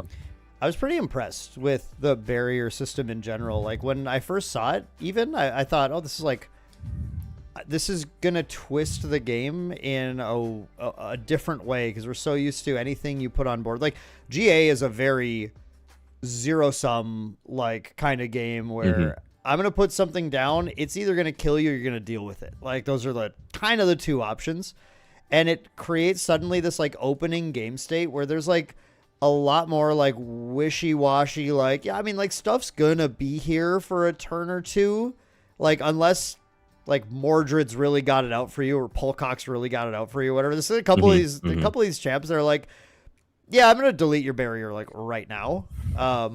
But it's it's created, I think, a really interesting element to the game that hasn't ever existed, where there are a bunch of these allies that would be really bad in 1v1 that are like, I mean, there's obviously stuff like Academy Guide's like good enough where she's gotten a like fringe play in 1v1, but like Sanctified Paladin is like really hard to like live in a 1v1. Or like Freitas is one of my favorite, where like suddenly I was looking at Freitas like, wait a second, like, yeah, dude, if this lasts long enough, if you play the Boon of Parvati to keep your barrier alive, and like, I don't know, man, you can pull this off now. And that's like, that alone was a shift that I thought was like really exciting.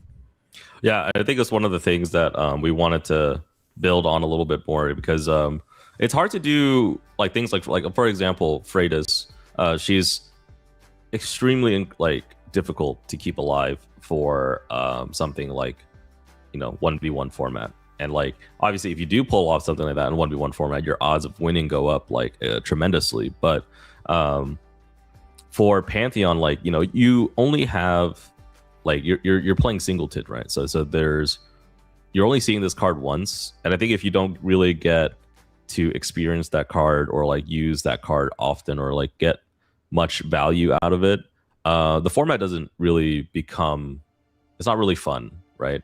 Either like getting like someone should be becoming scary, and then someone should like have things that are slowly developing, that are slowly like enroaching onto the board.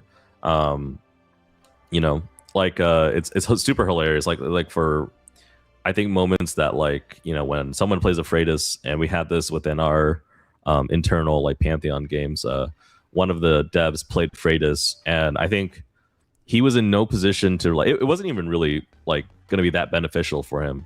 But I think the other, like me and the other two that were in the pod were like, okay guys, I know it's cool, but we can't let this happen for no matter what. And like, you know, we'd all just gang up on him, and we have like a lot of good memories, like good times like that. You know, it's going back to like the topic point, but just like for developing, like essentially we wanted just a bit of a slower game when it came to Pantheon. We wanted people to experience their cards like a little bit more, a little bit longer, rather than what they're normally used to. That's why there's like cards like, you know, Sanctified Paladin. It's like, it also helps like establish like a threat early. Like, you know, someone's going to be like, okay, well, he played Paladin on turn 0, so we're all going to try to break his barrier, get rid of his Paladin. He already got the draws, you know, 2 cards or whatever. So it's like stuff like that. Yeah, it's kind of like an interesting card, because there's some of these designs that are like clearly just not 1v1, but they're also pushed so much in a format with the barrier that like part of the cost of the card is just like the threat gen. Like it's like, dude, it's like an MMO. It's like you taunt all the opponents by playing this thing. Like you can have 2 cards and a 3/4 with vigor, but as a part of this, you are generating threat, and you have like aggro now, and now everyone wants to get you.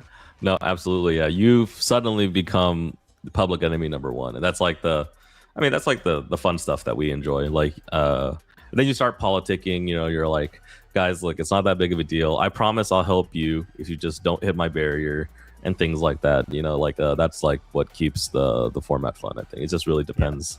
I had like a lot of good moments at Ascent LA recently playing. So, you know, the politics of keeping alive, I had like no business like winning some of the pods. I think I was like literally at 1 HP, and I was like, guys, look, if you let me live, I don't know what I'll do for you, but I promise you it'll be good. And then like it turned out it didn't turn out very good for them, but it was really good for me, really good for me. I'm sure. That's how it goes. Good words of wisdom. If you ever get to play Allan at an Ascent in Pantheon, you should not, when he wants to stay alive, don't listen to it. Yeah, pretty good win rate whenever I just get left alive on 1 HP. That was really great. Yeah, crazy. So, okay, I don't want to focus only on Pantheon. There are a lot of players out there who are, obviously really, really into the 1v1 format, myself included. We're about to go play some more Sandbox after this and grind some more like weird decks. I got some weird. I want to test out this Wind Luxem with Angels thing a little more. Like, it's kind of wild. Obviously, though, the game's roots have been in the 1v1 format for a long time, and it's not going anywhere either, right? Absolutely. How I guess, okay, because you're not Silidar, so like we're not going to focus on design or anything, which would be maybe more his domain in general. I would love to know, just looking back at the last 3 years, I think we have talked about this a little bit before, but just for the sake of this this kind of interview, what is the moment of the game's kind of production where you were the most nervous for the future of the game as you were making it? Most nervous for the future. I mean, there's a lot of moments where I've probably been the most nervous. We're talking like FTC release. We're talking like every Ascent that we came across. Like, just there's a lot of moments where I was particularly worried. I think the most, and this is a little bit awkward to say, but I guess it's actually more recently. I think with the release of Radiant Origins, with the new format and everything, this is like a very, very new thing for us to do. And although that we like felt a bit educated in the choices that we made and like that it felt safe, it was, like you said, our game's deeply rooted within the like 1v1 competitive format, and then releasing something for basically a brand new casual format that's like a whole new frontier for us. And I think personally, as somebody who really wants people to, like, when they play Grand Archive, to have a really good time and to enjoy the game, I had high hopes and like a high I was very anxious at the same time. I think just to like wait for people to get into hands. So like when you came down to the creator event, it was like kind of like this first experience for new people outside of the team to like get to play Pantheon. And this was like, something that I enjoyed very deeply, but I don't know like how well it's going to translate right away, because you never know until it's actually in the customer's hands, right? So there's like that bit of the unknown that was like always terrifying. Also with RDO being such a large set, that is also like was an interesting like thing to see play out. And we're seeing a lot of people have been enjoying the opening experience, and we've done a lot to like just boost the quality of the product. So I think that's like probably the most anxiety inducing thing that I can remember, like just at least recently. In terms of like gameplay and balancing wise for the 1v1 format, it's still such a large card pool, and my team and I felt like we tested this product very thoroughly, but there's always something that the players find that is interesting and unique, and that could be a little bit outside the game design that we wanted. But at the end of the day, we just want the product to remain fun, right? So that's like the core of our philosophy. But yeah, I think that's recently with RDO, I think it's going to be interesting to see. I'm super excited to see like how this meta plays out. This is the product that's like our largest product by far in terms of like just sheer card number, right? So it's gonna be really interesting. Yeah, that's like, as someone who's built a TCG from the ground up, there's obviously going to be like tons of moments that are do or die, right? For like a lot of things that you do. And like if RDO doesn't land super well, that can create hurdles. Thankfully, the Creator Summit everyone basically just couldn't stop playing Pantheon. That was like I was up till like 2 or 3 a.m. Oh yeah, night. yeah. No, I remember Dan had a really good time for. Oh man, some behind the scenes content would have been a banger, but I agree. Yeah, me and Terry, who was just on here, we had a good night, and then I had a bad morning, and then I had a good rest of the day. It was a really good day. It was a really good day for sure. Yeah. But yeah, no, like there was like that had to be somewhat reassuring to have a lot of the game's kind of deepest supporters coming in and loving it, and then I mean, I think. From what I've heard talking to people from LA when it's really gotten into the wider public's hands. I mean, I took B-roll footage of the people playing Pantheon on Sunday, and it took me a long time to like walk down and record kind of like everybody playing because the tables were packed and it sounded like people were really enjoying themselves. Oh, it's actually insane. I think like we did the math and I think we posted it, but the average amount of hours like that people spent, you know, we're looking at like close to 6 to 8 hours just playing like Pantheon only, which was insane. Like on average on all the people that I played that weekend, it was incredible. I think even for, you know, the Creator Summit for one thing was also like really so interesting to see because obviously you guys were all there. We're excited to invite you like and everyone else to play Pantheon, and not only did you guys like shoot the content and like, you know, use the media room that we had created, but you were also just playing like for fun, like in the you know, our lobby like type area. That was like already like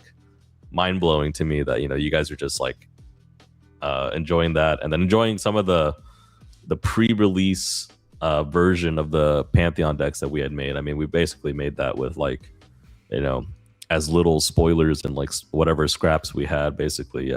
Yeah. And still, like we just keep talking about him. Like Terry and I were literally just talking about like, oh yeah, dude, no, I played that deck at the summit and it was like really sick, you know, like. Oh yeah. And I remember watching you guys and like learning like, creating your own decks and then like figuring out like what do you wanted to like what would you change already. It was really fun. It was really fun. Yeah. Going forward, I think there's some questions people have, and I know like you can never say too much, right? But like, I'm gonna try because I have to get content for the people. All right, yeah, for the people, so I gotta try. So going forward in design, what do you expect the focus to be in each set?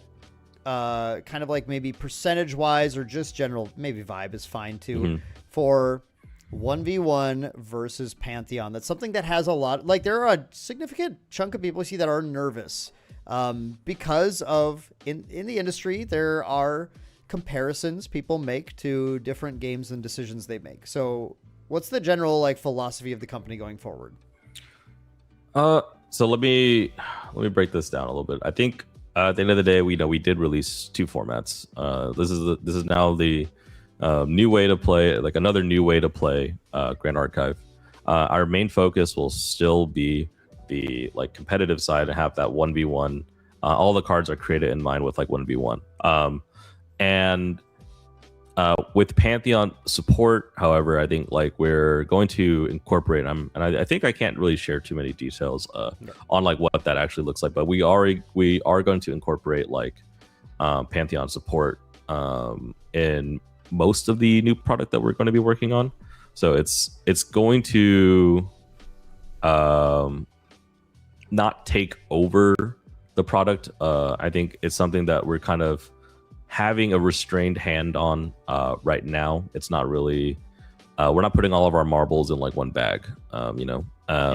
This is something that we're closely monitoring feedback for still. Like while the reception has been extremely positive, our goal is to stay humble and stay in our lane and then do what we do best, which is to create a fun semi-competitive or competitive, however you want to look at it, like game where Ascents aren't going to go away. I think you will see probably some of the structure for Ascents change a little bit, where we're introducing more Pantheon-based events for people to enjoy. I think there's still going to be other side events, but you'll definitely see us trying to incorporate that more as we've kind of like wanted to shift Ascent to like not only just be a competitive tournament, but also like a true celebration of Grand Archive, right? That's like our goal was never to make that the end all super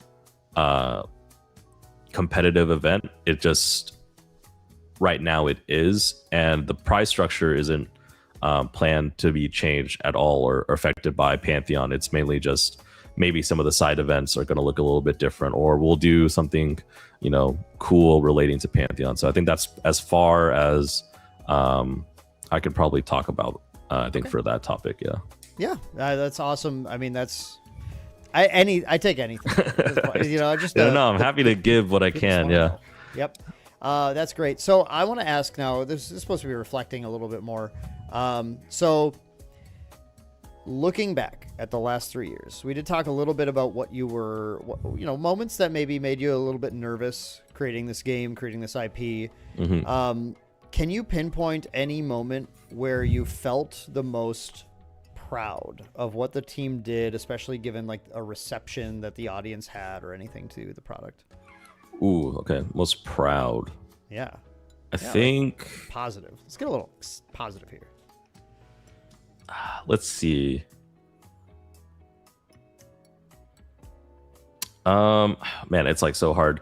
I mean, I think at every Worlds is probably, and I think the most recent Worlds, you know, we had a little bit seeing like what decks like kind of perform well. This is me speaking from a very like personal like stance within the team because of my direct role. But I think like we test so many decks and we're never sure like where things will land. I think like we have a pretty good idea. So Worlds recently, we've wanted to see Tristan honestly do very well, and we like that deck a lot in playtesting. And obviously, you know, I'm speaking to Maindeck Dan. You know, shout out to Taylor who also did. You know, he just kind of won Worlds last year. You know, no big deal. But with Tristan, I mean, I think like that's a personal like moment where I felt the most proud because it's one of the decks that I kind of had believed in when we had released it, and she performed very well, won Worlds, and you know, we did all the extravaganzas, like, you know, or like surrounding that. That's probably like a moment where I felt the most proud. And like and I'm trying to give a different answer from like RDO in itself being like our capstone set. Yeah. It's been a lot of effort, and I think that's just where I feel the most immediate gratification right now since we've hit that launch, and you know, it seems people have been really enjoying the product.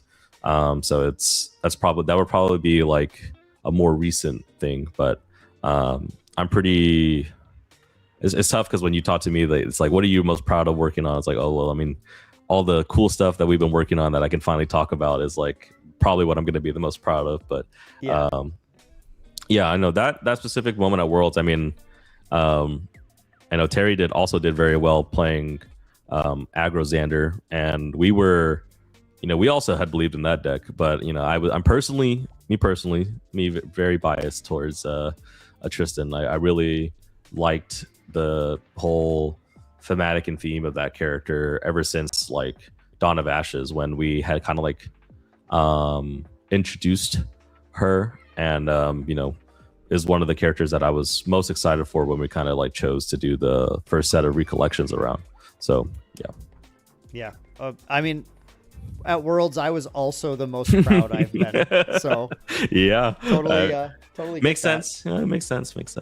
Yeah, that was an awesome moment, and obviously like it's such a cool format in GA that I can't believe I don't see more often in competitive games. I think the whole idea of being able to adapt your deck creates like these really interesting meta decisions that people kind of get to make. Yeah, I mean, I won't forget the 5, since we had been working with True Champion at the time, and Terry was with them too. 5 of our kind of crew were in the top 8, and I still remember this huddle of all of them getting together, and I walk over and like just to listen in, and they're like, "So what do we do?" Because we had like planned out this whole like go to yeah. Genboo's, swap to fractals, and now we're like 5 of them are in top, and like, and everyone's like, just go figure it out. Everyone's on their own now. Like, what else can you do at this point? I mean, no, like you guys, I mean, had an insane performance, and I think it just shows. Like, what I love to see is the growth of the organizations and the communities that have come from, Grand Archive. I mean, like, the teams that currently exist within the community have proven time and time again that they this is a very skill-based game where your decisions matter a lot.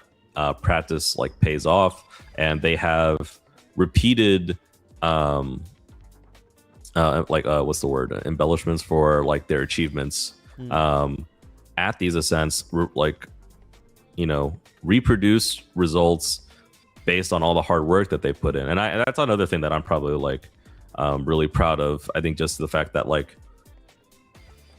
such skill expression can exist, and such hard work can pay off, which is incredible, I think. Yeah, totally. And you're actually leaning on a question that we have in the comments that I want to throw at you too. Especially just speaking about the community, what moment from the last 3 years that you've seen, what's something that the community has done other than liked Pantheon or whatever? We'll try and skip that one. What moment from the community has meant the most to you, or Weaves the Shore? What have you seen the community do that you felt the deepest? I mean, this is I'll speak more to me, because it's I'm not sure everyone on the team will have different sentiment, but for me personally, let's go back to the holiday stream we did, those many years ago at this point. I think at that time, I mean, working on Grand Archive was it can be stressful. It's a lot of fun. It's a lot of takes a lot of patience, takes a lot of willpower.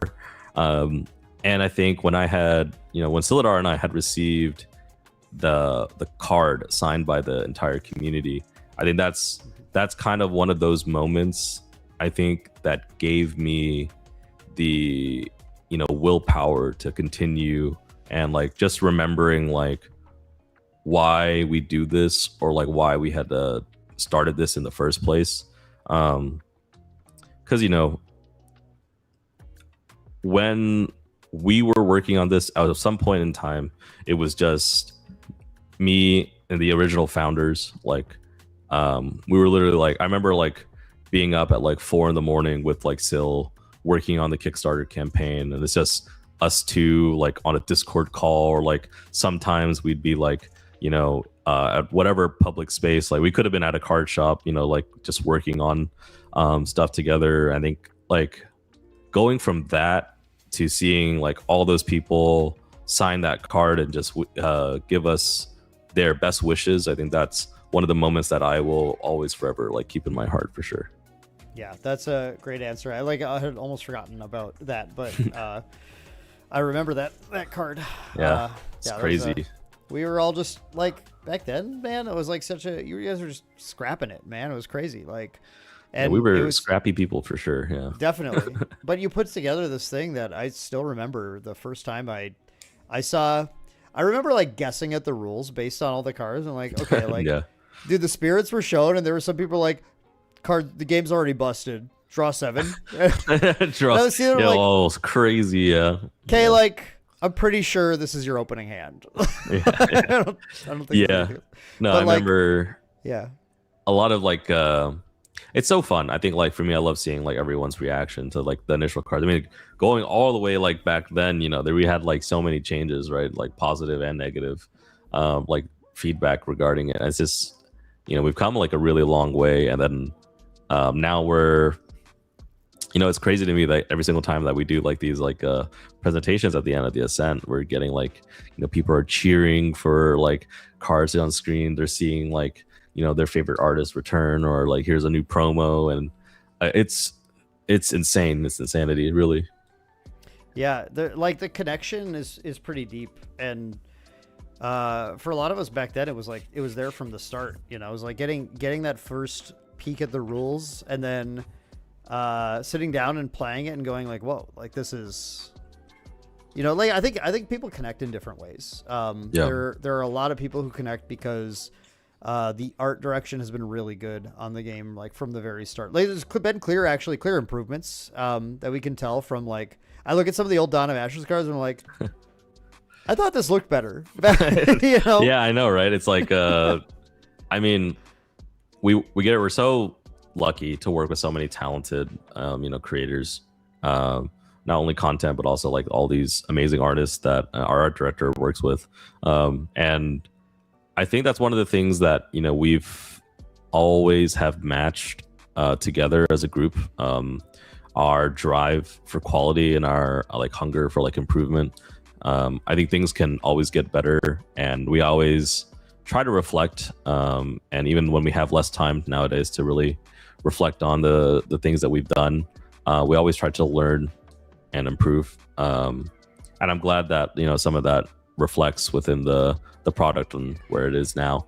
Like I said, it's always like, you know, people always ask me what am I like most proud about or what am I most excited for, and for me it's hard to say, because it's like the stuff that we are working on in the future is always way better than what we are currently already like at. And, you know, that statement still stands. Like, we are still like, we have a lot of things cooking like in the tank. And I can't really like talk too much about those, but I think these upcoming things that people will hopefully get to see, you know, relatively soon will, you know, impress them and shock them like even more, you know, like that's kind of like the goal. Yeah. My favorite thing is to talk to Syl when he goes like, dude, you're gonna really like set 32. Like, whatever. Yeah, I know. He's like, brother, set 9's coming out. Yeah. He's always got stuff cooking in the tank. You know, he's like, you know, it's crazy to me like how many ideas have come just from like, hey man, what do you think about this? I'm like, okay. We as we were walking in we were in LA last week with it's like kind of the content creators and stuff, as we were working with TM32 on something. We had like, we recorded it. I don't know if it'll ever get posted anywhere, but like we had the wildest idea for like a champion that plays Sudoku. It's like their side game, and then it became like, what if it played Minesweeper, and then it was like, what if it played Tic-Tac-Toe? It had like the weirdest like, so you know, free ideas. We on the video, I think we said we have we make no claim or whatever to them, so maybe at some point still wants to put like Tic-Tac-Toe. Gotcha. Let me write this down. So I have a champion that plays mini games, Greater Boon of Maindeck Dan. Yeah, come on now. Come on. That's a good idea. We like, oh man, we're getting close to the time here. So I don't want to take up too much of your time, especially since it's 3 a.m. But I do have a couple of 4 a.m. now. I have a couple of chatters that I really would like to get their questions in here. One of them, I don't think we can really cover a lot here. I'll just let you say like 30 seconds on it, but just, you know, they're asking, of course, they're from Europe. Does Watts have a way to push GA to Europe anymore? Is it out of your hands? Like, do you have anything to say about that? No, absolutely. I think, so I think for our European community, I think it's just one of those countries that obviously, since we are not, I'm sorry? Continents. What did I say? Oh, continents. Countries. Yeah, they get me on that all the time. So Gotcha. Sorry, my bad. It's one of those like things that we just don't quite fully understand, and we're still developing that. Like, we want to develop the growth there. Absolutely, we're not gonna ever stop our support. We're trying to continue to like learn the infrastructure of like working across like, you know, all these different places. It is like, I will say that it's not a very fast process that, you know, we can really speed up. I think it takes time for mainly logistics and like other things that, you know, we're kind of learning. We're doing our best to work directly with like partners there. I think it's just one of those things that's going to be a continued development, but I just, you know, want to ask for your continued patience. And I think we have a lot of good talent within our team to kind of grow that space. So I hope that you'll see more within, you know, the next year or two, at least. Yeah. Yeah, I hope so. I also like would love one not like an Ascent not in January, so it can be like the weather can be a little nicer when I go. Personally, All right. just Another one for the notes. Yeah, I'm writing that down right now. Small note one. Yeah, cool. I keep going back in January. Like it's kind of cold here. And I'm from North Dakota, dude. Okay, another quick one. Give me, if you can, give me one card that you were at a previous meta, because I don't want you to like influence anything right now, that you were shocked that players didn't latch onto and play competitively. I think, and it's a bit weird to talk about. Yeah, I understand it. It's like you can't always like say too much, but I don't know. I figure like maybe there's like a dude back in FTC. Why weren't people playing this? You know, and it's like far enough away. Shout out, I'll shout out all my. So I think a lot of people have. I think one thing that hasn't really quite latched on or caught on for most people is like Neos, and I continue to see Neos, and I know you can thank. Poro here. Yes. My the number one Tony enjoyer. I think there's like unexplored ways that deck has been played, and I think there's still room to like grow within that like community who really enjoys like Tony. I think we're still trying to figure out maybe a way for us to bridge the gap a bit more. I think he's a very interesting champion that unfortunately we don't get to really see much of, but I think at the end of the day, it's not so much about what our vision is. It's more about how we're relaying that message to like our players, and like that vision that we have for that character isn't quite coming through as strong as we thought.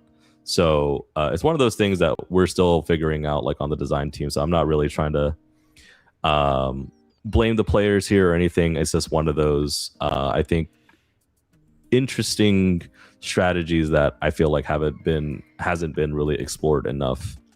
But yeah, you're getting at this idea that's like really important in card games, that like you don't create the actual implements people use to win the game, or you don't create the actual just like final products that people use to win games and tournaments. You create a toolbox that people can kind of like a Lego set, but there's no instructions, right? And they just gotta like piece it together and figure it out. But sometimes it's really important. Like you ship someone a Lego set and you include the piece that's like the boat hull, and they look at it and like, oh, cool, I built a boat, right? And Tenoris maybe came with like a sail and like a roof and like a doghouse, and people are like, I'm pretty sure you put the sail on the doghouse and then it's like the dog goes sailing or whatever, and but that's like so like there's this idea of having cards that are called signposts, or they do signposting, where it's like, okay, like I see if I put this in, then this goes in, this goes in, this goes in, and now I have a boat, right? And he's just like, and it's never been super clear, and I totally get that there's like, she just keeps getting these cards, they're like, man, this read's kind of cracked, but like, how do you put everything together into one deck that makes it work? Absolutely, yeah. He is one of those like challenging strategies that I'm not trying to take away from that at all. And I think it's an interesting, it's been fun to say the least to see everyone's like reactions, and for whatever reason you love Tony for his abs, for his for Neos, or for whatever it is. I think I don't know, I'd love to see like that deck a bit more, see more people play it, but there's so many wonderful and like great strategies. I think at the end of the day, maybe there's just not enough reason to be dedicated to Tony yet. I don't know, like we'll you never know what we have like cooking in the back to for more Tony. I don't know. I think just I guess if you're a Tony fan out there, just keep on brewing, figuring out maybe there's something there, maybe not, but we'll see eventually. I have let's see, someone asked about GA Academy in Puerto Rico, and I think I can answer that. I think if you have an area that you think the GA Academy would be a boon for, you can email support@weavestheshore.com, right? Is that the email? Yes, sir. That's our email. This is a shout out to actually. So we had at Ascent LA. I met them at Ascent Houston, many years ago, and they actually came to some Puerto Ricans came to Ascent LA, and I actually had a chance to just do I don't know when the video will be out, but shout out to my friends there, and I hope to see the game grow in Puerto Rico, and I would love to one day be able to visit myself and go and play whatever it be, like Pantheon most likely, with the community there. And I think I would love to I'd love to see that area grow for sure. Academy is like something that's really, for those who don't know what it is, it's like a very targeted growth strategy that we have for Grand Archive, and it's still something that we're really trying to figure out and see what works best, because it's so area specific, per the strategy that we choose to use there. So it's something that's definitely going to be growing, and it's as we figure more things out, more and more people will know about it, and hopefully Academy will be able to come to your local area for sure. Yeah, I would say the best thing that you can do is just reach out to support, try and start a conversation about it directly, and figure out if Academy is a good fit, then that's awesome. If it's not quite time for an Academy yet, but there's some other strategies that can be used, then that's best way to do that is just to get in touch with support and try to figure that out, I think. Yep, absolutely. Let's see. Oh man, people are really they got the questions now. The 4 a.m. questions. Trying to. No, I could do this all day. Come on. All right. We have a question. What decks do you usually play? Do you have any champs that resonate with you or anything? Oh, I mean, so for Pantheon, I have 2 decks. I have a Lorraine, because she's my personal favorite champion. That she is the original kind of brainchild that we all formulated first. We put her out on the internet first. She's and then there's also a Chessman Alice deck that I've been playing. It's sort of meant to be just kind of a little on the lower power scale, and it's kind of something that I can sit at the table hopefully a little bit longer until I become a problem, or until someone chooses that they don't really like playing chess. What the? I think what else? I think if I had to choose a competitive deck to play right now, I would probably gravitate towards maybe an Astra Diana deck. I think that seems. I was hoping. Yeah, it's my kind of my speed. I just enjoy that type of strategy personally, and she was. I think when we tried to reintroduce her into the DTR PTM set, I think she was the one that I was most excited for, because of for one, the aesthetic change, and Sil was we were talking a lot back and forth on what her weapon kind of looks like, what's an ether charge and what's the ether wing and all of that. So yeah, that was I would definitely try to explore something there. Yeah. Oh man, good. I can't get enough of Astra Diana. I love the aesthetic. I think the aesthetic was nailed.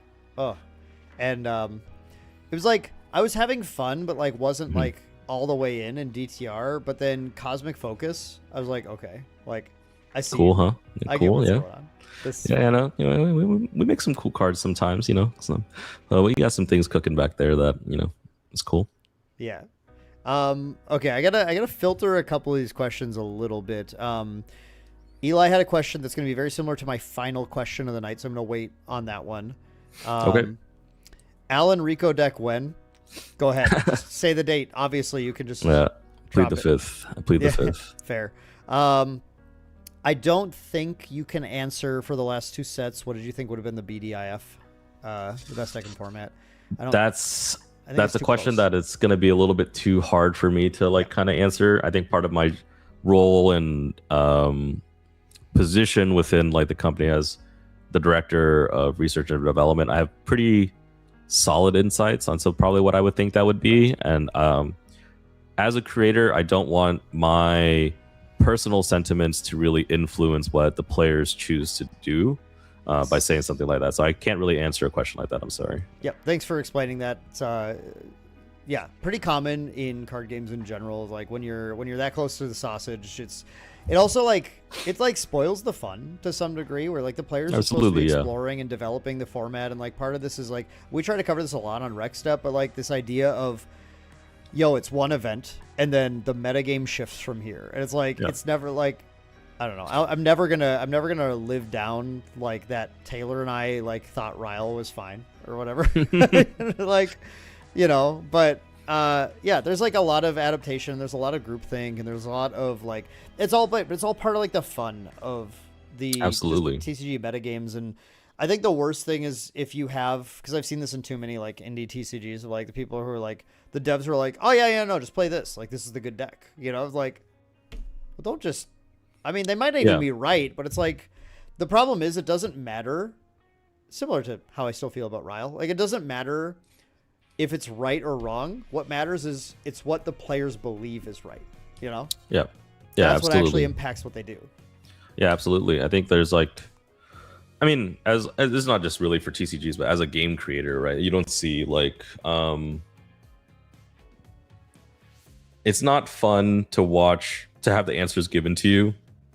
I think me personally, that's like a very, if I were to pick up a video game or a puzzle to play it for the first time, or like, to figure it out for the first time, I don't want the solutions given to me. I want to be able to experience the journey myself. And that's kind of like the thing with like current day, like media, and there's like a lot of like fast gratification like towards that. And I think that's one of those things that, we as creators like don't really want people to like it's not like something that we want you to experience the journey. We want you to enjoy the journey and also find a way for you to like come to your own conclusions and learn things from it that would be different from like how we would have created it, or like what we, if you got something different from what we intended, then that's awesome. And then if you understood what we were trying to say or what we were trying to do, that's also awesome. It's the game is not so much as it is for us as it really is like for the community, right? So yep. And like that's why I like trading card games. Like that's the whole Absolutely. fun is like there's nothing better than you like figure out a deck and then you like kind of get the feeling like, wait, I don't think the devs like knew about this one, and like that's like kind of wild. And then like it just leads to kind of the evolving storyline of what happened, because then now like, oh wait, no, they got to make some cards to like adapt to this in the metagame going forward, and like it's kind of fun from both. As someone who's been both behind the scenes, in development in TCG and then here and everywhere in between, there's a lot of fun. The TCG I developed for was like very small, but like the moment we had like someone like break the meta, we're like, oh my god, we're idiots. Like, how did we not see like this? And then it was like, okay, well, we're trying to develop the next set. How does this impact that? We're like, oh, this just makes that deck better. No, we gotta like get rid of this. No, absolutely, yeah. It's like, as much as like people think that like we do adapt and like we do learn from like the mistakes that we've made, and we've definitely made mistakes in the past. Just go look at any of the reasonings that we give on the ban list. We were pretty open and honest about like some of our intentions and some of our design decisions that we had made like towards certain cards.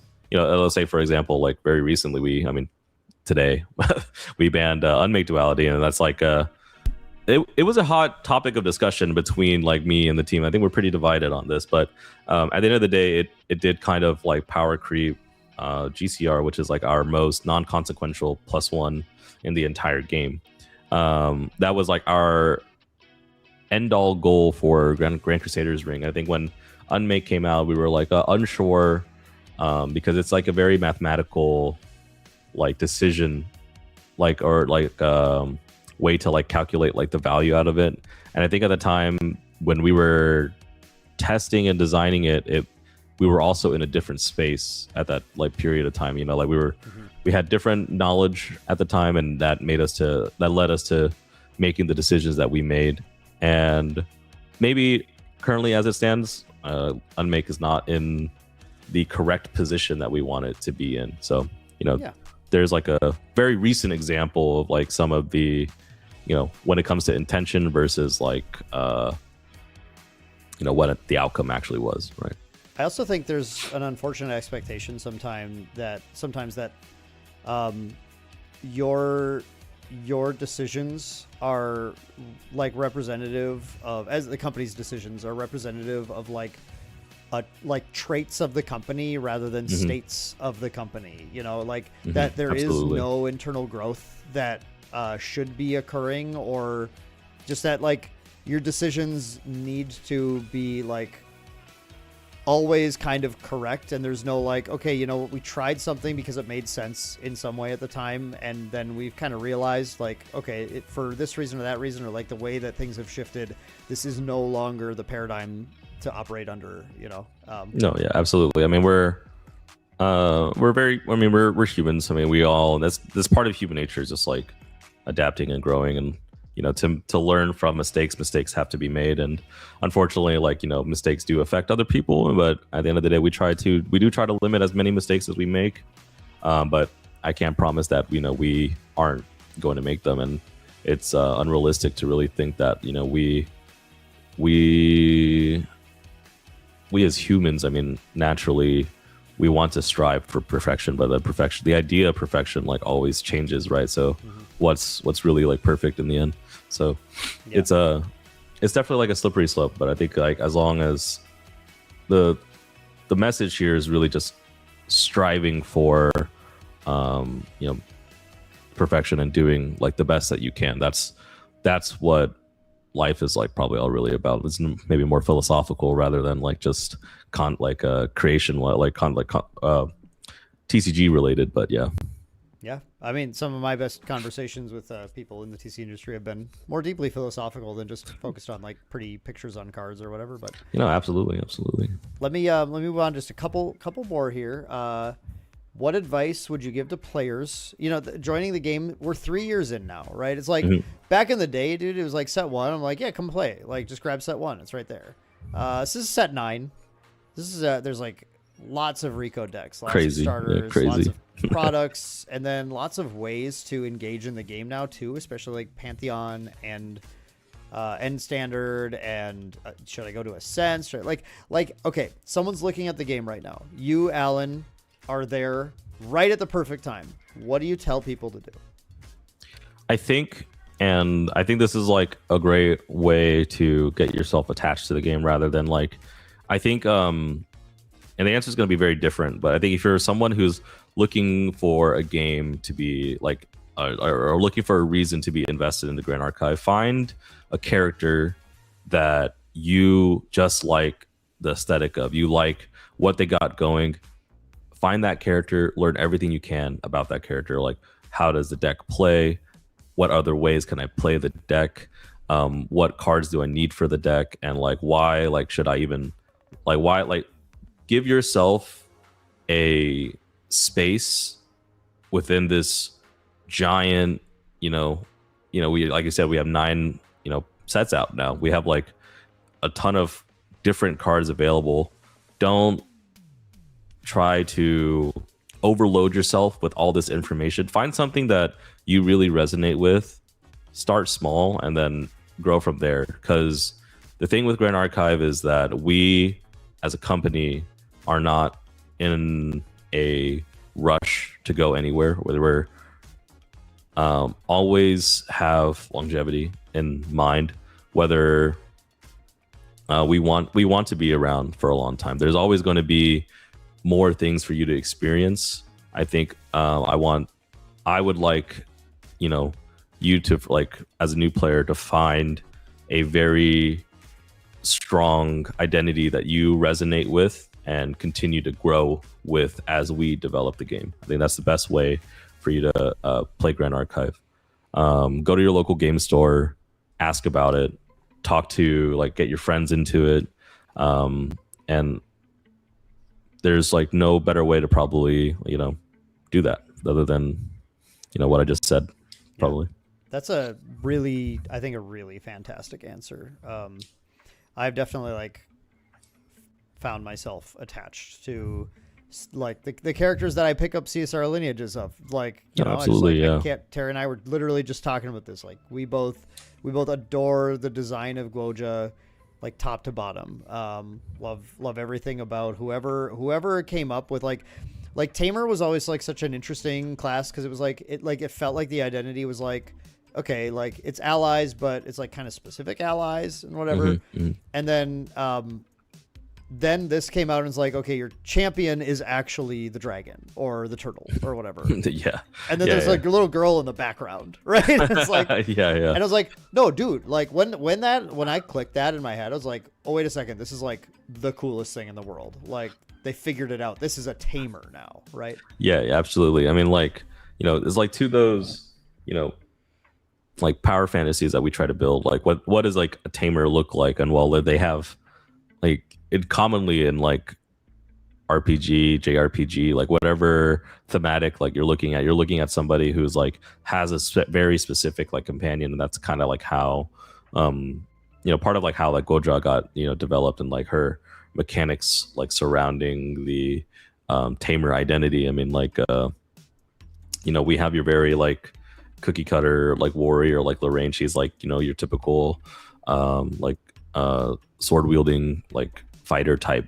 And like if you look at like what D&D, like any fantasy, right, like that's kind of like where we try to like explore those ideas. I mean, Guardian and I mean Jin Exia warrior, she's like this undying, he's like the berserker. He's like exactly, he's a slightly different, like a variant of kind of the warrior class. Yeah, absolutely. Yeah, I mean, it's just we hope people find like resonate with like a class or a character and continue to be like invested in that. Yeah, I guess someone's saying, hey, Sylvie is still cool, bro. Yeah, like, but that's like the cool thing, right? Is right. That like there are different ways you can engage, and like the way I think we were talking about this earlier, and someone asked me what my first deck I played was, and like outside of like I guess the precons or whatever, it was Rye, it was a precon. But then when I built my own deck, I think the first thing I built was Fire Sylvie with like Embertail squirrels and Erupting Rhapsody. It was like, it was a weird mesh of a deck, and I just remember feeling like I'm not connecting with Sylvie in the way that I want to. And it's like, it's not about whether like one is a better representation of a tamer, it's whether one is the representation of the class that you connect with, right? Yeah, absolutely. Yeah, I mean, like for Sylvie, she was like formulated like very differently. She was like I mean, she's Sylvie loved by all, right? So like there's kind of like that jack of all trades. Like she loves like all generic animals and beasts kind of like gravitate like towards her, and that was like the idea of the tamer that we had, for the start of the game, like the most generic one. She's like kind of like the master of like none, but she's like small benefits to like the entire like crowd, right? Like there's like a very different approach to the tamer like class there, and she very specifically interacts with like animals and beasts. So Yep. If that's what works for you, we got another comment here who just said they wanted to thank for making Dao Chan like another class that just like, or character that just resonated with a person, right? And I think that's one of GA's strengths, is that the character designs are just they're so good. Like there are always people who fall in love with X or Y. Like it's like everyone's got like a favorite Pokemon, right? And like yeah. Except it's like Silcoon or whatever, the one that like failed to get any fans. Literally bottom of the list, bottom of the barrel. Like like you get to the point where you have like 1,000 of them, then like maybe one slips through the cracks, right? But like Jay's designs are like super good. Yeah, I know there's a giveaway, guys. Like Allan's just been like so good. He's been talking. I don't want to like disrupt him with the giveaway right now, so it will come up here in just a few minutes. Let me close this out then. I know there were a couple other questions. Some of these questions are about like when card market or whatever. It's like we're trying. We're trying. Yeah, like, it's a work. It's an ongoing project. I mean, we're trying. It's it's not as easy as just going, hey, put GA on Card Market, you know? I wish it was. I really do. So everyone, I think it's very well known by community and by devs that like there is for the EU community, there's a hurdle right now. And I know we're hitting this just because of time zone right now, but there's a hurdle that a lot of players believe that a lot of the faith in the game can be built by it being on their major sales platform online. Like if the game wasn't on TCG Player early on, that in the US that would have been like a big thing. People would have been like, well, like, Absolutely. Yeah, absolutely. why isn't it there? You know, how am I supposed to get my cards? Same thing in the EU, and I think everyone understands that. It's just that it's not quite as easy to broach, you know. So yeah, there's a lot of working pieces, and at the end of the day, like we understand the importance of it. Absolutely, we're doing our best to like try to get that done, and unfortunately, it's not quite a department that I kind of have too much hands on right now. So it's like really outside my purview, but I just do know that like we are working on trying to get it as soon as we can. Yeah. And there's talk here about the GA official client. Sandbox is in alpha right now. Sandbox.gatcg.com. Yeah, if people are looking for an automated client, I mean, like, I mean, maybe you have an opinion on that you want to talk about. My opinion is that we see games come out with that too early, and it's not a great idea. Yeah, it's definitely like a weird, and I mentioned this, as some who aren't aware that I am, one of like the producing like managers for that project in particular. So as part of my role in R&D, it's kind of like trying to develop something like that. And I worked very closely with the developers for Sandbox, and it's while they are very skilled and they have the capabilities of like doing an automated sim, it's more so the timing is a bit awkward. And we ourselves are a young game, and we are intended to be a very paper focused game. And we if we had wanted to do something fully automated or like on the level of a fully like digital game, we would take that a lot of things, and there's a lot of things that we'd have to take into consideration, because cannibalizing our paper market is also it's a very dangerous and very real aspect when it comes to developing like something like a fully digital game. It changes many pieces in the company right now that we are proud to have, like our Ascent, our collectability, like Path to Silver. I mean, a lot of things change with creating an ecosystem, which is like, it is a game, but I mean, like there's so many working pieces together that it can't really just be viewed as like a standalone video game, live service game. Yeah, I think the way I would just kind of like finish that topic off is that like I understand the perspective where players feel like there are the obvious advantages of like, well, okay, if I can play, like I can with Hearthstone, I can just play with my friend, and then I can get them to learn the game because the automated gets them through, and then they want to buy in. And like, obviously it's all like upside, right? But it's like the reality of the scenario is that there's like ridiculous, like huge cost up front to like literally just financial cost of creating the thing. And then on the back end, there's this massive amount of risk, because I've just seen this happen in other games where they put in all the costs, they put out the sim, and then people go, "Cool, a sim, I'll play that." Not just sim, but like I'll play the online automated version, right? And then they're like, "Well, why would I play paper? I'm playing here." And then they don't. The product doesn't sell, and then then you said it best, cannibalize your market a little bit.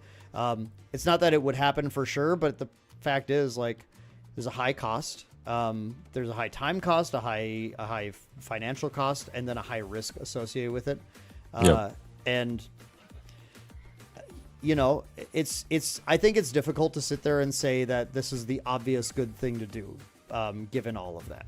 Right? Yeah, absolutely. Yeah, I think there's it's not to say that you won't see like improvements with Sandbox. Absolutely, I think we're always striving to like develop new features and develop things that people would want for Sandbox. It's just some things are a bit out of scope, but there's many things that are still within scope, and there's still many improvements.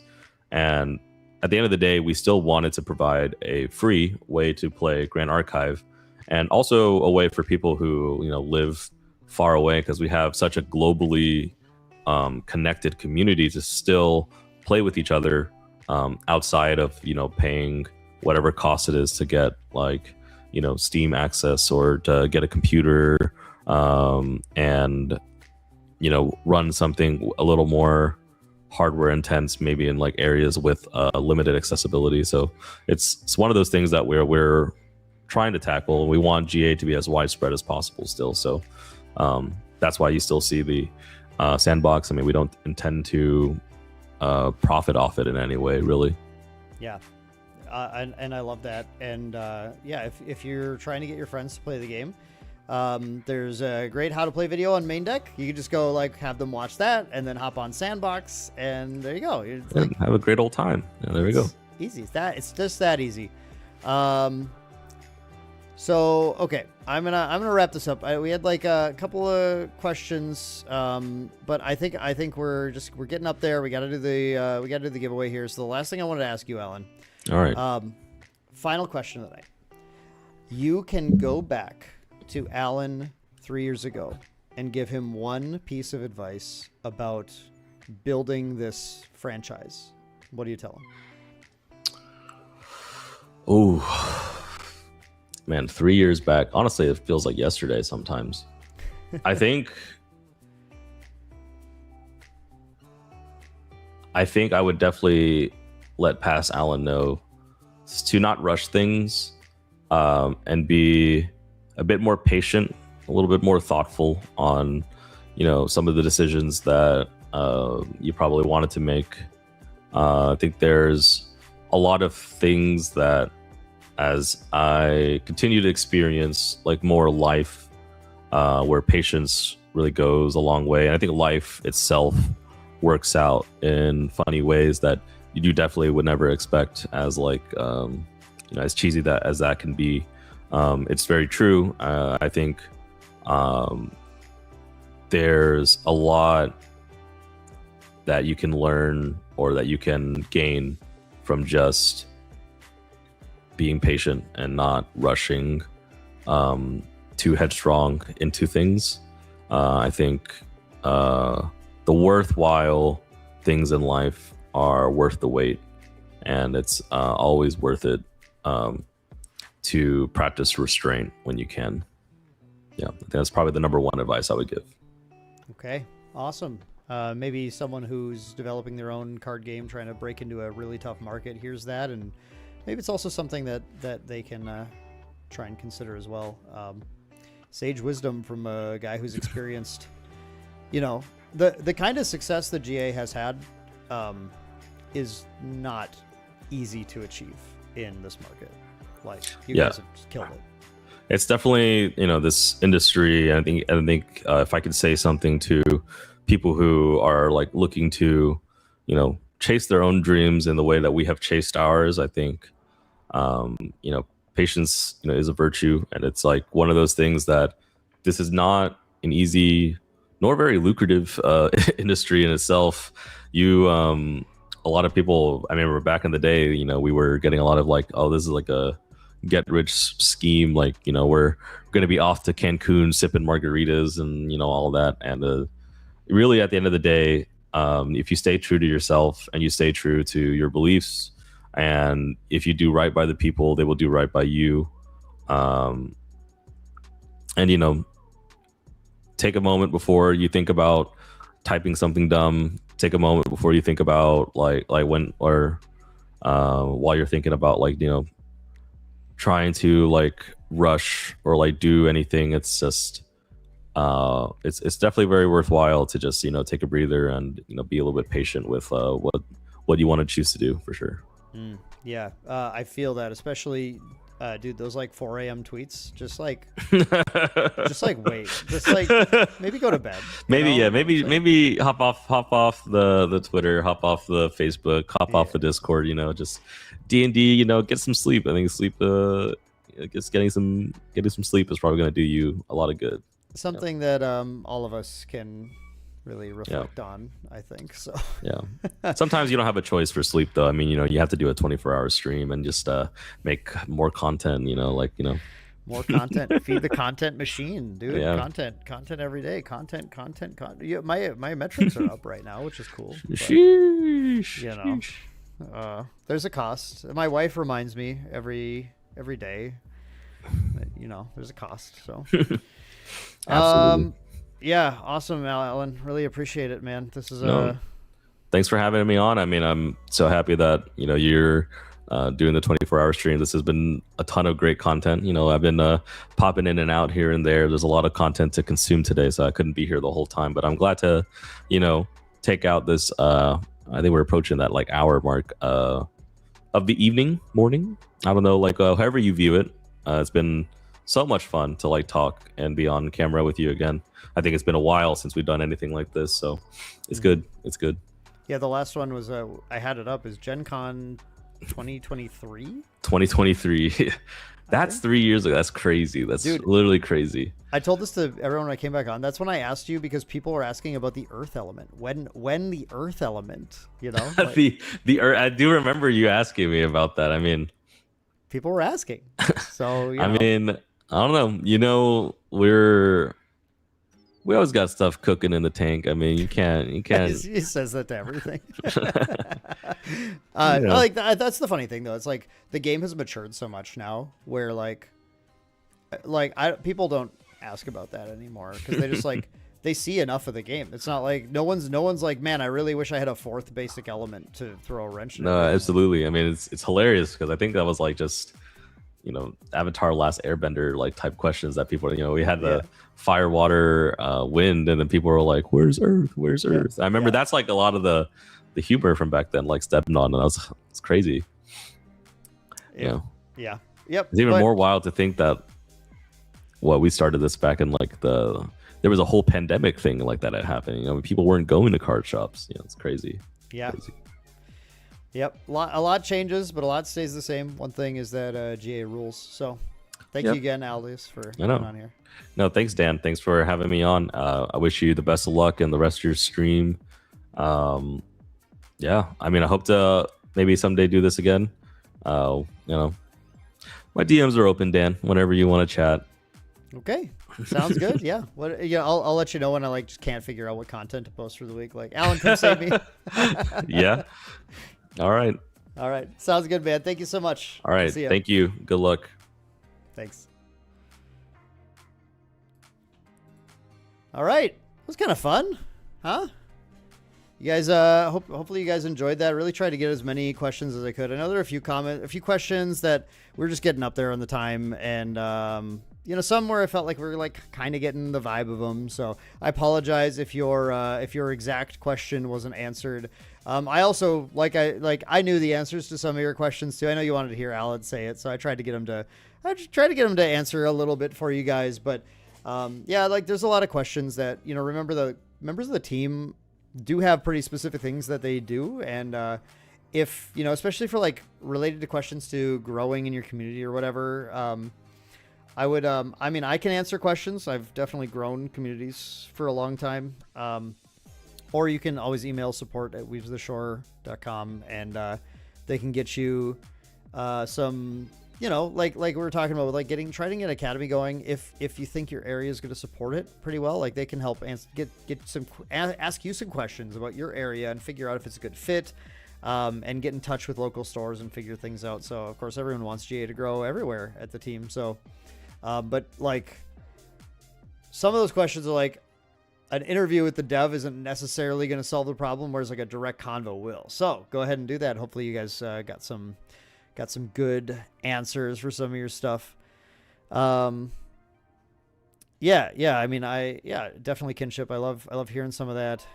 Thank you guys. Glad to hear you guys enjoyed the dev reviews. Are they're not always easy to get good, content from, because a lot of people expect the devs to just not say anything. So you gotta push a little. But hopefully it was fun. So okay, I know one thing you guys need right now though, and that is a giveaway, because we're this is our latest one of the day. I know it's super late, and also I've got someone lined up for for well, who was my 4 a.m.? I don't have my schedule in front of me. Who was supposed to be my 4 a.m. Sandbox player? Because, dude, Allan was just ready to talk, so I had to get him answering some questions. It was you, Mitch. Okay, dude, Mitch, did you wake up for this and then I just like totally denied you? I'm so sorry, dude. Yeah, you know, it's been a day, like literally a day.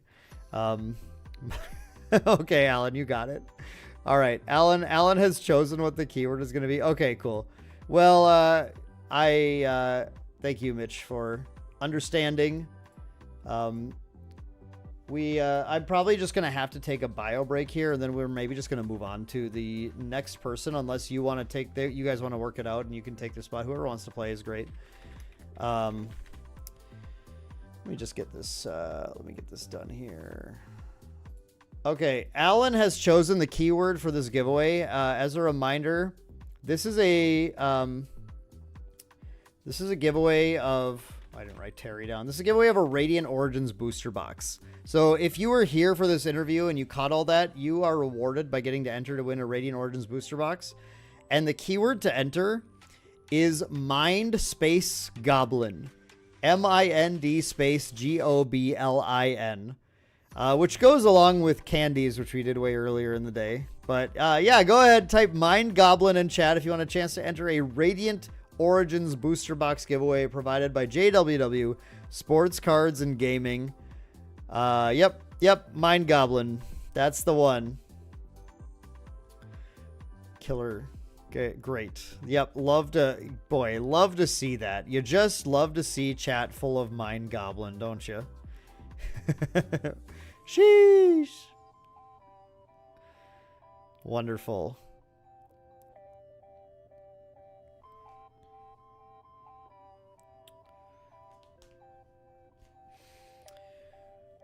Wonderful. You know these devs love to have fun.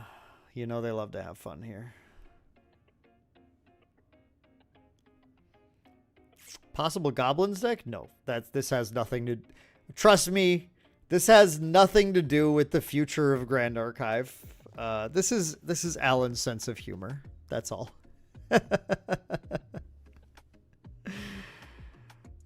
Just type once is enough. Yes, one time. One time is all you need, and I do have you, I assure you. I do have you in here.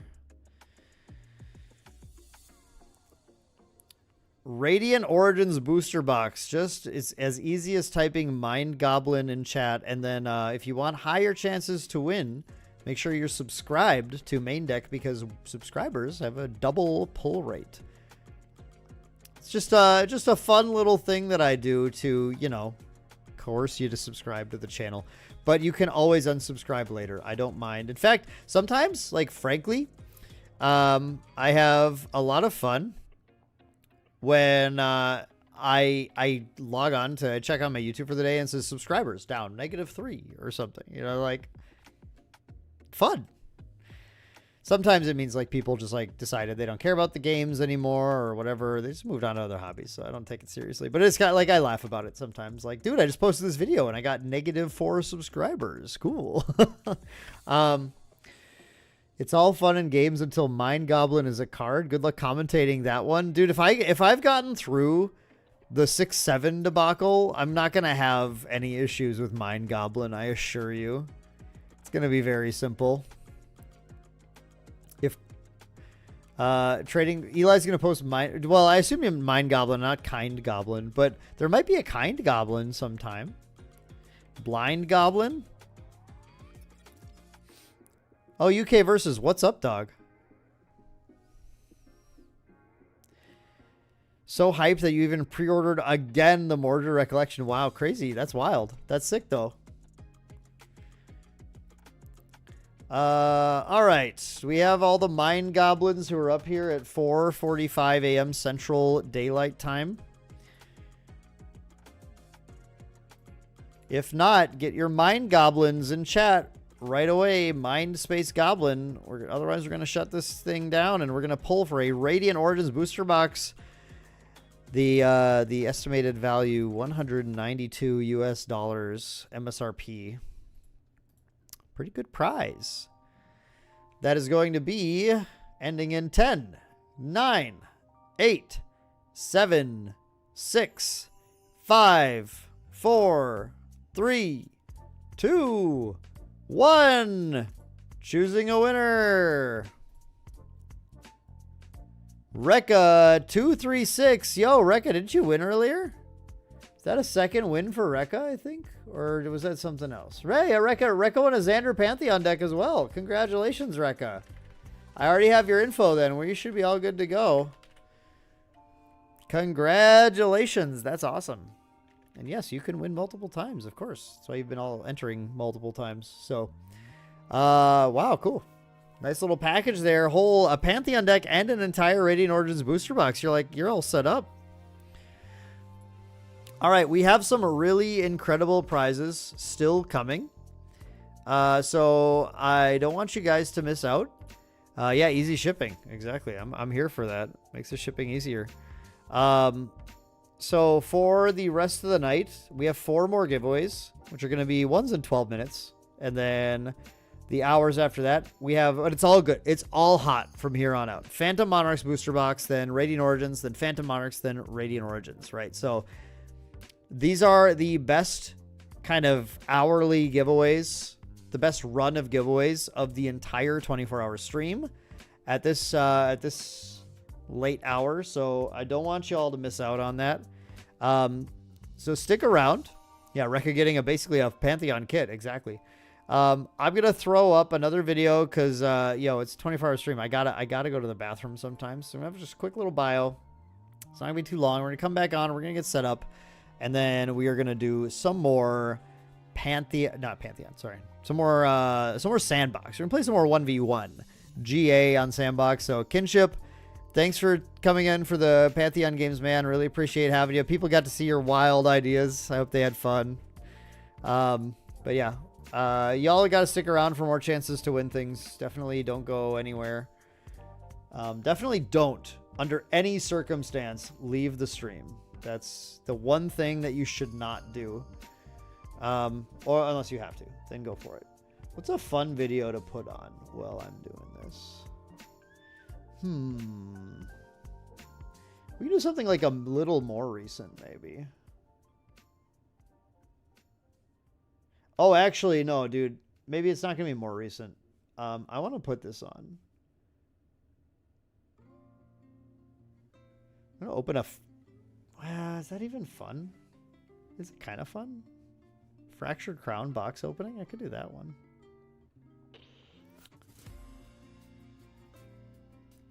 Kind of want to do that one. It's kind of fun looking back at my old thumbnails and seeing like where I've shifted things. Let's do a Fractured Crown box opening. Why not? Why not? Because that one's like that one's the seeded box. It's spicy. It's spicy.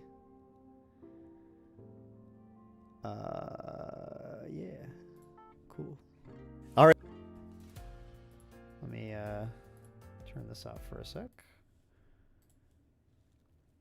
And then learn to play GA. We don't need to. Ooh, our Trading Post has great videos. Trading Post should run a 24-hour stream. I get to show my videos. Trading Post does have great videos though. Definitely go sub to them. For sure. Switch over to here. Boom.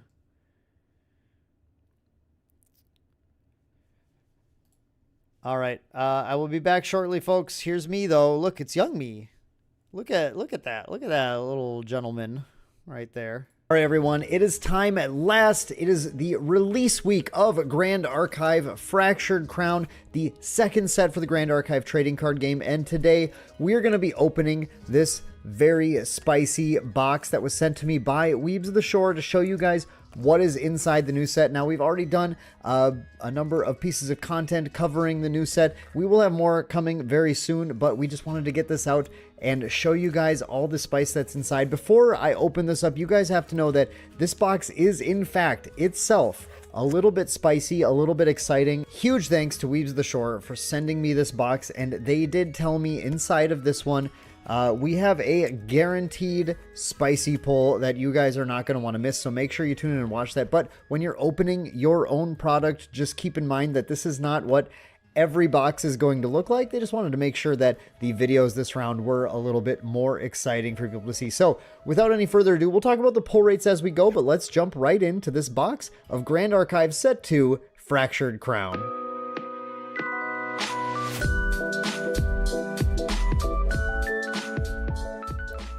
All right, folks, here we are with our box of Fractured Crown. I am super excited to crack into this. One thing you may notice right away is that these boxes, we have the Ultra Edition ones right behind me here, but these boxes are a little bit smaller. So if you aren't aware, they did some shifts to the numbers for this, kind of accounting for the fact that Fractured Crown is a much smaller set than First or Ultra Edition of Dawn of Ashes are. And also they've adjusted the case size, which is going to allow for a guaranteed CSR per case. So this is now a 20 booster pack box. And if you buy a case of these is now 18 boxes, which is a pretty huge case. But that means that when you buy a sealed case, there should be at least one CSR guaranteed in that case for you, and actually the possibility of more. I think it's still supposed to be 1 per 15 boxes, so every, what does that mean? Every like 6 cases or so should have an additional CSR in it, which would be pretty spicy if you happen to open that up.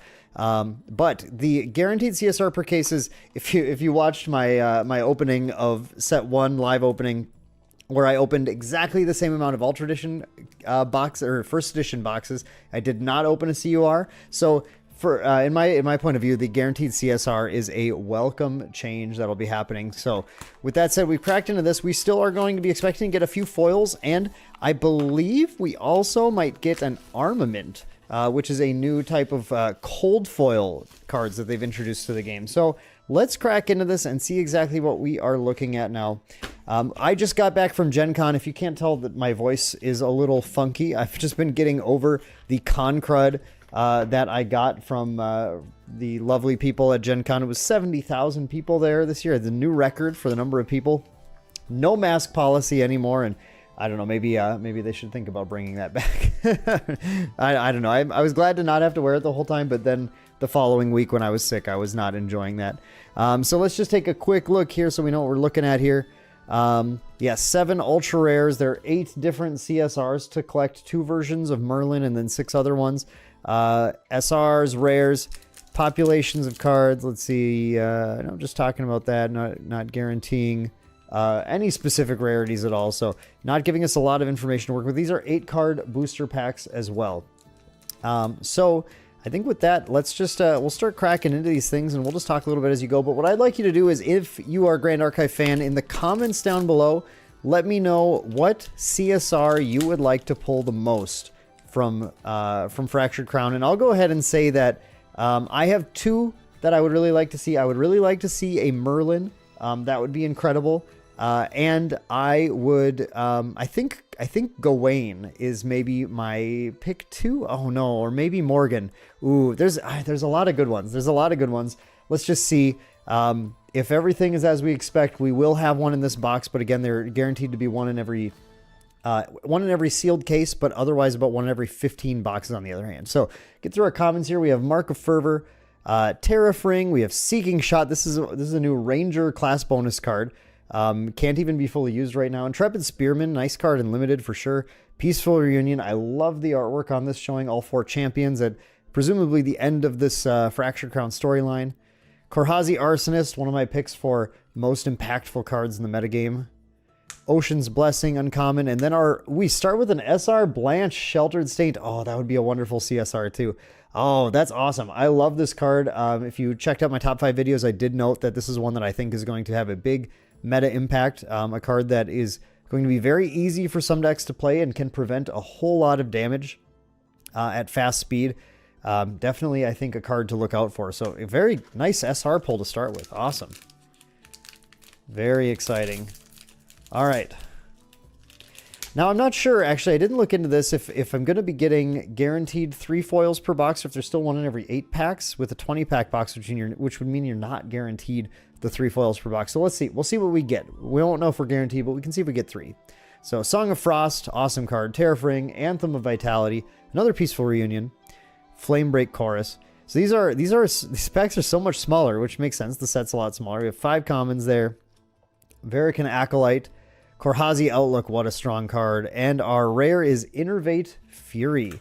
The new Innervate cycle, which allows you to de-level your champion and recover 5, and then get a very strong effect for the cost. So Innervate Fury is if you get that card, by the way, in any sealed deck tournaments, any limited formats for this game, you should play the Innervate cards, especially that one. Dealing 7 to the board, that's gonna put you ahead quite a bit in the game. So very, very strong card there for sure. Riptide Slash, Steadyverse, Lurking Assailant, Deep Sea Fractal, Seeking Shot. We have Viridian Protective Trinket. Now this is one of the cards that has been errated. This does not have Banish on it. It was just misprinted. This is simply a constant effect that says during your turn, water element cards your opponents activate cost 2 more to activate, which is really great because water is now very, very frustrating. Water has become so much more powerful. Refracting Missile, and we have Displace. I love this card so much. So much fun to blink things. Blink effects are awesome, especially with Green Slime, all the new shenanigans. Fractured Crown is adding so many cool new... it's kind of just expanding the available deck archetypes so much that it's very exciting. Incendiary Fractal, Scavenging Raccoon. I didn't talk about this guy at all in the top 5 videos, but he is a little champ too. Can do a lot of work holding back those floating memory fire decks that are so powerful right now. Dematerialize, Develop Mana, and Blazing Bowman. We have uncommon Windrider Invoker, and we have a Frostbinder Apostle. I was using this in the sealed event at Gen Con. It was very, very strong. Just killing things on enter and then getting an intercept body is pretty nice. Pretty cool card. And we have a Wand of Frost. I'm not sure about this card yet. I haven't really been looking at it too much for deck lists. It's a Cleric Mage Wand with on-enter draw cards. It's nice. And banish it, target attacks, get -3 until end of turn. Could potentially be a nice way to stifle something that's attacking multiple times, but it doesn't deal with like giant dunks like monkeys or super infused Lorraines. But it does draw a card and then prevent some damage, so that certainly could be valuable. Good on a cleave too, if to prevent like a cleave, but Mage doesn't usually play a lot of allies. I don't know. Interesting. Mark of Fervor, Thieving Cut, Fast Cure.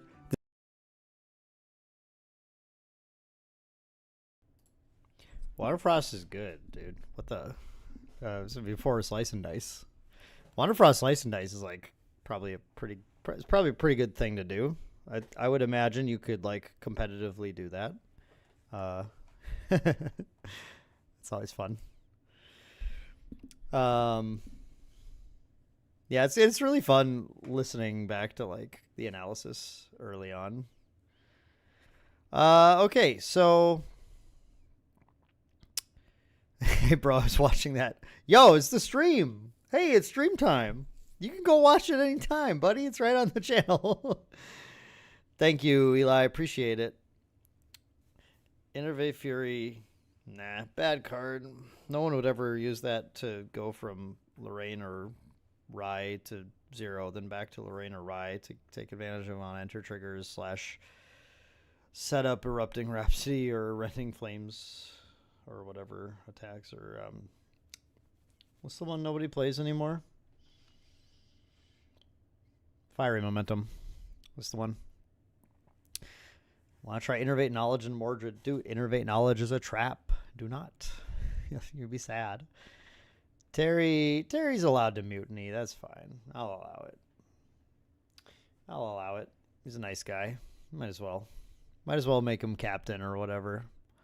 Hey Perfy, do you want to play some Sandbox? So it's your turn on the schedule. We gotta do the giveaway. Hey, it's already another giveaway. Whoa, let's go crazy. Phantom Monarchs box giveaway. Sounds like stuff Matt G loves to do. Nah, that guy doesn't play GA.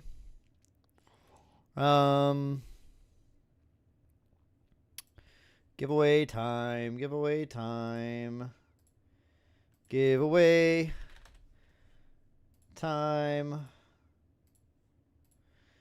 All right, we're going to give away... Dude, how did you already know what it was? Trading post. Eli, you literally put it in quotes. This is absurd. We're giving away a Phantom Monarchs booster box, and the keyword is erupting. I have you in right now as the only entry because you somehow, and you put it in quotes. That was crazy. Erupting, E-R-U-P-T-I-N-G. E-R-U-P-T-I-N-G. Erupting is how you enter to win a Phantom Monarchs booster box where subscribers get double the luck, twice as much luck. If you want to enter to win, type erupting in chat right now. Somehow Eli already knew it though. That's very suspicious about Eli? How did you see me do that? That's crazy, dude. Does anyone out there want to trade me Ari for Nox? Trade me the Supernova Divination. I like Diana, but not this Diana. I would maybe trade this for the other Diana one too, but I really want Supernova. I know no one to trade Guoja, but maybe Ari. Maybe like good guy, like a good guy, like a good guy deal. It's really cool, but I want one I'll play.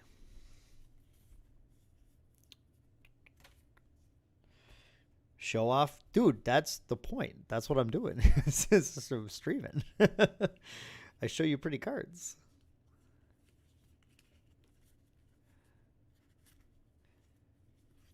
I got this one too.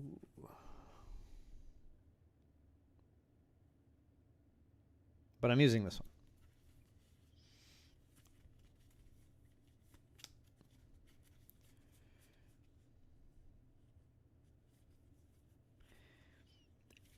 It's okay, Perfy, because like Nox, I know there's like, we got Diana stands up there. Like Foam will get my back. Oh no, I don't have any of those cool spirits. Not that cool. I wanted Merlin though. Merlin pretty. I like her ponytail. As everyone does. Pretty common. Pretty common to like the ponytail.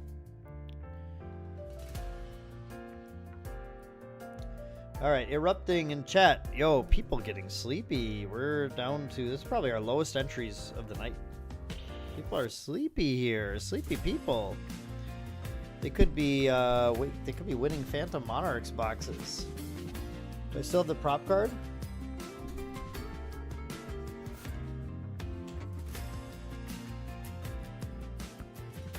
Yo, check it out. Prop card.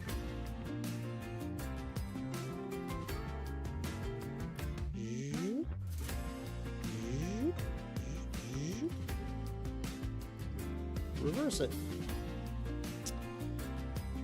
If I have a Merlin Fortuna Spirit, would I play it in 1v1 for the flex? No, sorry. I want to try to win.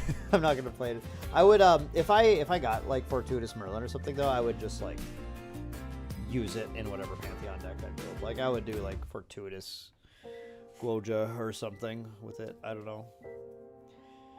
Did I actually bite the card? Yes. Yes. This there are my actual like. You could like recreate my teeth probably, but I did have to go in with a knife and like kind of like finish. I had to finish the job, you know. I had to get in there and finish the job.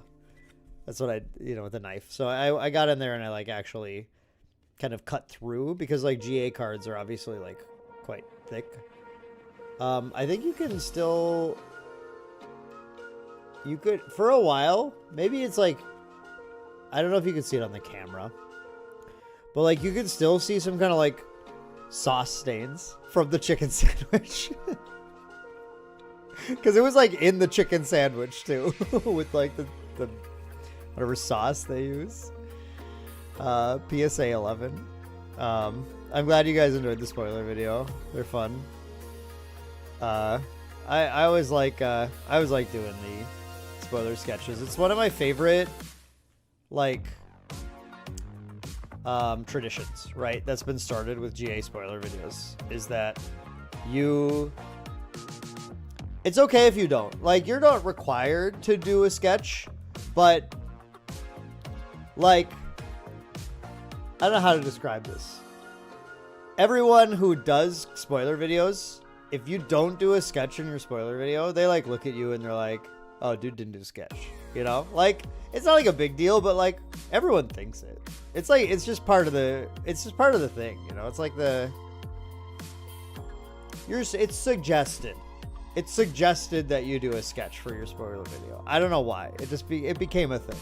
I don't know who even started it. I don't know if it was like TM32 or True Champ or someone started the deal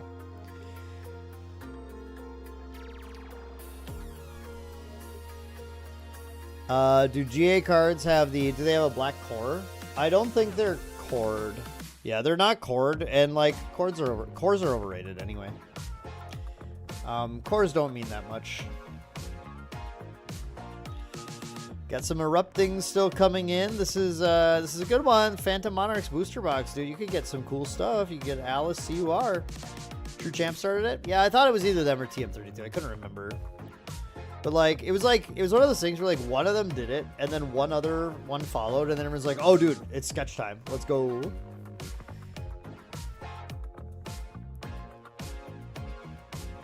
Oh yeah, true. TM32 does good videos, dude. When they put their minds to it, they do, and their shorts are like hilarious. TM32's shorts are fantastic. Love them. Have we reached the point that fake GA cards exist? Yes, they do. There are fakes. They're not good though. Fakes aren't good for GA. Which is like, again, like the core isn't important. It's that like we actually have purposely bought fakes. For the so I don't share where to get them because like I don't want to do that, but we use them for our displays for our trophy cards because like we're not gonna put Taylor's Sacramental Rite on display in the shop, so we have a fake of it that was made to like look okay, and like they're clear, like you look at them and go like that's not a real card. But the people who don't know the game look at them and don't know that. So we have a little sign that says, these are not real. Please do not break our trophy case to steal our fake card, because the whole point is just to like honor the community. And so we do all that for that. So it's like a noble purpose, right?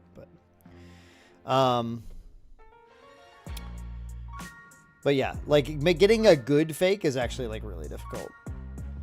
How good is Mordred's Divine Relic Spirit in a competitive sense? I don't think you're going to play Mordred without it. Because you can't play the level 1. And the Divine Relic, the like Flawless Spirit of Mordred is actually very good. And the level 1 is like actually super good. Yes, replica is what I call them. The thing actually says all cards inside are replicas or whatever. But, you know, we were talking about that as fakes, so whatever. People are robbing LGS nowadays. Yeah, dude. LGS theft is like a serious. It's a real deal. Unfortunate, but true. All right. Okay, we got some more entries there. All right, nice. All right, closing entries. 5, erupting. 5, 4, 3, 2, 1. We're drawing for a PTM box. Phantom Monarchs. UMB 2018. You won the giveaway. Let me know where to contact you. I want to contact you to get your address in a private location where you can do DMs because YouTube doesn't allow it. So I need you to tell me where I can reach out to you, whether it be something like Discord, Instagram, Twitter, like Honkai Impact the Third. Honkai Impact 3rd. Wuthering Waves. Friend you on Wuthering Waves and chat with you there. Maple Story, I can get Clem to get it from you. That'd be pretty easy. Can you like in oh dude, Arknight's Endfield. Can I contact you in Arknight's Endfield? Can we friend request there? I don't want to play it again actually. Yo, nice. Got it. Got your Discord username. Congratulations on your AMB booster box.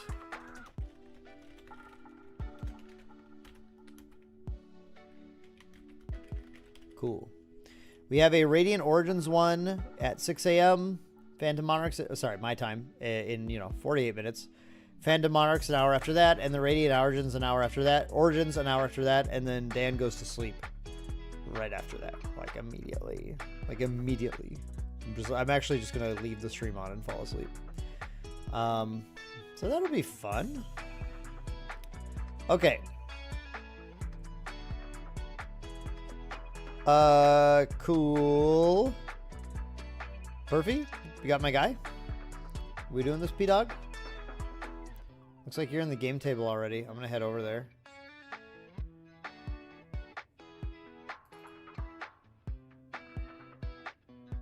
Yo. Well, look who it is. It's my man. It's Coach. Are you on the treadmill right now? No. I don't think I can play Sandbox on the treadmill. I wish, though. Same, bro. You've been awake for a million years. Really? I guess doesn't so. feel like that long. That's because I'd be really tired. How you feeling? I'm really tired.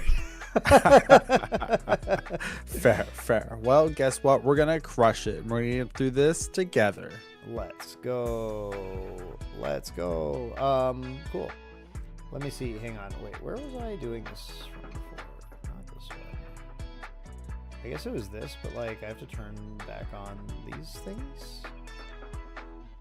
Whoa. Where'd my camera go? Can I have my camera back? There No it is. camera for Dan. No, I want my camera. Okay. And then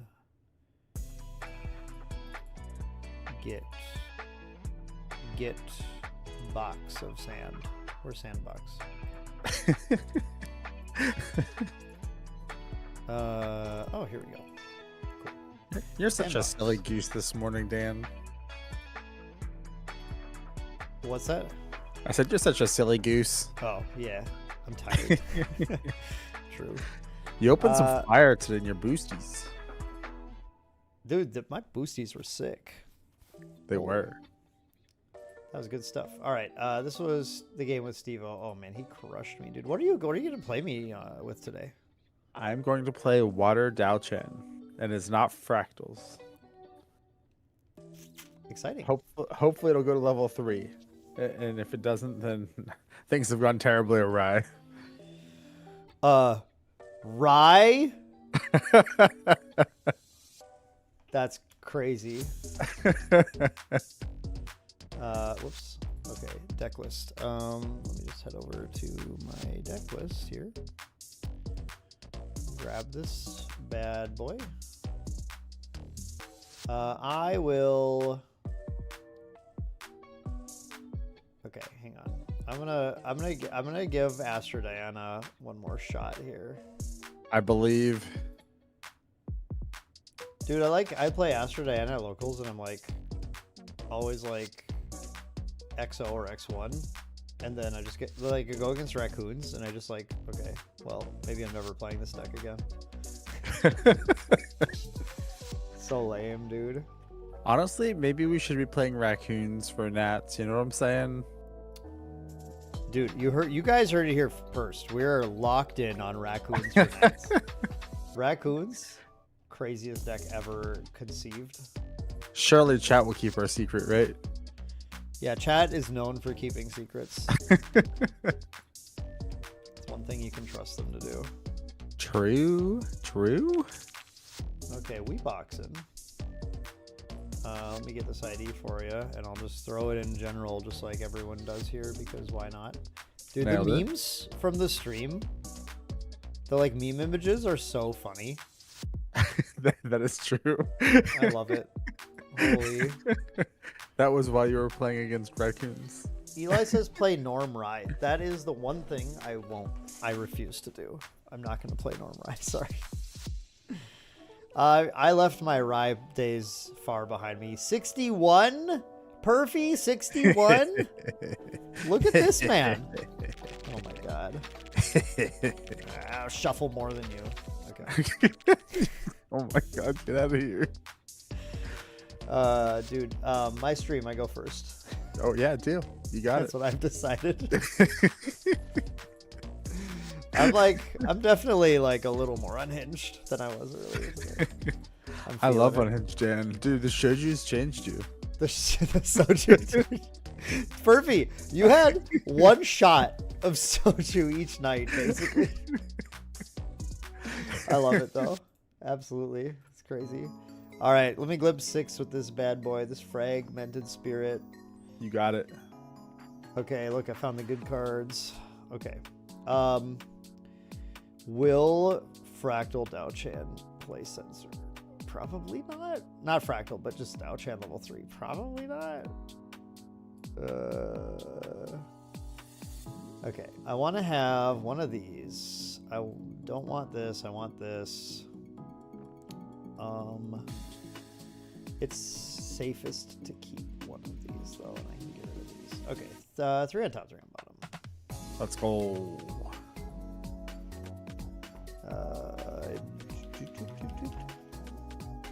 Pass turn.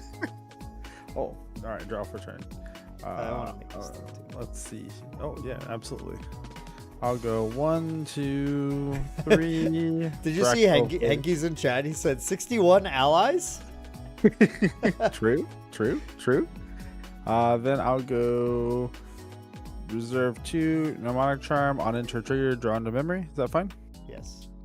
Nailed it. All right, pass to you. Whoa. Okay, I want this. I don't care about these. B step. Ooh, nailed it. I become distant, which is represented by blue, as everyone knows. Nailed it. And then draw. And then I will end my previous turn. And then let you end the turn. Yep. End the turn. And then There I'll you end go. my turn. Oh, no, you still gotta end your turn. Oh, my fault. I pressed the button. Cool. Alright, we're good now. We'll go to Diana. Yep, nailed it. I'm gonna banish one of these at random. Air quotes. Oh, Air back to quotes. part 2. Air quotes. Oh my God. Let's put this thing out. Seems good. Oh no, am I dead? You're dead. Yeah, you're dead. You're dead. You're so dead, dude. Not like this. In wreck. Charge the soul. Deal you 1. Yep, 1. Yeah, let's put it next to it. Cool. Recollect. Draw. Guess what? Chicken butt. Attack you for 3. No, not chicken butt. Attack you for 3. I have no response. I'll take 3. Dominated. Cool. I'll glimpse 4. Wowge. A lot of decision making for this early in the morning. Dude, I know, but like I can't help myself. It's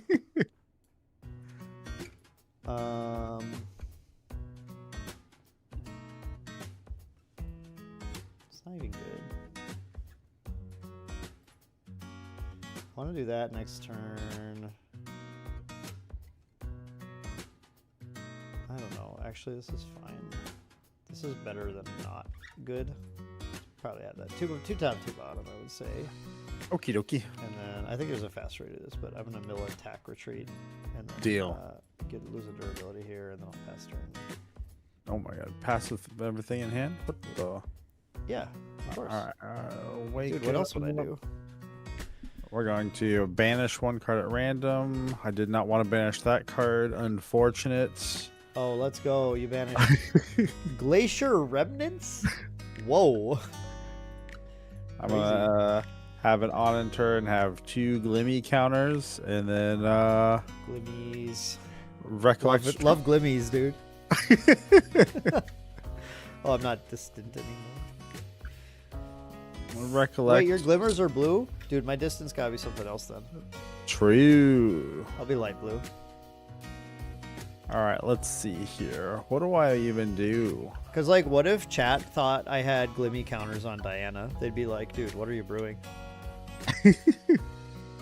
I am going to activate Mnemonic Charm. No, don't empower, please. And then I will play 3 for Indolent Leisure. Is this okay? That's a good card. I'll draw and then draw into memory. Okay. And then this will go bye-bye. And then I will pass turn to you. Sounds like something you do. It does, doesn't it? It really does. So like I got these cards in here. So what if I just told you I was going to banish 2 float, and then I was going to do a little thing called leveling to Diana level 2. Oh. Yo, Rekka, glad you enjoy the vibes. And High Tech was talking to Gemini. Where's Gemini? Dude, I don't even see that chat. What the? But yes, we do giveaways. We do. I love that for us. Yeah, we do. Yeah, on Enter, I don't have anything cool to do, so I won't. Okie dokie. Then, don't have anything to do at all in Rec. I don't know why I would do anything in Rec. It sounds kind of lame.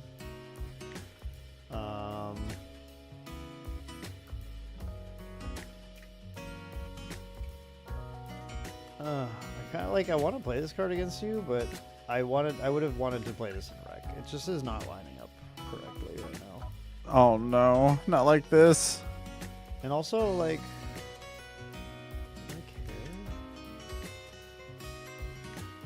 even though, do I care, Mr. P-Dog?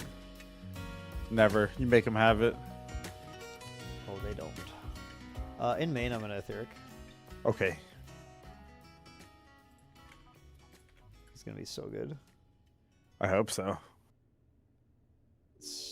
Oh, okay, we're safe. We're safe. I was like, dude, it's not good, but we're okay. Marked safe from etheric calibration. Yeah. Okay.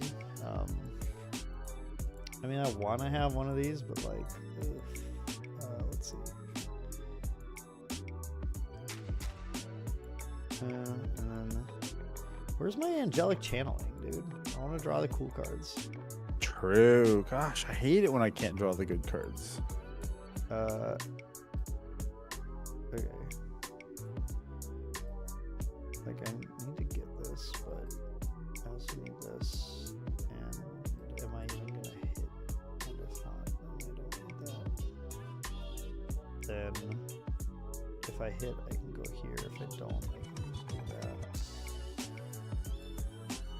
Okay. 4 on top. Okay. Whoa. Timeout. That's a lot of cards on top. Yes, it is. I don't like that for us. Yeah, I think it's pretty chill. Okay, so reveal the top. It is a change charge, so it goes here. This loads. And Okay. then Diana just fights you for 2. Or for 2. Okay. I'll allow it. I'll go to 6. Wonderful. I hate when resolute stands happen, so that's good. And then I'm going to look at these mysterious 3 cards on top. And then I'll just reorder them. There's like an actual decision there. Like, I had to put the Fracturize on the bottom because if you stop the attack, I don't want to draw the frac next turn because I just want to level anyway. That makes sense. So I had to hide the frac, but I want to get the other cards as well. So it was like, it was kind of wonky. Smart. But Smart. I liked it. so I had to do it. Cool and stuff. Yep. This is hard when I draw like weaving mana streams and things though. So okay, go ahead. At your end step, I want to play 3 and play a Divining Streams. That's a good card. I'm going to glimpse 3 essentially. And then I'm going to put 1 top, 1 bottom. This card will go on top, this card will go bottom, and this card will be sent to the graveyard. Eli, you should play GA instead of Pokemon. Although Pokemon's cool too. Like, I was playing a lot of Pokemon when I streamed it a few years ago. and I had a lot of fun. So, but yeah, GA is sick. So for sure. I'll banish 2 float, and then I'll go to level 2, Yes, you will. and then I will recollect and draw. Yes, you will. Oh, weird. The card that I knew was there. All right. Let's see here. We'll start by playing a Benediction Angel. We will reveal to you a... Would I consider myself a pro player? So like Maindeck is one of the more accomplished teams in the game. I'm a caster though. Like at this point, my role is shoutcasting. I never had the kind of accolades that the players who are like more easily considered pro players have. So I got close, but never actually like reached those heights. So I don't think it would be quite fair to consider myself a pro player, but it would be fair to consider myself like fairly knowledgeable about the game, I guess. I'll attack you for 1. Allowed. I imbued a Benediction Angel, recovered 2, drew into my memory, then played a Glacial Remnants, and then I'll end my turn. Glacial Remnants? Oh, it's all over. Actually, I'll just scoop. I can't beat that. True. Okay. So, like, me just level. Oh, Unga Bunga, go 3. Yeah. I think it's the right thing to do. Oh no, the player who went first got to get to level 3 first. It's not fair. So I'm gonna do the frack. Yeah, except like I have not had any of the like real value that I want to have, and I'll just go banish, and that's cool. So I had this Frozen Divinity from the start, and it's just like I don't know. I could have played it on level 1 that turn. But oh, true. I don't know that I needed to. Okay. In Rec. Is it gonna be like a slightly slower? Actually, I don't even need to do this in Rec. Things really making me do it in Rec right now. I'll just Rec. Okie dokie. And draw, and then I'm gonna activate Lost Providence. You got it. And then I know what that is. I'm gonna chill. Enter. Oh my god, end turn. Yep. Alright, well, I'm going to I guess I'm gonna level up. I'll banish 3 random cards. 1, Dude, 2. I never found my Fantasia removal. Where's my Mystic Purifier? I will add wither counters to all 3 of your objects. I will trigger Fractal of Waves. Creed, the square card design is used by a lot of mobile games. Just makes the board simpler to read. Focuses on the artwork rather than just having blocks of text that are unreadable in a small space. I think it makes a lot of sense. And then I'll go to my pre-recollection where I will remove 2 counters from my siegeable domain. Yo, this is and absolutely recover 2. unfair. You think you can just recover? Oh, you enter, you wither my things? Yes, I wither all of your things. Okay, they're sufficiently withered. Here, Then I will will wither them. recollect and draw. Withering's like pink, right? Probably. Okay. Cool. Yep. They're withered. Turns out all of these cards suck. I'll attack you for 1. I have taken 2. Let's go. Why do you play bad cards? I actually don't know. I didn't think that there are bad cards until I just now started realizing that they're not very good. Dude, even better than your deck has bad cards. Your deck has 61 bad cards. Like you couldn't even cut a bad card. Stop it. He's already dead. At the beginning of your end phase, put 2 wither counters on a thing. Okay. Yep, I'm going to move to my end step, and I'm going to put 2 wither counters on your Aqua Mirage Whisper. You sure you don't want to do the Spirit Fragment? I'm certain I don't want to do the Spirit Fragment. Thank you, That's though. crazy. Yeah, that makes sense and stuff.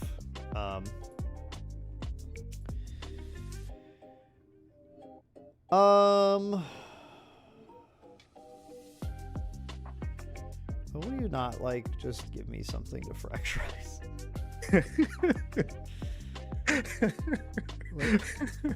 like frankly, a little annoying.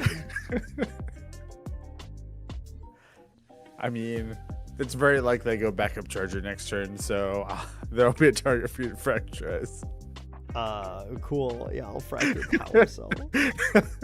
That's so good. I'm a man of the people, Dan. What can I say? Yeah. For the record, you can fracturize your Lost Providence. True.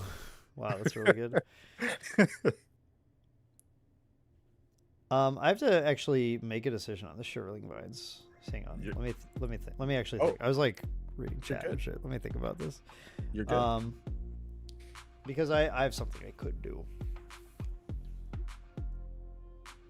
I think that feels pretty strong, actually.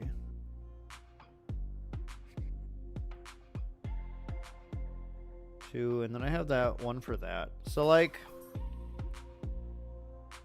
but like, what am I doing? Am I doing anything if I do that? Or do I just like play through this and do that later?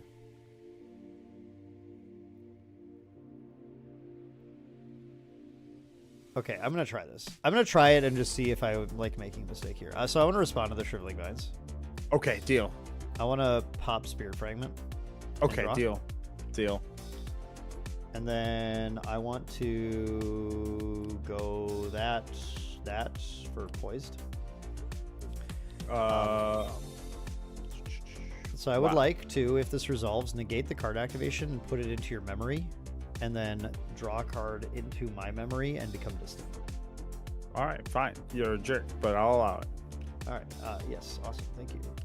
So draw a card into my memory, and then I become distant, and I will glimpse 2 as Diana's trigger.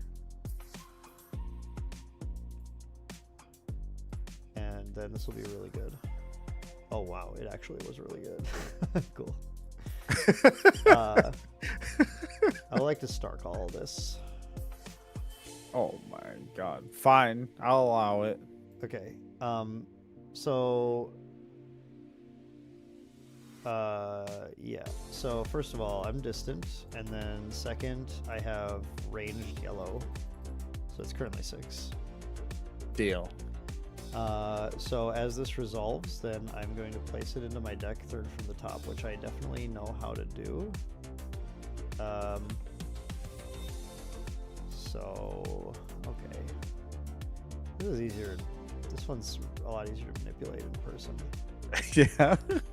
So I'm going to send this to top, and then... Okay, wait. I'm going to go... But then I mouse over and see them, and I don't want to do that.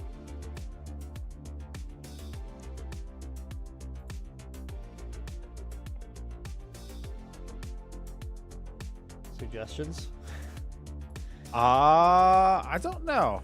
I've never had to put something third from the top. Is this like, okay, so I'm confused. When I look at the main deck screen, it just shows me 12 face down cards. Uh-huh. Are these like in an order, and is it like left to right, top to bottom, or? Let's just go. Let's just say that it's top left to top right, and you put it there. And if it doesn't show up there, just search for it. Then we'll figure it out. Yep, Okay. true. So like, can I, if I, oh, that's just, okay, I grabbed something and now I don't know what I did. That's okay, it was a random card. That's fine.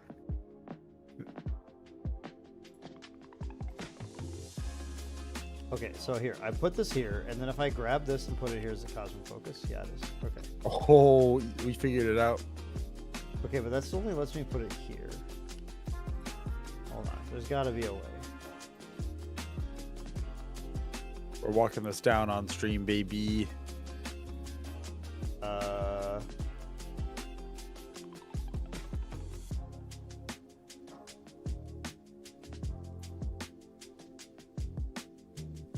can view list, glimpse, shuffle, or draw.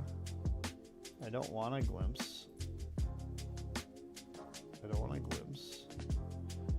That's not good. You should just be able to left click on your deck and it shows you the full deck face down. And Yeah, then- yeah, it does. But then I don't know how to move a card but around it. Like, can you manipulate that at all? Let's find out. Do. Oh, okay. Well, then when I click private, then it actually shows me the entire deck, so that's exciting.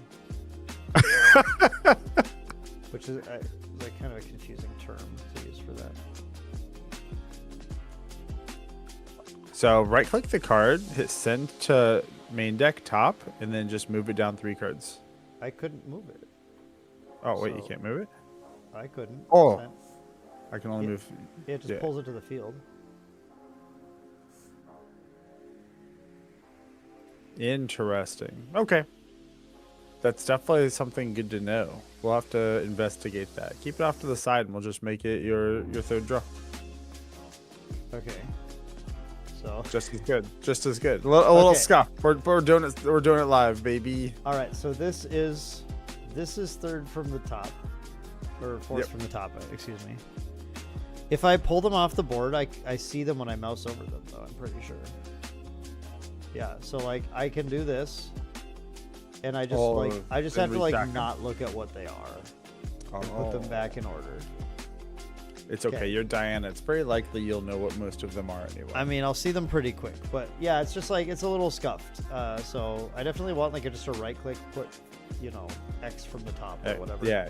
X from the top is the route to go for sure. Okay. Anyway, anything else at the end of your turn? Oh, that's what I'm asking you. Past Okay, you. no, I'll pass. So I will start turn, in which case I'll wake this up. Now, what I would like to do at this point is, these are all bad, right? They're pretty bad. Is there any world where I can kill you this turn?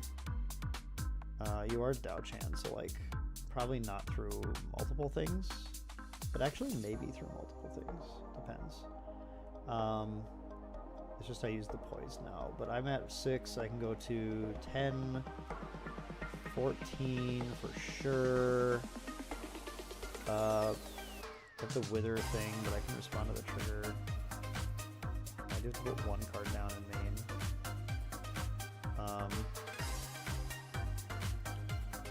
14, 18. I still need to have like a. No, I could do this. I'm like maybe close. Ooh. All right. Hit me with it. All right, I'll just see. I'll assume we can't recover fast enough, so We'll see. we'll see. So yeah, I'm gonna go boot the booties.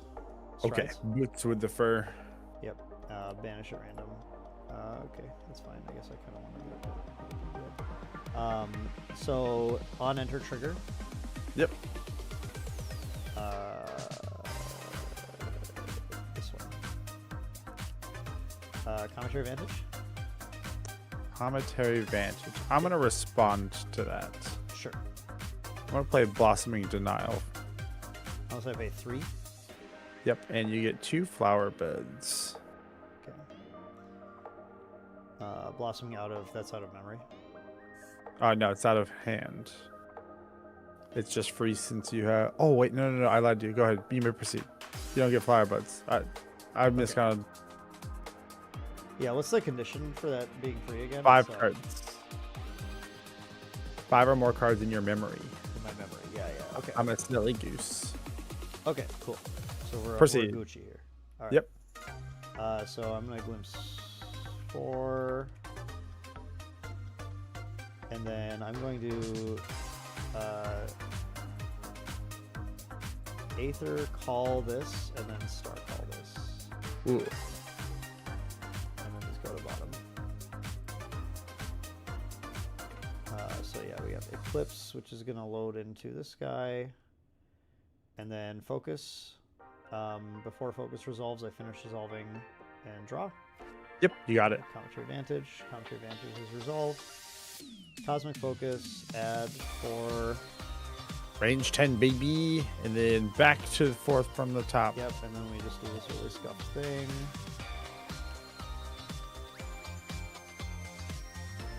To the top.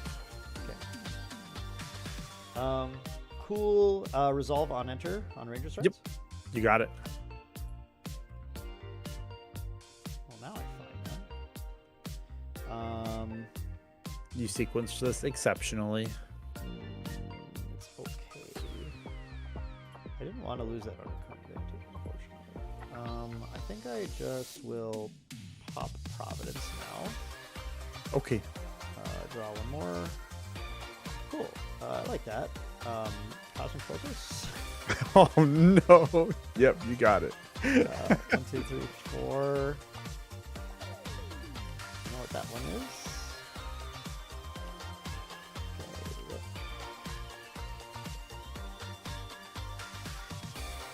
Okay, nice. I will, at this point, recollect. Absolutely, you got it. And then draw. And that's cool. So we have 14, 18, 19, 20, 21. You have 23, so I just need 2 more. So I can go like this and then just kind of try and respond to anything. I guess that way. I'm okay just aiming forward here, I think. Charge the Soldier. Boom. 3. Okay. I will. Oh, sorry. I gotta pay 1 for this. I didn't pay my wither. Excuse me. It's fine. That might be relevant though. Unfortunately, kinda relevant. But yeah, wither's gone. So yeah, shoot you. So currently it's for 14, 15, 16, 17, 18.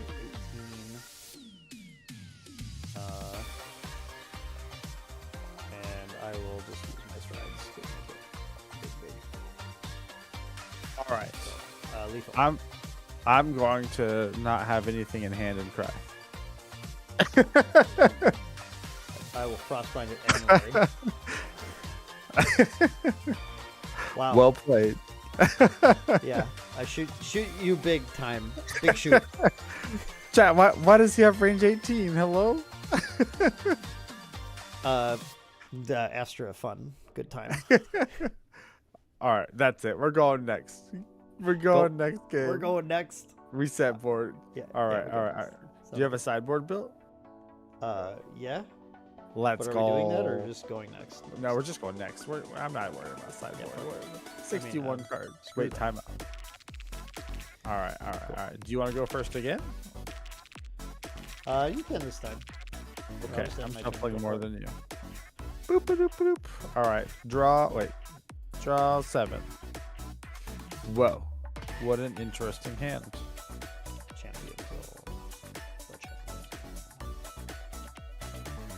All right, feel free to glimpse and do your thingamajiggy. Glimpsing. I will Aether Call these right now.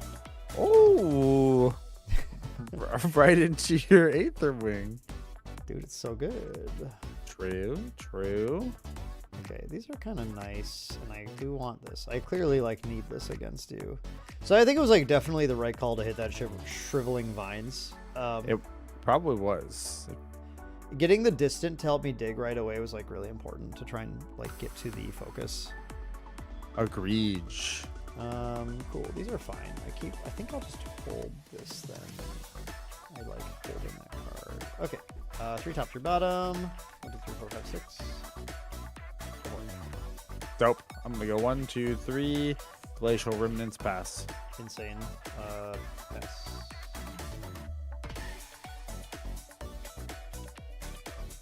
Or do I want to? Oh, no, I don't. Don't want to do that.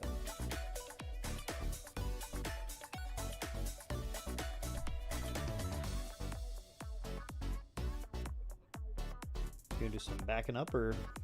Oh, I'm so sorry. Yeah, What? sorry, dude. I'm Ranger. I'm not doing anything. Oh, it's my turn. Okay, my fault. Yeah. I'm gonna Yeah, go yeah, back yeah. and Go to forth. town. The charger that backs up, and then I'm gonna reserve Yep. 3. This lets me generate Parasol. Yeah, it does. Nailed it. Okay.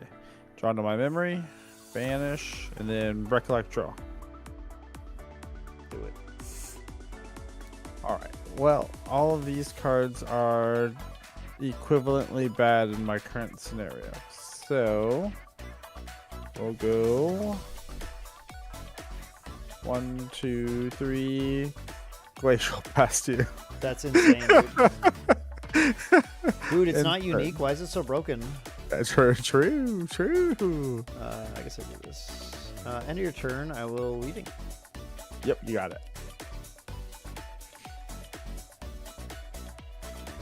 That girl. Jess? Yes, nailed it. This card. In rec. Absolutely. Dude, Proceed. If you have Frostbind, I'm gonna be mad though. I'm gonna be mad. Calibration? In response. No. I'll go. Dividend streams. Okay, that's fine.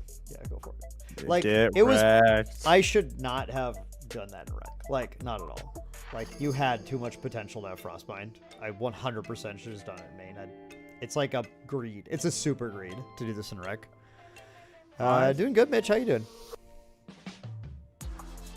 I'm gonna go send this guy to the graveyard. This on top. Pass to you. You may proceed with your etheric calibration. I will calibrate myself etherically speaking. This is really bad.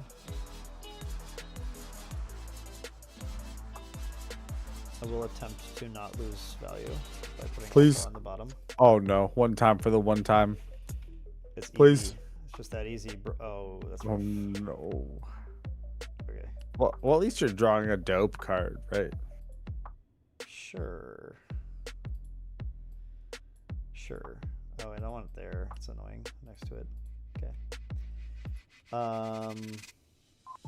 Unfortunate. Recollect. Yep. Draw.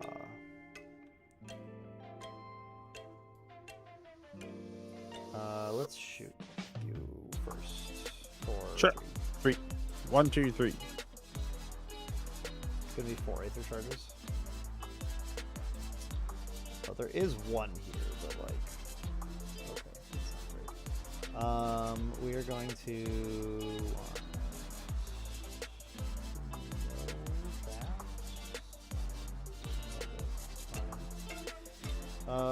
that card. Put that on, and then draw into memory, and that would kind of suck because you don't happen one at a time. And none of these are going to draw in advance, so it's just not good now. So, okay. Dude, 6 a.m. Astra is wild. Just wait till you see the hotness of what's about to happen. Okay, Milfrac.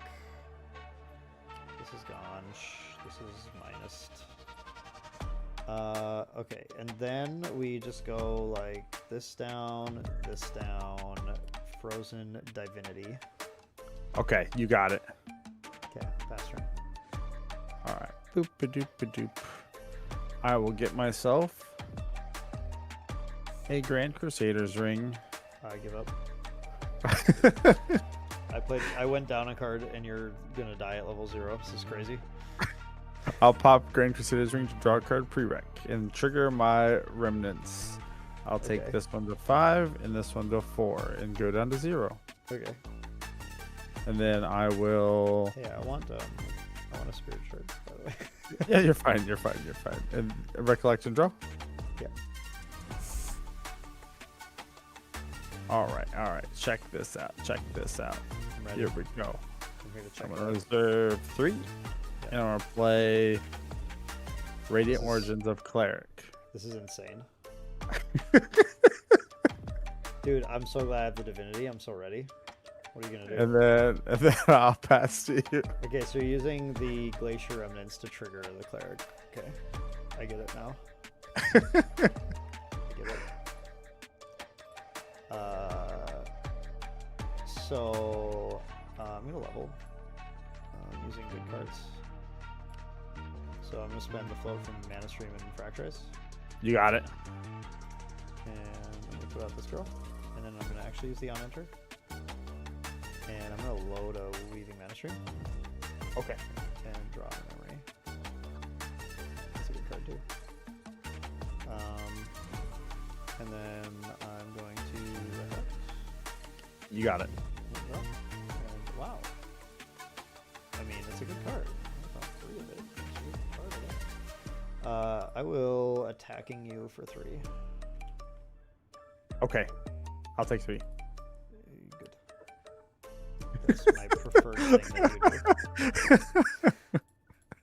do. Excellent. I will glimpse forward.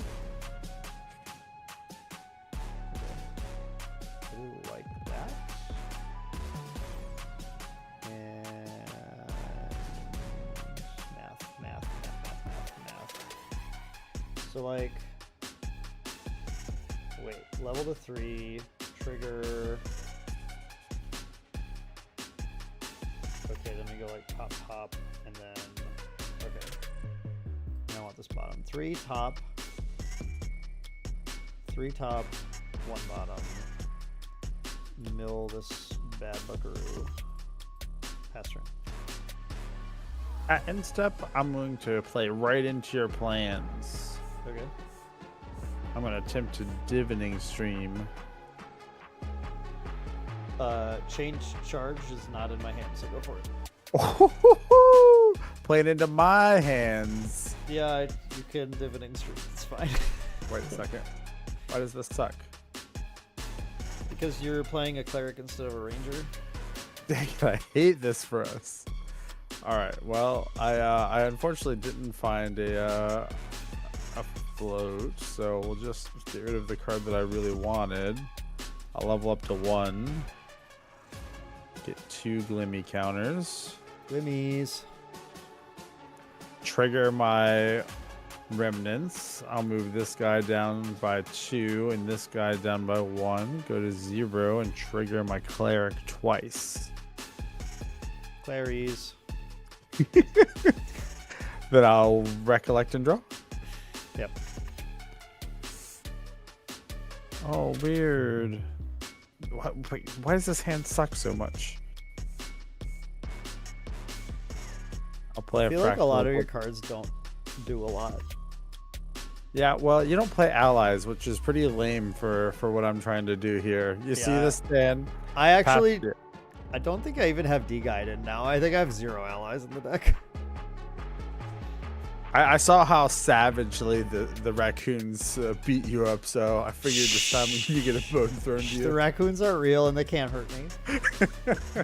All right, so you have 19 life, and I have 3 poison illusions in hand. So I don't like this for us. I don't like it for you either. and I've like a glimpse to the top of my deck.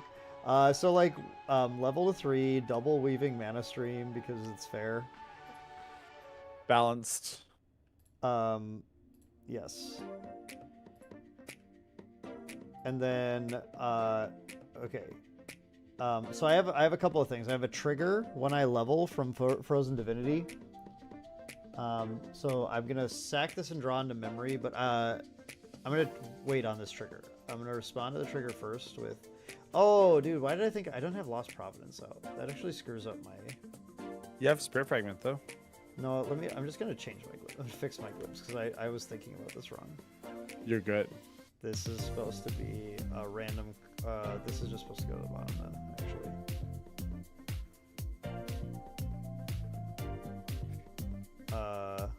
Chat, 6 a.m. Dan is quite good at this game still. No, I screwed up the glimpse because I don't want that. I see what it was. I just keep these 2 on top, and then I wasn't supposed to know what this card is, and that's fine. I just adjusted the 3. Okay. I just need to do it in the other order. So pop Spirit Fragment, draw that 1 card. And then resolve Frozen Divinity. So sacrifice this, draw this other one, because I did want this card in a memory. Now we're going to go focus. So that's going to distant me. Yep, you got it. Okay, if that's good, then I will add the correct color of distant. Yep, you're good. Which is blue. Yep, you're good. I'm distant, so I'm gonna start adding yellows.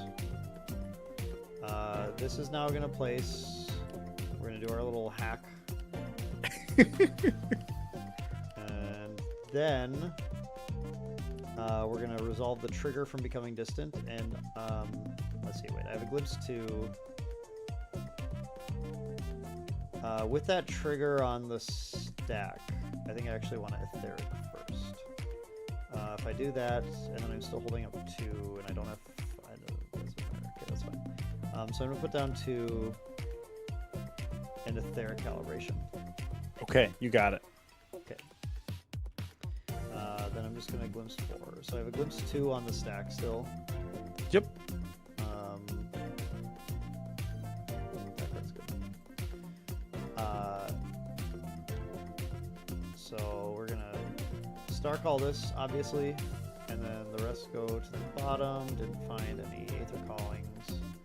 Maybe resolve Rage? Aether Calibration Prage? and reveal a Ooh. staggering strike. It's kind of like an Aether Wing, right? Kind of. Aether Charge, rather. So this attaches. Yep. Go. I'll just get a stack here.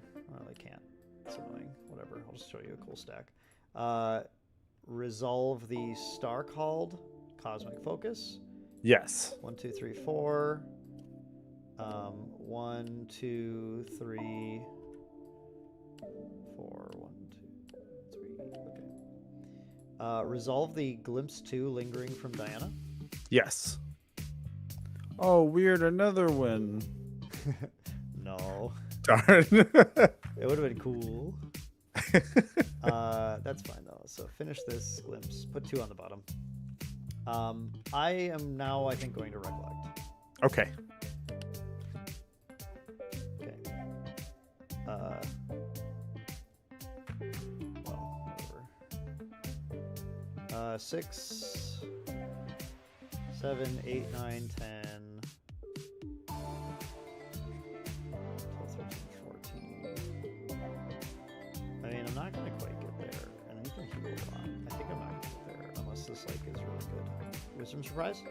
Yes. There's You're gonna 3. get another 4 off this. Start calling. Oh, rip. 2 focuses. Ripperoni. Not like this. Drawn a memory. Yes. Go away. Go. Okay. 1, 2, 3, 4. I guess I should have waited a turn. I just wanted to kill you. Ouch. Then 1, 2, 3.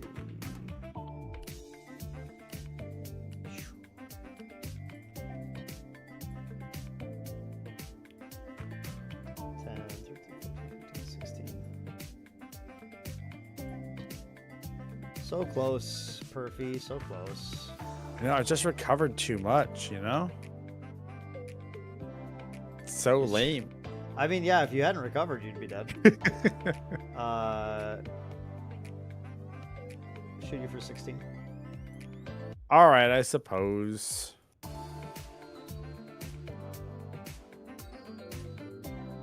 Wait, where did I get that? 10, 11, 12, 13, 14. Sorry, 14. Oh. I don't know why. I suddenly started adding too many numbers. You added the blue 1, 10, and 11, that's how 12, 13, 14. Yeah, I don't know, man. I don't, that's 6 a.m. math for sure. Okay. We'll put the Weaving Mana Streams here, and then I will glimpse 17. Or sorry, no, 14, 15. 15. 15. Yeah. I don't know where the extra 2 keeps going from. Glimpse 15. The blue 1 from your distance plus the glimpse 1 extra. I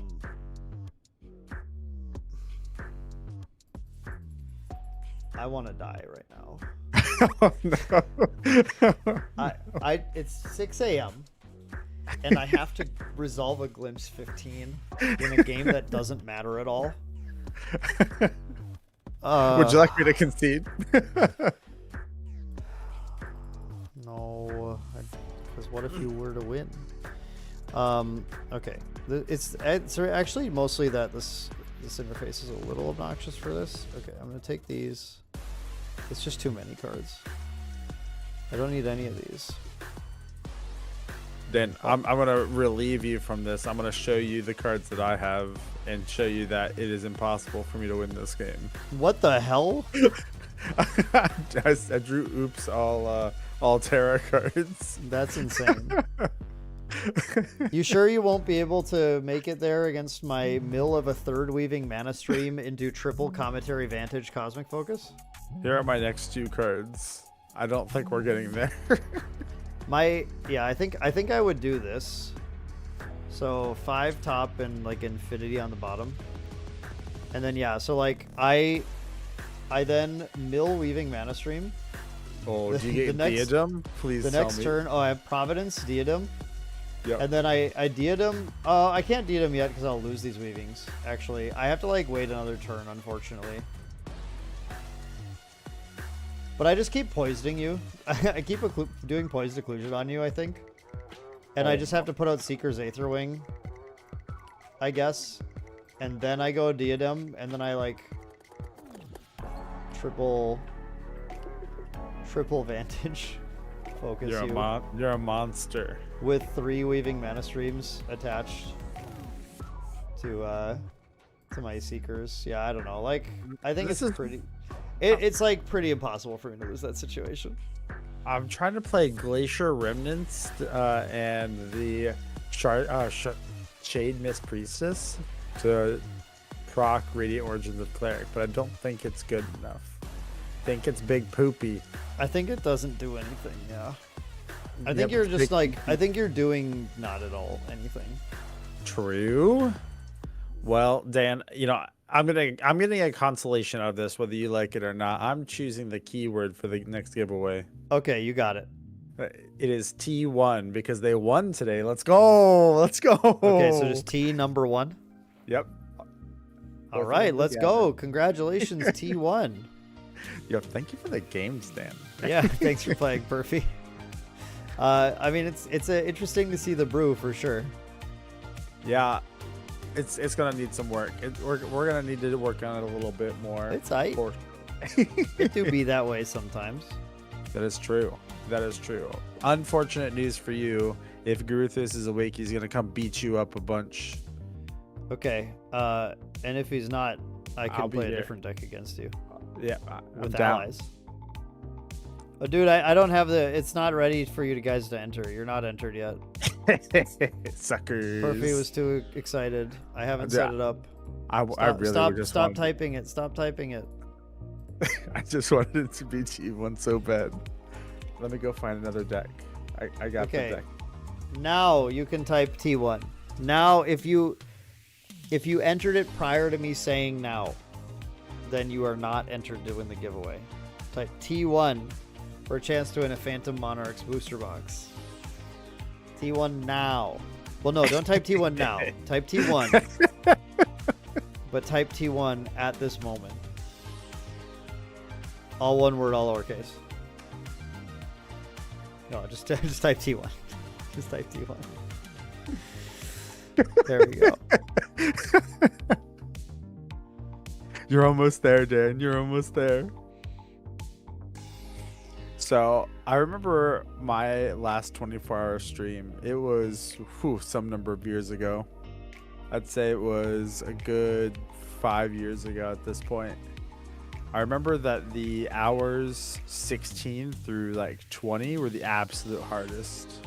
Really? And somehow 21 through 24 were incredibly easy. I hit like a second wind. I actually haven't really had a problem all day.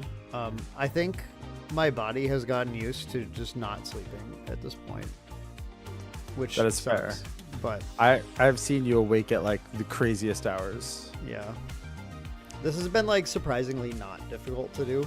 I am feeling tired now, but I'm mostly like sitting here annoyed that I think I have to like restart the stream one more time for like the last hour so I don't lose stuff. Oh, the 12-hour benchmark. Yeah. I was drinking a white monster, Rekka, to answer your question, but like, Oh, okay. Once I got up, I am also gonna have to go give the cat medicine. I will create a mutiny while you're gone. We'll take over the channel. It's our Okay. channel now. If check if Garthos is available. Yep, he said he's awake. Okay, cool. Then we'll get him on and we'll jam some. We'll jam some. So thanks, Perfy. Thanks for showing us your interesting deck. That was supposed to not come out like really assholey, but it did. So sorry. No, I prefer it that way. No, I have so many like decks like that where it's like it's so cool, but it doesn't actually do anything.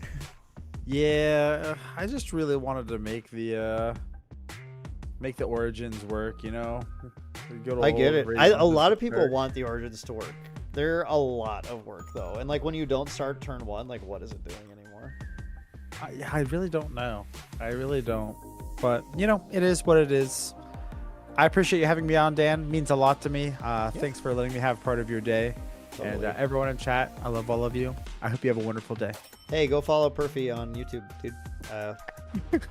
What's your Perfy? Perfy Gaming. Perfy Gaming. That's right. Perfy Gaming. Yep. I'm Games. Perfy Gaming. Yeah, go at Perfy Gaming on YouTube. Subscribe to Perfy because he rules, and he's on a quest to make Radiant Origins work. I will either succeed or fail. We'll find out. Won't we all? All right. Bye. Have a good day, Perfy. All right. Hey, Astro Diana killed things. That's cool. It's fun. I love Astro Diana. Even if my brain doesn't fully process glimpsing right now, especially glimpse 15s. Glimpse 15, dude. Too many glimpse. Ooh. Any other T1s do we got in there? Any other T1s in chat? T1s this beautiful morning. If you want a chance to win a, what did I say, Phantom Monarchs? Oh, this is better. This is a Radiant Origins. What I'm saying, this is a Radiant Origins booster box. Yo, get on this. This is a good one. If you're in chat and you're not typing T1, you just don't want, like, you're someone who, if someone walked up to you and said, would you please take $192 from me free of charge and absolutely no strings attached, you would say, nah.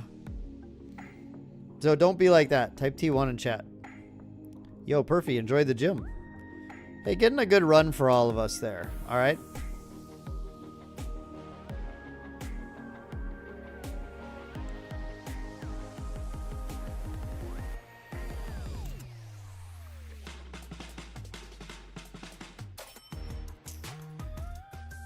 Thanks to JWW Cards for sponsoring this, by the way. Don't forget to head over to JWW Cards to pre-order the next Grand Archive set. If you want to pre-order set 10, it's not up. You're not going to find it, but it will be there. Or you can order other stuff.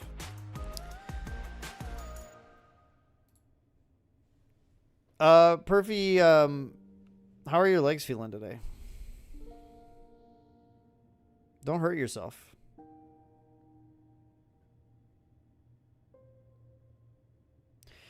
But UK versus, what if they just looked like you could probably trust them? You know, like they went up to you and they went, and you were like, damn, I think I can trust that guy. Yeah, and they're like, you know, okay, then why don't you give it a good tenner, bud? Give it a good 10 miles.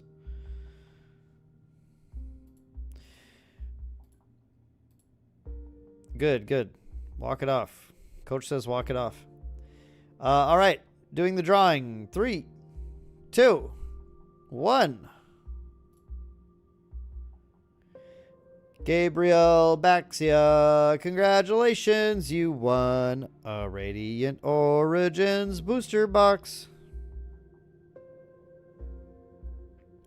I need you to pop in chat with where I can at you to get a DM thread started to get your address. So you need to give me a handle and a location. So it might be like Discord or Facebook or, well, maybe not Facebook, but Instagram or Twitter. Perfy. Perfy, I think that if I remember tomorrow, that deserves a coach point for not playing Spirit of Purity raccoons against me. That's the dumbest thing I've ever heard in my life, and I'm considering kicking Mitch off the team at this point. I need your username. I need what I can put in to be able to talk to you directly. VR chat. Yo, true. Give me your Fortnite handle or whatever. I've never played Fortnite. I don't know. Do I look like a guy who's played Fortnite?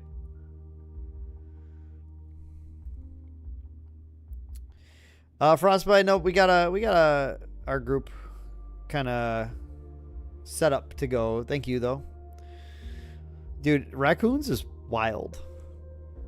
Of course. Happy to do it.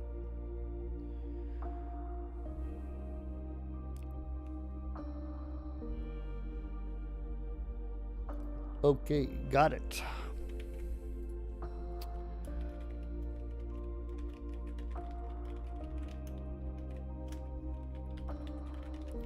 Cool. Stay tuned. I'll be in touch with you early next week. Get it all figured out. I do look like a guy who's played Fall Guys. That's interesting. That's interesting. All right. Cool. Oh God, Potion Ari. Yeah, no, I appreciate it. 100%. Yeah, I locked down the schedule a while ago, and I've already had to, like, unfortunately tell people they couldn't make it in who were, like, excited to do it because the stream went long, so I don't want to do that to anyone else. Okay, so I gotta go. It's cat medicine time. You guys know it's been cat medicine issues, so I gotta go handle that with the cat. So it'll be just a short break while I do that, and then I'll be back, and then Gurathos will get you in for a couple of games. So just stay tuned. I will get that video back up if you guys want to see some more Fractured Crown opened. Let's do that. All right, be back in just a few minutes, guys. It won't be long, and we got a couple more giveaways, so you don't want to go anywhere. This got me unsealed too. Someone's playing that. Capricious Links. I think this thing has been quite spicy in testing. Very, very powerful. Hard to deal with Sylvie dropping this level 1 and being a 4/4 and attacking immediately. Even if she can't attack with it again right away, it's ready to go when she gets to Pride 4. Here we go. Frostbind, the new counterspell that is ready to frustrate people all over the place. I can't wait. I don't think this thing's too powerful. I think it's just right. I really like this card. Scatter Essence and SR Prismatic Sanctuary, getting that full art treatment on the domain. Looks really nice. Excellent. Actually, we should set our SRs aside here. Set the SRs aside. All right. You know, I think it would be hilarious if, after opening so many boxes of First Edition and Ultra Edition, and then being told that this box would definitely have a hit in it for me, if for some reason that was untrue. Oh, I would lose it. That'd be so funny.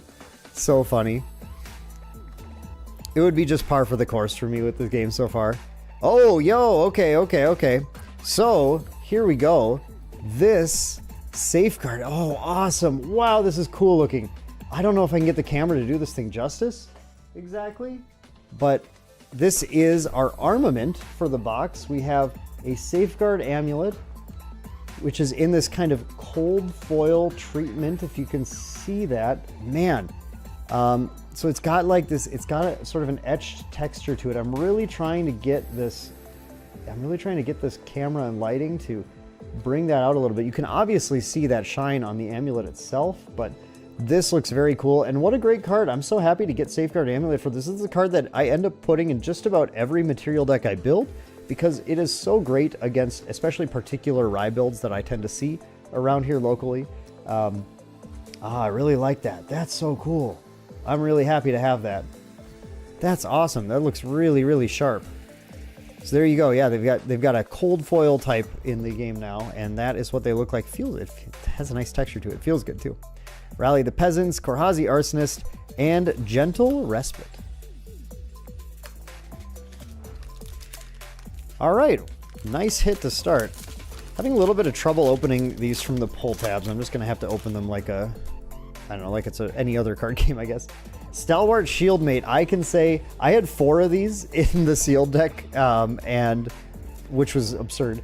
And it is really good. It is really nice at protecting your other allies out there. I can see playing this alongside things like Weaponsmith that you want to keep out, because the taunt just means that the taunt is actually like, you normally can't intercept for your allies, you can only intercept for your champion. The taunt kind of lets them intercept for the other allies too, and it like guarantees that floating memory is going in there if their opponent is doing any sort of attacking at all. Now, not every deck does, but when they do, it's going to be really good for that.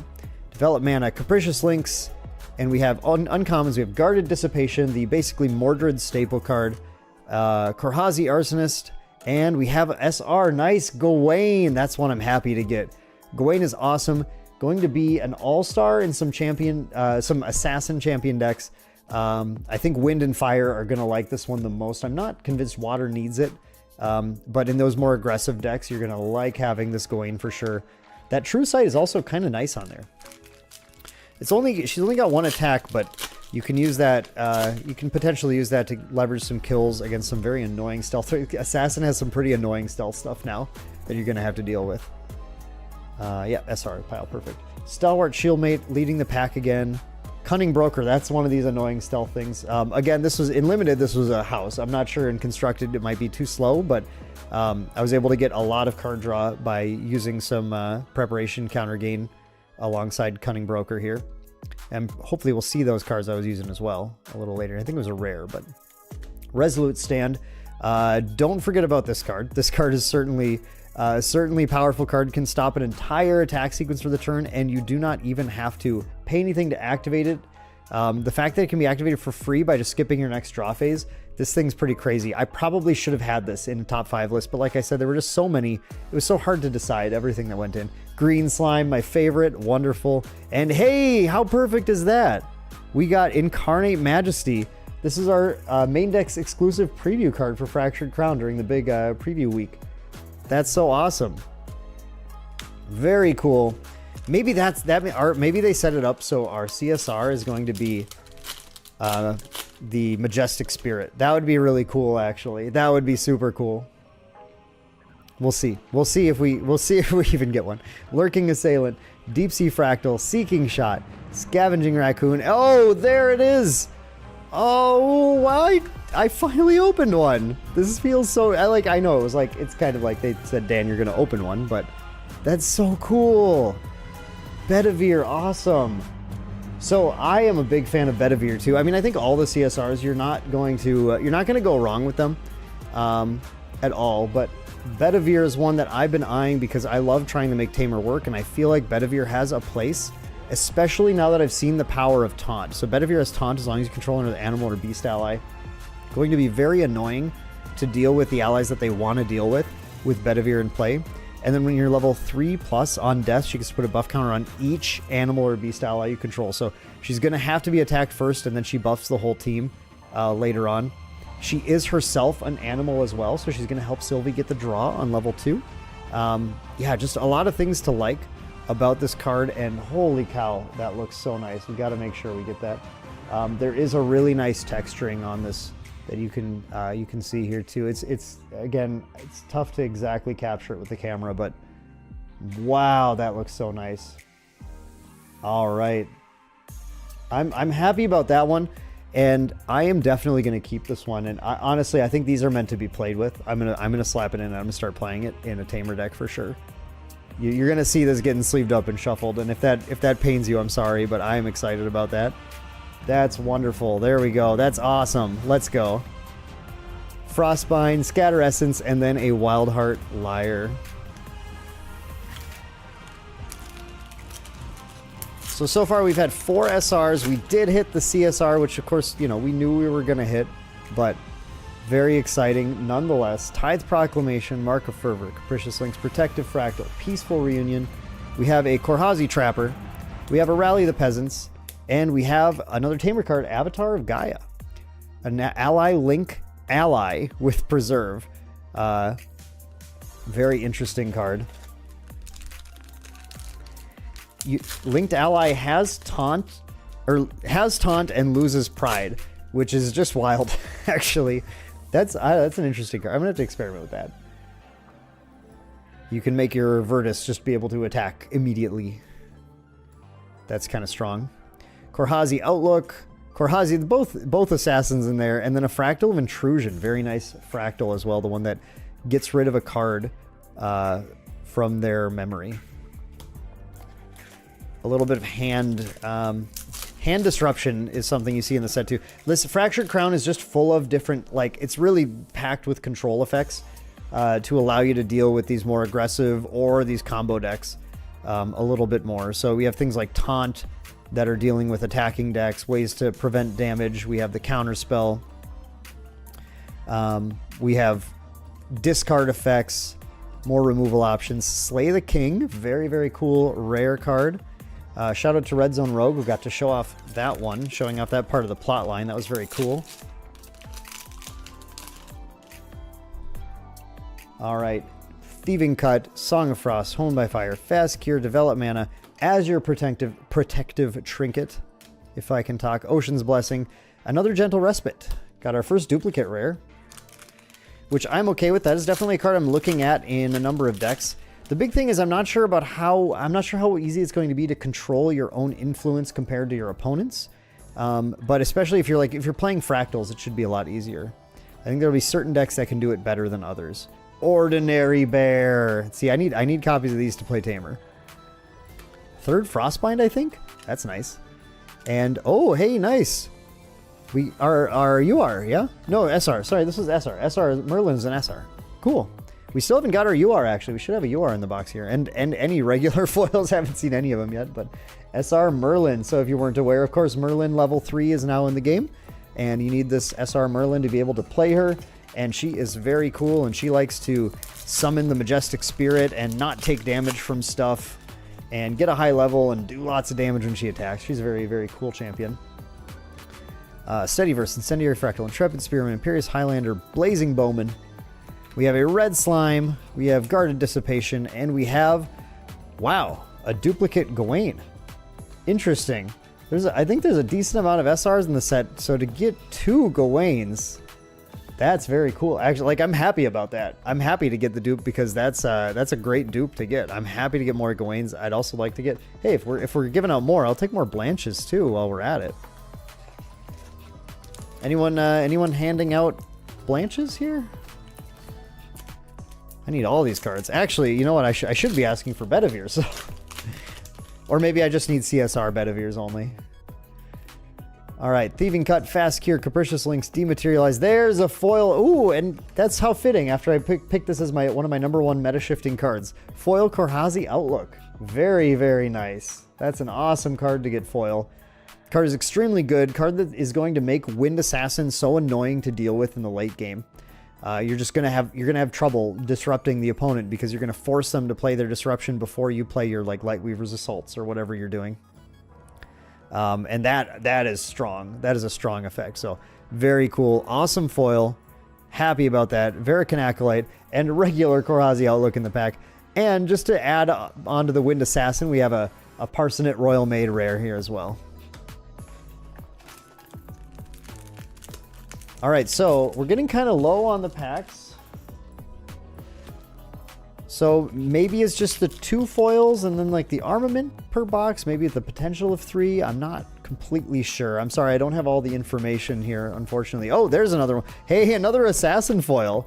All right, you know, I'm going to take that. Foil Thieving Cut. I like this card quite a bit. Just as a way to generate more card momentum. Trading your preparation counters early game for cards is awesome. It's just on hit, so you can use it to attack their champion with it. Deals like a good amount of damage and then draw a card. Card I think is very good in the sort of like hybrid attacking ally focused assassin decks. Definitely like that. That's awesome. Great foil. Great foils in this box. I'm just super happy all around with them. Another Resolute Stand is nice, and another Wand of Frost.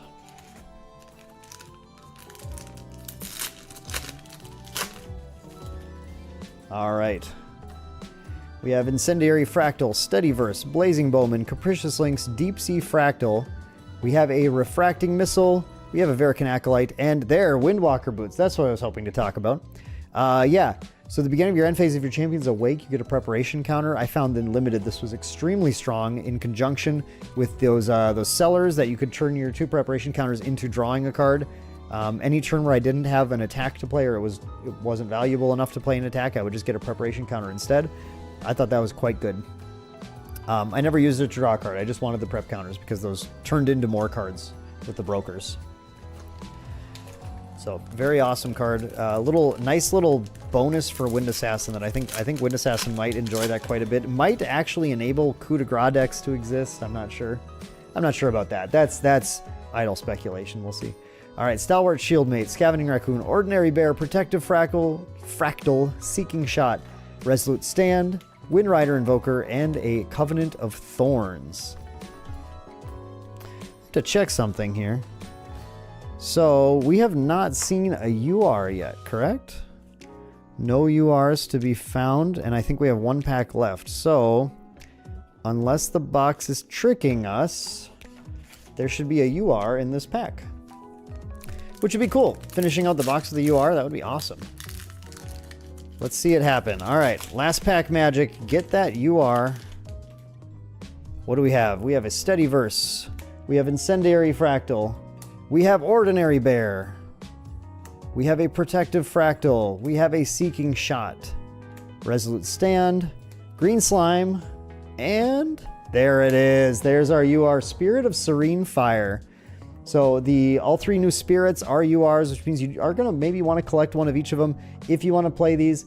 Jury is still out on if these are the call. I think it's going to be deck dependent. I think it's going to be play style dependent versus the draw 7 ones because 1 card is quite a bit and Glimpse 6, draw 6 is not looking at as many cards as it sounds most of the time. Typically going to be like you're looking at maybe 8 or 9 cards total and then keeping 6 of them versus just drawing 7. But then you have this Lineage release to recover 6 in the late game, which is quite a powerful effect too. Hello. Hello. There we go. Yeah, that makes it working. Good. There we go. All right, I got Girthos or Devin in here. How's it going, Devin? Good. Sleepy, but like, I don't know how you're. I feel that. Yes, stream is over 11 hours. So what we're gonna do is basically, Devin and I are gonna play until about 7.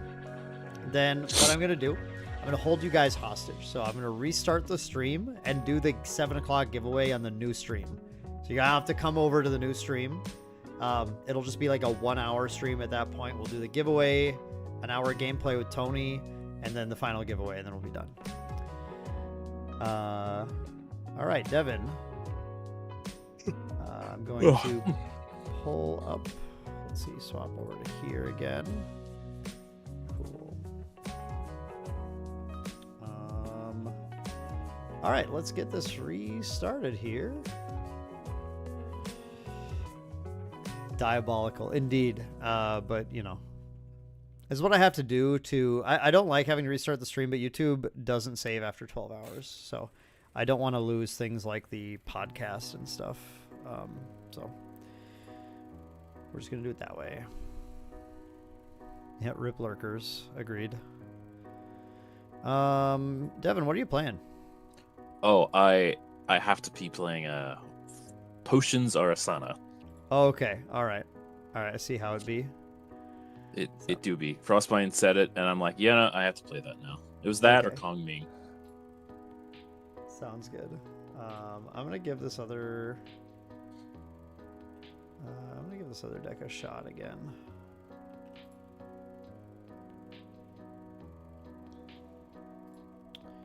Whoops, no, it's PTM decks. RDO. want to see if this deck does anything. It's probably not. I don't know. I don't really know what this. It can still do stuff against you. Okay, that's probably fine. All right, let's exit this game. All right, cool. Create a private room.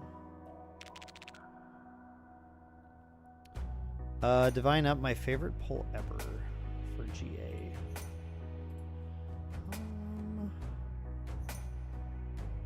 Probably have like a really easy to answer to that, but like Brain is not braining super well right now at 6:30. I mean, honestly, the channeling, double channeling pack this morning is pretty high up there, I think. That pack was just so hype. That was crazy. But I probably I maybe have a better one. I just don't know what it is off the top of my head. I don't think I've very often gotten the CSR I wanted or anything like that. My stream, I'll go first. Okay. Fine. I wanted to go second anyway. Let's go.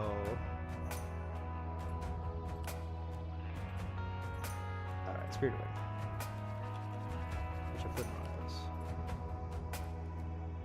Oh yeah. What the hell is this? I don't know what's going on in the sand, but I love it. Oh man, yeah, this is it. This is the combo. I don't know what I'm doing, but this is the combo. Dude, if I had one other advanced element, this hand would be so insane. But instead, it's ultra big.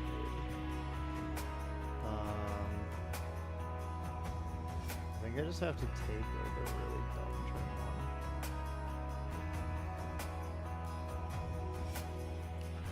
Surveil? All right, I'm going to respond to that. Oh, okay. I'm going to play Ignis. Sure. All right, let's go Vanish. We're going to make some tokens. That's 4 and 3. Now you're good to go. I'm just going to make some herbs. Oh my god. I'm gonna die. I'm so dead. That was a 3 and 5. 4 and 3. Ugh, why does this draw on a memory? It could be so crazy. I think this is just gonna have to be fine then.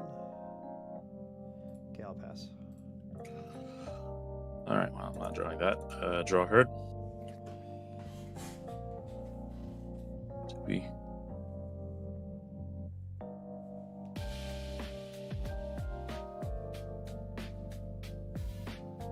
Let's see.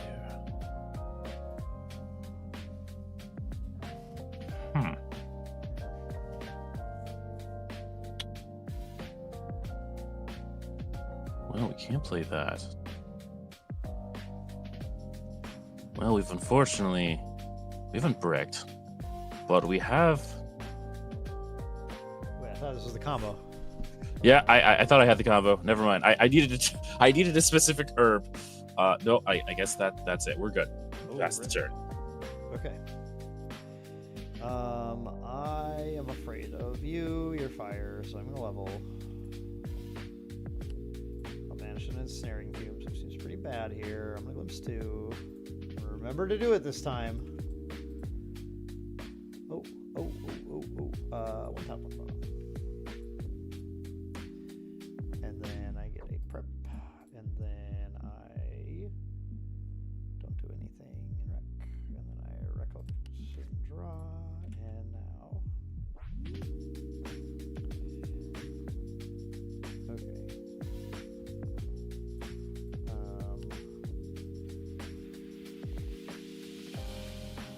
I'm going to imbue Benediction Angel. Oh yeah, you're good. Draw into memory. That's a good card. No recovery happens here. Let's attack. Oh yeah, I take it. Oh yeah. Enter.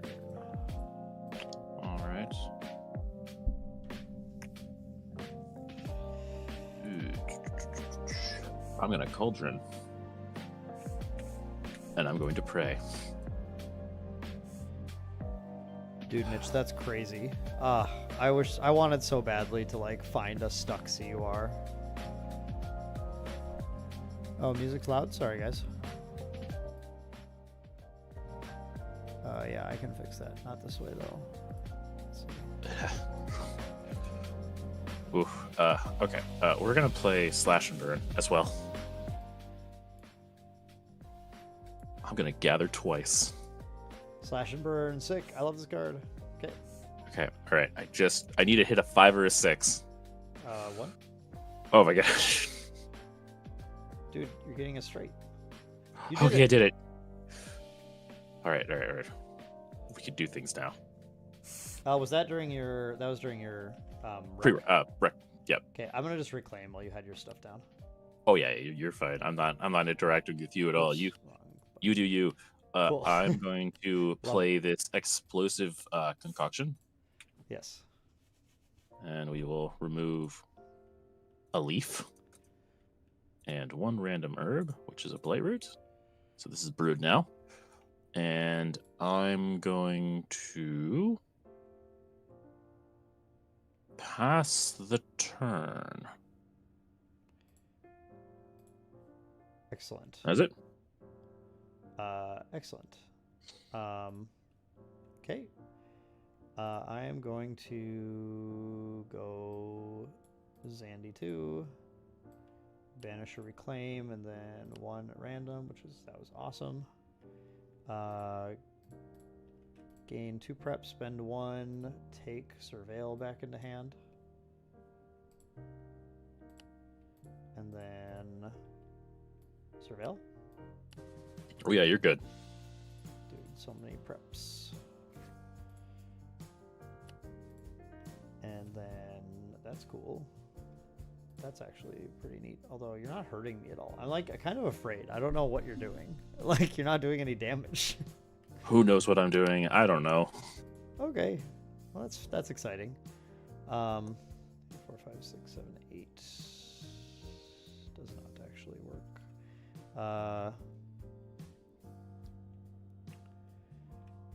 Like I'd prefer if this healed something, but it doesn't. Float. Okay. So probably go. Actually, these 2 then. So I'm gonna reveal these for Benediction Angel. Ooh. Again. Yep. Okay. Draw to memory. That's a cool card. Attack. I'll take it. And then I have those. I guess I should have done this slightly differently, but you said you're not going to interact with me, so maybe it's fine. I'll Merc. Merc is good. Okay.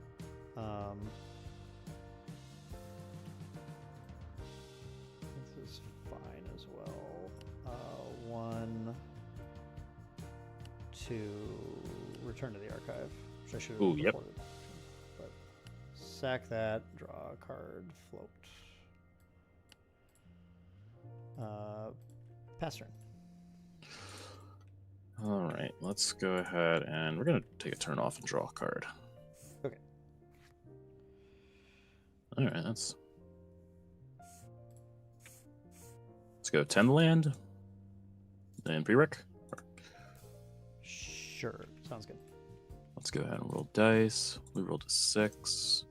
I get more, and then I get to draw a card.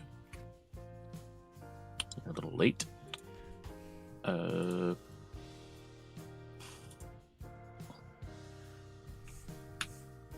going to try to animate my explosive concoction. Okay, hold on, thinking.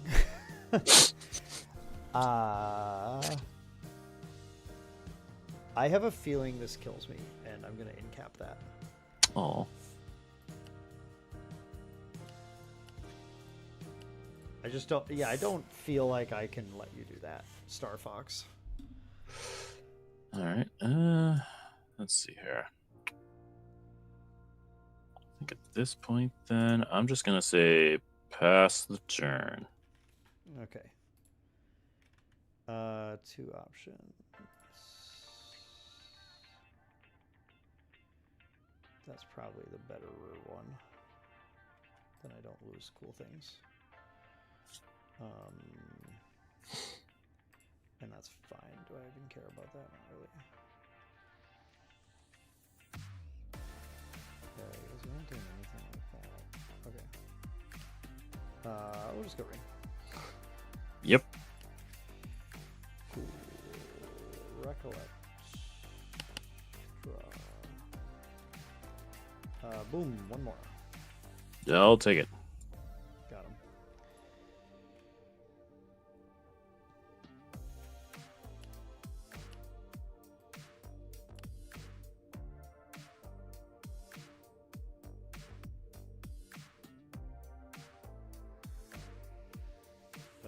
Yeah, I mean, that's like fine and stuff. Do you guys? I'm gonna creative shock. Okay.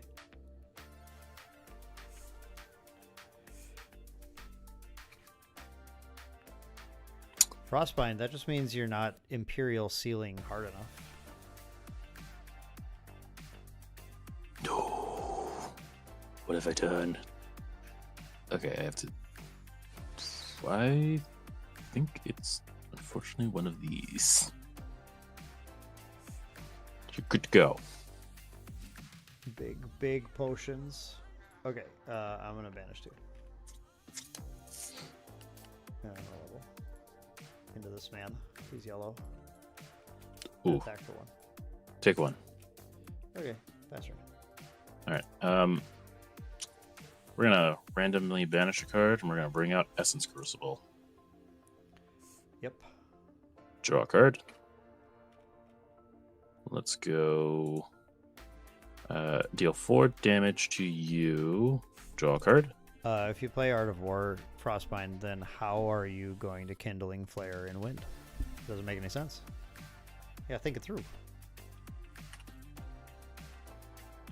Okay. All right. We're still in this. We're gonna play Slash and Burn. Yeah. And we're going to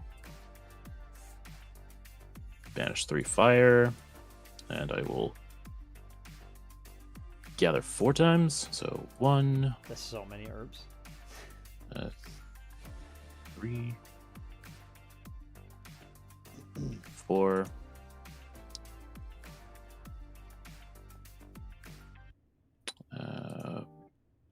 Third time 6 and 3. Why are they why are your numbers in such a weird order? I don't know. It's how they they're not even ordered in the actual game. It's a bit jarring. All right. Let's see here. So we got to do some.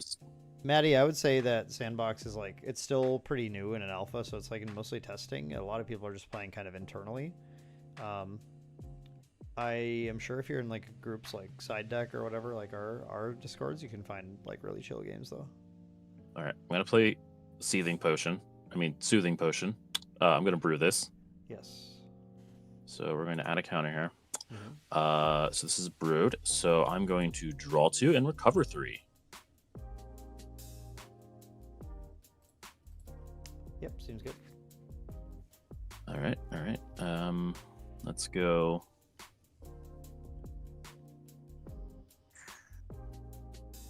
Let's remove one of these, play Distilled Water, go to 2, and I will draw a card off of Distilled Water. Yep. Draw. All right, so we're not silly yet, but we're close. Let's go. We're gonna play. We're gonna play Explosive Concoctions. That's 1 leaf, 1 1 herb. We'll just get rid of this one. And this will go to 3. And then let's say go.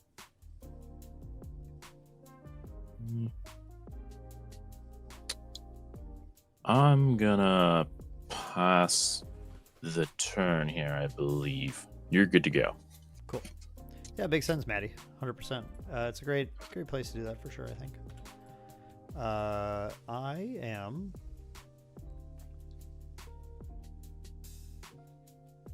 So I don't even need to do that, but like... It could be fine.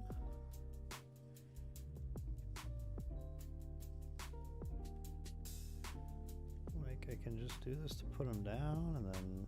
Yeah, I mean, I guess that just makes sense. I'll just go Thurible. Thurible's good. Yeah, what do you have here? Like, anything I care about? Do you have any way to return any of this stuff in this deck? Not really. Okay. All good then. I'll just go 1, 2, 3, Poporino. 1, 2, 3, and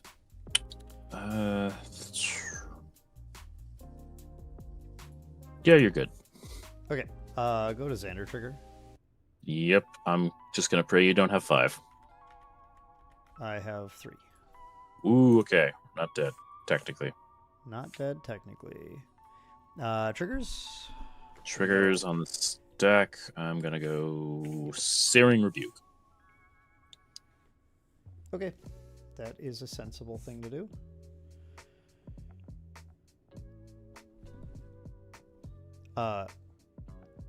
I guess I choose Dungeon Guide. Yep. Lightweavers. And so that will have some damage on it for what it's worth. And then I'll Gleaming Cut. Banish Yep. draw 2.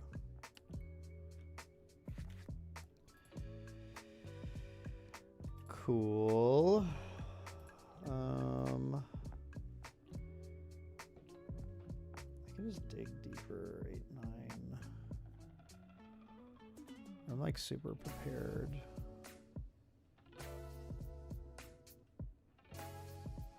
We can prevent 3. Sorry, this is the part that I'm not good at the math on yet.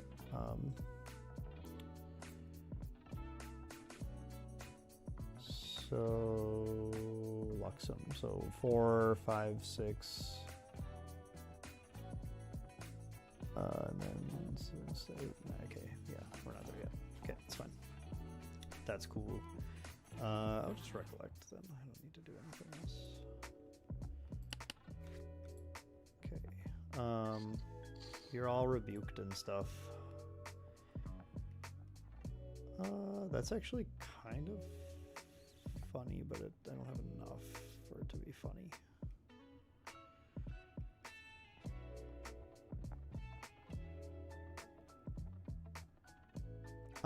I will pass turn. Let's go. Ingredient pouch. No, I think normally. Let's go ahead and hit you for 4. And draw a card. Ouch.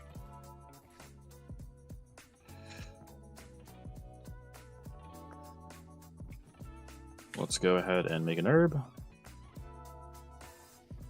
Roll to 1. And I will recollect. Draw. Okay. Let's go Soothing Herb. Or Soothing Potion. I will recover 3 and I will draw 2 cards. I love this potion, by the way. It is just, it's the bee's knees. Yeah, the card's really good. This is at 4. All right. Let's see here. We can go 1, 2, 3. Zin. Yes. All right. Let's go 1 Barter Herbs. Oh God. Okay. I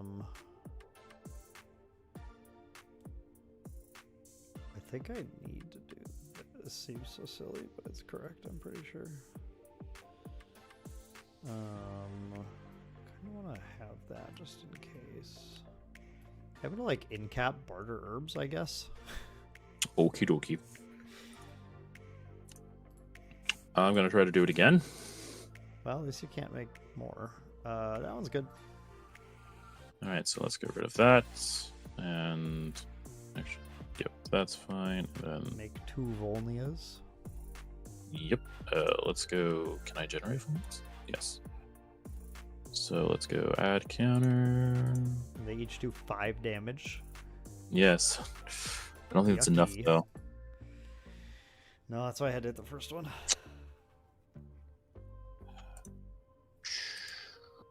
Let's see. That's cool, dude. That's the amount of damage. It's crazy. It's 5, 10, 14. I'm still 11 off.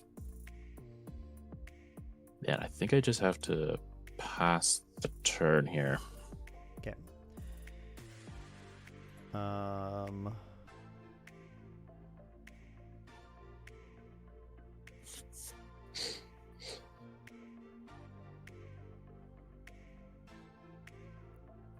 Really gotta like. I guess I just have to do this.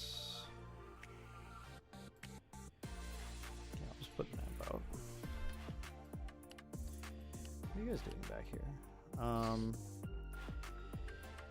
In response to trigger. I'm just gonna put this card down. Okay. Sure. Yeah, that's fair. Because Yes. I'm gonna expeditious opening. ooh, okay. Cool. And then I'm going to imbue a benediction angel. Ooh, okay. And then I will recover 2 and draw into memory. And then I will resolve trigger. Yep. And just yep. Get what? No, I keep doing that. Okay, I move my mouse too fast. Okay. Just Ooh. switch, yeah, 3. I still haven't found cool things. I'm gonna do 2 to your face this time though. Oh yeah.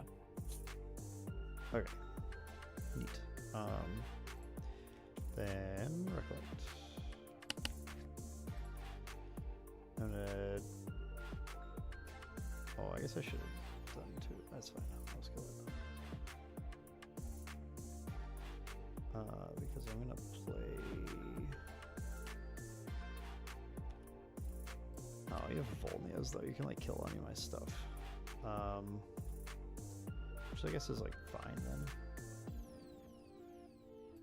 Kind of wish I had that Merc now.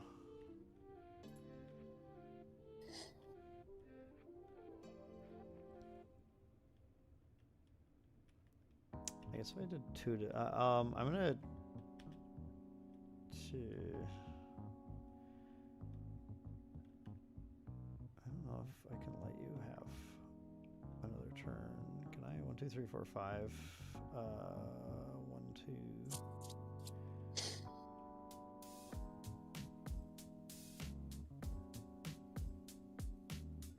5, 6, 12.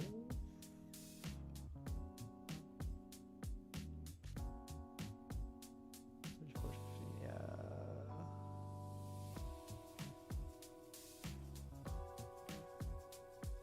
Oh, 1, 2, 3, 4, 5, 6, 10. Okay, yeah, it's lethal now, I guess, so it's fine. Attack face. Let's see here. 1, 2, 3, 1, 2, 3, 4, 5. That's 4, 6. 7 plus the 4 is 11. 12, 13, 14. 14? Sure. Okay, attack face. Yep. Okay, attack face. Yep.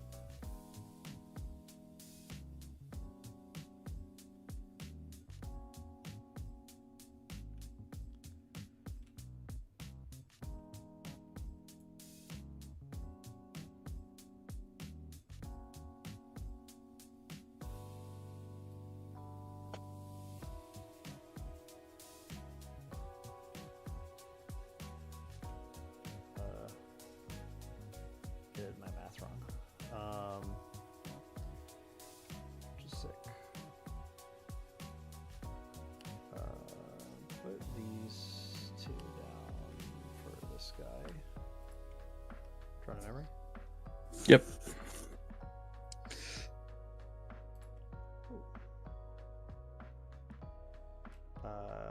Attack phase. Yep.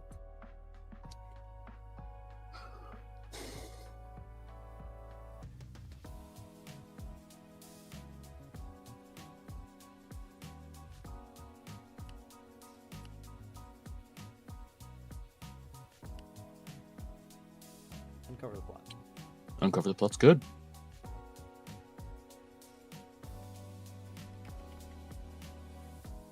Triggers? Trigger? Yep.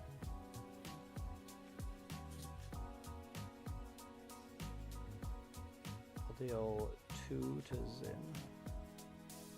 Zin. Zen is taken 2. Whoops, wrong thing. Cool. I think this is just fine. Even though this isn't like the combo. Striking Illuminance prepared. Ooh, okay. So it's going to be for 4. At champ. I assume you're killing Zen. I'm going to attacking champ with this, and then you're going to use the trigger on Lightweavers to kill Zen. All right, so this is going to be 4, 5, 6, 7. Yep. All right. 7. And then Go to I 13. cover 3. Yeah, you're going to 0. Yep. Pass turn. I'm going to go ahead and bring out this Infernal Vessel. Because I gotta do something this turn. Recollect. Draw. Okay. I see here.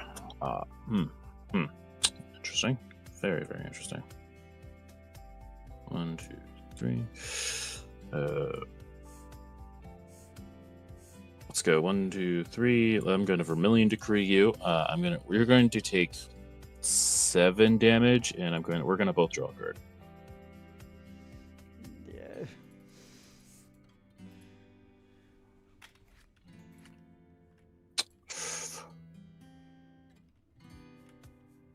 Am I? Oh, interesting. Very, very interesting.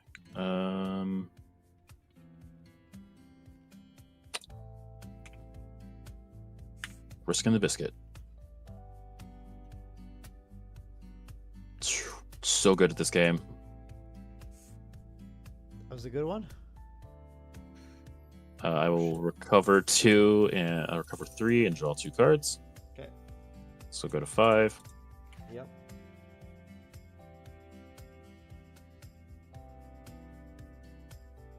It's 4, 8, 4, You 9. just needed a 1 and you had to do 1 and 6. Able to get that. That's sick. Let's go. Oh no, I can't recover that. My Infernal Vessel has stopped me. Oh, true.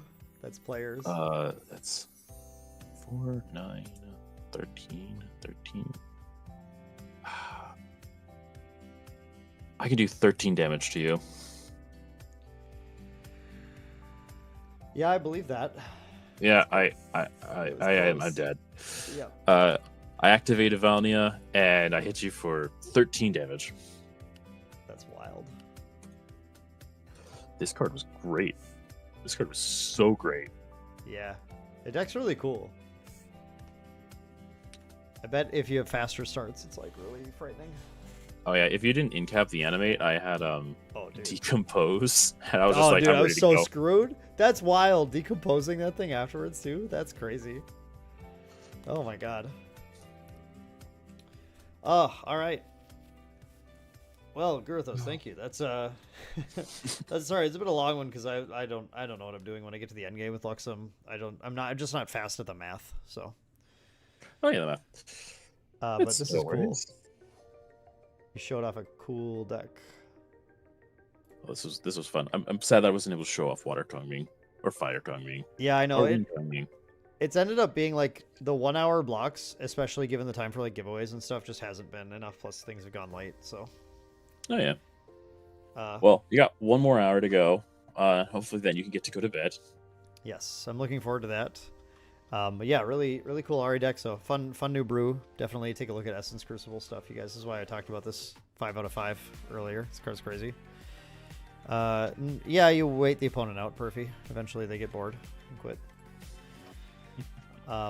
Cool. Well, thank you, Garthos. I'm gonna try and get the stream ended here quick, just so that we can save everything, and then there will be one final stream to join.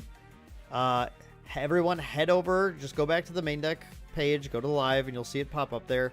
Join that stream because we're going to do the giveaway over there. We have 2 final giveaways, a PTM box and an RDO box. So, like, if you're the only one who shows up, you get a free box. You might as well try, right? You got a pretty good shot. So, all right. Head over there, guys, shortly. We're going to end the stream and then restart it over there. Do not miss out on the final giveaways. Potion is probably going to be the word. That's a good one. That's a good one. Or Volnia.